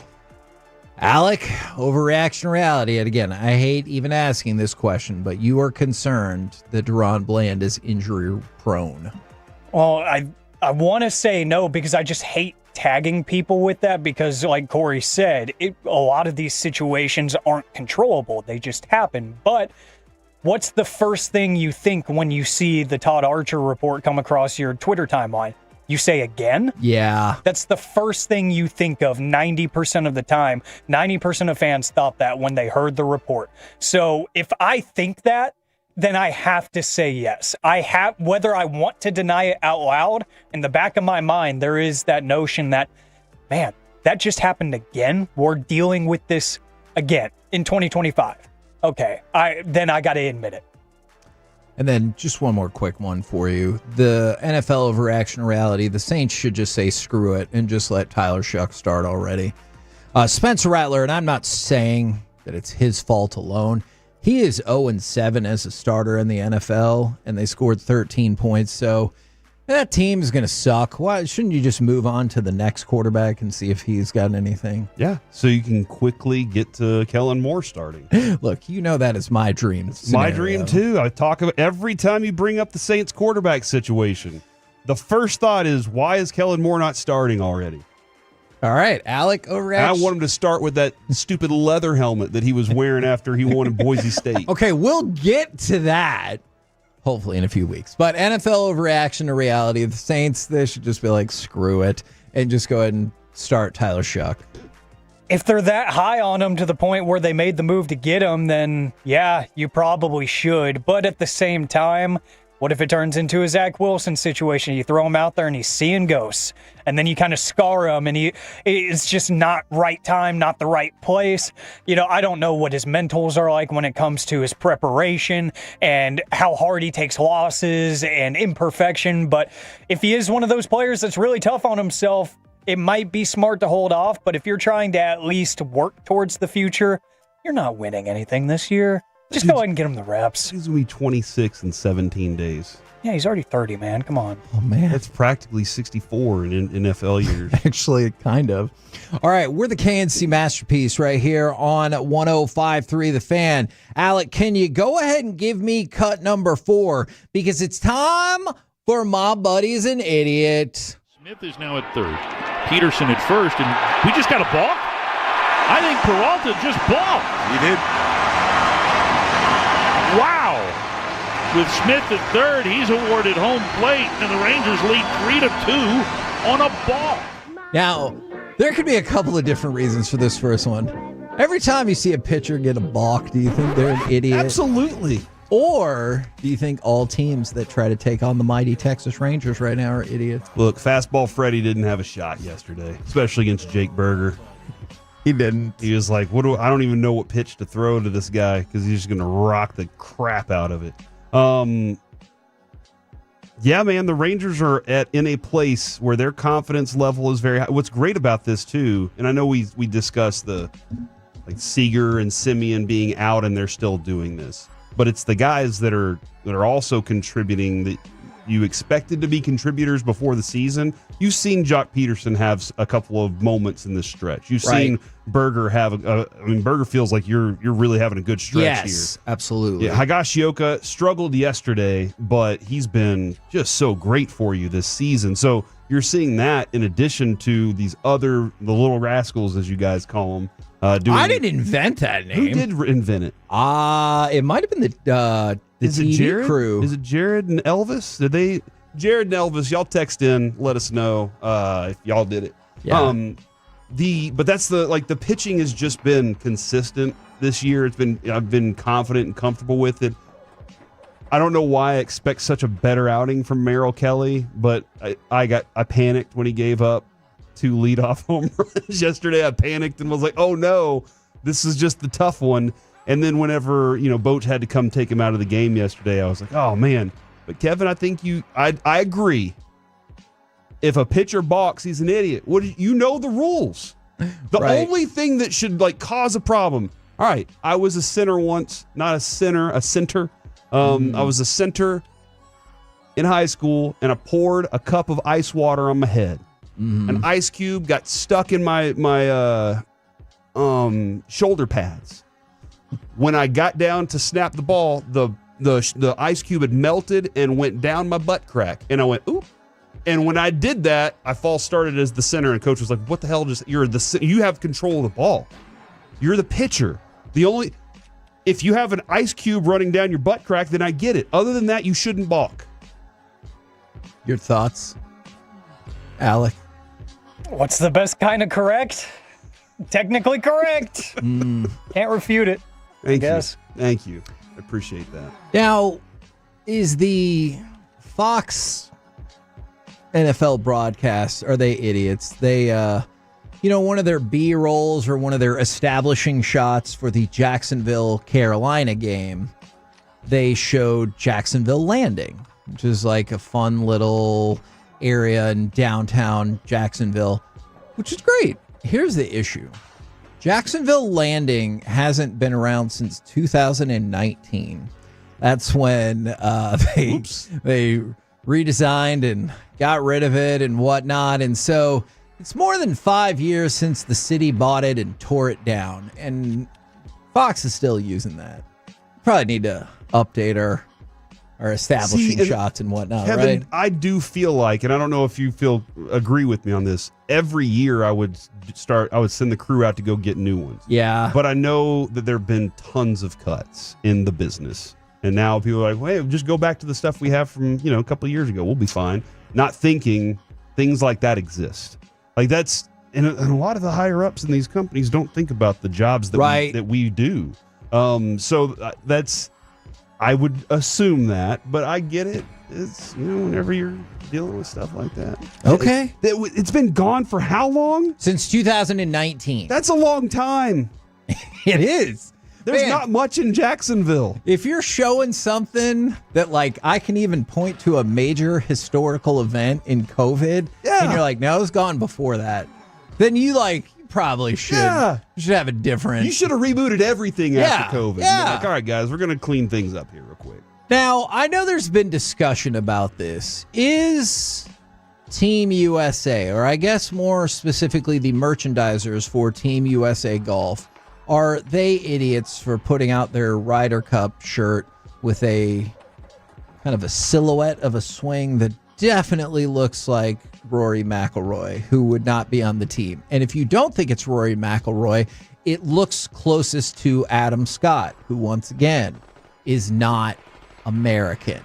It kind of feels like you should have looked at this a little bit more before you release the merchandise, right? That's just a golfer. Is it? It's a silhouette of a dude in his full stroke, completing his swing. That's Alec. Your thoughts about that? No comment. Okay, Kevin. 1:30 tomorrow. There is no way that there's no way that this was taken off of I'm looking at it right now. You looking at the side by side with the looks exactly like Rory. Now that you show me that. Right down to the club head where it's at in relation to the rest of his body. Yeah, that one right there. All right. Now that I see that, that's changed my mind just a little bit. I'm not as definitive as I was about it earlier. Is it possible by the rules of merchandising that Rory McIlroy now has to play for Team USA in the Ryder Cup? That's not possible, unfortunately. Okay. But also fortunately, because he doesn't always win big things. So true. Look, we're America, baby. I am not going to say anything about his ability to win important tournaments. Yeah, the last time you said something about it, oh, I know. One in your face. Yeah. Is Norway soccer an idiot? Is Norway and Denmark? Are they Holland? Are they all the same? Or is this Norway its own country? Oh no, man. And I guess more correctly, I should say, is Moldova soccer an idiot? Because Erling Haaland scored 5 goals in an 11-1 beatdown of Moldova. Well, that dude's elite. That's why. No, he is. But wouldn't you think, maybe I'm thinking too much about the Ted Lasso season 3 finale. Wouldn't you think, hey, let's mark that guy a little bit more? He has 2 goals. He has 3 goals. Are you like, I'm Moldova? We can't. I maybe they did, and they still just were incapable of. So I didn't watch this match, so I don't know. So he could have had 8 goals, but they really put the screws on him defensively. Maybe they did. I believe that. But no matter what they double teamed him with, they were like, it's still not good enough to stop this guy. Like, he's just having that. And dude, sometimes you're like, hey, go hit that pitcher. And they're like, he's unhittable today. What am I supposed to do, coach? And for the people who are saying it is the same country, but he added Denmark into that. So, no. Holland and Netherlands are the same country? There's a Friends episode about that. It's awesome, dude. I just remember watching it's not really about one of which one wears the orange and blue sometimes during the World Cup? Y'all text in. We'll wait. Yeah, that's Norway, right? All right, so that's what I'm asking. They have 2 different names. It's weird. You can understand how I thought that maybe they had 3 different names. Don't we have 2 different names? Don't we go by the United States and America? And the United States of America. So that's 3 different names. So again, like Holland and Norway and potentially Denmark. Mm-hmm. I'm the pretty 806, good. Man, Corey is on fire. And no, I absolutely, I know Erling Haaland is awesome. That is my older son's favorite soccer player. But dude's elite, man. 5 goals. I have a rookie card of his. Do you? Yeah, I do. I don't know how I got a pack of. I bought no, that's what it was. I bought some soccer cards during the World Cup last time because Avery really got into it, and he was like hunting him an Mbappe card, and I was like, dude, these cards are like very expensive. And I said, let's just get some packs and see what we find. We got one of his rookie cards. So what do I do with it? Maybe get it graded. I would say if you could show it to me, but then maybe get it graded. Now, I have a couple of not. Don't put my fingerprints all over it? Yes. Agreed. I have a couple of not so fun. My buddy's an idiot. Texas Tech cornerback Amir Boyd, he was arrested for reckless driving after allegedly doing donuts in an intersection. Now, I get a parking lot. Like, I feel like probably plenty of people have done that in the past, but don't do a donut in an intersection. And then this one is, I would not have thought I would run into pushback on that. Have you ever seen Tokyo Drift? Actually, no. You should. Okay, and I don't want to upset RJ, but I'm pretty sure I've seen like 1 through 7-ish. Mm-hmm. What's the one where like Paul Walker's there at the end and he gives like Vin Diesel the thumbs up because he died? Okay. No, but he was like dead and they play a song and it's lovely. I cried. I think I saw up to that one, but I did not see Tokyo Drift. Okay, Tokyo Drift, and that was like the second or third. It was like the third one because the second one was Too Fast, Too Furious. Of course it was. That makes sense. But the Tokyo Drift, there's a scene where, because it's like 2 or 3 in the morning, dude. No cars are on the street except for these 2 race cars. One's got some girls in it. They're in the middle of the intersection. A guy floats around them or drifts around them because it's Tokyo Drift. And then like she's like, oh my gosh, look at how amazing he is at drifting right now. And then drives off, or maybe vice versa. And so that was a way that they could connect, Kevin. I agree. Don't do it in an intersection.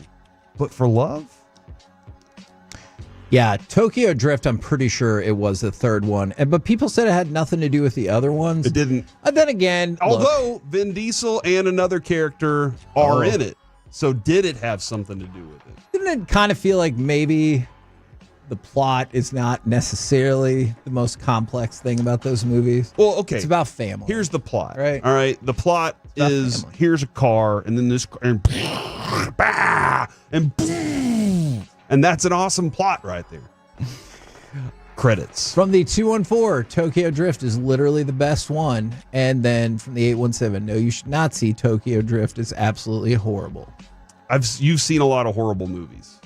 Yes. We're the KNC Masterpiece right here on 105.3 The Fan. By the way, the Detroit Tigers, they're now up to 8 employees. that have been accused of misconduct towards women in the last 2 years, including some broadcast issues. Okay. Sorry. Wanted to throw that out there. We're the KNC Masterpiece right here on 105.3 The Fan. Coming up next, time for the C Block, starring Corey Majors. What happened to my wife last night was my fault. Next on The Fan.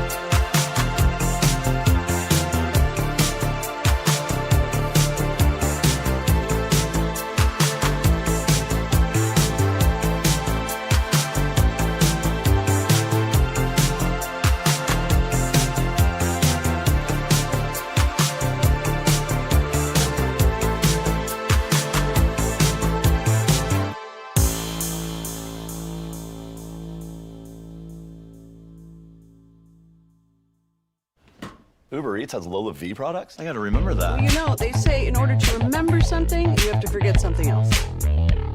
Okay, now that is a very cute haircut. That's like a little shag. I've never seen it before. Well, I mean, of course you have. It's the Rachel. Oh, is that your name? No,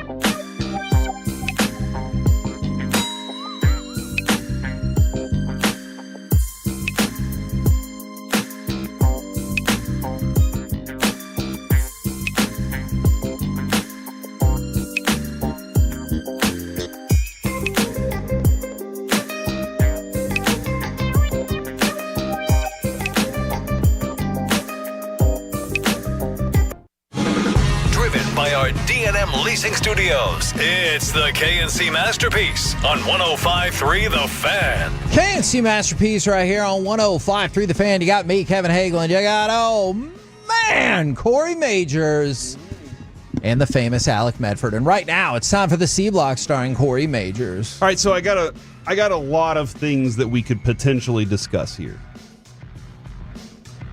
I don't know exactly how to start, because do you want sports or do you want real life stories?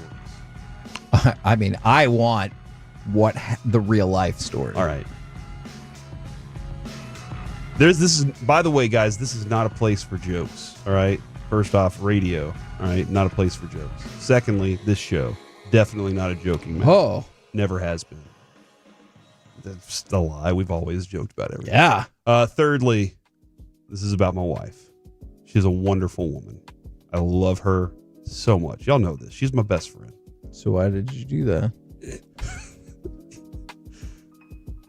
This morning, I woke up and went to the gym like I typically do, thanks to Men's Tea. Got done at the gym. Chest day, by the way. It's great chest day. Did regular bench press, incline, decline, pullovers, some leg lifts. Hey, by the way, Alec, this is a cool thing that happened. This is a first for me, so I want to talk about it. Thanks, Men's Tea. This specific workout calls for 5 rounds of 20 leg lifts. And typically I would get like 18 and I'd be like, yeah, gotta stop, do the next 2. Or I'd do like 3 sets of it and then I did all 5, all 20. Just knocked it out. I was happy. I was proud. So that happened. He's swole. Yeah, I appreciate that. This morning I woke up and my wife, after I got back from the gym, went to the shower. She's like, hey, I need your help. And she's holding a warm compress on her eye. Now, why was she holding a warm compress on her eye? That's what's my fault. So the reason that I was missing for the first hour and 40 minutes of the show, 34 minutes, by the way.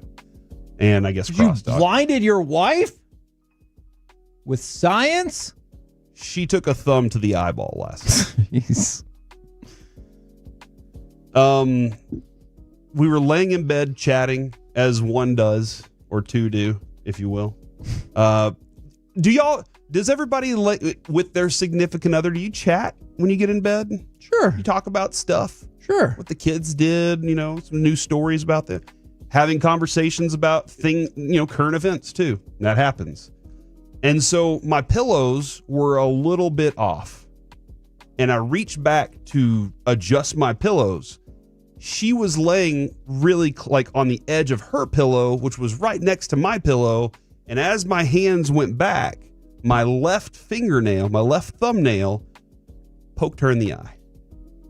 And she sat up and screamed, "Why would you stab me in the eye?" And my first instinct was, I'm so sorry. I'm so sorry. And then I asked her, I said, was your eye open? And she said, why is that relevant? Because it was dark. Why do you have your eyes open in the dark? What? Well, you said you were talking to her. You can't see anything in the dark. Why does she have her eyes open? She should be laying there with her eyes closed talking to me, just like I was. What? This makes no sense to have your eyes open whenever the lights are off. What are you trying to see? She was trying to see you because she was talking to you. In the dark? You talk to each other with your eyes closed? That's how I talk in the dark. Okay. Just in case something flies into my face and that accidentally hits me in the eyeball. My eyes are closed, protected. However, she didn't do that. And that's what's upsetting first off for me. So I guess my thumbnail created a 3mm by 3mm scratch on her cornea. And whenever that happened, I was like, oh, she was screaming. And I was like, I seriously did ask her, why was your eye open? And she was like, what? She had the same reaction you had. Yes. Which I think is ridiculous. I think you're ridiculous. And then, so she was, after about 5 minutes, I was like, man, this must be real. This isn't one of those like lightly something hurt, This is one of those, this must be a real problem, because she's not a wimp. I will tell you this. Okay. Dude, she has surgery, and when she has a surgery, if they give her the medicine, she'll take it until she's like, 2 days, and she's like, oh, it says to take it for 6 days. I'll show you. She's one of those kind of people. And so, like, it's really, oh man, she's a tough woman. I really have a lot of respect for her. She's gone through kidney stones. Ooh. She's had 3 kids. Oh, She had kidney stones while she had a kid. Try that out, Kevin. You can't, because you can't have children, because you're a man. That's how science works. Oh, politics. No, science. I think. I don't know. You got to trust the science, right? So she's a tough woman. So this is kind of like when my son Carter had broken his arm, and he wouldn't take the dum-dum sucker that I tried to offer him. That's when I knew something was wrong. I was like, oh, something's really got to be wrong here. So I offered, hey, what can I do to help you out here? And she was like, I don't know. Would an ice pack work? And I was like, all right. I got out of bed, and as I was walking out the door, I said, you just need to toughen up. And I heard her say, what? And I said, I'm going to get you an ice pack. I'll be right back. So I'm not sure if she heard the toughen up thing or if she heard it and then probably for the best. Yeah. So then I got her an ice pack, gave her the ice pack, found out ice pack isn't what we were supposed to do. We were supposed to do a different cold compress of some sort. Like some frozen peas or something. Yeah, something like that. Or a rag. Oh. Dish rag that's cold. Okay. Yes, I don't know. I've only read a little bit because I thought she was faking it. And so this morning when I woke up and she said it still hurts, I was like, all right, let's get you a doctor's appointment here. And so we got a doctor's appointment. We get in there. Dude, every woman in this office is looking at me like, what did you do to her? And I just wanted to have this sign that said it was an accident, It was an accident. But I didn't have a sign. So we go in, doctor, she's like, okay, what happened? And my wife says, well, my husband shoved his thumb into my eyeball. By the way, I do want to point out also, when she got ready this morning, as we were getting ready to leave, I looked at her and I was like, hey, were you not going to put on makeup? Like, you're going to go like that? Jeez. I'm not sure that one went over as well as I expected it to. Did you expect that to go over well? Look, I thought it was funny. I thought it was hilarious, as a matter of fact. I was even laughing as I was saying it. I expected her to laugh too, Kevin. Did you? Yes. Feels like you misjudged a lot in this situation. Is that fair to say, Alex? The first misjudgment that my wife talks with her eyes closed in the dark, right? But you're just flailing your thumbs around. So she goes, my husband shoved his thumb into my eyeball. And I was like, that's not how it went. It was an accident. I was moving, and I even showed her. Did you or did you not jam your thumb into her eye? I feel like my thumb lightly caressed her eyeball, which is kind of bad because none of us like touching our eyeballs. Do you like touching your eyeball, Alec? Don't think I do. When I do eye drops, I put them in the corner of the eye and then open my eye so that it filters in. I don't even want to drop it directly onto the eyeball. Anyway, so then the doctor looks at me and she goes, so this is the culprit. And that's when I felt really offended. Like this is, what are we doing coming after me here? This was a complete accident. But it was a complete accident. She has a 3 millimeter by 3 millimeter scratch on her cornea. And they gave her, this is wild. They gave her an eye bandage. Like a pirate? Dude, I want to tell you. I did suggest to her because she was supposed to go collect a check, accept a check today for Sandlot. Were you hoping she'd jump and go, give me your money? And I asked her if she wanted a brown leather eye patch or if she wanted a spy eye patch, one of with the thin string and it's black. I was like, which one? We'll pair it up there. And she thought that was funny. Okay, good. She did laugh about that. And she also, she was like, look, so anyway, I thought the eye patch thing was great too. So the eye bandage, evidently is like a contact lens that they put in your eye that has some medicine or something on it. Okay. Something like that. And it covers the scar and protects it from getting infected because they don't want an infection. She's gonna have some antibiotic eye drops, and then the doctor wants to see her on Monday. So that's why I was late, because she couldn't drive, right? Like, she's like trying to drive with one eye's tough enough. Sure. And Depth perception, yeah. I had to fill out paperwork. With the cops? I don't know her. Not with the cops, dude. What are you talking about? I don't know her social. That's something I found out today. Ooh, yeah, I don't know my wife's social either. I don't know her medical history. I Oh, was like, no. man, how many surgeries have you had, lady? And that's whenever we started going through all of them. Jeez Louise, she's had a lot of surgeries. 2 C-sections. Oh, my God. Would she want you saying all that on Let me ask you this. air? Just my thought. Oh, everybody knows that. I've talked about that plenty of times, her C-sections. No, I know, but because we scheduled one of them. Remember, that was the conversation. I scheduled and then I was like, and then I'll come back to work. And she was like, oh, okay, you dummy. And then the bosses told me not to. The 817 Corey's really hitting on all cylinders in this story. I appreciate that. Thank you, Tolos. Is she texting me? No, she's fine. Here's the other thing. Do you know that you are your significant other's emergency contact? Or do you just think you are? No, I am. You know you are. Yeah, we had to go over all of that for like Germany and stuff. Okay, see? So as I'm filling out the paperwork, I was like, who's your emergency contact? And she was like, you. And I was like, anybody else? And she said no. You thought she was going to be like Jake Bronson or some random person she knew in high school or whatever? Be honest. I just made that name up. I put Adrian as my emergency contact, but the backup is my mom. Oh. I've always just been like, and my mom too, I guess. You know, she cares about me. So I presume that she would want to know. Mm-hmm. So that's what happened. That is not a HIPAA complaint, all right? You're not a doctor. I like the idea that HIPAA complaint is what took you down. So I think the biggest thing we learned from all this is nothing. When you're in the dark talking with your significant other, it's time to shut your eyes. What are you doing with your eyes open? In the dark, you can't see anything anyway. It's just ridiculous to have your eyes open.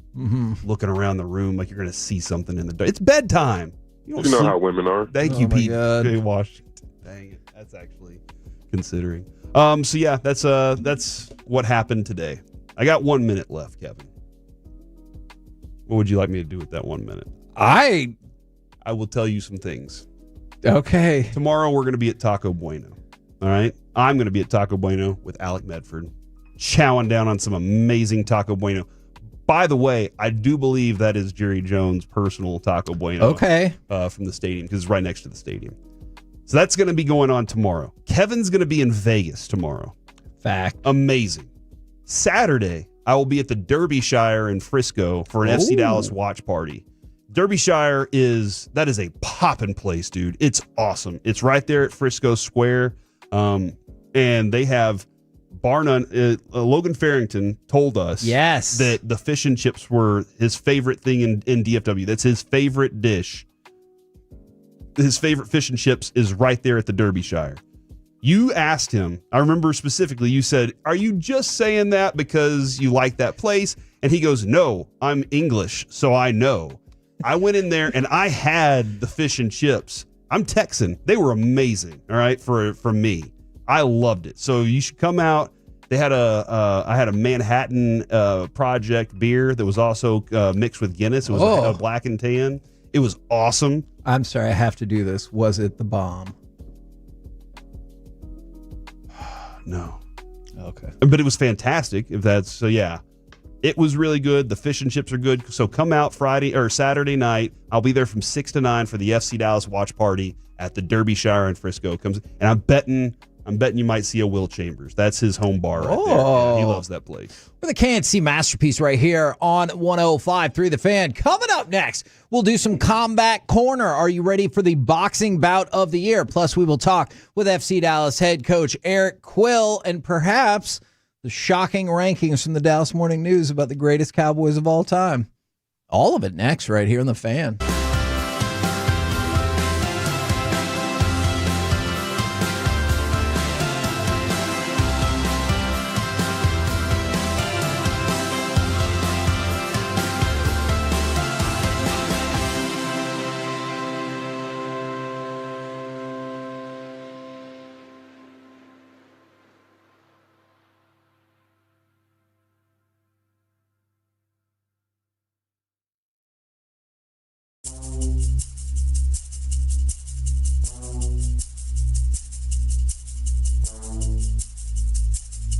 Do you think it's true that you've got to forget something else to remember that Uber Eats has groceries? No, that's absurd. Hey, remember when you used to be a, what was it, Pepper Lady? Pepper Lady? Wasn't it Cinnamon Sisters? Basil Babes. Saffron Squad? Nutmeg Maidens? No. Nutmeg Maidens. You said that. Was it Spice Girls? Doesn't sound right. What's it, Saffron Squad?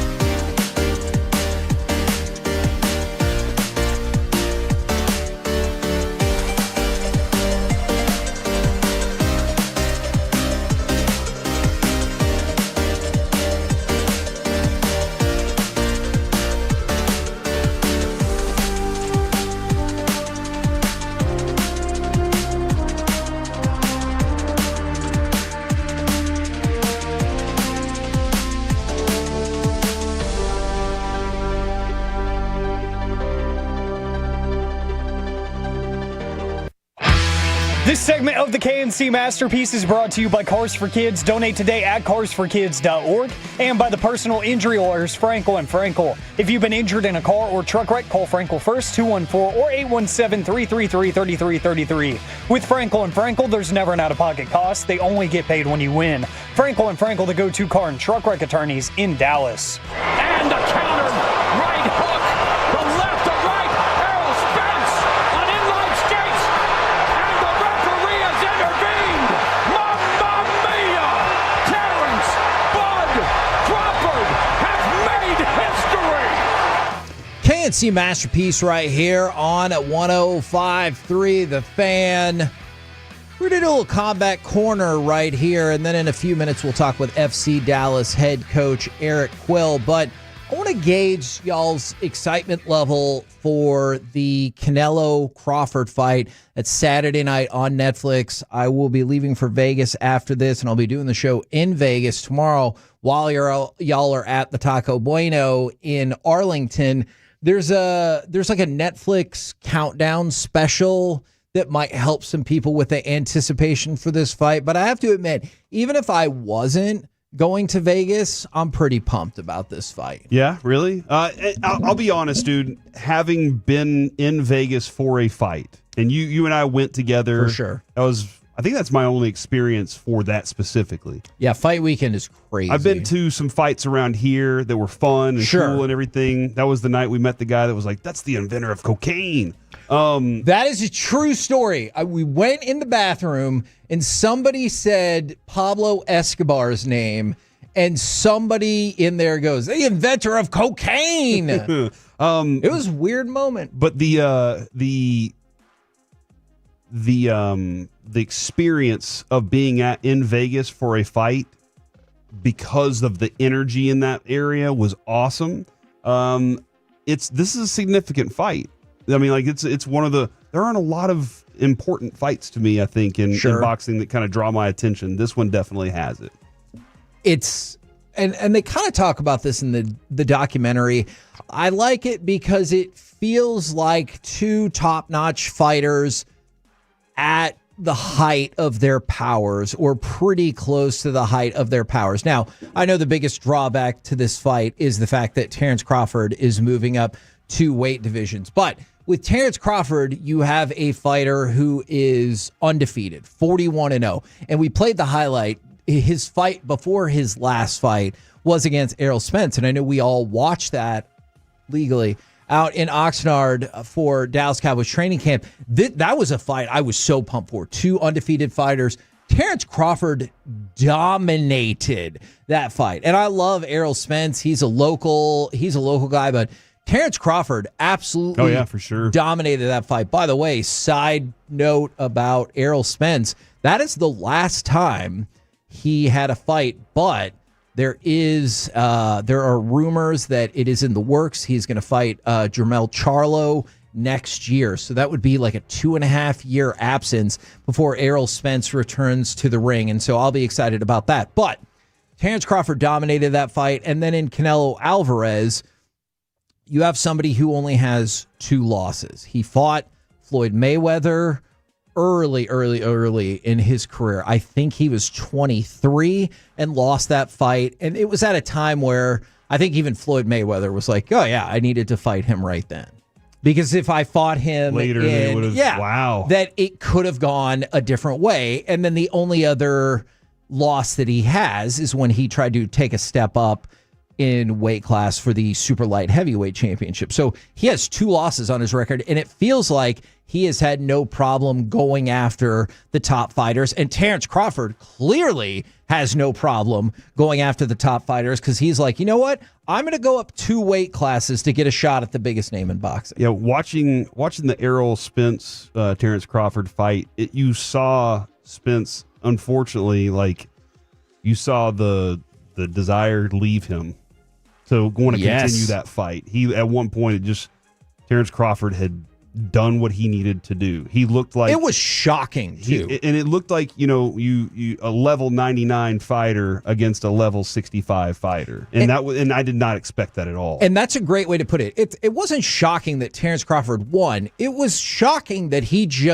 he completely dismantled Errol Spence. And I think that's the part that's shocking to me. And if you watch this documentary, a lot of people are picking Canelo. That was my pick, Canelo by decision. But man, you just hear person after person is like, Terrence Crawford's that dude who cares about like fighting anybody who he thinks is the best. And he's like, Canelo's he prepares differently, yeah, man. Canelo's the best, both in terms of like probably making you money, but also in terms of just being on that level. And I appreciate that he's like, you know what, screw it. I don't fight at that level. I'll jump 2 weight classes. Let's do it. A lot of times with these fights, Kevin, you can kind of predict what's going to happen. Right. You know, like you can predict that in the Jake Paul Tyson fight, in Mayweather fights, you were like, this is pretty That's fair. Easy to understand.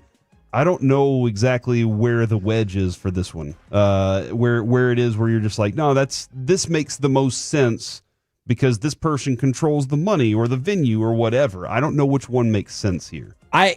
What's the best play? It still makes sense that Canelo will win this by decision and maybe just wear him out, him being Terrence Crawford, with body shots and like just the inherent bigger size. You're talking about in the ring specifically. Yeah, I'm talking about I'm talking about the outside, because I'm a conspiracist in a lot of these kinds of ideas that maybe something has an influence in these things. Well, then I will tell you this.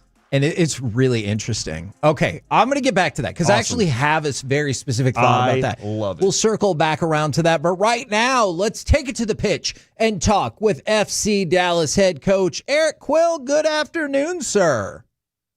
Good afternoon, guys. How we doing? Man, we're doing pretty well, and I know you guys would love to just get 3 points every single match. I don't think that's too difficult to understand, but it does feel as though, particularly maybe in the last 4 matches, the team has played significantly better, or maybe you think they've played better even further back than that.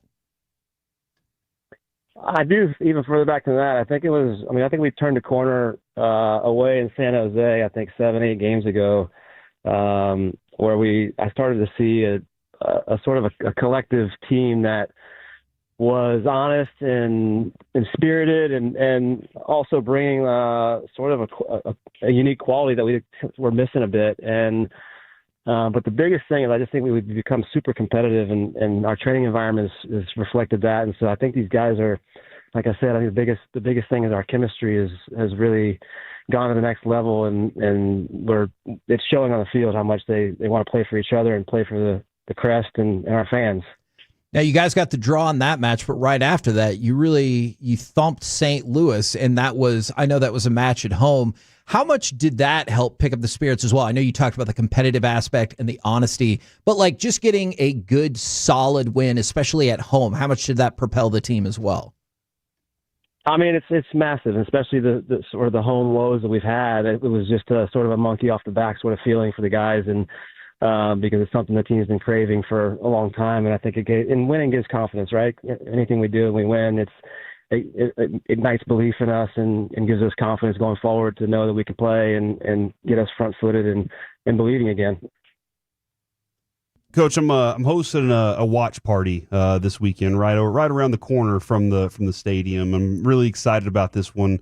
What is the focus for this weekend specifically? Is it just we got wins? We got to get 6 points. That's the only thing that we can focus on right now.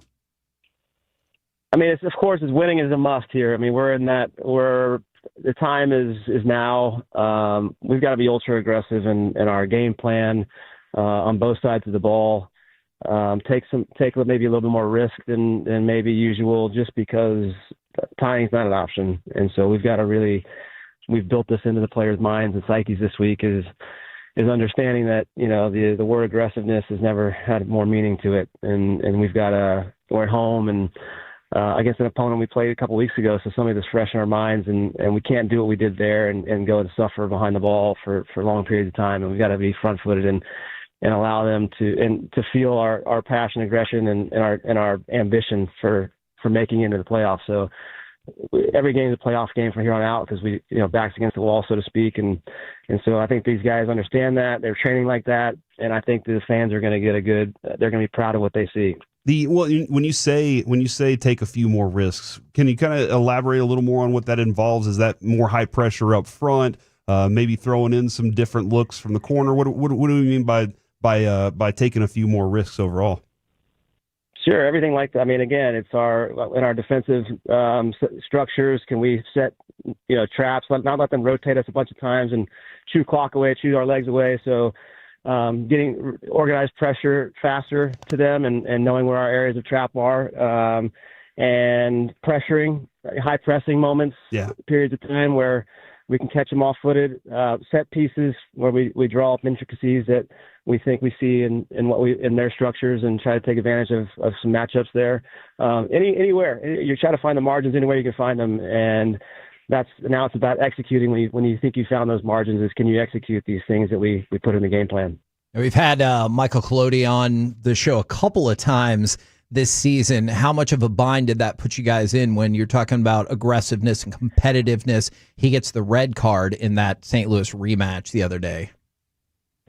I just felt I was devastated for him because, Michael loves this game like no other. He's been outstanding for us. Aggressive is his middle name, and again, no fault to him on the play. He had to come out and make that play.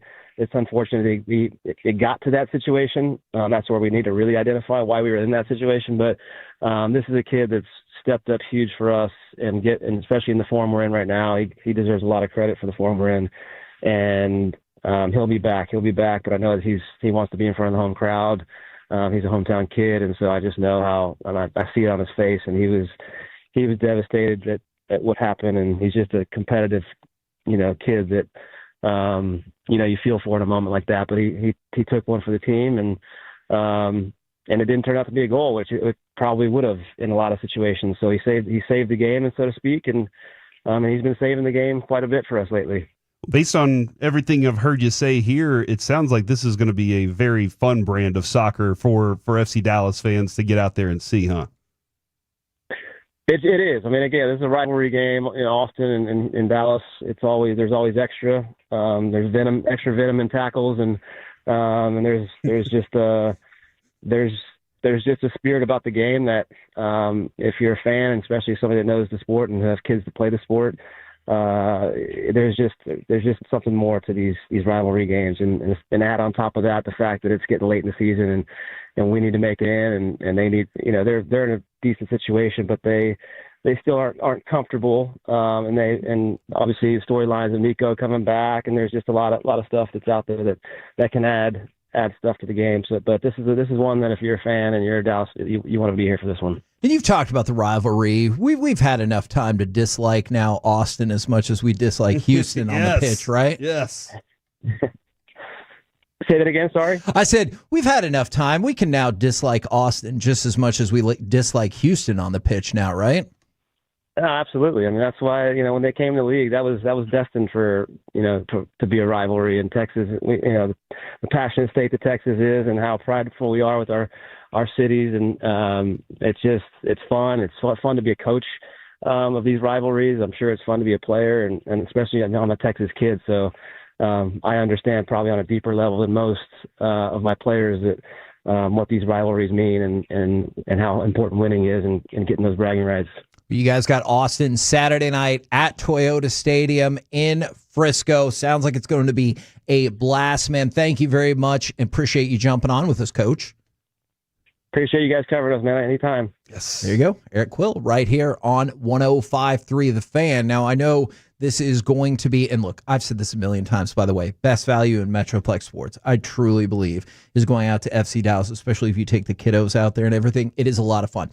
I'm going to circle all the way back around to another thing that you were talking about. Look, boxing maybe does not have the best reputation in the world for staying away from nonsense. Two things about that is when they're going through Canelo's career in the first part of the Netflix documentary, they just magically skip over his trilogy with Triple G, which you can make a pretty strong argument is the defining like part of his career, or certainly one of the defining parts. And though that first fight fought in a draw, even though most people thought Triple G won, most people thought Triple G won the second one as well. Canelo won, which then forced a third fight. And so, like, there are some shenanigans in boxing. Yes. But yeah, that's kind of what sometimes I go by that specifically. This is one of the first, actually, I think it's the first big time boxing match that's been run by the UFC and Dana White, because they have gotten into this as well. That's right. And Dana White's a former boxing promoter, and he hates the nonsense in boxing. So he likes the fight. Exactly. Yeah. So you would think, I know you're not supposed to interfere with the judges or the commission or whatever, but let's not pretend like that's never happened before. Gotcha. We're the KNC Masterpiece right here on 105.3 The Fan. Coming up next, man, there is a new article ranking the top 100 Dallas Cowboys of all time, and there might be some stunning choices on there for people. We'll discuss with the G-Bag Nation right here on The Fan.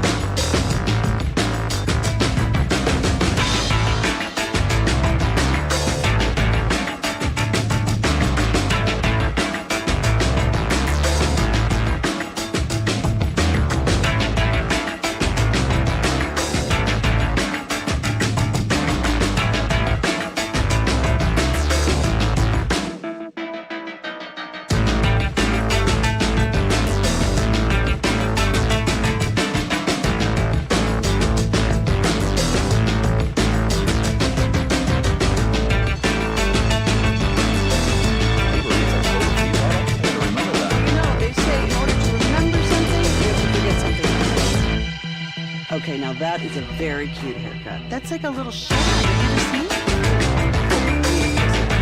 It's the Rachel. Oh, is that your name? No, I mean, your name. Oh, I'm Rachel. Right, but I just mean like this is your haircut. Let's say your hair. I'm not saying this is your hair.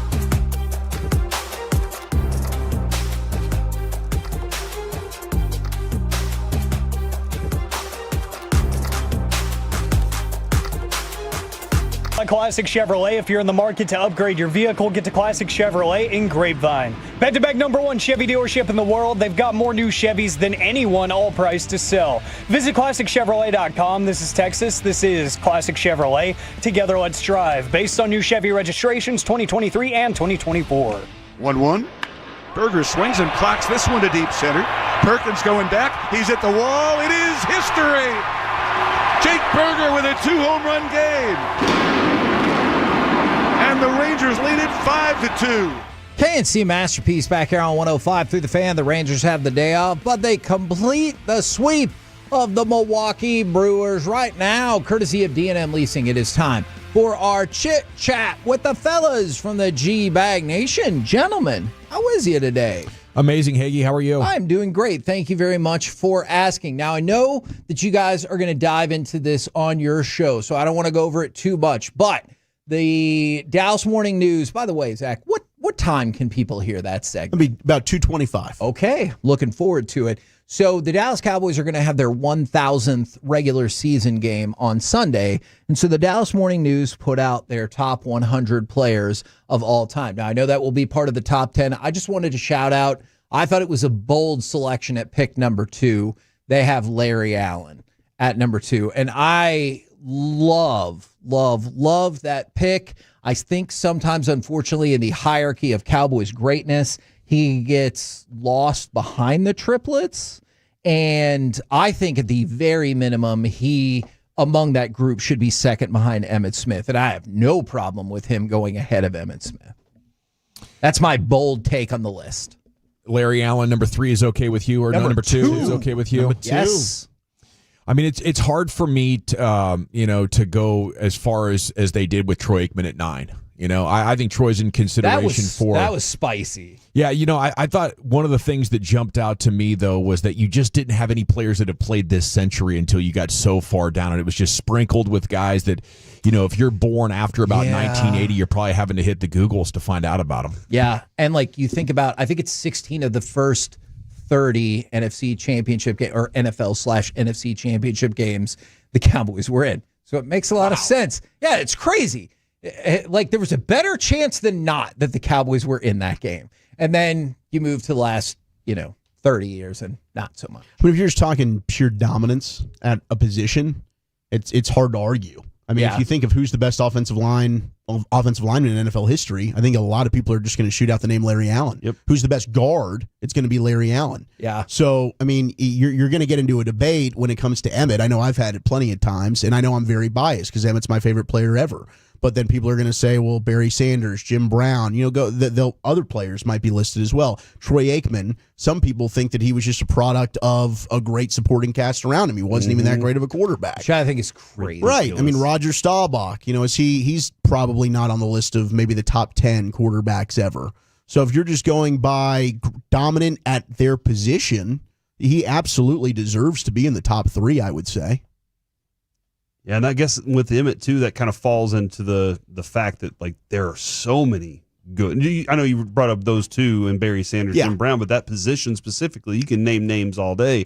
A lot of people don't pay attention to offensive linemen. They don't know enough names to argue back in that conversation. Sure. That is fair. Sorry, we should give love to Anthony Munoz. Absolutely. Well. Remember, we had lunch with him in Houston. Yes. Should we break out into an impromptu name a lineman? That dude's... I love that. Let's give the lineman their love. I mean, Zach Martin should be pretty high up there. Pointed in so many different directions. His fingers just all different directions. Football fingers. Yeah, Do you ever just think that means that person is good? I've seen somebody try to pick a fight with somebody that I saw that had really cauliflowered ears once, and I was like, mistake. You're about to get troughed. Yes. Luckily, cooler heads prevailed, but I was like, that guy's been through some stuff. You should not do this. No, that's one of the first things you look at if you're getting in a... Size them up. Yeah, what do the ears look like? Doesn't matter what size the guy is. If he's built stout and has those ears, just walk away. Yeah, because he's taking you down. You're not knocking out a thick neck. You're about to get picked up. Yeah, and just dropping hammer fists on you. I'm with you on that. You find the dude with the thin neck, and you're like, he's going down like a sack of potatoes. Oh, would you call his neck a stack of dimes? Exactly. Have you ever heard that insult? Yes, You got a stack of dimes for a neck. I know they don't play today, but excitement level as the Rangers sweep the Brewers and continue to roll. I know you guys picked up after that yesterday, but still. You know, I'm going to tell you, this is a tough one for me to answer, Hagee, because like clockwork, every time I get excited, they fail. Yeah. So wink, wink. I'm not excited at all. I think the Mariners and Astros are both going to hold them off. Royals will probably catch them. I love what you're doing. No, I get it. I see what you're doing. Great job, Dawson. Keep it up. I'm it's got to be a 10 out of 10. Blow them up. And no matter like what ends up happening, this is just a fun time right now. It's magical vibes. What kind of value can we get for Hellman and Freeman right now? Yeah, are you kidding me? Trade them while they're hot right now. All the picks. Osuna. Absolutely. All the little rascals. Let's see what we can get out of that. Just a pipe dream. It's amazing watching what they're doing right now. But, I mean, Dawson does bring up a fair point, as though this team feels like it's been really difficult, if not damn near impossible, to predict the next steps from the rest of the year. So at a time when it really looks like we all see the direction they're going, how confident are you that they can stay that path? Yeah. I mean, I'll tell you what, I am excited to see DeGrom back at Citi Field taking on those Mets. That's going to be fun. And I do think, obviously, with the new look guys that are making things happen right now, there's a contagious factor of just energy and excitement, and these dudes are now playing with confidence that, like, we are going to come up big in the big moments. So I am riding a pretty confident roller coaster right now. Just that 1.5 games that we continue to be. It's just such a Grand Canyon to get over right now. Flipping, what is it, 5 in a row now? Yeah, what are the games four on? in a row, and still 1.5. But Seattle's won 5 in a row. So yeah. But you've gained ground on Houston, New York, Boston. Like, you've pulled all those other teams into closer view. Pure gold as always. Thanks for asking. I'm sorry. I thought you were going to add to that before I asked. He wanted to say we can do this, but he was like, no, I shouldn't. don't want He shouldn't. to. I know. World Series, baby. It's got 2023 vibes. I'll be on the edge of my seat, fingers crossed. We're going to be scoreboard watching this afternoon because the Astros are underway with Toronto coming up here in about 12 minutes. Love it. Roll home with the G-Bag Nation. We have been the KNC Masterpiece. Join us tomorrow, Taco Bueno in Arlington off of Collins right here on 105.3 The Fan. Say good flight, Kevin. Thank you.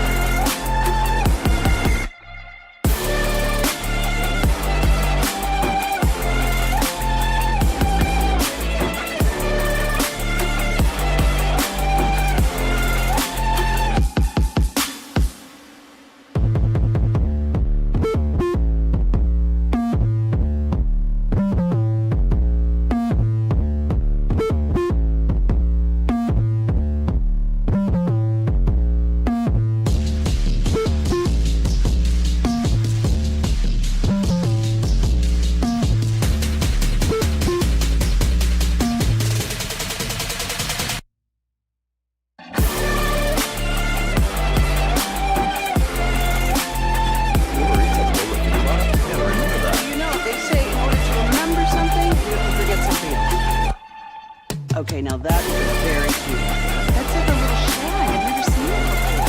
Well, I mean, of course, story told. Oh, is that your name?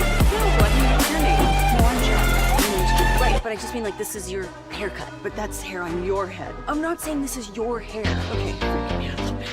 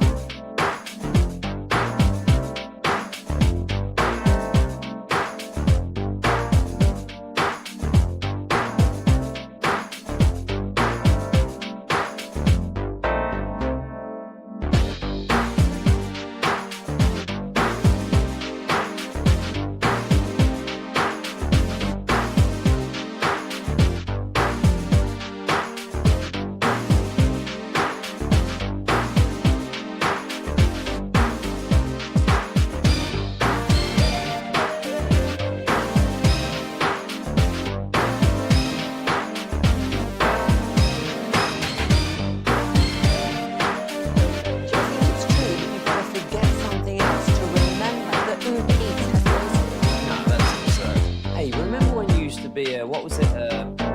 Pepper Lady. Pepper Lady? Wasn't it Cinnamon Sisters? Basil Babes. Saffron Squad? Nutmeg Maidens? Paprika? No. Nutmeg Maidens? I just said that. Was it Spice Girls? Doesn't sound right. Was it Saffron Squad?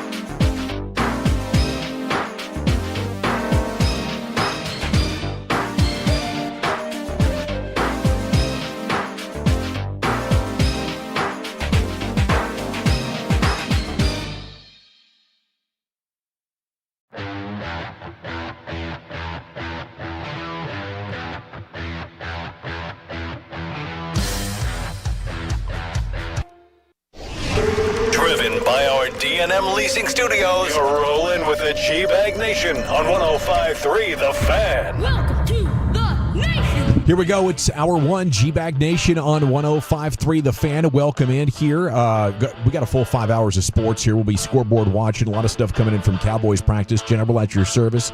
There is Broadus, the former Cowboys scout, the Super Bowl champion himself. Lucius Alexander's in the Pimp Cup over there. Master Control here, 75 to Fitzhugh. Fixing for maybe 1+ flawless. He's got a bird to catch to Vegas. He's heading out there with Hagee. Going to cover the fight for us this weekend on Netflix. That is exciting. The fight is in the air. Wolchuk and Chiafalo reunited. Feels good. Wolchuk's, you're feeling good. You're looking good? Are you feeling good, I guess? Yeah. We're pretty much almost back to full strength now. So Right it's on. just a little bit of a lingering cough, some stuffiness, but it's way better than I was Monday. And How does Tuesday. somebody get COVID?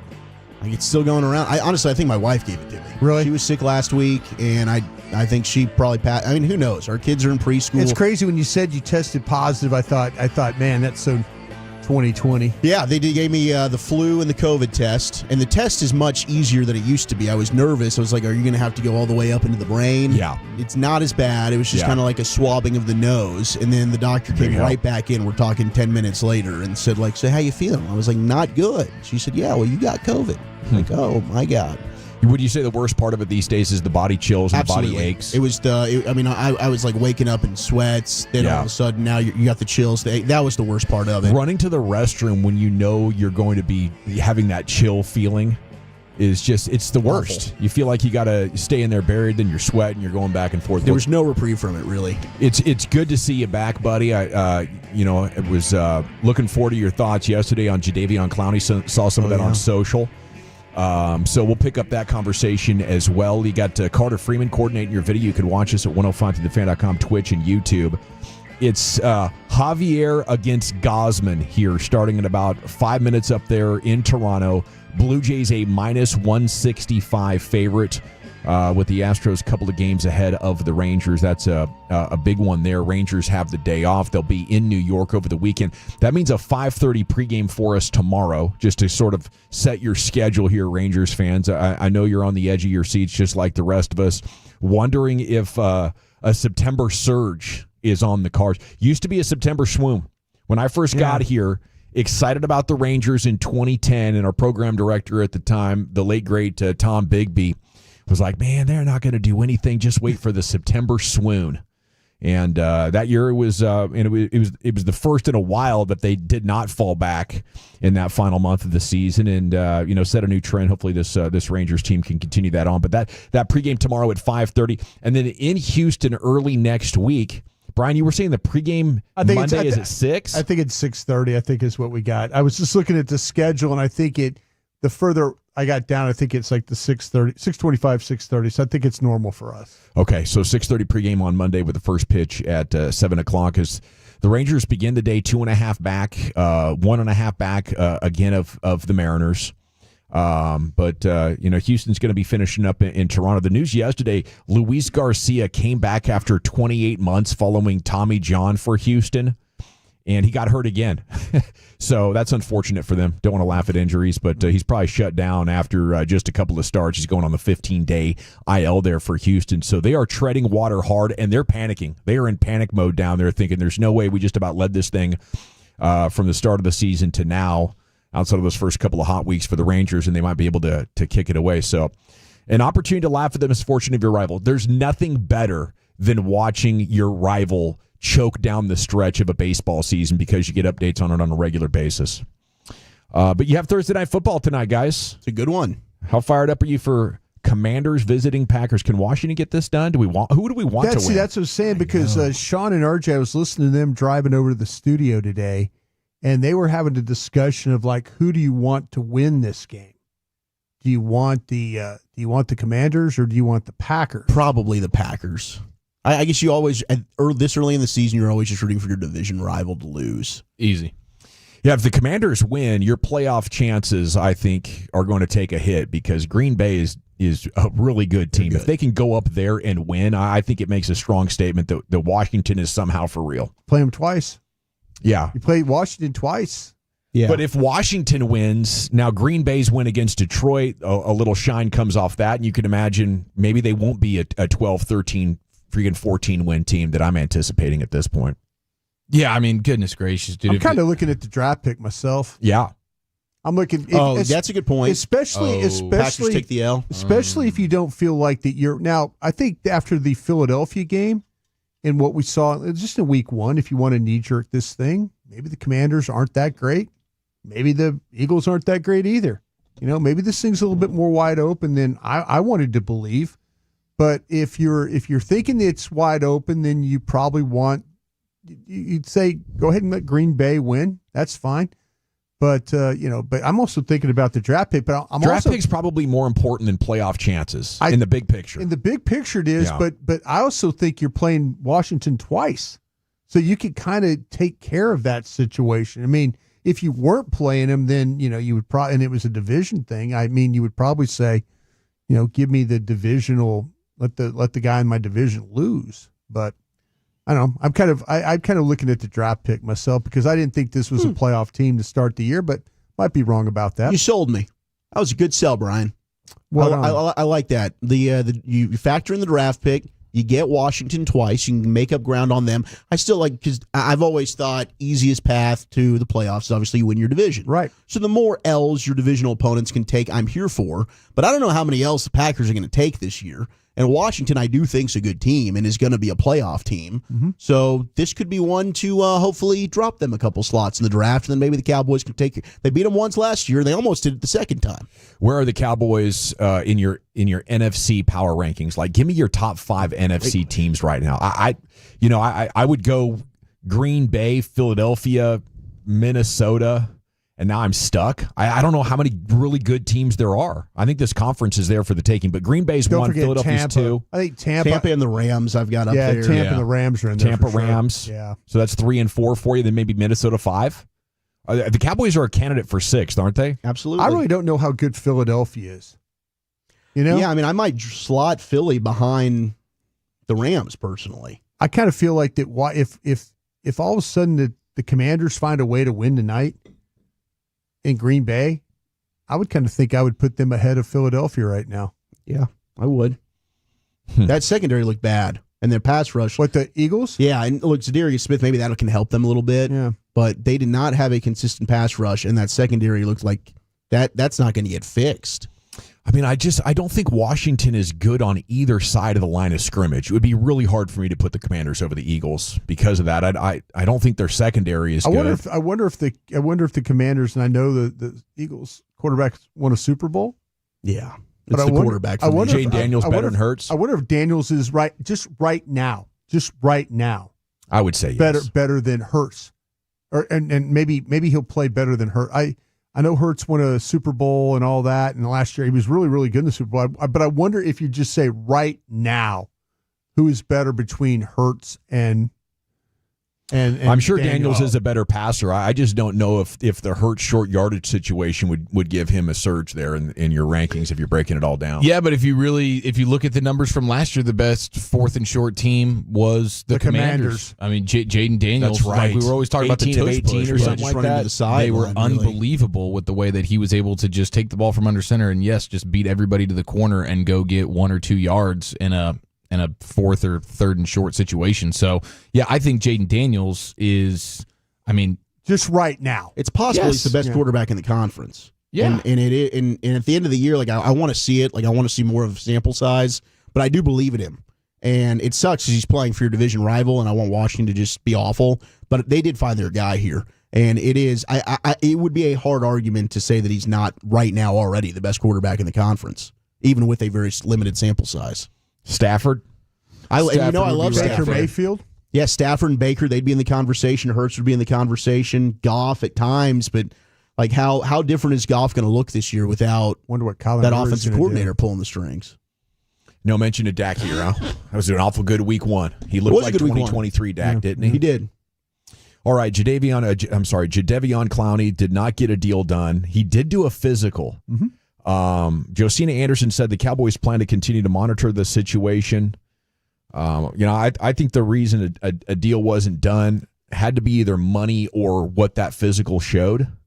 As I talked about yesterday, watching his tape from last year, he looked at times stiff and upright, but everything about him as a football player is still so damn good that he can be one of the best run setting edges, run defending edge players, defensive ends, whatever you want to call them. He's effective, but I wouldn't have been surprised if the word was we just didn't like what we saw on the physical compared to what he was asking for. I don't think since he was on his rookie contract, he's made less than $10 million a year. So I don't know what he was asking for. I don't know what the MRI looked like, but I'm disappointed they didn't get him. I was hoping everything would check out yesterday and you could add this. He would have probably become your second best run-stopping defensive lineman. And, you would have been able to put out a group there with Nealon on one side, him on the other, and Clark and Osa in the middle that I think would have been pretty damn nasty. And they were already tough to run on to begin with. So I don't know where you guys are with it, but I guess I'm still holding out hope that this Clowney thing can come together or some other play. I do like the fact that they're bringing guys in, they're kicking the tires, and they're not resting on what they have, because I think if they really want to get in this fight, it's possible. As I just said, I don't know how good the NFC is this year. And, you have to have the urgency and the desire to do that. And, hopefully this is a sign that from now until the trade deadline, they're going to be active trying to find really good players, Brian. Yeah, I was kind of wondering why now. Are you not? Was this move made in the way of you're not happy with what you saw initially with Fowler? Yeah. Are you worried about putting too much on Ezraku's plate? Yes. And is Sam Williams just going to kind of like be okay throughout the year?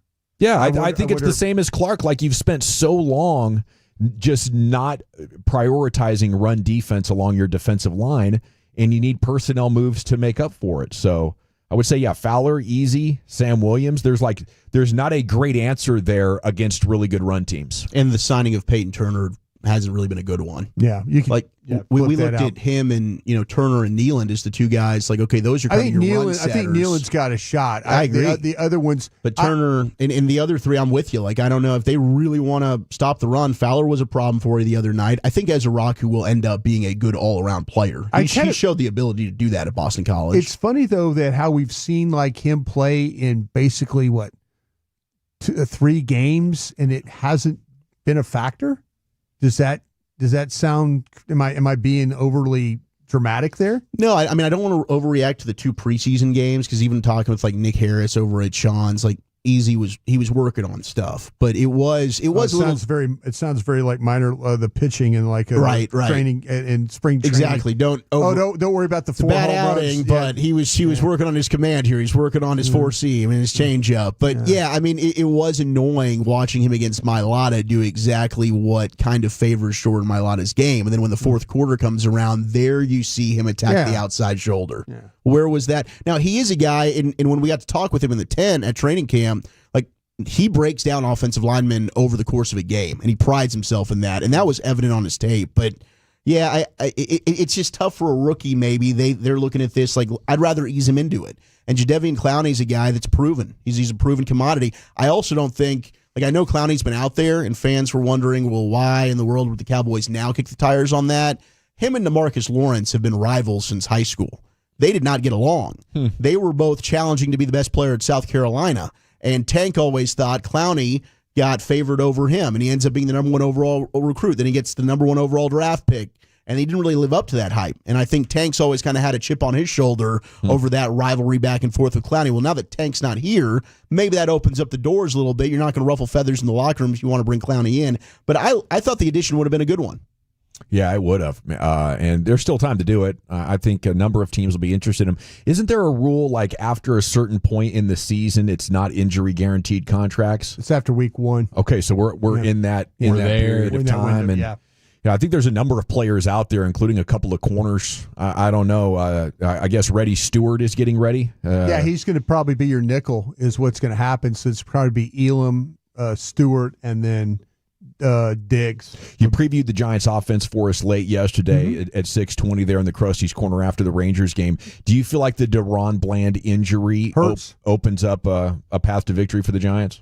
Oh, I don't think necessarily because I think the Giants' offensive line will not allow them to throw the ball effectively like they need to. I think that guys like Neighbors and Robinson and that are good players. They just do not hold up very well up front.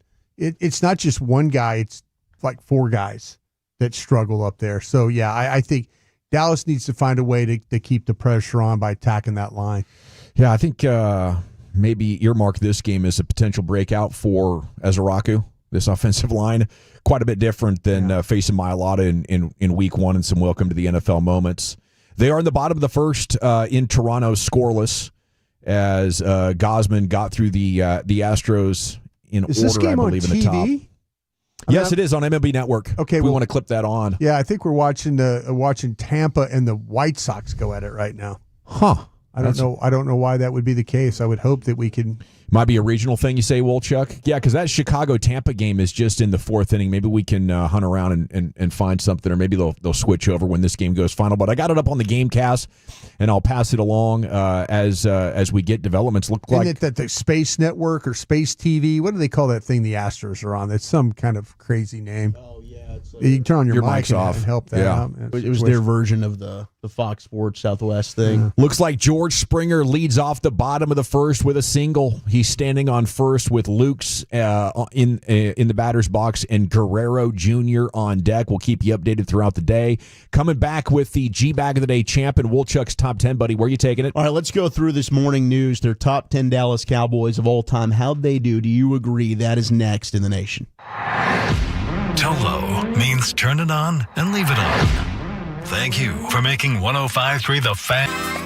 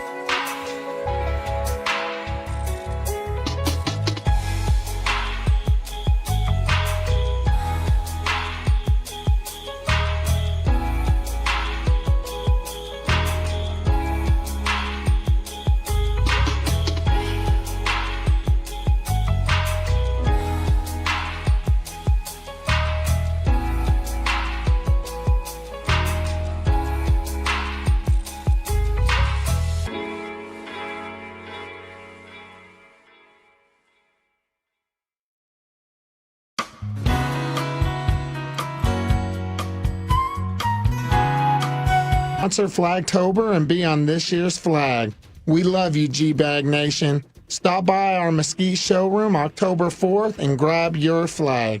All right, welcome back, Nation. In the time since we went to break there, Toronto pushed 2 runs across. A little bit of chaos there in shallow right field between the second baseman and right fielder for Houston. It ends up dropping behind the Houston right fielder. And it's 2-0 Toronto with 2 outs, bottom of first. Dalton Varsho is up to bat. We'll get to Wolchuk's top 10 here in just a moment. We got to get to the G-Bag of the Day champion, though, and it's brought to you by the Frankels. If you've been injured in a car truck wreck, call the Frankels first, 214 or 817-333-3333. With there's never an out-of-pocket cost. They only get paid when you win. The Frankels, the go-to car and truck wreck attorneys in Dallas. Into the Pimp Cup we go. There's Lucius with the champ. All right, G-Bag of the Day. We do it every weekday on the Fan 530. Replay the champ right about here. You caught it. You're so lucky. So lucky. This is day number 2 for this champion audio. We go to Cowboys.com. Shout out to Mr. Broadus. Put in that work over there, Mr. Broadus. I had a phone call about you. I had a friend ask me about you today. Oh, really? Yeah, it was all good. It was all good stuff. Don't you be worried about that. But it was all good. He was concerned, but then I told him, don't you worry.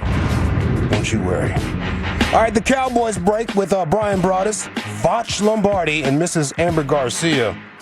This is Cowboys break, and Voch was breaking it down. Javonte pairs with them well because he's patient and he's physical. So the more Tyler's pound on you, like he gets to come behind you and then pound. There was this one play. Damn. There was this one boy. Ooh. That was his one play. That was one play, boy. Boy, Javonte Williams. Boy, he just got up there and he dragged. Damn, boy, he just. Damn, he couldn't help. Man. He had another one today. Did he? Had another one. Another one. And we wouldn't let him get through it. He was trying to fight through it, and Derek Eagleton was back with us, and everybody, he just couldn't fight through it. He tried, but nobody would let him. You know, sports will do that to you. It's a minefield out here talking sports, isn't it? It is. All righty. G-Bag of the Day champion Voch will face the Pound Challengers. on you. Nuts, bro. He gets to come from behind you. Come behind you, yeah. Wow. Just pound on you like he gets to come behind you and then. There he is, the champ. He'll face the Challengers coming up at 5:30. I think Reitman is going to be in for Lucius, who's on his way to Vegas. For Crawford and Canelo this week. Fight of the century, allegedly. Yeah, you fired up? Yeah, Lucius hell yeah, I'm in fired Vegas. up. I'm fired up to go to Vegas for this fight. I like being in those environments, but traveling on this day has me a little nervous. Yeah. You know what I mean? I understand that. Kind of superstitious. Yeah. And salute to you and all the veterans here on a 9/11. The great story of L.A. is signing up the day of after the towers were hit, right? Yeah, I was in a fit of rage. Understandable. Signing on up. And they were closed that day, apparently, because somebody needed them. So I went back the next day. I was still fired up. All hands on deck. All righty. It's time now for Wolchuk's Top 10. Here he is. He's back. The Wooly Bully. All right, Lucius, just do me a favor. What up, tomorrow, dog? Make sure you get yourself the burger. Yeah, I was thinking about that. They asked me if I had any fruit preferences. I said none. Did? Yeah, they sure did on this time. Netflix and Turkey a la Chic and them? Yeah. They're rolling out the red carpet. Oh. Turkey a la Chic. I promise you they have not seen a food order from media like yours. Eric. They can't feed Eric. Yeah, Eric, but I'm sure That's why I wasn't allowed to go. I'm sure you high-ended him a little bit. Nah, I didn't look my nose down yet. My food per diem in Vegas would need to be $1,000 for 36 hours. It's expensive. My yeah, God, $20 waters. No, last time they brought the Shake Shack, but the Mayweather family. Yeah, the Mayweather came through and ate it up. They cleared it out. Yeah, they sure did. Poor Lucius, like, I'll get it, I'll go back. And then by the time Lucius was ready, there was nothing there. There was nothing there but some buns. He pointed, it was some fries. Mayweather pointed at the fries. Like, you want them fries? Mm-hmm. Why, he's holding a burger, the last one. I'm like, man. That is cool. It is so fun, people watching and being that close to it, covering a fight. Oh, yeah. I don't think I've done one since Mayweather and Pacquiao. I think it was my last one. That's a big one, too. 9 years ago, something like that, 10 years ago. Mayweather, McGregor, all those are big. Lucius, did you empty the bank account to get the T-shirt from the fight? I will. It probably. I will be coming home with merch. Yeah, 100%. You know I don't play. Nope. Hats, T-shirts. You know I do. All right, let's get to the top 10 Dallas Cowboys of all time. Now, the Dallas Morning News has put out their top 100 Dallas Cowboys ever. We will go through. Number 100 is. Just tell me. Number 100, the one who just made the list. Keith Davis. You think it was? Keith Davis was good last night, wasn't he, with Bobby? Oh, my gosh. Number 100, LP LeDucer. Wow. Yeah, it's weird. You had Hellistry on there as well. Long snappers, man. He played in a franchise record 253 consecutive games, did LP, from 05 to 2020. The most memorable one for me was he moved the ball. Washington called him out. They said, hey, watch what he does pre-snap with that football. Yeah. Threw a flag, cost the Cowboys a game in Washington at FedEx Field. Just a bad guy. I was about to say, can we go back? Yeah, just a bad guy. Is he really? Yeah, bad guy. Bad person. LP? Yes. Really? Yeah. You were like kind of ranting on him, and I just thought I just kind of threw in there the bad guy bit. Well. Yeah. Not a good dude. Is that long snapper rivalry coming out of you? I was about to say, is there some envy with just the way that his fingers were able to snap the ball? No, he was much better at his job than I ever were, but I feel like I'm a better human being than him. Wow. Bad teammate, or was it a teammate thing, or was it not a good dude? Are these off-air stories? Yeah, off air. Okay. Course, yeah. We'll get to those. But I just went ahead and said it to the world. So no, I appreciate you being good. honest and vulnerable. I'll regurgitate what you tell us off the air at 4:00. Perfect. That's good broadcasting right there. Jay Ratliff was 96. That's my guy. Man, isn't that low? Like when Kenny Clark gets to become a Dallas Cowboy 2 weeks ago today, I'm thinking, is this the best all-around defensive tackle they've had since Jay Ratliff? That's how good Jay Ratliff was. Undersized, playing nose tackle. And Bill Parcells 3-4. How about my guy Glover? Leroy Glover was fantastic. Is he on this list, I hope? Glover, man, 100 of these guys. Oh, I need to go through them. I'm sorry. No, you're good. Your guy Brady James, LSU Tiger at 88. Yeah, I saw Brady the other day. Amari was 85. How's Brady doing? Doing well. Tony Casillas, speaking of defensive tackles, was at 82. Greg Ellis was at 80 on this list. You brought up Chad Hennings, General, 78 for Chad Hennings. Yeah, and Chad Hennings was great. I mean, some legendary stories of Hennings. I just think with this list, it's so difficult. Even from the very top, you're just it's very subjective. Oh, it's so subjective. Are there any people from the 70s in this list? Oh yeah, you got a lot. 60s. Right. Yeah, I mean it's the entire catalog of Cowboys history. Okay, Leroy Glover 68. There you go. Thank you. All decade team for the 2000, earned 6 Pro Bowl berths, named 1 All Pro. And if we have issues with this, best guy I ever recommend to sign. He was phenomenal. Also undersized, to your point. By far. Yeah. I think Hennings was the guy that stood up to Charles Haley. I think they fought actually famously. That would make sense. They fought famously. It's in a book. That would make sense. Because Hennings was a military guy, right? Air Force. Yeah. Flew tankers. What a badass. Bill Bates at 64 on here. Yeah. Billy Bates. Yeah, it's my grandpa's favorite. You're watching him on kickoff. She's like, oh, somebody about to get lit. Somebody's going to get cracked. Pause. Dez Bryant down at 63. Damn. Third in franchise history in catches and has the rookie record for catches in a game at 9. That's ridiculous. But 63 for Dez. The top 3 receivers ever to play. Yeah, I thought that was really low. You got Roy Williams, the safety, ahead of him at 61. Yeah, you got all kinds of stuff ahead of Dez Bryant that's just tragically weird. What are we doing? Tony Romo's down at 59 on this list. Wow. This was Hoyt, Moore, Jean-Jacques Taylor, Cal Lashaw, Sham, and John Wooten, former personnel executive of the Cowboys. John Wooten would carry your 70s and 80s Cowboys. That would be okay. All right. They got somebody on there that knew how to vote. I mean, Alvin Harper was at 50. Oh, come on, man. Better than Dez Bryant? Alvin That's Harper? what they're saying. Wow. Better than Dez. Andre Gerard at 49. Yeah, Mark Tuinei down at 48. Well, that's criminal. Travis Frederick, 46 on the list. This is rage bait. Yeah. Zeke at 45. There's no way Zeke's over Dez. No.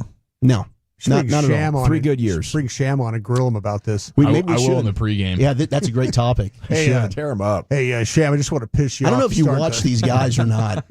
Sham, were you broadcasting when these guys were playing? What were you doing? Now, a guy I will argue for to also be higher. Who's this? Eric Williams, 38. He needs to be higher than that. I mean, he destroyed Reggie White. You could say Eric Williams might be the most underrated Cowboy. People do not talk and give Eric Williams enough credit.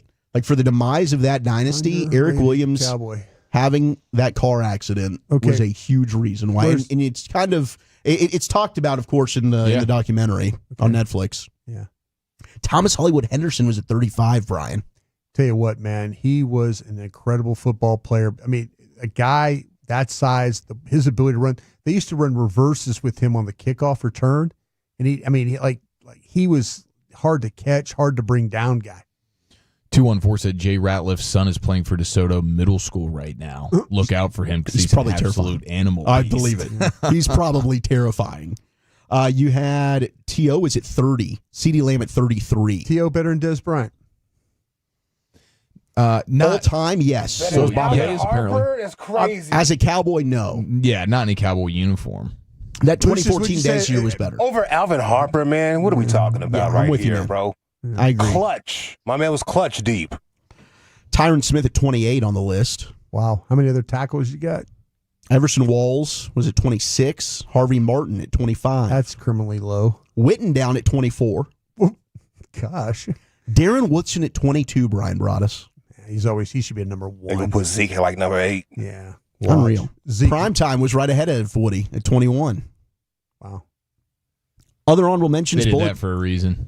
Yeah, that's odd. That's odd to me. 21. You know that a short career like Dez apparently got punished as he's the fifth wide receiver mentioned. But then you have Dion in there, right? And who was dealing with that foot-toe injury? Yeah. For the last 2 years of his time as a Cowboy, barely played. Bullet Bob Hayes at 19. He changed the game a little bit. Zach Martin at 17. Oh. Leroy Jordan at 15. First 21st century player, by the way, Zach Martin. Like, Darren Woodson's the all-time leading tackler for the Dallas Cowboys. And he's like 54. What is he? 22. And it's a great number, but come on. Oh, Drew Brad. Pearson at 14. Jeez. Rayfield Wright, 13. Okay. Charles Haley at 12. Mercenary. The playmaker Michael Irvin at 11.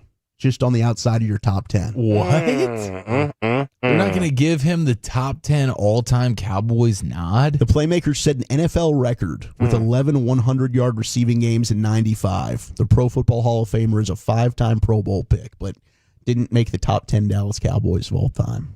Yeah, that's according to the Morning News. I think Number it was 10. heavily weighted to the past. Number 10, we got. I think personnel man kind of bullied the room.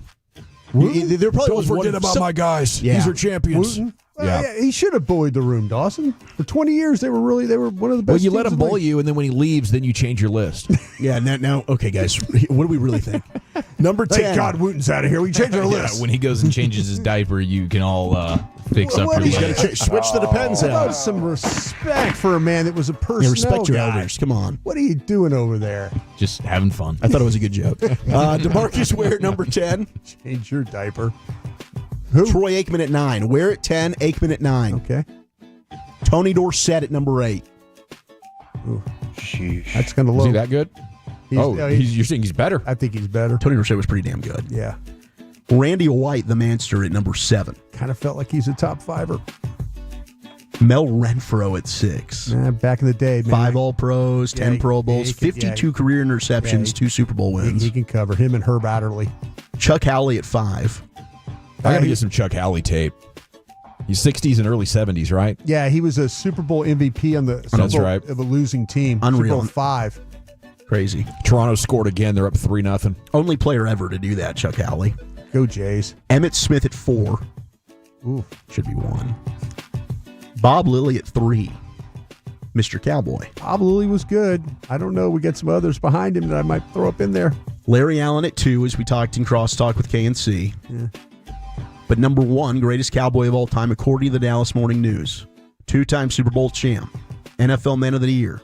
Nicknamed Captain Comeback and Roger the Dodger. Yeah. Roger Staubach coming in at number 1, greatest Cowboy of all time. So, your top 10, Staubach, Allen, Bob Lilly, Emmitt Smith, Chuck Howley, Mel Renfro, Randy White, Tony Dorsett, Troy Aikman, and DeMarcus Ware. I don't know how Michael Irvin isn't in that conversation. I tell you what, I felt like of the old guys they put in there, the old 70s Cowboys, they put the right guys got the in right ones They in? got the right ones in there, yeah. All righty. Thank you, Wolchuk. Thank you. Top 10 every afternoon about 2:25 here on The Fan. Why the Cowboys didn't sign Clowney. Ooh, that's a tease. I think we got an insider report coming up. Krusty's Corner is about an hour away. He's going to look at the Giants defense for you. And we're back here. It's the G-Bag Nation of The Fan. Coming up Friday.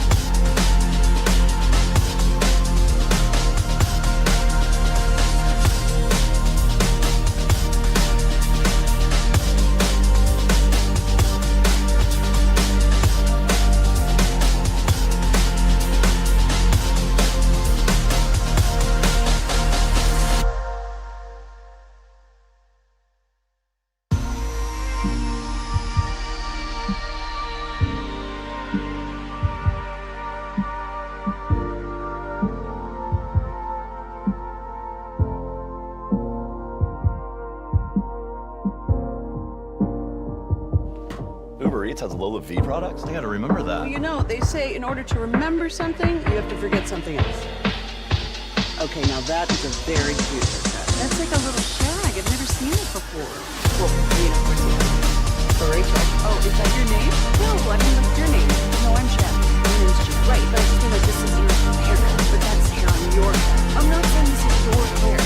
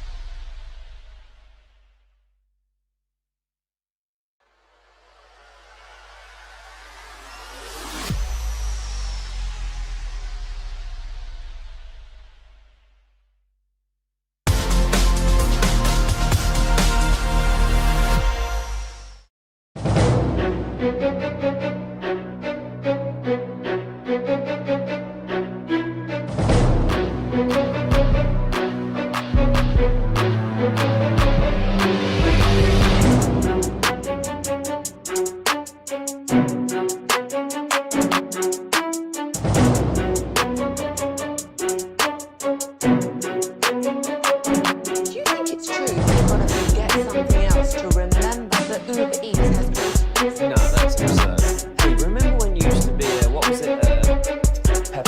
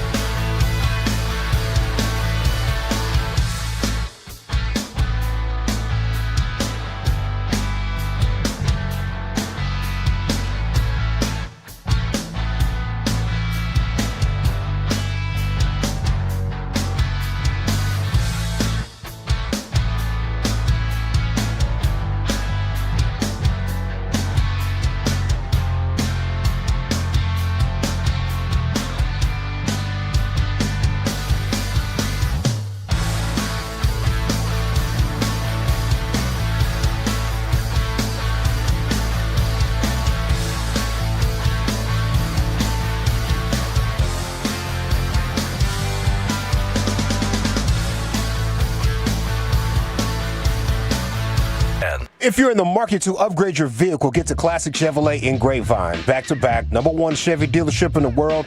They've got more new Chevys than anyone in their all-price to sell. Silverados, Tahoes, Blazers, Malibus, Equinox, and more. Visit ClassicChevrolet.com. This is Texas. This is Classic Chevrolet. Together, let's drive. We'll actually enjoy the difference. Based on new Chevrolet registrations 2023 and 2024. Thank you very much, Lucius, and thank you to the Toronto Blue Jays. I don't think I've been pulling for the Toronto Blue Jays since the days of Joe Carter and Ricky Henderson coming over on a rent-a-player situation. Dave Stieb. Late 80s, early 90s, and back-to-back World Series champions. They're 83-62, and they lead the Astros of Houston right now 3-zip in the top of the third inning, so we're having fun scoreboard watching. Rangers have the day off, and their surge has been amazing, a beautiful late summer blessing, and it's just amazing it came after all of these injuries, so we're basking in that glory. But we have a little bit of a developing news situation as Brian Broaddus is going to give us the why on how Jadeveon Clowney got out of that building yesterday. Yeah, we were kind of asking, the questions of, why would they do this or why would they do that, and did it come down to, was it money, was it something, what was getting in the way of potentially doing this?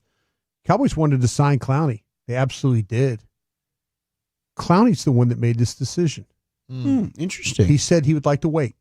Okay. Is what he did. See if there's another offer? It sounds like to me that he just, the Cowboys said, hey, we would like to, let's do something here. And then he just told them that I'm gonna wait a little bit and kind of figure some things out, and I'll get back to you. Okay, so he wants to see what else is out there on the market as far as money wise, but that sounds like the physical had to be good. Yeah, the Cowboys. The intent was to sign him up. Clowney was the one that decided that he would like to wait before that happens. Okay. So, still possibility that maybe he can circle back and say I'm interested. It's him. It's not the Cowboys. I mean, they're down. They're on board. Yeah, it's the player that made this decision. So yeah, I'm sure that now we'll see what happens with the Cowboys. They might get to a point like we're good. Some of our guys are playing a little bit better, and we'll just keep going forward there. But yeah, this one's on the player. All right, Rangers 1.5 back in the wild card, 2.5 back of Houston, just to finish that part up.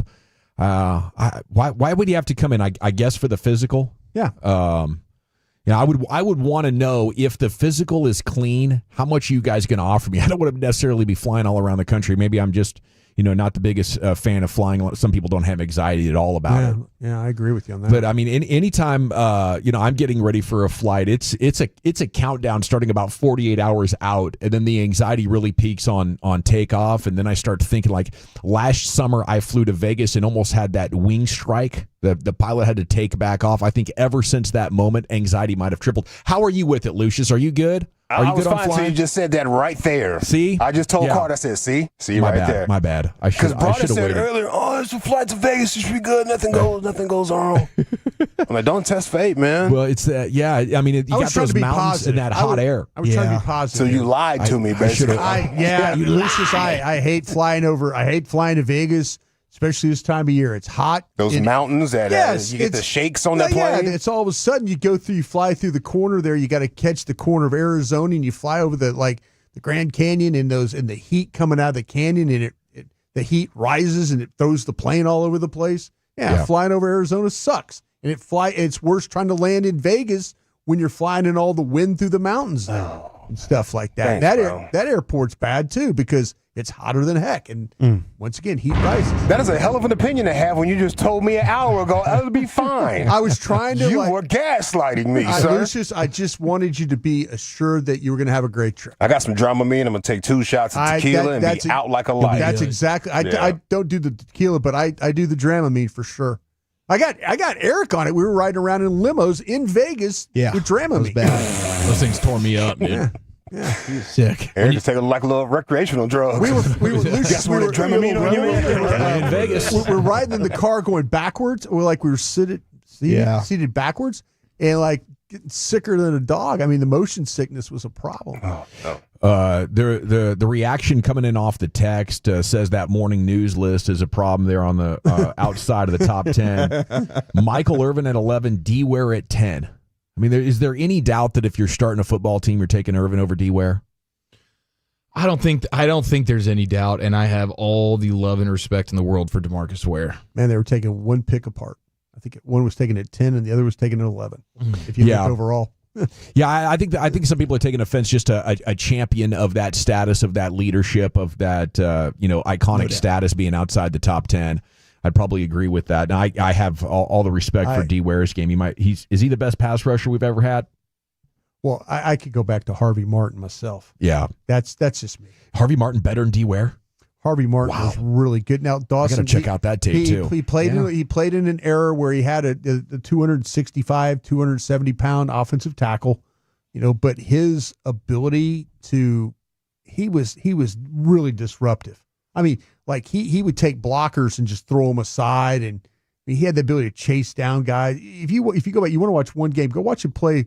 Him and Randy White playing the Super Bowl against Denver in 1977. It's incredible what those guys did in that game. They almost killed Craig Morton, the former Cowboy quarterback for the Broncos that day. All righty. KNC had a really interesting topic as I was driving in today. What are you laughing at over there, Chief? That's damn good analysis right there. They literally almost killed a former Cowboys quarterback. They did. They were so dominant at what they did. They were. They 114 sacks. They were tackling around the head. They were they were hitting him in the head and in the face area and stuff like that. This is the era when they used to just they didn't care. Quarterback was just there was never a roughing the quarterback call at all. They literally were tackling him around the head. That Dick Butkus style. Yeah, just gonna jump on your head and pull you down by your helmet. Very reminiscent of what George Pickens did the other day trying to block. Very similar. Yeah, when men were men back there and CTE wasn't a thing. Yeah, and bad helmets, man. We had some bad helmets back in the day. KNC asks, can you see the Giants beating the Cowboys? And Krusty's going to preview the Giants defense coming up for us at 3:40. Maybe we'll advance that conversation. We have a baseball guest coming up here at the top of the hour. And what would it mean if they would lose? I think both 0-2 in the division. I mean, that's really that'd be start working on the draft. Yeah, it'd be really, really bad. It's over. Really, I would be. I mean, not even CY could convince Brian at that point that they have a playoff chance. No, that would be. Jerry ain't gonna fool me on this one. I'll ride with CY on this. Like, I'm so confident they're not losing to the Giants. They just don't. Dak Prescott doesn't lose. He has not lost to the Giants since his rookie season. Yeah. They are going to destroy them, and the line's down to 4.5 points. Take it. Cowboys are covering this thing. They're winning by double digits. Book it. You can write that in 3-inch headlines in the morning paper. Guess what? If there's a loss, it's going to be one of the most fascinating post-game shows we've ever been a part of. It's going to be bad. With the attitude that Wolchuk just showed, I'll be and they stunned. lose, watch the rage that happens from him. He'll be firing people all over the Dallas Cowboys radio network. Yeah, exactly. I thought the Cowboys looked like a wild card team in week one. If the Giants beat them, I think it totally blows up that idea. It says the Eagles were rusty. It says the Jalen Carter absence and the penalties. Yeah. The penalties Philly was committing. I think Georgia Bulldogs gave you 90 yards by themselves. Please don't lose the game. Please do not lose this game. Don't lose this game. I think I will lose my mind. To draw up how it would happen, you got to lose the turnover battle by 2. You got to be able to not stop their run. But even then, you would have to have a low-scoring game. Now, I bring that up because last year, the Cowboys only scored 20 in the game that they played. The previous year, they combined to score 89 points. In 2023, they hung 49 and 40 on the New York Giants. But last year was a little bit different. How many Cooper Rush games did we get from that? Did he? Just one. Just one? Yeah. Dak had the 20-point game. I don't know what Cooper Rush did against him, but I'm believing in the run game. Some really cool stats last night on the run win rate efficiency of this football team. The Clayton Adams effect is real. I think the biggest one is just looking at 59% success rate running the football. And this is not, we have a quarterback that's running and kind of boosting our numbers a little bit. No, this is just straight up handing off the football, and 60% of the time it was a successful run. That would be far and away the best in the league. That 240, at 340, that's what I'm going to talk about. How committed are you going to be to running the ball, because it'll affect how well they rush the passer. I believe that when you start to talk about with Brian Burns and Thibodeau and Carter, running at them softens them up as pass rushers. Yeah. And I think part of it too is, mostly credit to the offensive line and Clayton Adams, Connor Riley, and the plan that they've put together and the team building aspect of investing in the offensive line. But the addition of George Pickens and what that forces defense to do as a blocker at the point of attack. all these guys blocking for sure, but these defenses now are going to give you opportunities to run the ball because Pickens-Lamb combination, and then Dak spinning it the way he did the other night, striking fear into you. So you should have great opportunities to run the football. And then on the other side, I don't think one game is enough to confirm that you've got a handle on this run defense. If I'm New York, I'm thinking we're going to unload whatever we have to try to get yards on the ground. And then we have to bring up a Stewart and Elam. Those could be busted coverage big plays. Russell Wilson can throw the long ball. Yeah, but the thing about it is their offensive line can't get movement. They can't, even when they combo block. We talked about it a little bit yesterday. Tracy trying to run the ball. Scatteraboo, I wouldn't be surprised if Scatteraboo played more in this game, but they had more plays that were contacted at the line of scrimmage or behind the line of scrimmage. I think it's going to be really hard for them to run the football. But that's against Kinlaw and Payne, right? Washington has good tackles. I think Dallas is. If you they start got a good tackle now. Clark and Osa puts us in that. Mozzie played well against John Michael Schmitz. Those were probably two of his best games. That's their biggest problem, Dawson. Nice. It's John Michael Schmitz. That's their biggest problem. Okay, we got 1 hour down, 2 to go. If you want to catch a full review of that Giants offense, hit the Odyssey app and go back to last night at 6:20. Brian in Krusty's Corner there gave you a full breakdown. He'll look at this Giants defense again coming up at 3:40. Oh, it's Pat Leonard, Giants beat writer. My bad. New York Daily News, host of the Talking Ball podcast. He's going to join us coming up next here. It's the G-Bag Nation on 105.3 The Fan.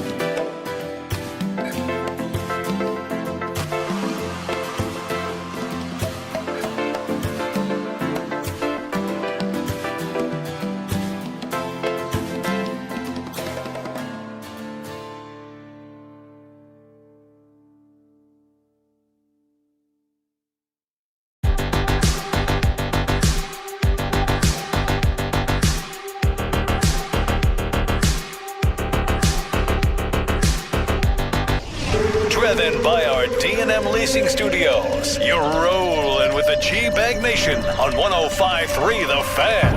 Hour 2 of the G-Bag Nation here on 105.3 The Fan. Thanks for making us part of your day. Have the latest Cowboys news coming up here for you in 20 minutes. Joining us now, Giants beat writer Pat Leonard, New York Daily News, host of the Talkin' Ball podcast on YouTube.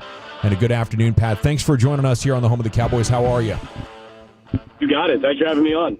Well, yeah, I mean, this is terrific to have you here just a few days before the game. Are you disappointed we aren't seeing Jackson Dart already?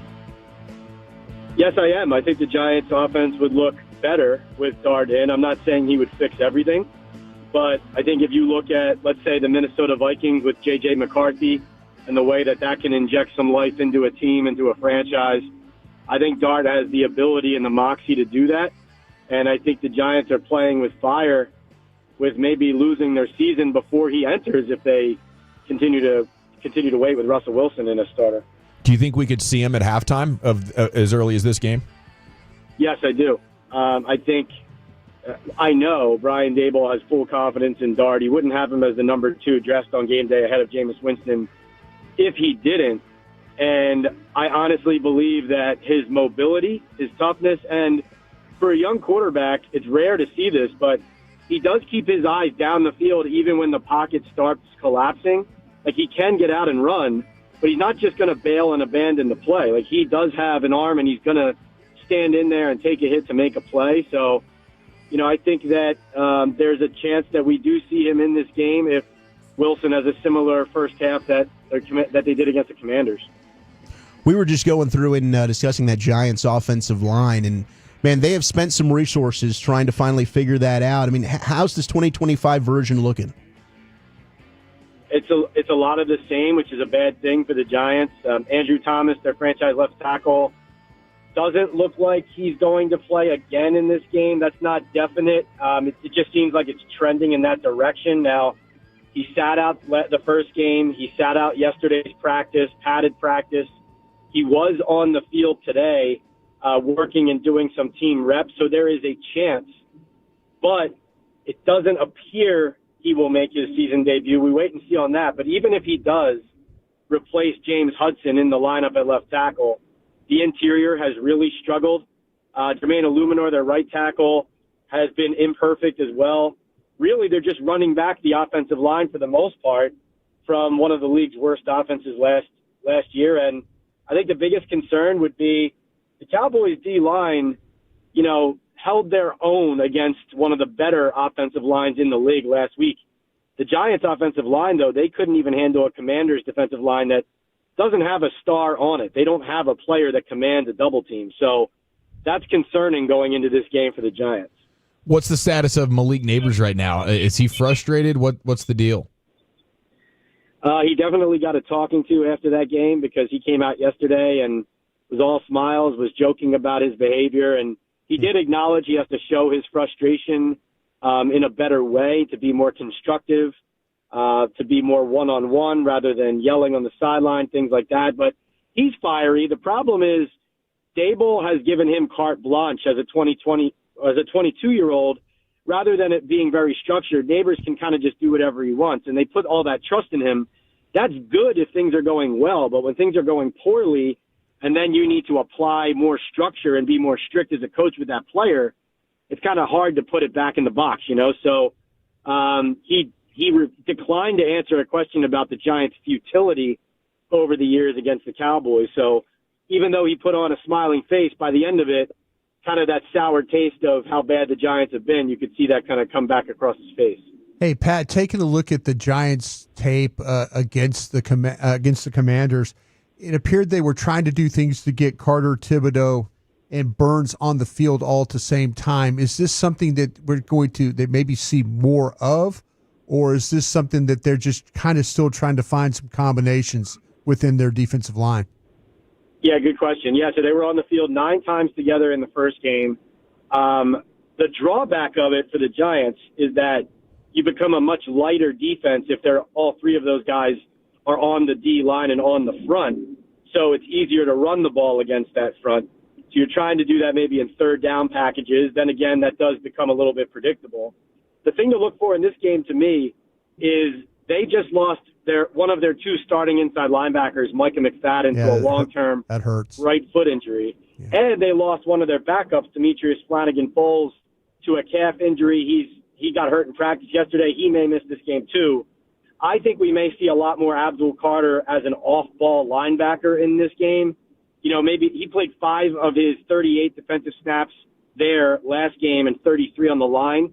I think you could see him more off the ball, which is originally his position at Penn State before he switched to edge rusher. I was actually talking to him about that today, how he could end up being the versatile star Penn State pass rusher in Dallas. You know, that was Micah Parsons for years, but now it could be Abdul Carter's turn. His eyes kind of lit up. I think he's excited to try to show the world what he can do there. It's Pat Leonard, Giants beat writer, here with you on The Fan. What has just stopped this organization overall? What's the big picture over the last 14 years of failure? I think it is ownership and the front office's inability to self-evaluate. I believe that the Giants, they're the kind of team that when they draft, if they need a corner and they draft a corner, they put a green check mark next to it on their whiteboard and they say, okay, we got that fixed and figured out. And, you know, in the modern NFL, that's just it's not how you can think. You can't be married to your previous evaluations. You have to evolve. Certainly their mistake at quarterback in running Eli Manning a couple years too long set them back. And really, over the course of Joe Shane's tenure, coming off of a lot of bad personnel decisions under Dave Gettleman's leadership, Joe Shane's drafts just haven't been good enough. And so they wanted to be a draft and develop and then supplement through free agency team, but they've become the opposite. They've become a team that hasn't filled enough holes with the draft, so they've had to sign and patchwork it with free agents.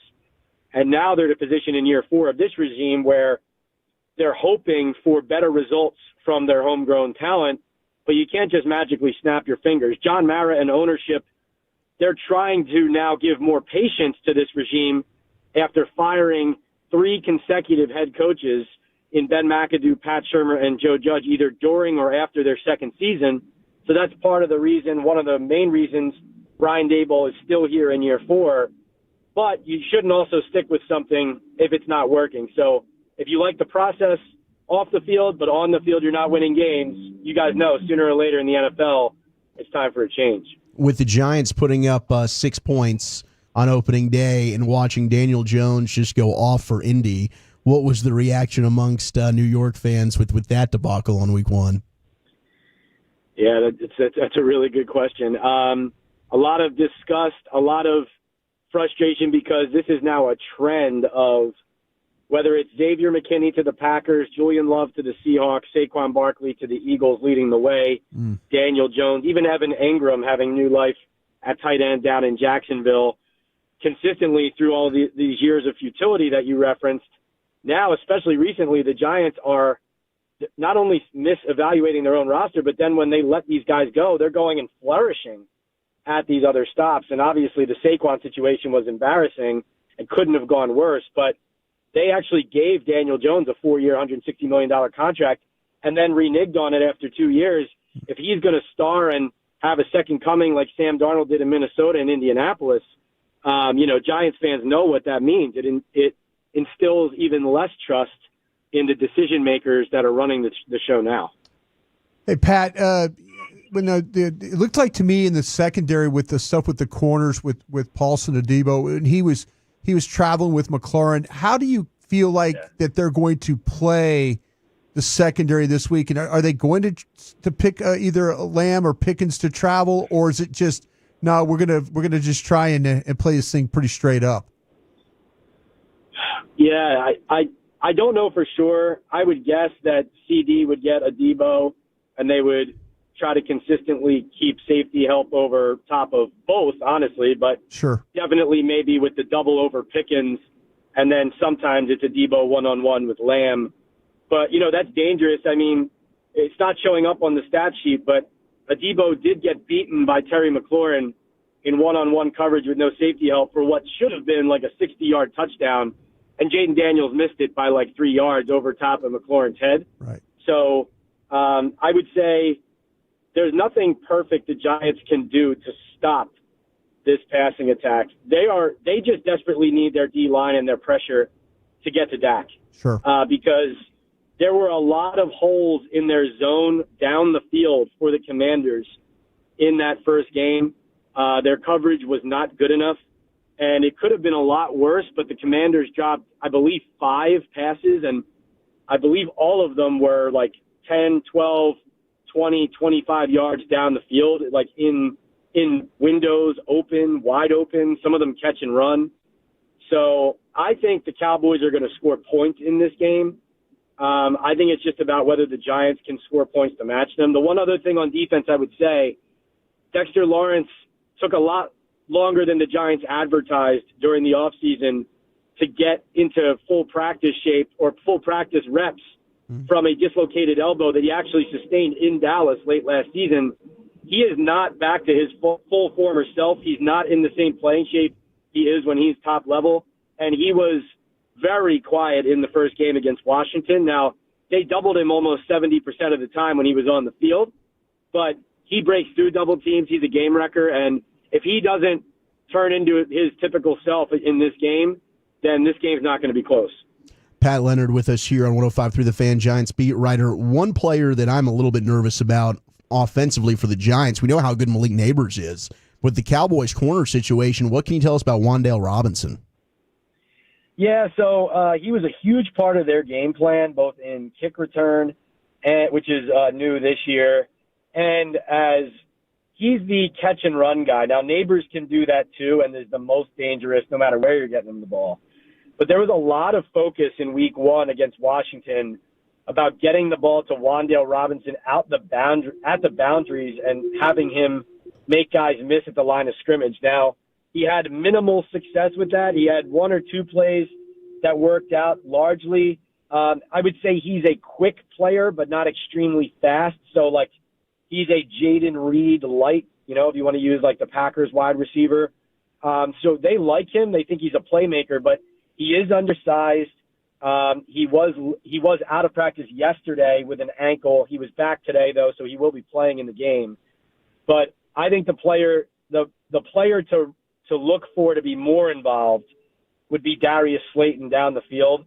The Giants spent all offseason talking about how they needed to be more explosive, and they really didn't push the ball down the field much at all against Washington. If they did, it was to Neighbors, and it was pretty predictable. So I think they're going to try to push the ball down the field more to a guy like Slayton, and it'll be interesting to see if they can buy time for Wilson to do that. Their O-line was dreadful against Washington, and I actually think the key to this game is whether the Giants can run the ball on Eberflus's defense to open that up down the field. They were 15 carries for 30 yards for their running backs against Washington. So not a lot of good signs in week 1, but they have to establish that against this Dallas front. And if they do, then maybe they take advantage of that secondary without Deron Bland. Does anyone on the Giants care less about their own physical health than Cam Scatterbo?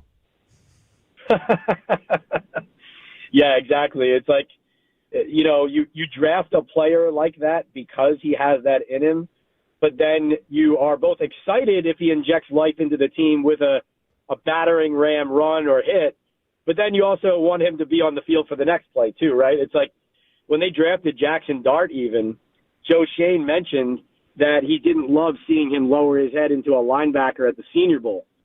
And, so that's something you worry about from a health standpoint if you're the Giants, but that's also the type of player that they've been trying to add. Even Hudson, the left tackle, not a great player, but he's nasty. Cam Scatterbo is a nasty runner in a good way.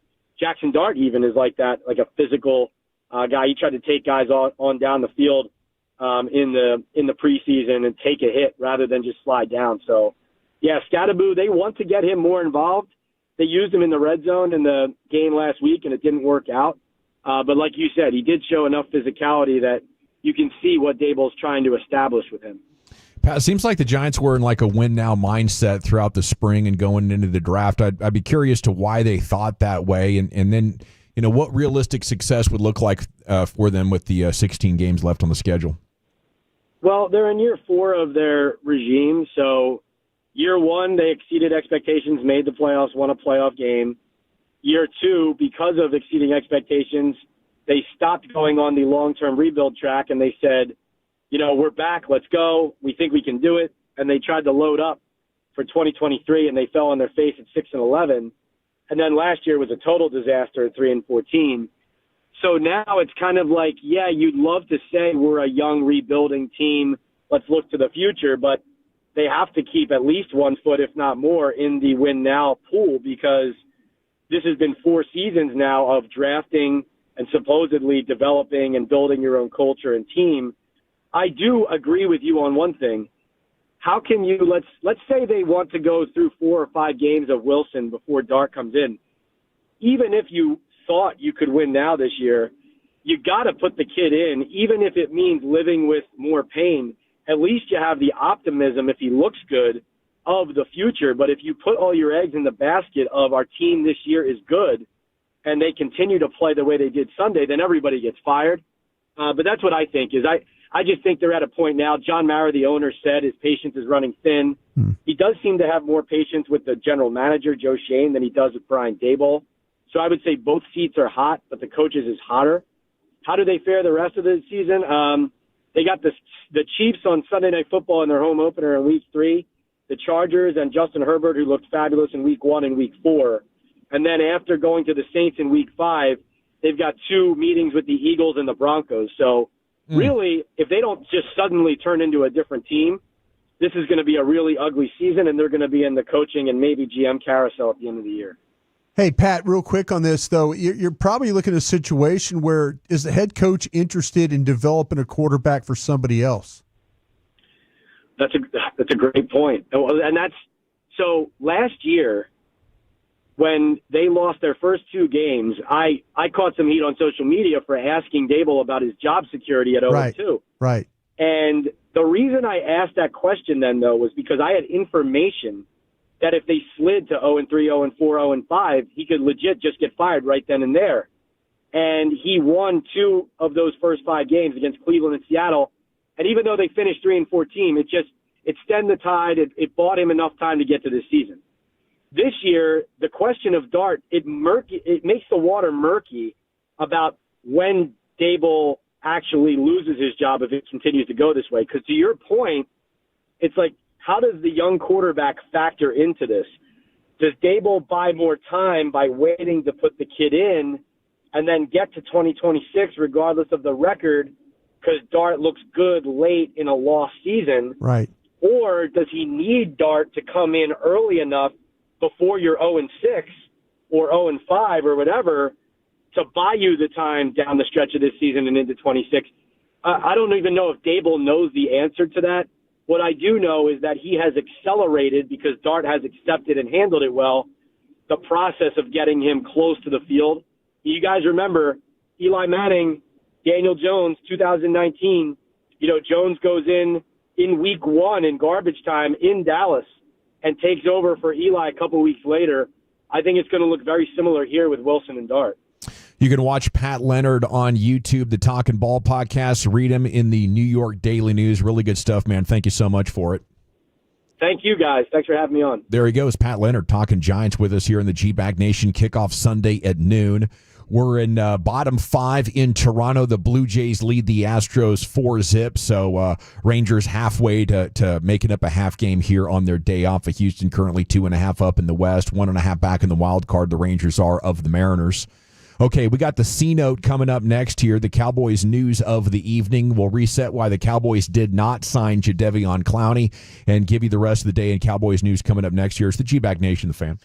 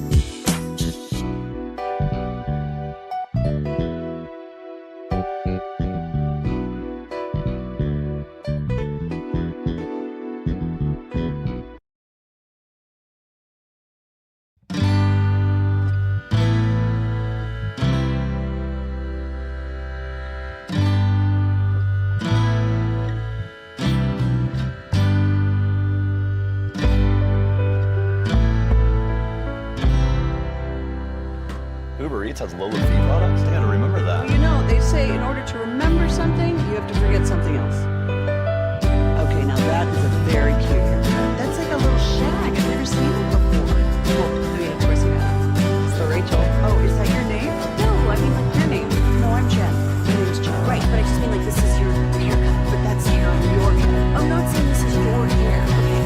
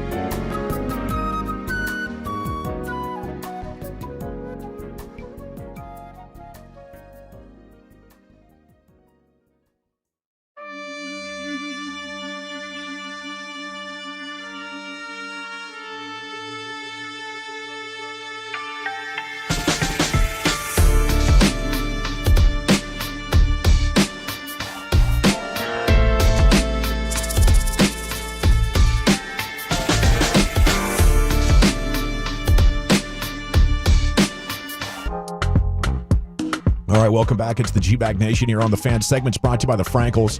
If you've been injured in a car or truck wreck, call the Frankels first, 214 or 817-333-3333. It's the go-to car and truck wreck attorneys in Dallas, the Frankels. Go online at frankelfirm.com. We have to reset a little breaking news Broadus had for us about 45 minutes ago.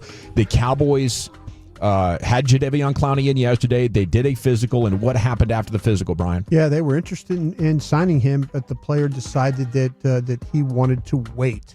So here we are right now. We'll see. Maybe he's got some other things maybe some other teams in mind. Maybe I didn't hear anything about money or anything like that being a factor, but it was that was the player's decision, and the Cowboys were interested, but he said, well, I'll just wait. And maybe every once in a while you go on these visits and all of a sudden other teams get wind of it, and then they call the agent and they're saying, hey, well, what you guys are going to Dallas? What you got a sign there? And then maybe there's a text message that gets to the player, hey, got a call from Baltimore, got a call from San Francisco, got a call, Also the Eagles are interested. Yeah, you just, and then the player and all of a sudden says, well, okay, well, let's wait and see, kind of a thing. But this was a player decision, not a Cowboy decision. So the Cowboys are trying to work directly with the player, and the agent intervened. I know. I think they were working with the agent on this one, but the agent probably.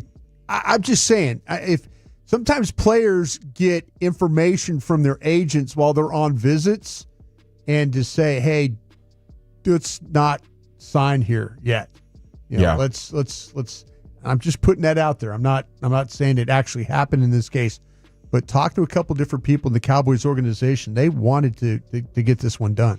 Well, even if they don't get him, I like this. Okay, we just had Pat Leonard on from the New York Daily News.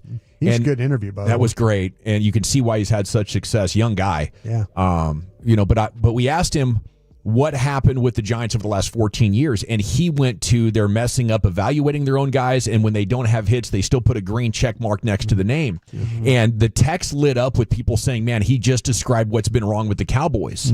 And I agree with that, but I also think that times have changed, and I think they might have been like that because Mike McCarthy wanted to stay with his guys, and maybe Jason Garrett just couldn't thread the needle convincing the team. But I think this is a sign that we're like, no, this isn't good enough. I know we drafted Ezra Raku. I know we have Sam Williams, and you just signed Dante Fowler, but it wasn't good enough. We need to be stronger. I think this is the last 15 years from the Cowboys, though, too.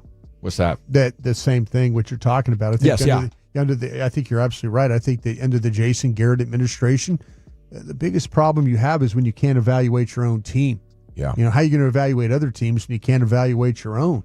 And, if you're a draft and develop team, that's, this could very well be where Stephen Jones working for Bill Parcells or working with Bill Parcells started thinking about the draft and develop model, because the Giants have always been that way. The Giants have these tests and stuff, these personality tests at the combine that they used to give. And they had really limited flexibility in their scouting department.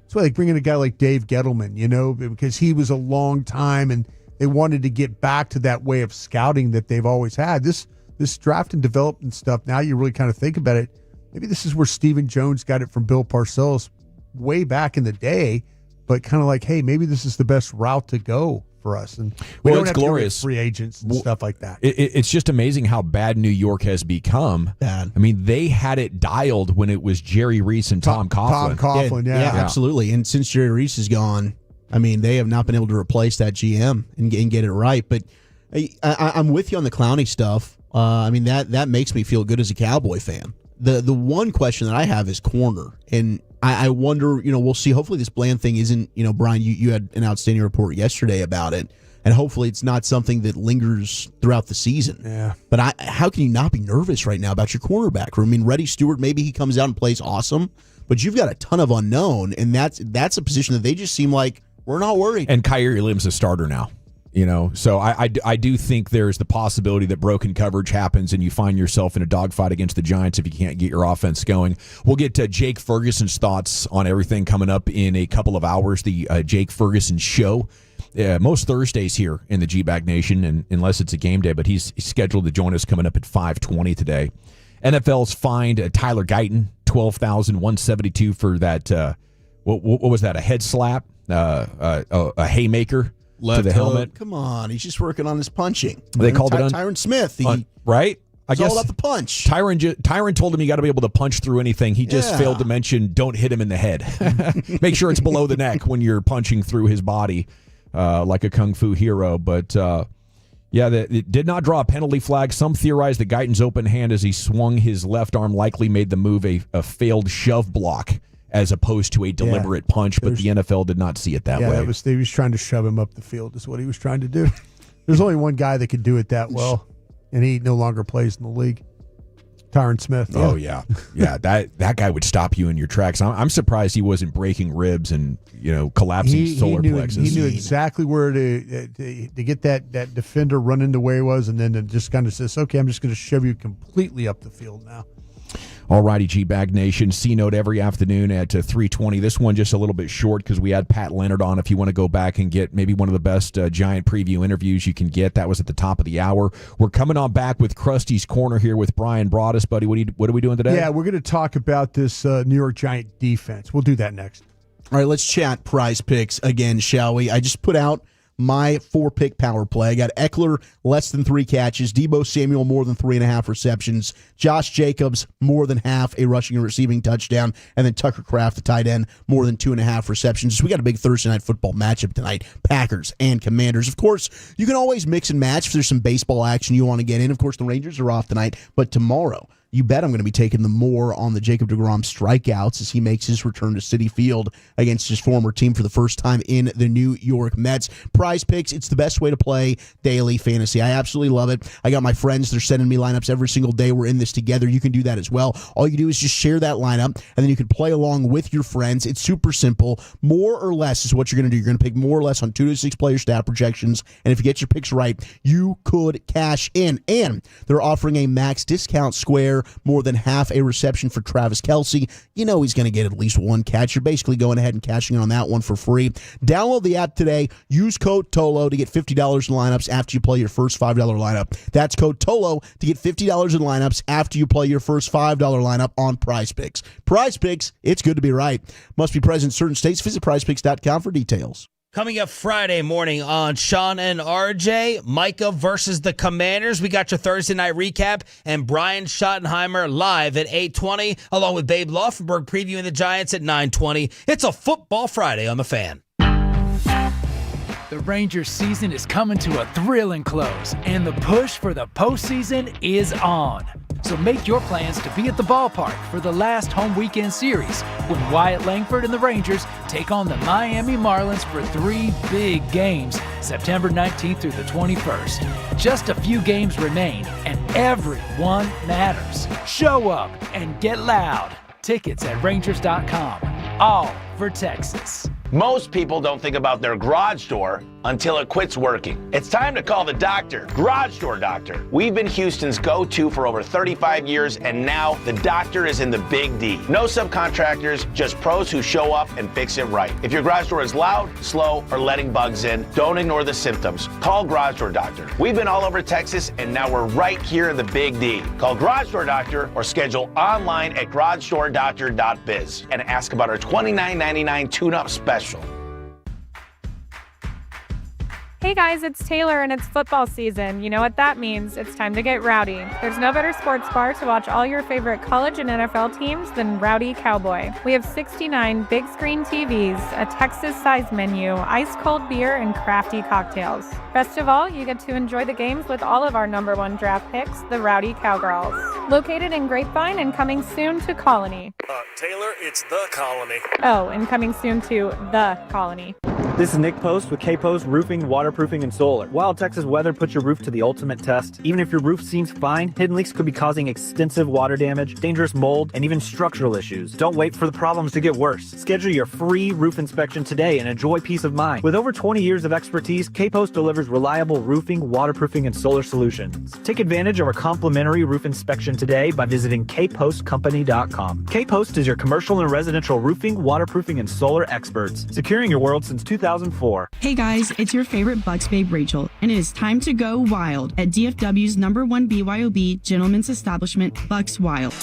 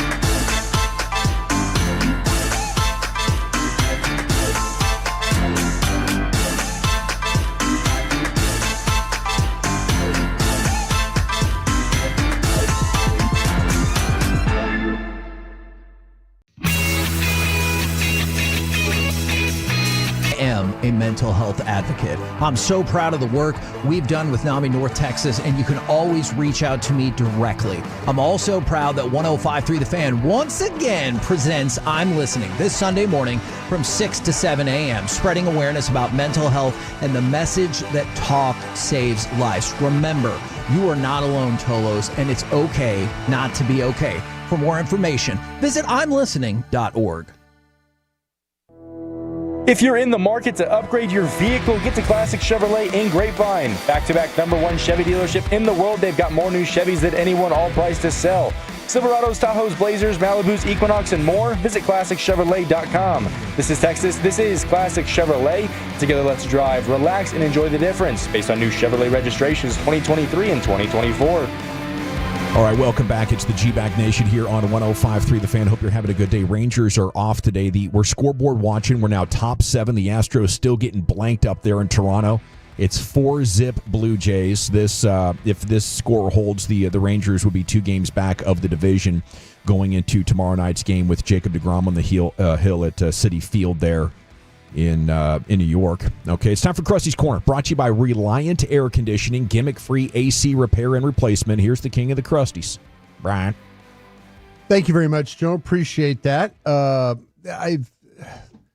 This Giant team is the Giant defense is an interesting watch, just because of the young players they have, and I don't know what direction they're going to go with their secondary, and that's kind of why I was asking Pat about that, because of the way they were playing their corners.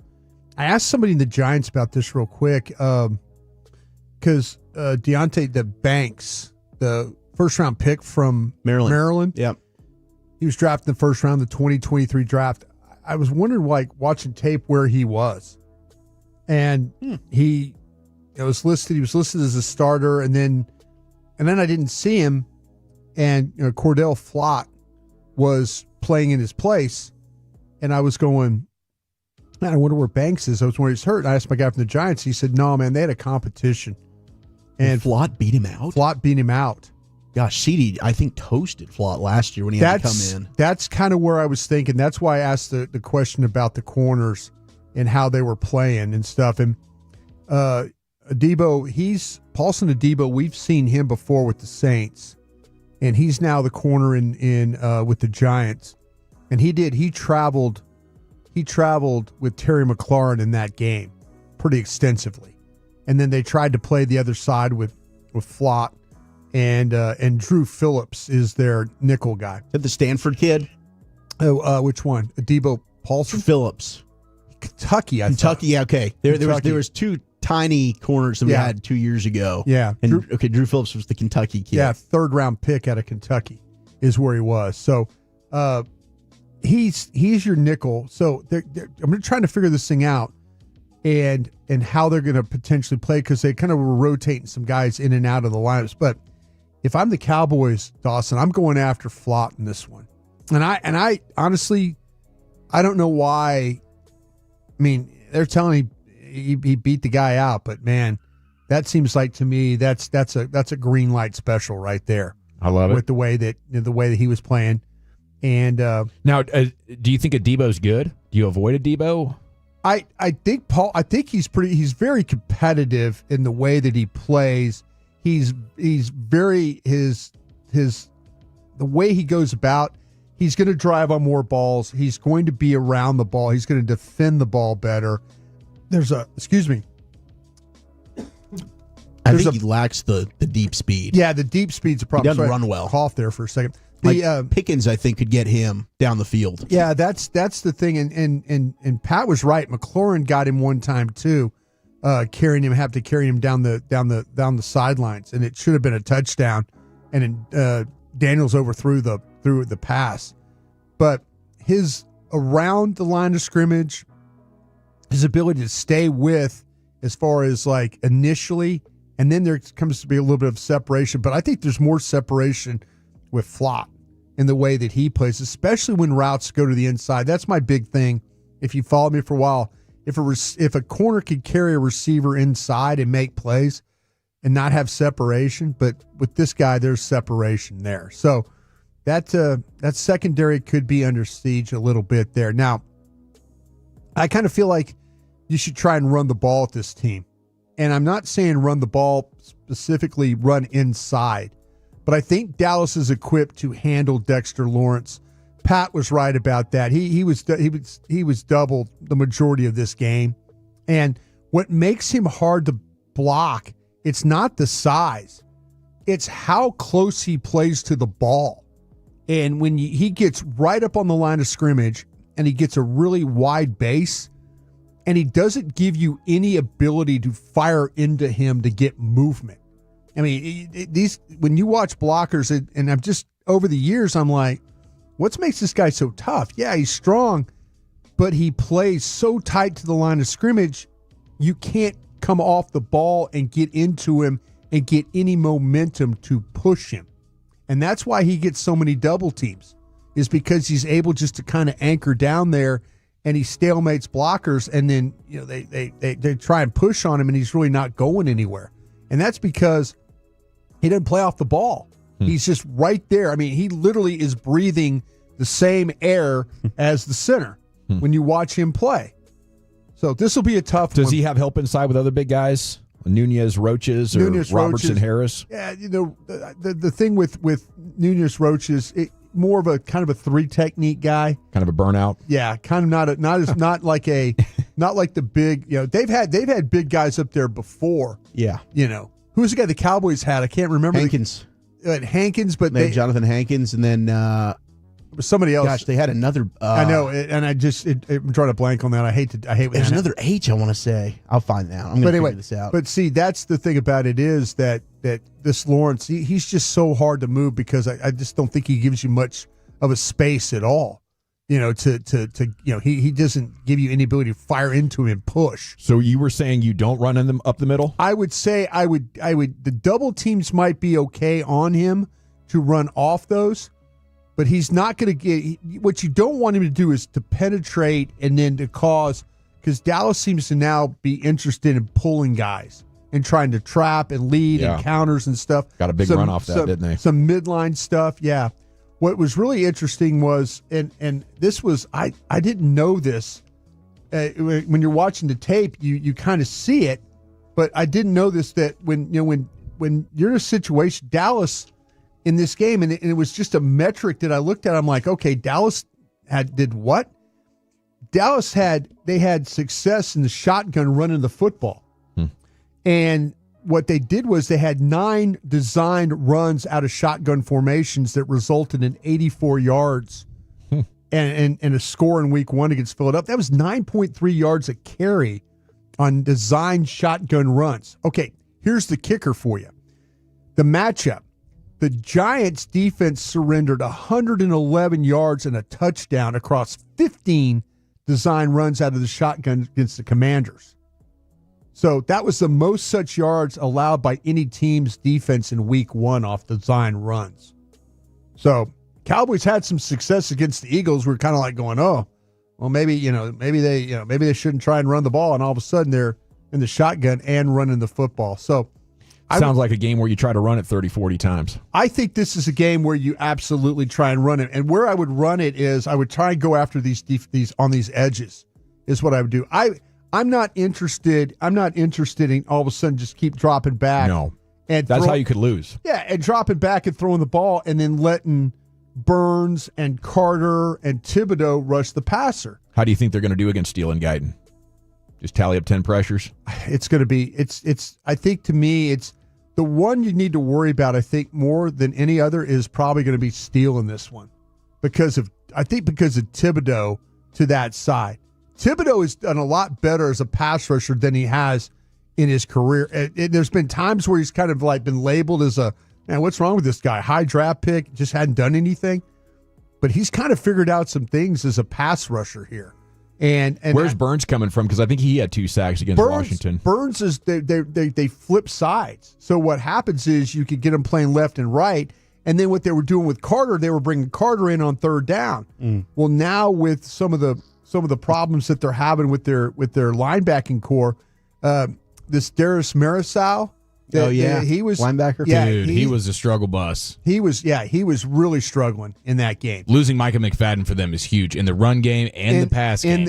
And you're absolutely right about both. You're absolutely right about that both. So, like I say, Pat was talking about the possibility of using Abdul Carter as an off-ball linebacker. Well, they had some snaps where Carter was playing off-ball, and they also had some snaps where Burns was playing off-ball linebacker. That's advantage Cowboys. If you're telling me that Brian Burns and Abdul Carter are not going to be getting after the quarterback on any particular play, I'll take my chances. I wonder if they're gonna play him off ball, but attack him like what the Cowboys used to do with Mike. Just blitzing him. Yeah. I mean, you do that. Yeah. So to me, this is the strength of this Giant defense, in my opinion, is those pass rushers. The thing that's a little bit of a liability is their secondary. And me personally, I would run at their edges more so than I would run inside. Is how I would try and play this game this week. After looking at both of them, what's your early prediction? If we wanted to go a day early, do you think the Cowboys cover that 4.5? I think the Cowboys will be okay in this game. I do. As long as Russell Wilson's starting for the Giants in this game. Now, if they go to Jackson Dart, I agree again with Pat. I think that might give them a little lift. You think that's a win-now move? I think that's a win-now move because they think the ball will go down the field. I don't think Russell Wilson wants to throw the ball in the middle of the field. And that's where, to me, where Neighbors and Robinson and those guys kind of make some plays. But I think Dallas, if in fact that Cordell Flott is playing as one of the starting corners, that's the guy I try and attack. And actually, I think he's worse than what. Well, I take that back.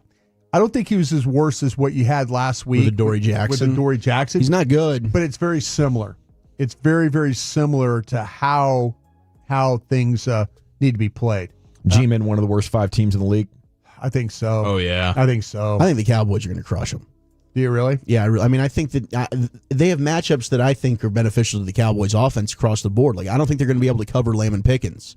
And then you don't even factor in what Ferguson possibly can you protect, could do. Though? That's the thing about it is. I think they can protect long enough, yeah. I think they'll be okay. I was reading a fantasy preview, and they love Pickens against, it's a Debo, Paulson Adebo. Yeah. Debo can't run downfield. That's the problem with him. Can I say something real quick here? Yeah. Just real quick in this thing? This is something that I pulled I hate to nerd out on you, but I did it for my show this morning. I brought this up. The matchup they say to watch is Cowboys wide receivers versus off coverage. Mm-hmm. And I brought this up because they said this, and tell me if you guys realize this. The Cowboys wide receiver recorded the 5th lowest catch rate, 61%, and an average of league low of 6.4 yards per target when facing off coverage. That's 5 or more yards of cushion last season. Notably, CeeDee Lamb averaged 1.6 yards per route when facing off coverage. That was his lowest mark in a season since his rookie year of 2020, where he was at 1.5. Acquisition on this is interesting. The offseason acquisition of George Pickens' career averaged a career high in yards per target, 9.1, and yards per route, 2.3, versus off coverage in 2024. He's a better off coverage wide receiver than Lamb. I kind of felt like that Lamb. I didn't feel like that his number was that low. Mm-mm. But here's the matchup. The Giants' defense aligned with their cornerbacks in off coverage on 69% of the snaps last season. That's the 4th highest rate in the NFL. If you're the Giants, would you consider pressing these Cowboy wide receivers? And especially, would you consider playing off coverage and seeing to make sure you take care of Lamb in this game? Yeah, I think they got to try and do what the Cowboys did last week with A.J. Brown and Devontae Smith play more zone. Yeah, so if that's the case, then maybe this is a game for George Pickens. If there's a lot of off coverage, I can definitely see it in this game. Great stuff, Brian. Thank you. I love it. Okay, we got 2 down, 3 to go here. It's the G-Bag Nation on the Fan. Rangers are off tonight. We continue to monitor the events in Toronto. It's now middle of 8. And the Blue Jays are winning 4-0 against your division-leading Astros, but that might get tightened up by a half game here by the end of the next hour. What are we doing next, Chief? Sounds of the Sports Day featuring Mikey Francesa, Jerry Jones, and Fan After Dark next in the nation. Take us with you wherever wherever you go. Now heard on the iHeartRadio app, YouTube, Twitch, the TuneIn app, our Odyssey app, and of course with the biggest mother of a radio signal in DFW. Thanks for making your favorite travel buddy 105.3 The Fan. This is Bill Ryder with an Odyssey Sports Minute sponsored by BetMGM. Own your moment. Make it legendary. Please gamble responsibly. Gambling problem? Call 1-800-GAMBLER. The showdown between Jordan Love and Jaden Daniels could well showcase the future of the quarterback position in the NFL. There's a very real world where in 2 or 3 years, both these guys are top 5 quarterbacks and faces of the league. That preview of excellence begins at Lambeau tonight. I'm Bill Ryder. When you've got real work to do, Metal Supermarkets will help you get it done, fast. We've got a huge variety of metals in stock, and we cut to size, fast. Bottom line, we get it done fast, so you get it done fast. Doesn't get easier than that. Metal Supermarkets, the convenience stores for metal. Find a store or buy online at metalsupermarkets.com.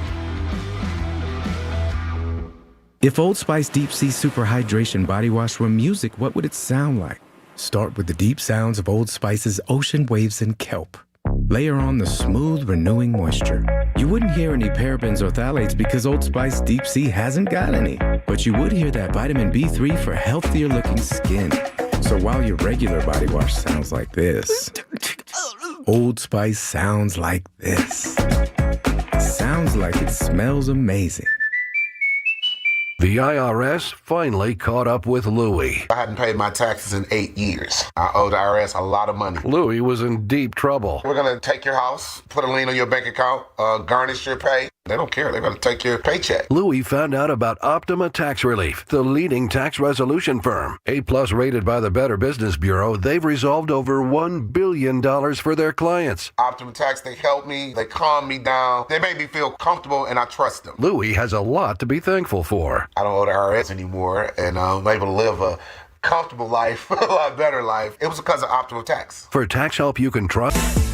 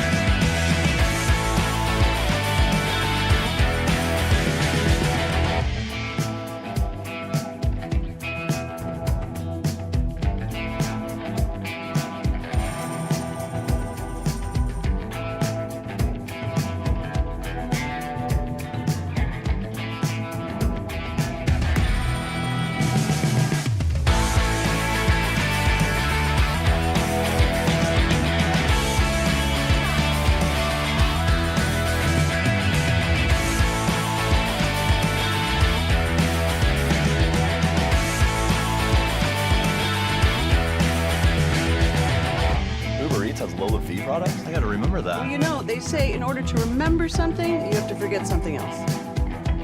Okay, now that is a very cute haircut. That's like a little shag. I've never seen it before. Well, I mean, of course you have. It's the Rachel. Oh, is that your name? No, I mean, like your name. No, I'm Jen. My name's Jen. Right, but I just mean like this is your haircut. But that's hair on your head. I'm not saying this is your hair. Okay, freaking me out a little bit.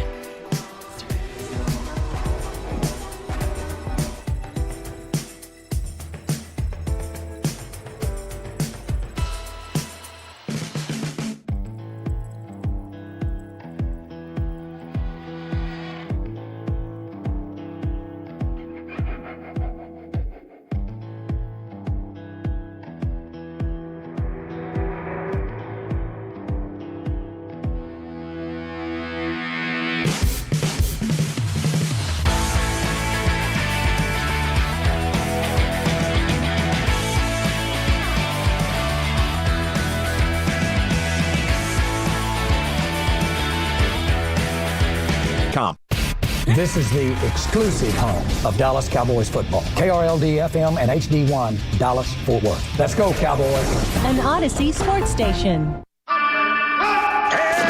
Driven by our D&M Leasing Studios, you're rolling with the G-Bag Nation on 105.3 The Fan. We're rolling along, 3 hours to go here. It's the G-Bag Nation on 105.3 The Fan. Cowboys practice report is out. Malik Hooker limited. Wanye Thomas not practicing. And Malik Neighbors on the Giants side, full participation. So we'll keep you updated there. Blue Jays got another one in the bottom of the eighth. They have 2 on with 1 out. They lead the Astros 5-zip now in the eighth inning. Here's Wolchuk with some sports. Take it away, boy. Sounds of the sports day. And at a time like this, when you have the Giants coming to town, there's really only one voice that you want to hear in terms of New York football analysis. It's the legendary Mikey Francesa. Of course. Is he still awake? Just when you thought Brian Broaddus was going to give the best analysis of Cowboys-Giants, listen to him talk about he's looking back at Sunday, and he's grading the quarterback of the Giants. Take it away, Mikey. I actually thought that Russell Warren would hit a couple of long passes to Neighbors, and they'd score a couple of touchdowns. And I thought Washington would score somewhere around 38. Russell Warren had a bad game today. Warren? It wasn't his fault. Is that Warren? It was not his fault. It was not Warren's fault. Clearly. Dawson, Russell Warren. No matter how many times you want to make it Russell Warren's fault that the Giants suck so bad. Come on, Russell Warren. It is not on him. It's on the coaches. Well, that's good to know. Coaches. Players, it's not. You did it. You are okay. It's the coaches. Mr. Unlimited. I mean, the Russell first Warren. one, I thought, okay, maybe he's got some gum in his mouth or he just had a brownie at the break or something. You know, sometimes a Zen pouch gets stuck between your gums and your tongue and been there. A weird word comes out the first time, then you circle back around it and you nail it the second time. That's crazy. Is there anybody named Warren on there too deep? Not that I see. Not that I see. There's no Warrens here. And there's no Russell Warrens in the league. What the hell, dude? I mean, he retired like 8 years ago and then came back, right? So Francesa should have sailed off into the sunset, but he couldn't break his addiction to 5-hour talk shows. Couldn't stay away from the Russell Warren analysis. That's what you get right there when you listen to the legendary Mike Francesa. Hard-hitting facts. Okay, Mad Dog clearly holding up better. Mad Dog has aged better. I'm sure he's a touch younger, to be fair. Looks it. Plus, he's hitting the gummies and the golf. That keeps you young, too. He's balanced. Yeah, that's right. I forgot about the old gummies and the Mad Dog. It's half a gummy, by the way. That's true. Just half. Just a little half-ski. You believe that? No one's believing Do you think ESPN cut him off from talking about that? Because he was on a roll. I was enjoying that gummy content from Mad Dog. Yeah, Might not be wholesome enough. Yeah, have we seen Doggy make an appearance? I haven't seen. Yeah, no, he's still doing his weekly deal. Okay. I just don't watch the show. He's still like going on his rants and doing his like what ticks him off every week, but he hasn't mentioned a lot of gummies yet. Okay, so now we head to the Rich Eisen show where they had our buddy Frank Caliendo on the program, and he actually did a little Jerry Jones talking about Micah. I have been. I have thought a lot about this, and the NFL on Fox is better without Micah. Just like the just like the Kansas City Chiefs would be better without Mahomes. What? What? That's your analogy? Which Mahomes? His brother. Let's get that. Let's be clear. Like, how does Jerry do that? We thought this is the way it should be. Now, this is the same idea that we had with Jimmy. Jimmy was our guy, but when he ceased to be our guy, we moved on, and we are better. Frank Caliendo, everybody here. Oh my God. That's why Frank's the GOAT. Yeah, absolutely. I mean, did you notice he added the lip smack from the press conference? Yes, dude. Where it was kind of terse and, meant to punctuate points. It's a guy studying his craft at all turns. Yeah, he's all time for a reason. We do have breaking news here on 105.3 The Fan. Brought to you by the Wooly Bully good news. himself. My wife just texted me and said my daughter just walked for the first time. Oh, I'm She's sorry been I missed so it. close. She's been so close. She's going to try and get a video of it so I can see this, but she just hasn't, like... You're kind of an absentee dad, aren't you? Come on. I was just the biggest moment. Just been there for the last 3 days. I'm working. Spring training set the precedent, She like waited you to leave. And Look, then she I didn't said walk thank around. you, but no thank you to going to Vegas this weekend because we're at 32 weeks. And Eliza was born 32 weeks or at 32 weeks. So I didn't want to risk missing this again. So I said, no thank you. I can't do this. So now Kevin Hagelin gets to go and enjoy that. And shout out to Hagee. He's going to crush this coverage. But yeah, I mean, it does suck that I didn't get to see it in person, but I'm working here. It's okay. You will get to see her take many a step. Yeah, screw you, Brian. You're I had ruining a clowny great hopes. moment. I'm still happy for her. This is exciting. That is great. Sorry about that. You did have clowny I had hopes. clowny hopes, man. I was fired up. No. I think the clowning thing's going to happen. Make it good. Come Oh, on. crap. It's just his daughter walking. Well, that's awesome. Okay, so the anxiety dad thing from here until about, I'd say, 2.5 years old is now Falling into stuff? she'll start walking and boom, and then start running and boom. And you gotta fall around and be like, She's been so close. slow the crap down. I know. And now they're totally mobile, right? So you got to make sure everything is toddler proofed. Yep. Oh, how about our guy Black and Gold B? Heard my baby's heartbeat today. Wife's first sonogram this morning. Oh, congratulations. That's awesome, B. Maybe the Saints can cover this weekend. That's a first pick of the draft team right there. Yeah, I think so. I wasn't going to go the full on. Giants. Maybe the Saints. The Giants actually play each other. The Giants and the Saints play each other. That'll be a battle of disgust. We need Jackson Dart to just look decent enough that they pass on all these quarterbacks this year. The last thing we need is like Lenora Sellers or somebody becoming a New York Giant. Yeah. And now they're good. Well, I do think it's a good point from the 512. It would have just been a touch better if you're talking about Frank Caliendo's fake Jerry Jones. I don't think it was very good. If he went with Michael instead of Micah. Now, okay, so you're not impressed It with. was very good. Not much impresses Brian. We found that The out. best, and I love Frank. I love we have a good time when he comes in here. The Gruden and stuff, all the stuff he does. I think the best Jerry Jones I've heard is Jeff Kavanaugh. Yeah. Jeff Kavanaugh Jeff's is good. Jeff Kavanaugh has got Jerry Jones down perfect, and He closes his eyes. he closes and just his gets eyes. into character. He channels his inner Jerry Jones is what Yeah. he does, and I think Jeff does it great. I didn't think that was as good as it could have been. I mean, there's some decent scripted ones out there, people working off of a script or with Caliendo working on his craft and then delivering when it's showtime. But Jeff would do that all impromptu. Right. Just off the cuff. Pretty good stuff right there. Okay, we continue Sounds of the Sports Day. I had the pleasure of driving around a bit late last night. And Me too. flipped on Little Fan After Dark. Let's go, fatty. And now, what was the big surprise that was awaiting us here at the studio yesterday? The pie. The pie. You guys got pie. Yeah. Still some in there. Broad has had a Don't tell me. friggin' mouthful of pie for the last 30 minutes of the program last night. It was excellent. But it wasn't Dawson's mom's pie. No. Okay. This then- was Dave Swavy's Oh, special Sway man. chocolate silk pie. Shout out to Dave. I think Sweetheart. shout out to the company. It was a pie-falutin. Kind of play on words there. highfalutin. Pie-falutin. That's strong. That is Gourmet good. pies. Now, you guys really like this pie, right? Yeah, it was good. Yeah, it was great. Yeah. So listen to what feels like a little bit of disrespect. All right, this is bringing in the the 10-20 segment last night. This is how Fred brings it in, and then listen to Blake Elliott come over the top with the extra disrespectful dunk unintentionally on Dave Swavy. How about this chocolate pie? Is it good? It's all right. Wow. You going to do your boy Swayze like that? It's all right. Swayze. It's Patrick Swayze. Maybe just added some style to it. Don't do our guy Swayze like that. Let's play that again, new guy Jake, because listen to how just like the powerful pause of Fred Davis when he latches onto the microphone from the jump, dunks on the pie, and then Blake doesn't know Dave Swayze's name. How about this chocolate pie? Is it good? It's all right. Wow. You're going to do your boy Swayze like that? It's all right. It's just so Swayze. Do you got Swayze like that? So then I continue the listening because I don't even. Do you think Blake knows who Patrick Swayze is? No. I would say no. No chance.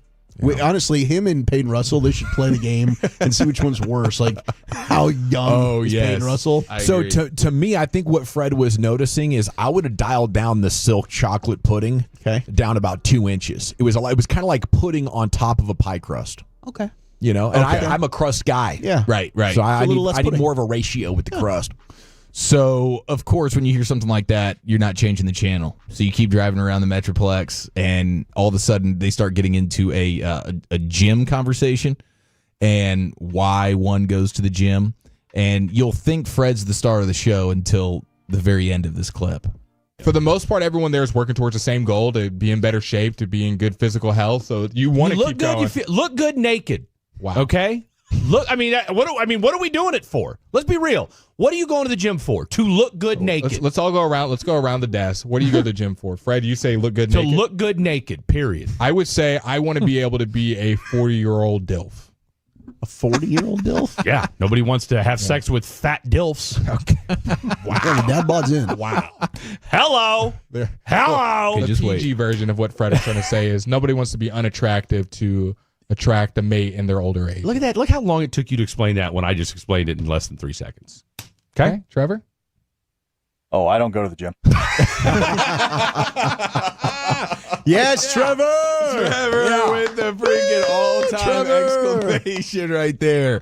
Everybody's sharing their innermost secrets as to why they go to the gym. Man. And I guess just simply looking at Trevor was not enough. They wanted to go ahead and ask him, and he gave the most appropriate answer. That was fantastic stuff. Okay, so and we get 4 full hours. I see it. You know, I like a little home gym workout. I think going to the gym, it smells weird. There's nudity in the locker room. There's awkwardness. You got the social media influencers doing stuff. Yeah, they're taking videos. I'm a whole workout guy. You know, I think with a couple of dumbbells, especially those dumbbells you can change the weight on. Who made those? Like the Nordic Bowflex? Yeah, or the whatever? Bowflex ones. I got some of those. Things. And a Peloton. Good to go. Get a little pull-up bar action in there. You could, yeah, and I have in the past. It's been a while. I remember when you were working on getting that one pull-up. I did, and I got it done. You did. And then I haven't worked out since. But hey, you achieved. You set a goal. You believed, and you achieved. I didn't think I was going to get there. Well, you did. Okay, did you guys hear Jessica Simpson talking about Tony Romo on stage at a concert? If you missed it, I saw this on social. I didn't hit the button to watch it and listen or anything like that. I forgot she was still. Did he really reach out to her? Doing things. Not to her. She'll explain it. She's on stage and she's just riffing now, and she decides to tell a Romo story that just happened. A couple weeks ago, my mom got a phone call, and he's like calling my mom saying, "Well, Tina, I'm selling the boat." And my mom's like, "Okay, and he's like, "Well, Jessica's name is still on the title." So then I get paperwork and have to sign over this boat for him to sell. And guess what he gave me as a thank you? $100. Plastic cups. Honestly, plastic cups. I'm like, wow, I'm glad we didn't work out. He sent her a dozen red Solo cups, or what happened here? I'm thinking, is it red Solo cups? I don't really understand what it was. The Romo cups? Why was he giving cups away? But also just the idea that still, I mean, this is like 15 years ago that they were together. Yeah. And now he's having to make a phone call about the title on the boat. That's weird. She gave him the boat as a gift, and I guess it was in her name, and now he wants to sell it, and it is strange. That's awkward. How much could the boat be worth? Yeah, I don't know. Like, how does a boat appreciate over the course of a decade and a half? I don't think well. I've been told a boat purchase is one of the worst purchases. Yeah, boats are bad to buy. But I wonder how big the boat was.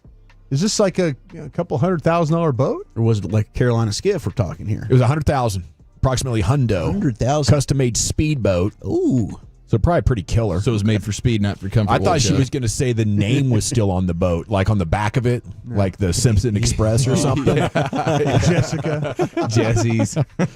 Well, thank you, Chief. Yes, sir. There it is in the books. Where are we going next now? Wolchuk's up to bat. Let's do some daily football fix, shall we? And in this edition, the NFL has new records. And do you have NBF? That's next. Our goal is to have you winning every sports debate with your buds. We'll do the homework. You just listen and enjoy. Turn it on and leave it on. The Fan and our Odyssey, iHeartRadio, or TuneIn apps. This Saturday night, it's another awesome FC Dallas watch party at the Derbyshire, 6142 Frisco Square Boulevard in Frisco. We'll have Tolo and FC Dallas giveaways, and we get things started at 6. Let's party together with FC Dallas this Saturday night at the Derbyshire in Frisco with The Fan. All right, Willie Bully and Eric Chiafalo back with you here. We're talking Trajan Wealth. That's Trajan. And if you're not feeling the sizzle with your current financial advisor, then call Trajan Wealth today. Set up an absolutely free consultation. I'm a customer, and you can be as well. Number to call, 469-579-3500. That's 469-579-3500. They've got a variety of offices across DFW. I love the Frisco location. Go see my guy over there, Steve Shelby. He's going to help you out.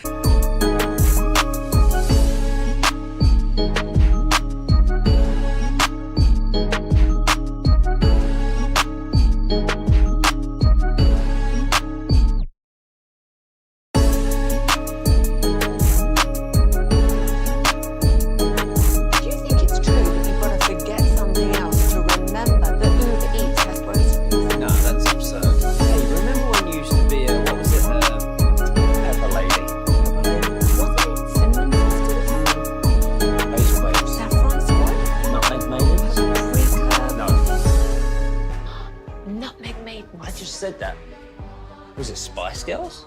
Doesn't sound right. Was it Saffron Squad?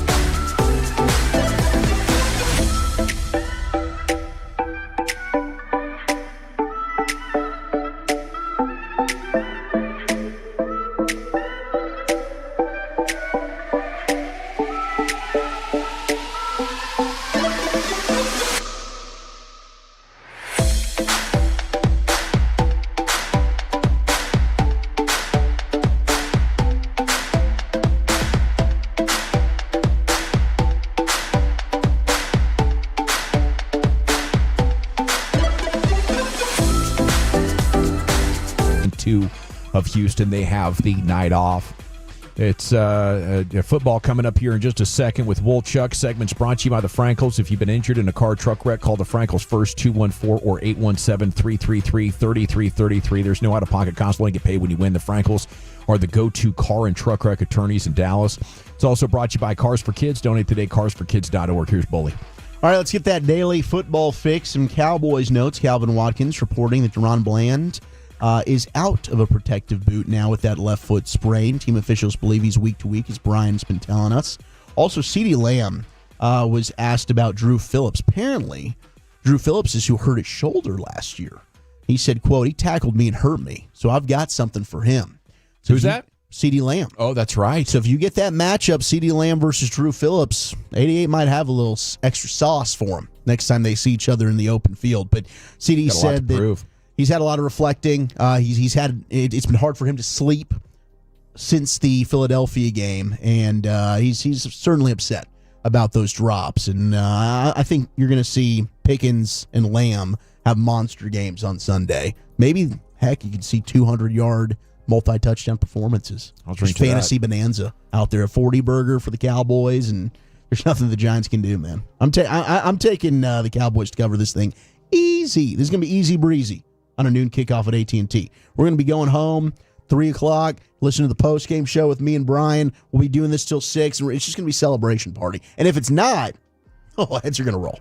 Oh, I could imagine. Are going to roll. The Woolly Bully would be on fire. I'd be stunned. After a Giants win. Absolutely stunned if this were to happen. Xavier Worthy, he's got a right shoulder. Still going to be out. So that's our buddy Nate Taylor, who we got to catch up with at the Super Bowl reporting for the Chiefs. But he was not participating in today's practice. I just don't know what's going to happen with the Chiefs and their wide receiver situation moving forward. I don't know that these guys can ever be healthy together at the same time. Rashee Rice, suspension. Xavier Worthy, now he's getting just running into his own teammate. His shoulder's falling off his own body. Now you got Hollywood Henderson, who's having to catch 20 balls a game, and I don't know how long that's sustainable for him. Hollywood Henderson? Hollywood Brown. We talked to Hollywood Henderson earlier, so he was just on the memory bank here. I love it. Yeah, Travis Kelce is a maddening player to watch these days. I don't understand what has happened to him. I guess he's just got time or just not focusing. I think it's a lack of focus. Just needs to focus. But he screwed up a touchdown situation because he I guess he stopped running when he should have kept running versus the Chargers. You don't want to stop running. He runs his route at the wrong depth and just completely kamikazes his own wide receiver. It was bad. His own player. It's a bad situation. I think the Tyreek Hill stuff could be real. We'll see as the Dolphins continue to they should move on. Be one of the worst. I saw Mike Florio was saying that it's the Chiefs and the Steelers as the two teams that have shown a little interest in maybe getting some Tyreek Hill. They're wide receiver hunting now. Tyreek Hill's under another investigation for domestic violence allegations. I mean, this just doesn't stop. That could screw some things up a little bit. It's constant. It's constant. If I'm a trading for him team, I know who Tyreek Hill is. Especially if you're the Chiefs. This really hasn't changed the evaluation at all. I don't know what to believe. You know, I do think Tyreek Hill is one of the most live wire wild cards in the entire NFL off the field. But I also feel like it's a perfect time to just have stuff made up or to redrudge stuff up as they're in a back and forth. And you know how those domestic disputes can get. Absolutely. So petty and personal, and about half of it's fabricated. Man, I do think he's going to get traded. And did you see the odds now for Mike McDaniel? Best odds. First coach fired. Is he the best one? Mm-hmm, number one. Oh, wow. Good thing I put on. Got my cheddar there where he was like 5th best odds on that thing. I'm going to go ahead and bet that one? Pretty. Hell yeah, it's one of my bold predictions back in May. First coach fired, Mike McDaniel. That thing's a train wreck in Miami. Yeah, really it is. Bad. Disaster. Dak Prescott, 13-game winning streak against the Giants with a win on Sunday. Past Roger Staubach. Be alone in second place for consecutive wins against one team with 14. Who is the quarterback that holds the NFL record with 17 straight wins? I know it. I know who it is. I think this you would know who it is. I know who it is. Is this Aaron Rodgers beating the... Wrong. No. Is this Tom Brady beating somebody? Brady is tied with Dak for 13 straight wins against Buffalo. This quarterback is this also Bob has Greasy? It's Bob Greasy. Bobby G. 17 straight wins against the Buffalo Bills. And nobody circles the wagons like the Buffalo Bills. Like the bad Buffalo Bills. Oh, those bad Bills. All right, NFL set viewership records. Surprise, surprise. 22.3 million average viewership per game. Most watched week 1 on record. It's up 5% from last year. It's up 19% from 2 years ago. Third straight week 1 to have 4 games deliver over 20 million viewers. The 4 games that did so: number 1, most watched, Cowboys-Eagles. Number 2, Ravens-Bills. I didn't watch a second of that game, guys. That's how you know I was down bad. I didn't see a second of that game. I was in bed shivering to death. I thought I was going to die that night. I turned it off with about 7-8 minutes to go, and then my brother, who hit a 9-game parlay thanks to the Bills' comeback, texted me, "What a comeback." You're like, what? What are you talking about? Yeah, and so I went back and watched it. It was unbelievable. I did the condensed game thing yesterday when I finally felt like good enough to get out of bed. 24.7 million viewers, though. Detroit, Green Bay, and then Minnesota, Chicago. The other games to hit over the 20 million viewership mark. Yeah, most watched weekend ever, maybe. Crazy. It's wild how a lot of these games are creeping into Cowboy territory. Usually when you're talking about over 20 million, it's like, okay, who'd the Cowboys play? Well, and I think we're going to get a record tonight. Most watched Amazon Thursday night football game ever. Commanders-Packers. I mean, this one's going to be fun tonight. You, of course, have Micah Parsons. He's hoping to keep that sack streak going. Jaden Daniels, Deebo Samuel. How's that offense going to look? Can Deebo do this 2 weeks in a row? And the Dan Quinn, Micah Parsons deal, Jordan Love. I mean, this is going to be Commanders-Packers. I'm sure Al Michaels is fired up. He's finally got himself a good game to get ready to call. I think the record for most watched Thursday night football game is Cowboys-Seahawks from a couple of years ago. So this might have a chance to beat it. I just hope the Amazon like pre and post and halftime crew has gotten better. It just seems so weird and dysfunctional and like fragmented with who was it? Tony Gonzalez and Richard Sherman and Whitworth. Yeah, Whitworth's our guy. It was weird. You know, they needed to get their chemistry sorted. So fingers crossed for tonight. Is it still the quarterback guy? What's that? Do we say him? Fitzpatrick? Oh yeah, Fitzmagic. And Fitzpatrick and Whitworth. Maybe they should just have those two because they do a podcast together. Yeah. So maybe it's just two. It could be Tony Gonzalez. I might. You know what? I think Tony. I'm going to go on a limb. Tony G's the one messing up the chemistry. Back with the bold prediction. Tony G, get out of here. First guy booted from the Amazon Prime set. Gonzalez. Or do you just move him to his own thing? You know, maybe you put him in the a little booth. Maybe we do a 3-man booth. We're going to cut to Tony here for his thoughts on the game. Yeah, Tony. What do you like? They do with Dungy. Like, hey, it's the Tony booth. Brock Purdy. Oh, he is not good right now, boys. This is bad news. Purdy's about to get usurped. He's done. You think Mac Jones is going to get him? Mac Jones, who Kyle Shanahan has always wanted to be his quarterback. They traded up to go and get Mac Jones, and they let the media bully them at how stupid they were for thinking Mac Jones should be the 3rd overall pick in the draft, that they took Trey Lance. They took Trey Lance. Now they got Mac Jones. He's going to start because Brock Purdy's a long shot to play in week 2. Dude ain't playing. I don't know when he's going to be back. He's got a toe. He's got something else that's hurt. Brock Purdy, watch out. This could be the Mac attack. And I'm ball second all you. I do not believe in Mac Jones. But this will be kind of interesting because I do think Kyle Shanahan has always had an affinity for Mac Jones. And maybe this ends up being the time that he could flourish. I wouldn't be surprised if Mac Jones goes, like, if he misses the next 5 games, 3-2, 4-1, something like that. I don't think their schedule is that difficult. They have to have the Rams in there. But it's the Saints up first. Yeah. That should be a dub. This is the beginning of the Mac Jones, Sam Darnold arc. Oh, yes. Maybe Mac Jones is auditioning to be the new quarterback of the Saints next year. I could see it. It could be. Big money. All right, let's go back to the wide receivers. Here's Malik Neighbors, and I think we all know somebody with this condition. I'd never heard it called these 3 letters before, but here's Malik Neighbors being frustrated after having just 5 catches on 12 targets. Like I said, I was trying to get the offense going. I was trying to get people to let's get rolling. You know, the lights was on, the game was on. You know, it's time to play. I feel like that just got pushed over. You know, and everybody was talking about just how I was had an attitude and stuff like that. It's just I got an NBF. I got a natural bitch face. That's just what it is. My face. I don't know. Like when y'all talk to me, I look the same way every time. I don't know. It's just how I am. But I guess I got a small one. He's got an NBF. Now I've heard RBF. I've heard RBF. Resting B face. My wife has one. But, she'll be the first one to tell you she doesn't smile. I mean, there's oftentimes I'm like, what have I done? Yeah, it happens. I don't know if that would apply to me, but if I would change it to like resting jerk face.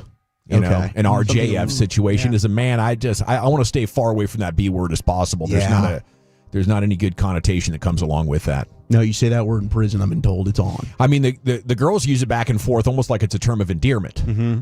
You know? Yeah. So, but I just don't think it applies to a man.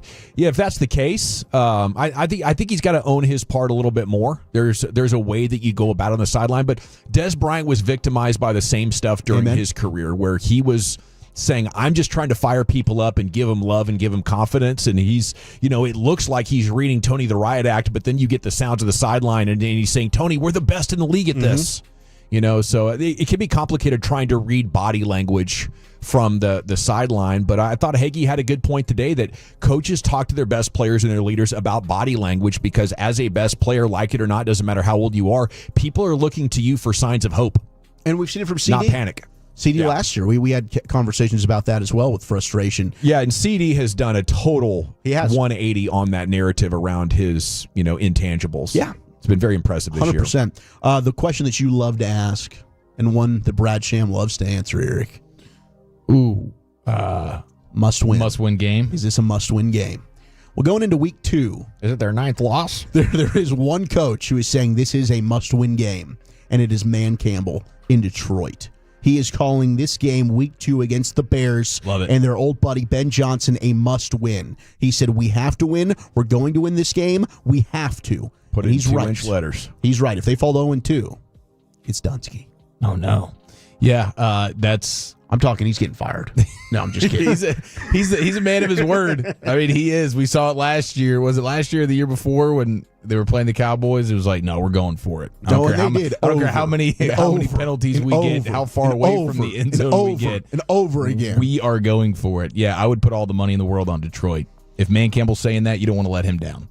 Yeah, I just don't know if I can believe in Dan Campbell. I definitely don't want to let him down. But throughout this entire run, I mean, when he got hired, I thought it was another bad hire from Detroit. But it's really worked out. But I think I would look more at the GM. It's like Rex Ryan, all the success he had with the Jets, Nick Sirianni with the Eagles. I'm just not buying it. I think this just comes down to Man Campbell on his high T levels refuse to believe the notion that there's any chance that a fingernail painted quarterback could beat him. Yeah, that was the angle. Yeah, we can't stand for losing to the Bears, though, especially with how bad they looked against Minnesota. But salute to the Woolly Bully for putting on us on this first, that Detroit might be ready for a letdown season. Certainly looked like it. Like the loss of Ragnow and Johnson, I was hoping that's what would happen to the Eagles. Yeah. When they had Kelsey lost. 8 total coaches that they lost, because you had Aaron Glenn take Tanner Angstrand, who's another offensive coach for them that could have been elevated to OC. He's now the OC with the Jets. So they got picked off. And I don't know if it's in one offseason they're going to be able to rebuild that thing. We got Jake Ferguson coming up here in about 45 minutes or so. The Jake Ferguson Show here in the G-Bag Nation every Thursday. Players you want to see more of in week 2 versus those Bears. That's coming up next here, G-Bag Nation, the fan. Coming up on the next KNC Masterpiece. We'll be live from...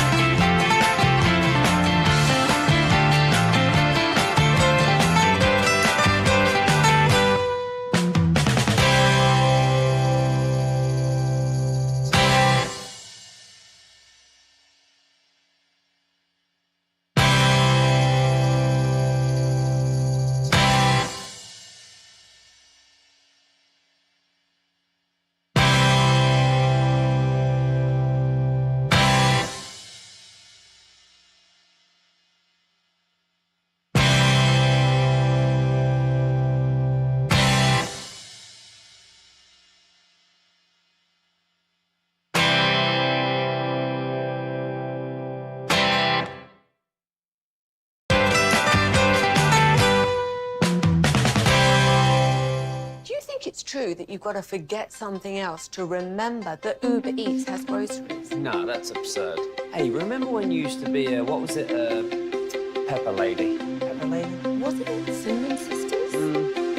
Basil Babes. Sapphire Squad? Nutmeg Maidens? No. You said that. Was it Spice Girls? Doesn't sound right. Was it Saffron Squad?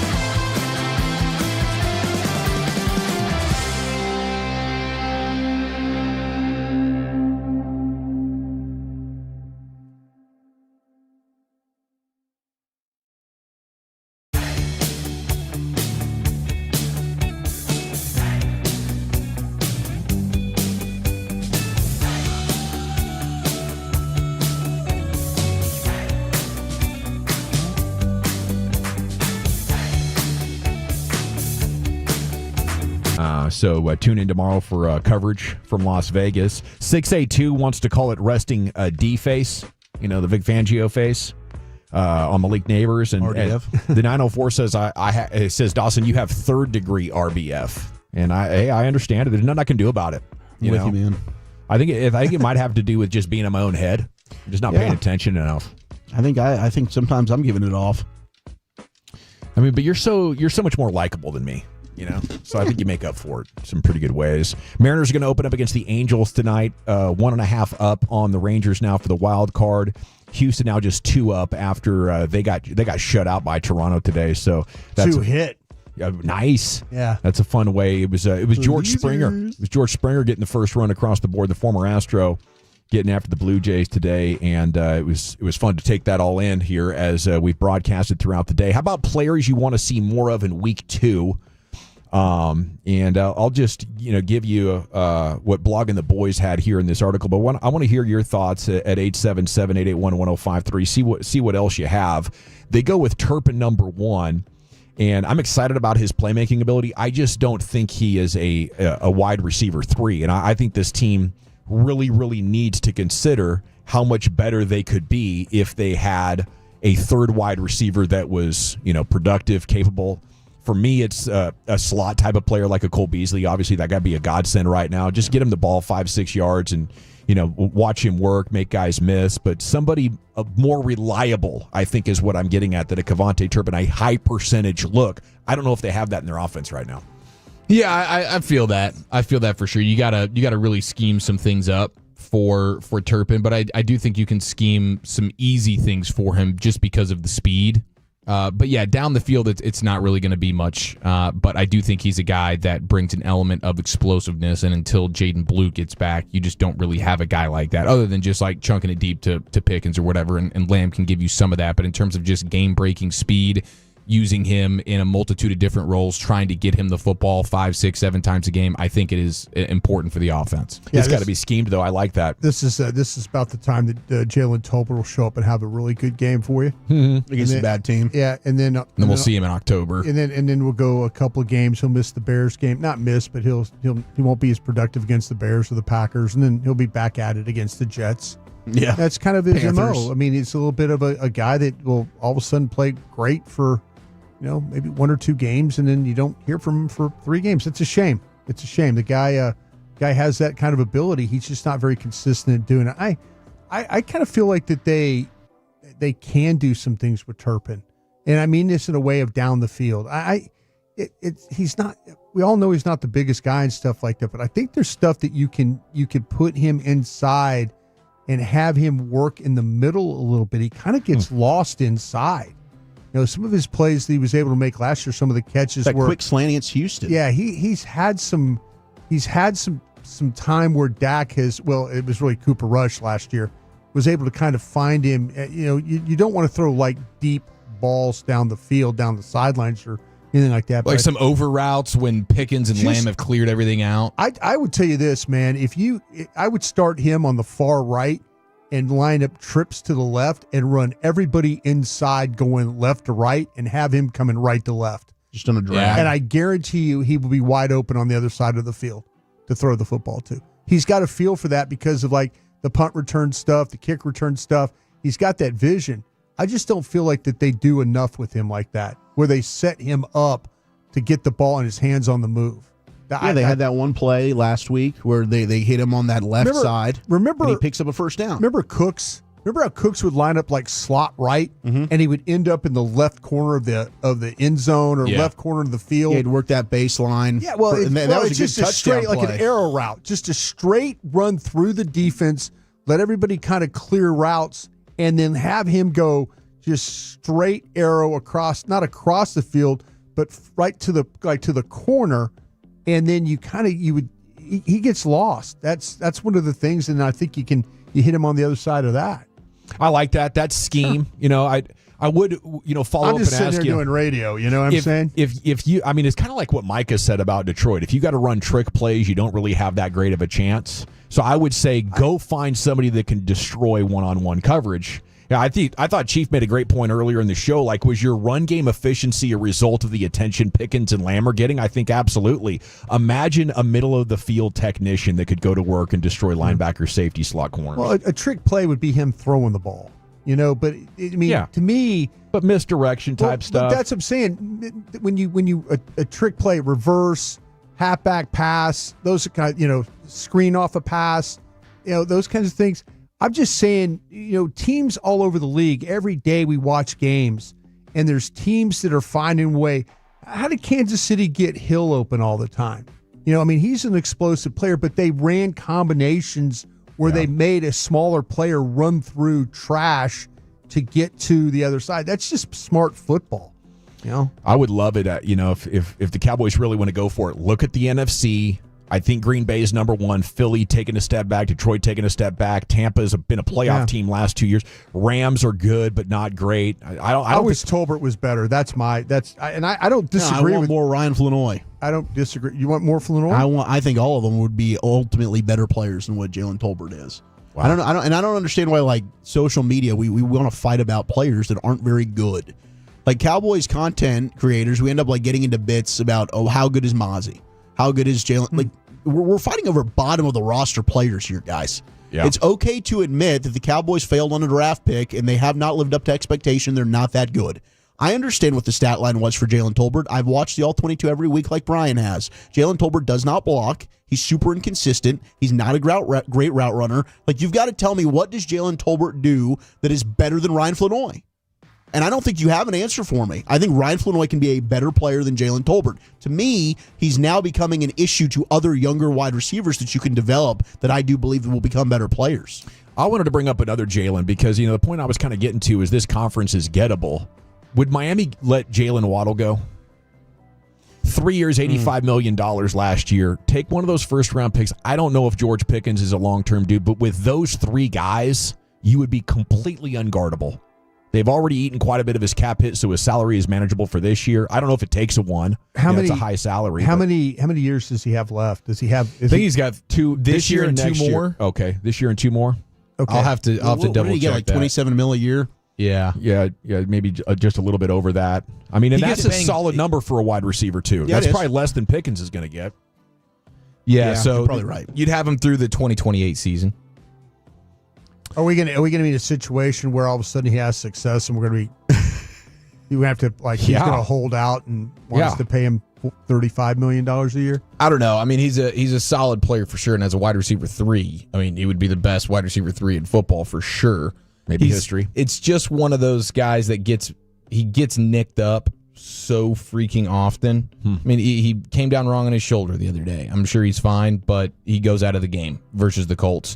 But I do like what you're thinking there. I mean, that would be a next level move. Yeah, and I don't think the Cowboys are that far off. We'll have to talk about other players we want to see more of a little bit later on here. It's the G-Bag Nation, 3 hours down and 2 to go. G-Bag of the day is coming up here in 30 minutes. We'll hit the expressway, go commercial-free to the top.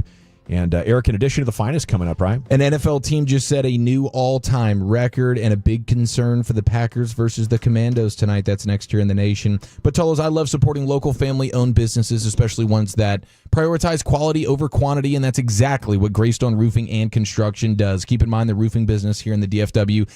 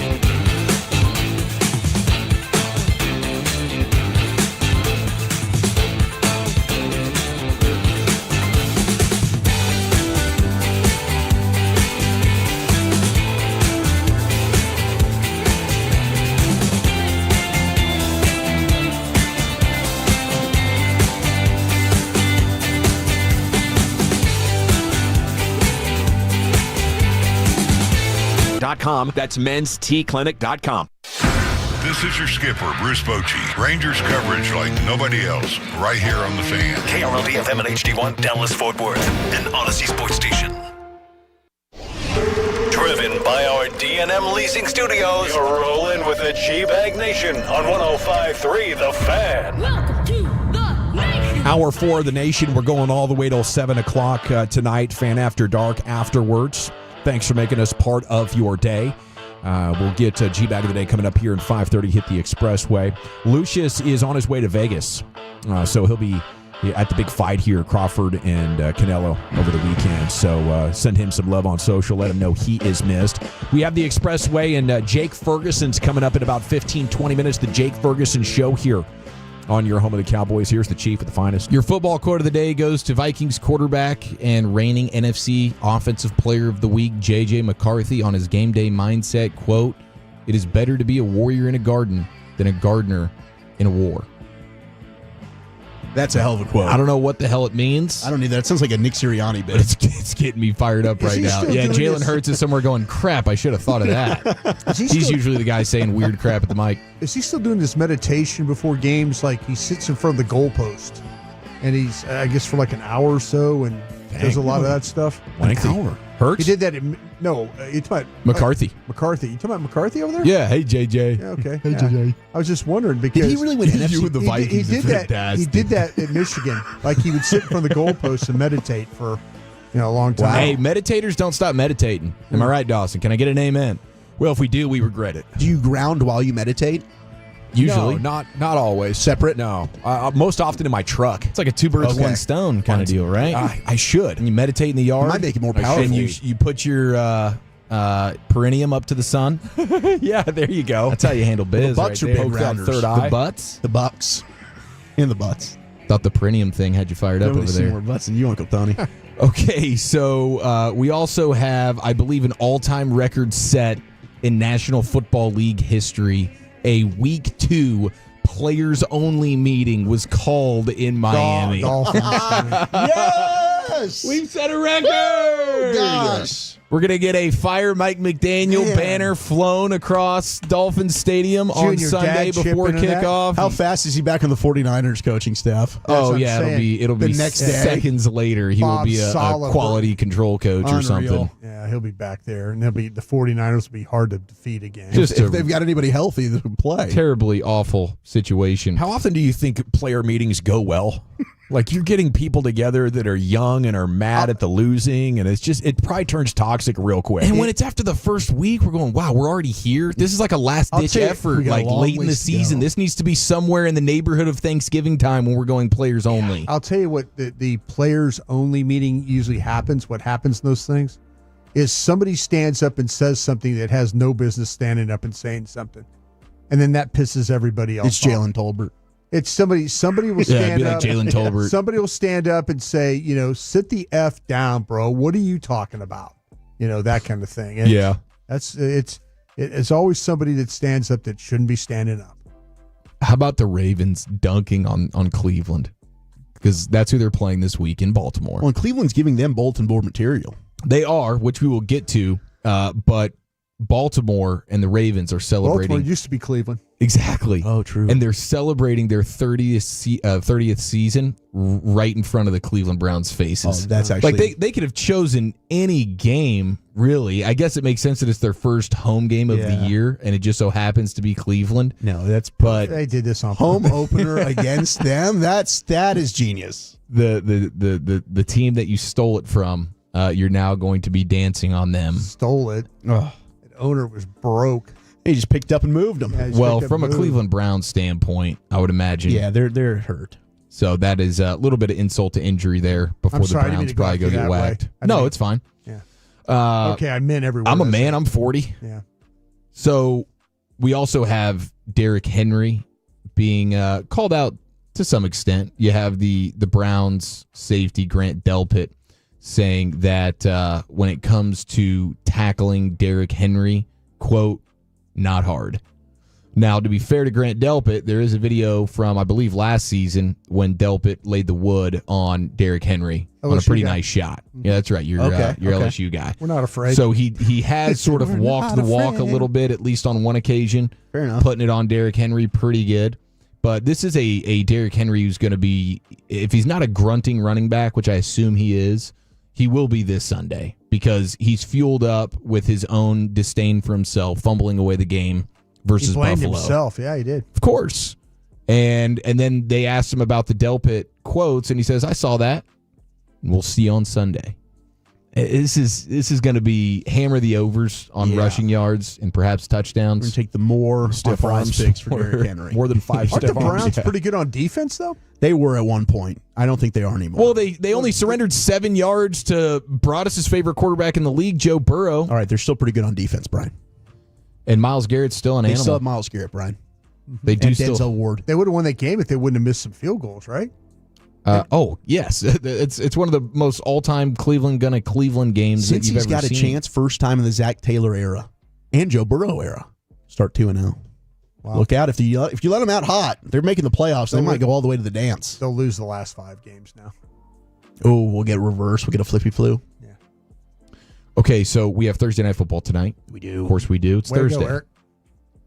Thank you. What day is it? No misinformation on that one. Thursday. We've got football tonight at Nailed Lambeau it. Field. Nailed it. Now the Packers are going with their Not the all white suits. It's the all white suits. Okay, those are better than their retro jerseys, though. Those They things are better. Disgusting. They are better than the retros. Little hint. We almost changed the color to that retro uniform. Oh, thank God you did not. Way back in the 90s. Early 90s, yeah. Yeah, There was that would have been disgusting. There was talk about changing the suits. I hope you went in there and laid the hammer down, saying, no, we're not going to do that. We're not going to disrespect Larry Lambeau and others. It'd be Curly Lambeau. Larry, Curly, Mo. I don't give a damn. So I hate working with you. They are rocking the all white. Is it too late to get out of the pregame show? Said Larry Lambeau. I'll slide in for you. Larry Lambeau. So they are going with the all white, and they're asking all 80,000 fans at Lambeau Field to wear white as part of their winter warning. And even though it's week 2 in September, they're going with the winter warning now. It'll be a nice night in Green Bay. I bet it'll be beautiful. Now, the problem, here's a couple of things of note for this game. Now, one is you have a Matt LaFleur offense with Green Bay going up against a Dan Quinn defense. History says advantage LaFleur. Now, we've seen that firsthand, of course, the game we don't talk about. 2023 Packers playoffs. The end of the window. Why'd you bring Slam it up? shut that day. But there's been other occasions where Matt LaFleur has bested Dan Quinn in a big way. So that'll be just an interesting thing to consider as we go into this one. But the other thing, too, is that the Packers don't sound overly optimistic that Zach Tom, that's a real name, and Aaron Banks will be able to go tonight on the offensive line. That's going to be a big one. So that's right tackle and left guard backup situations. And Javon Kinlaw is coming off one of his best games as a pro. Well, when you go up against the Giants, all of a sudden, that's true. You get your confidence up. Good news. Maybe we should start Mozzie this week. The old tune-up game. Yeah, if you were going to start Mozzie at any point, this would be the game. The Giants games were good for him last year. We have seen him get it done. Build your confidence, trade him. So I don't know how that's a path to victory. I think I'm gonna back off betting the Packers tonight. I mean, before that, I was thinking 3.5's money in the bank. That's a layup. You know, that's an early season mistake from Vegas that doesn't understand how good Green Bay is. But that one gives me pause. I mean, the Commanders don't have a ton of great pass rushers, but they have Dorrance. They have Luvu. They got some dudes. They're gonna have Von Miller here before too long. Yeah, so I can't wait for this game tonight. It's going to be a ton of fun. Now, Jaden Daniels is looking to do what no Washington quarterback has done in nearly 40 years. Just Gus Farad, huh? Win at the house that Larry Lambeau built. Gosh, Larry again. The last time was 1986. Brought us who was the quarterback for the Washington Redskins.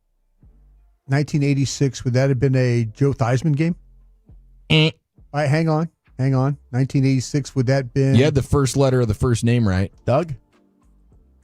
No, it's not a Doug. It's not a Doug. Not Doug Williams game. It's dumber than Larry Lambeau. Doug Williams? J was the first name? He was in J, Super Bowl. J was the first letter? J's the first letter and perhaps... J Schrader. Boom. J Schroeder? Schrader. Okay, so there's an O, Schrader. but it's pronounced Schrader. There's a Schrader. Yeah, he's the last quarterback for the Commanders to win at Lambeau Field. 1980 freaking 6. Yeah.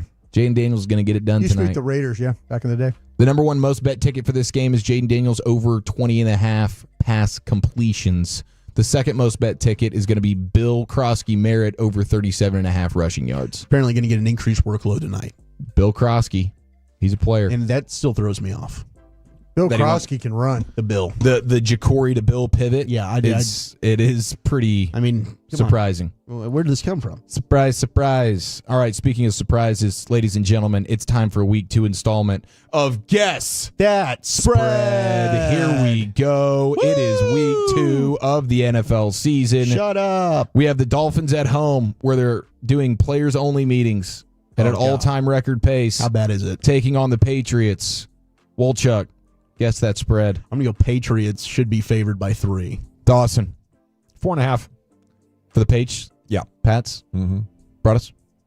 Dolphins -2. Dolphins are -1.5, still favored at home. That's just people don't respect the Patriots. I think Drake May's going to have a day. I think that might be the bet of the week. Take the Patriots +1.5. Lock of the week. Yeah. Put it in. Stone Cold Lead Pipe. Trap bet right there. How about the Rams going to Tennessee, Dawson? The Titans hosting the Rams. Just Guess that ram spread. it. Noon kick. Rams, noon kick. Something to consider. 2.5 for the Rams. Brought us. Rams -4. Bully. I'll take Rams -5. Rams favored by 5.5. Let's go. In Tennessee, where Cam Ward is having to do a lot of heavy lifting. Just and Cam it. Dad's not too happy tough. right now. Yeah. It's tough sledding. Those Ravens at home versus the Browns. Brought us. Ooh, Ravens-Browns. Guess that spread. Ravens -2.5. Wow. Ravens about 17.5. No. Yeah. Ravens 6.5. Wolchuk. Give me 9. Biggest spread of the week. The Ravens are favored by 11.5. 11.5. I might even take the Browns together. No respect for Flacco back in I kinda Baltimore to felt have like a turn back the I clock thought I was game? going big with 9. They don't care about their seriously their defense. I mean, this could be an interesting game. 11, divisional. 11 point. I think that's a lot to lay in that game. It's a lot. 11.5 is a big one for a division game. Really a lot. Yeah. Just stay close. My bad. Another division game. We have the revenge game for Ben Johnson. Revenge. Chicago goes to Detroit. Wolchuk. I'm going to say the Lions are favored by 5.5. Lions by 6. Dawson. 7.5. You guys are on it, man. 6.5. Detroit's favored. Okay, you have the Bills. Bills are going to the Jets. Jets just had a heck of a performance. They Justin did. Fields, what's going on? Dawson, guess that spread. Jets at home. Okay, this is in New York. Man, the Bills don't have. I'm gonna bet the Jets no matter what the spread is, but let me get Buffalo -2. Broadus. Buffalo -4.5. Wolchuk. I like Bills 6.5. Bills 6.5. Right on the money. Nice work, Wolchuk. Oh yeah, I'm loading up on the Yeah, Jets. I think they're favoring the Bills big time there. You're right. That's a good call. We have a Super Bowl rematch at Arrowhead with the Chiefs hosting the Eagles. It's another Cheagles matchup. Broadus, guess that spread. Kansas City -2. Wolchuk. I'll take Chiefs by 3. Dawson. Let me go 1.5 Kansas City. Philadelphia, the road favorite by 1.5. Wow. Look at that. No respect. Never for mind. Bet of the Mahomes week. When's the last time Bet they of the were a week. home dog? I wonder. I don't know. That's a Ever great been a question. dog with Mahomes. Damn Look at right's you. Damn right, it's a good question. That's a really good I question can't from tell you Broadus. anything about the Baltimore Cleveland game, but I sure can talk We about should this. stop down for a moment of silence and appreciate this. Broadus just asked an absolutely fantastic trivia That is question. Dawson's amazing. looking Week at 6 of 2022 against the Bills. Oh, wow, not that long ago. Must Okay. have some injuries. Let me see if I can get more info. We have a college football rematch between the quarterbacks, Sunday Night Football. We do. We got a couple this week. Minnesota with the Vikings. Have the Falcons in town. Wolchuk, guess that spread. I'll take Vikings -3.5. Dawson. 4.5. Broadus. 3. Vikings favored by 3.5. You guys are on that. Boom, baby. Nice work. Monday Night Football, we got the doubleheader. Texans hosting the Buccaneers. This will be a fun game. Ooh, that is a good one. Broadus, guess that spread. Texans at home. Texans -2. Wolchuk. Yeah, that sounds about right. I'll go 2.5. Pick 'em. Pick 'em. Yeah, it's going to be Houston by 2.5. All right. There it is. And then the nightcap, Monday night doubleheader. The Chargers go to Vegas. AFC West battle. It's going to be a fun game. Broadest, guess that spread. Chargers minus 5.5. Wow. Heavy road favorites right there. Wolchuk? I do think the Chargers are favored. I'll go Chargers by 3. 2.5, Chief. Chargers by 3.5. Look at that. Read it and weep. In the books once again. Cannot wait. It'll be a fabulous Football Friday with you tomorrow. But before we get there, we have an hour and 45 minutes of sports content coming up, and the Jake Ferguson Show is next here on The Fan. Oh,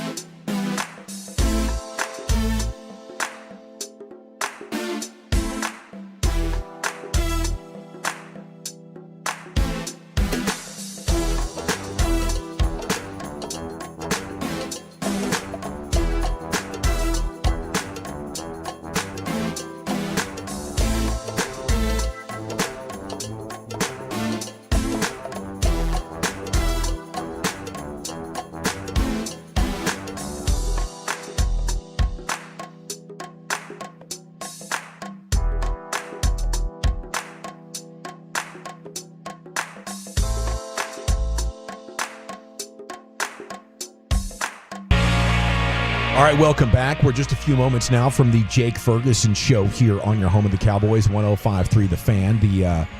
The kickoff Sunday at noon, pregame at 9 a.m. I'm actually going to be out tailgating the parking lots with you on Sunday, so I'd love to see you. And if I see you, I'll beer you. Of course, Broadus and Chief will be on the Miller Lite Plaza there for the pregame show starting at 9 o'clock. And Broadus and Wolchuk will have the postgame show from 3 to 6.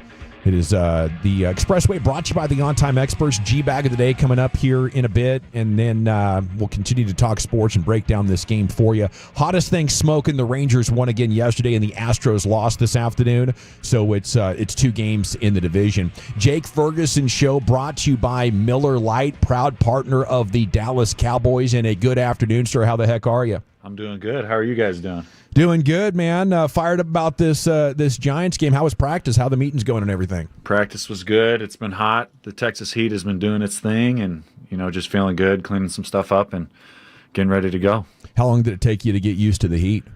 Oh, when you moved here. Yeah, I don't know if I'm really still used to it. There's a couple days that get me, but I've completely changed how I walk. Like I'm real slow with it now, because I used to be kind of high-paced walking, and then I just started to sweat, and it was bad. And now, so I just walk at like a real slow pace. Are you a big sweater during games? Like, do you have to go through multiple jerseys? Not jerseys. I can't do that quite yet. But I do go through probably I used to go through 2 pairs of socks because it was bad. I used to change cleats. Playing at AT&T isn't too bad because it's actually pretty cool in there. But yeah, I mean, gloves, wristbands. I'm considered a heavy sweater by our training staff. Now, Fast Walker guy piqued my interest because early in my radio days, me and my buddy would always notice the faster somebody walked, the more important they were, and we thought that was a key to promotion. What was your mindset behind being a fast walker? I was a younger brother, so I had to get to places faster. I had to get to the, when dinner was ready, I had to get to the stove where the pasta was faster than he did. So everything was trying to beat him. And then finally I got out here. I was like, that's not going to work. Hey, Jake, it looked like while you guys were on weather break that you guys sent Diggs out looking for food for everybody. I mean, it's like he was walking past people that were pushing buffet carts and stuff like that. Was that the case? How was that hanging out? And did you get hungry during that thing? Yeah, I mean, you're playing a game. You're not really thinking, and like the adrenaline's high, and then all of a sudden they're like, all right, you guys got an hour or an hour and a half to do nothing until we play again. Right. And then so all that adrenaline sort of goes away, and you're like, well, now what do we do? And we're all just sitting there, and guys are walking around hungry.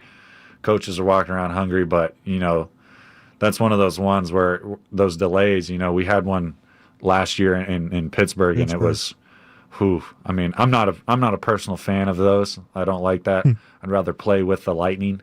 Probably not a good idea. But I mean, you definitely got to lock in, and you got to once it's time to go, you got to kind of bring yourself back to that game time feeling. Do you think it changed the texture of the game? I mean, a lot of trends flipped there in that fourth quarter. Yeah, honestly, I think it's probably hard for both of us to come back, both teams. After that break, nobody scored. So, that's just something, you can make an excuse and be like, oh, yeah, the Cowboys had this break and they, then they weren't ready for the game. But at the same time, they're going through the same break as we are. We got to capitalize on a lot of things that game. So, do you have to double up on the smelling salts after a delay like that? Not from the coaches, because that's illegal now. So we have to bring. That's right. So, are you a bring your own smelling salts kind of guy? Yeah, every once in a while. Our linemen are big. I mean, they've got their smelling salts with them. So did they have a whole team meeting about this? Did they have a smelling salts meeting when the news broke? How did they approach that with you guys? No, it was actually, I was ready to go, because I do it almost every drive. And preseason, I was kind of getting hyped for some of the rookie guys who were going in. And I walked up to one of our strength staff guys, and I was like, we got the salts, can we get it going? And they're like, you did not say that to me. Don't ask me that anymore. And I was like, whoa. And they're like, it's completely illegal. So, yeah, they're pretty strict on that. Okay, one thing Eric and I, we noticed when we went to Ranger spring training, there's an absence of Gold Bond. And talking about the sweat earlier in the interview, are you a big Gold Bond guy? I mean, what are you using? Because the crotch rock is an issue. Yeah, I don't really get that very often. I do have a buddy, Tyler Biadasz, he was a center here for a while. Yeah. He used to put the most absurd amount of baby powder on to where he would be doing like QB center exchange, like snapping the ball, and all of a sudden he'd snap it to the QB and you see a puff of white smoke. Yeah. Looks like LeBron's coming in the game. Yeah, exactly. I was like, Badger, what's going on over there? Got to powder the donuts, man. I think it's important. What about is the jock strap still alive, or have we done away with that? Yeah, every once in a while. Yeah, I wore it like twice last year. I don't know. It's weird because you also got to wear the leggings.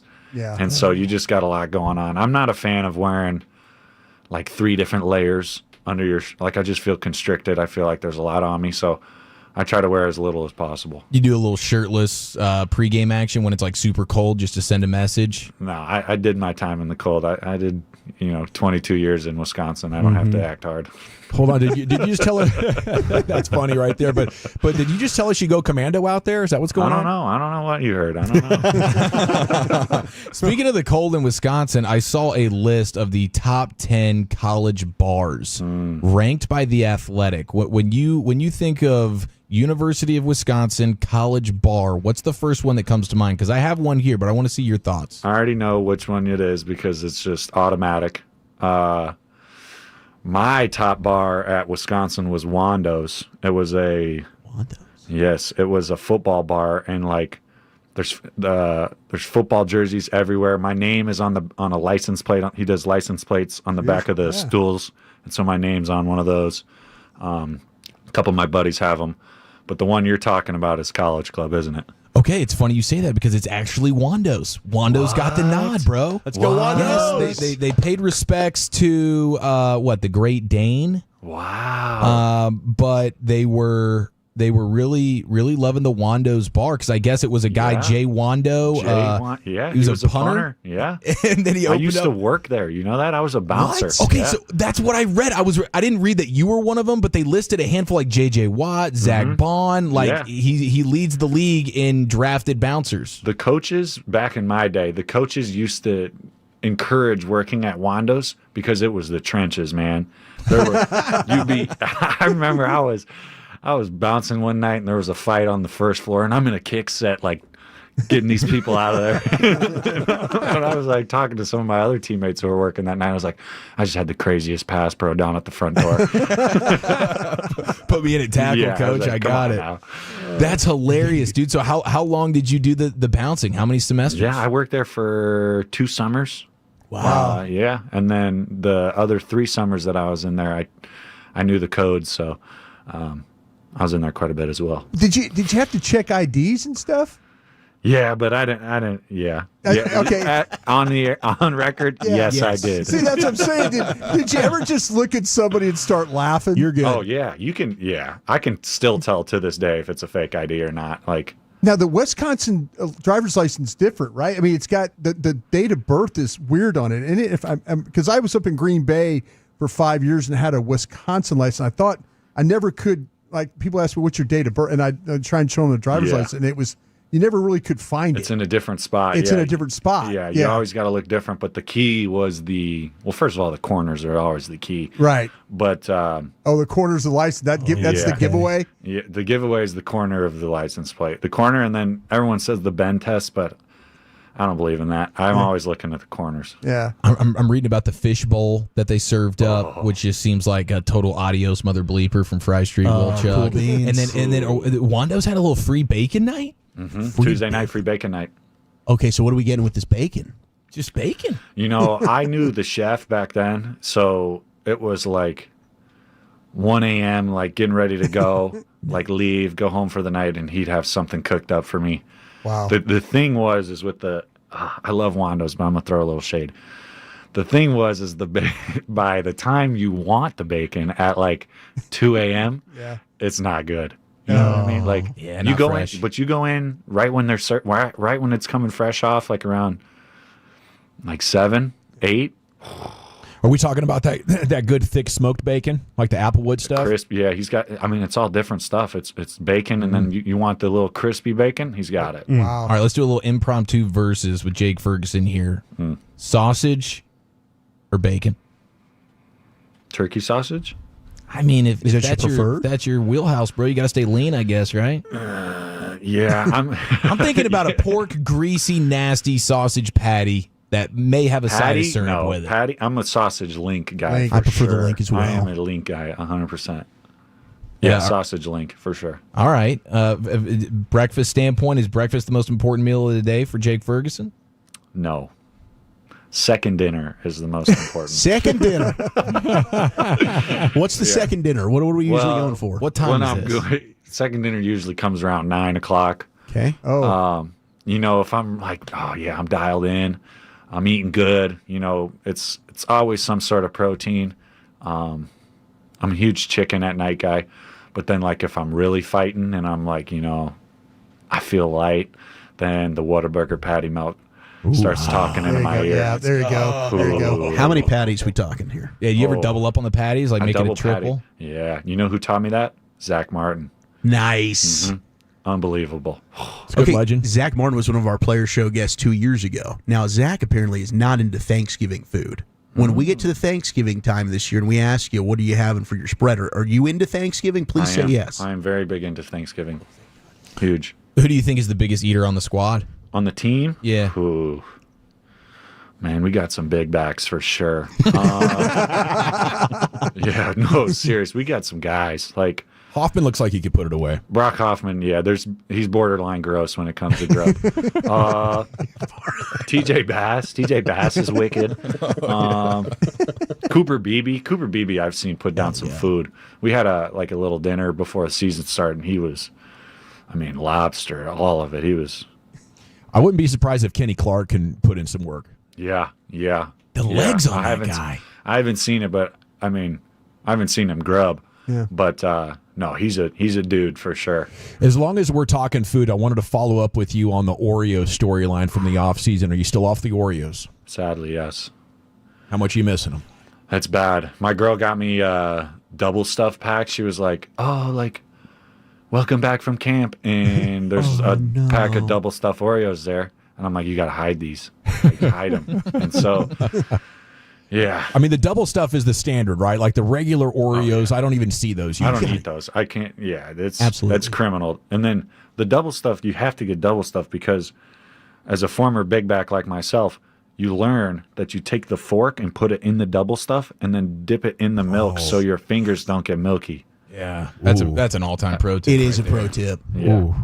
Now, how many were you looking at per week? Oh, at least a row per week. Yeah. I could probably put down a whole row right now. Yeah. If you gave me a glass of milk, it's not even about the Oreos. It's about how much milk do we have. Now, how much has your body composition changed as a result of this, diet turn? Yeah, it was big. It was huge. I mean, I think percentage-wise, I dropped body fat to I think I'm around 14 or 15 right now. But I mean, there was a point in college. If you could pull it up, Rose Bowl game. Oh my God, big man, huge. You're laboring out there a little bit. I had a little catch or whatever, and I'm pointing first down in my gut. Oh my God. Oh wow. I got the little belly button ring through my jersey, and oh, I see. Oh, that's embarrassing. I see. Yeah. I see. I wasn't the tight end. I was the jumbo tight end. So how's the body feel? Is the first week and you're banging around for the first time in a while? Is the soreness more at this point, or is that for later in the year when you start kind of feeling that? Yeah, I would say it's always more sore after that first one, just because your body's not ready for the contact. It's like, and you can go through camp, but at the same time, you're not getting hit, taken to the ground, and having bodies fall on you. So I always say that's pretty sore, but it's more of when you get later in the season, it's more of a lingering ache, I guess you would say, and the legs start to feel heavy, and it's less of my back hurts. You know what I mean? Mm-hmm. It's more of just the aches and and the bruises and stuff like that. So were you thinking I want to take pressure off my body, or were you thinking I have to look good in that tux for the wedding? Yeah, both. I mean, yeah. Well, one, I wanted to run a little faster this year for just the good of the good, you know what I mean? And then the other half, I mean, I was just like, I finally got to a point where I was like, I need to stop, like, because this is getting out of hand. Like, as Oreo crumbs are all over my shirt. Yeah. I'm disgusted in myself right now. It was like a scared straight moment. So, it's Giants week, but where does that hurdle against the Giants on Thanksgiving rank for you when it comes to favorite personal plays? You're saying what's my favorite play? Yeah, your personal ones, because I mean the Giants hurdle, I think a lot of fans, it stands out in their memory. Yeah. That was just a young Ferg, man. No, I think my favorite memory is probably the Seattle game. That one is probably my top, and then another one would just be, the first Philly touchdown. The first touchdown I had in the league, which was against Philly. That one was pretty cool. But then I got so many more coming. I can just feel it. You know what I mean? Starting this week. Hells yeah, Indeed. Baby. Do you have a favorite? Like, these play calls are pretty wordy. Like, could you rattle one off right now? Like, could you just tell us a play? Yeah, you want a long one, or I want the Jake Ferguson, I know I'm getting the ball play. Well, I can't tell you that. Okay, all right. Then we do want a long one. Yeah, give me the long one. All right, it'll be like buzz right fly, 62 duo kill, 69 strike, or something like that. I mean, those are just like run plays, but there's always like my brain. So like when a play call comes off, I only listen for like three things. Right. Like the first word, or like the first formation. If there's any shifts or anything before that, that's what I listen to. The protection I have to listen to a little bit, and then the actual play. There's all these little things that mean certain things to certain people, and then there's numbers, and it's just. I mean, now that I've been in it honestly, I was probably pretty good after year 2, but that's just because I came from a pro style offense. But like, once you realize like some of these words don't matter to you, your brain just shuts off. And so, and also Dak, it's so much different from like Will Greer in the huddle. Yeah, he'll be like, "Hey guys, all right, trips right tight." Dak gets up and goes, "Trips right tight," and it's just like, okay, here we go. Yeah, he's got it, dude. So, like, it's always fun to see the rookies, like, they'll be going with the 3s, the 2s for a little bit, and then they get in one time with the 1s, and they're just like, what did he just say? Well, that's good. That rolls into one of our fan questions for Ferg, and this is from Jacob. He asked, how's Clayton Adams affected the run game, and what do you love most about Shoddy's new offensive scheme? Yeah, I think Clayton is doing a phenomenal job. He's like, I love this run style that he's bringing in, and he preaches being physical and just moving the line of scrimmage, and that's always fun. And you can also it's one thing when someone's preaching it and it might not be happening, but like he demands it out of us, and that's like exactly what we need. And so I think the run game is like it's on the right track for sure. And then Shoddy's offense, there's just so many different builds, so many different plays out of said builds. It's fun, and from a offensive perspective, like we have so many weapons, but at the same time, like our plays are built for us. You know what I mean? And then on the flip side, like you hear the defensive guys talking, and they're like, "Man, like you just don't know what to expect." Like there's so many different plays out of this one build, and then there's also like it's the same play out of different builds. You know what I mean? Like it's just the versatility is crazy. It is also Bama week, Jake. If you got to run, just hang up or tell us we got. But I'd love your thought. They're down to 9. Are you holding out hope for a dub? Yeah, man. I'm hoping. We're sending DeBoer packing. Yeah, no, I just want to see a whole lot of I formation. Yeah, a whole lot of power. Maybe a little tight end leak. Their tight end's doing good right now. I just saw he had like a 100-yard game or something like that. But yeah, no, going into SEC territory, We'll see.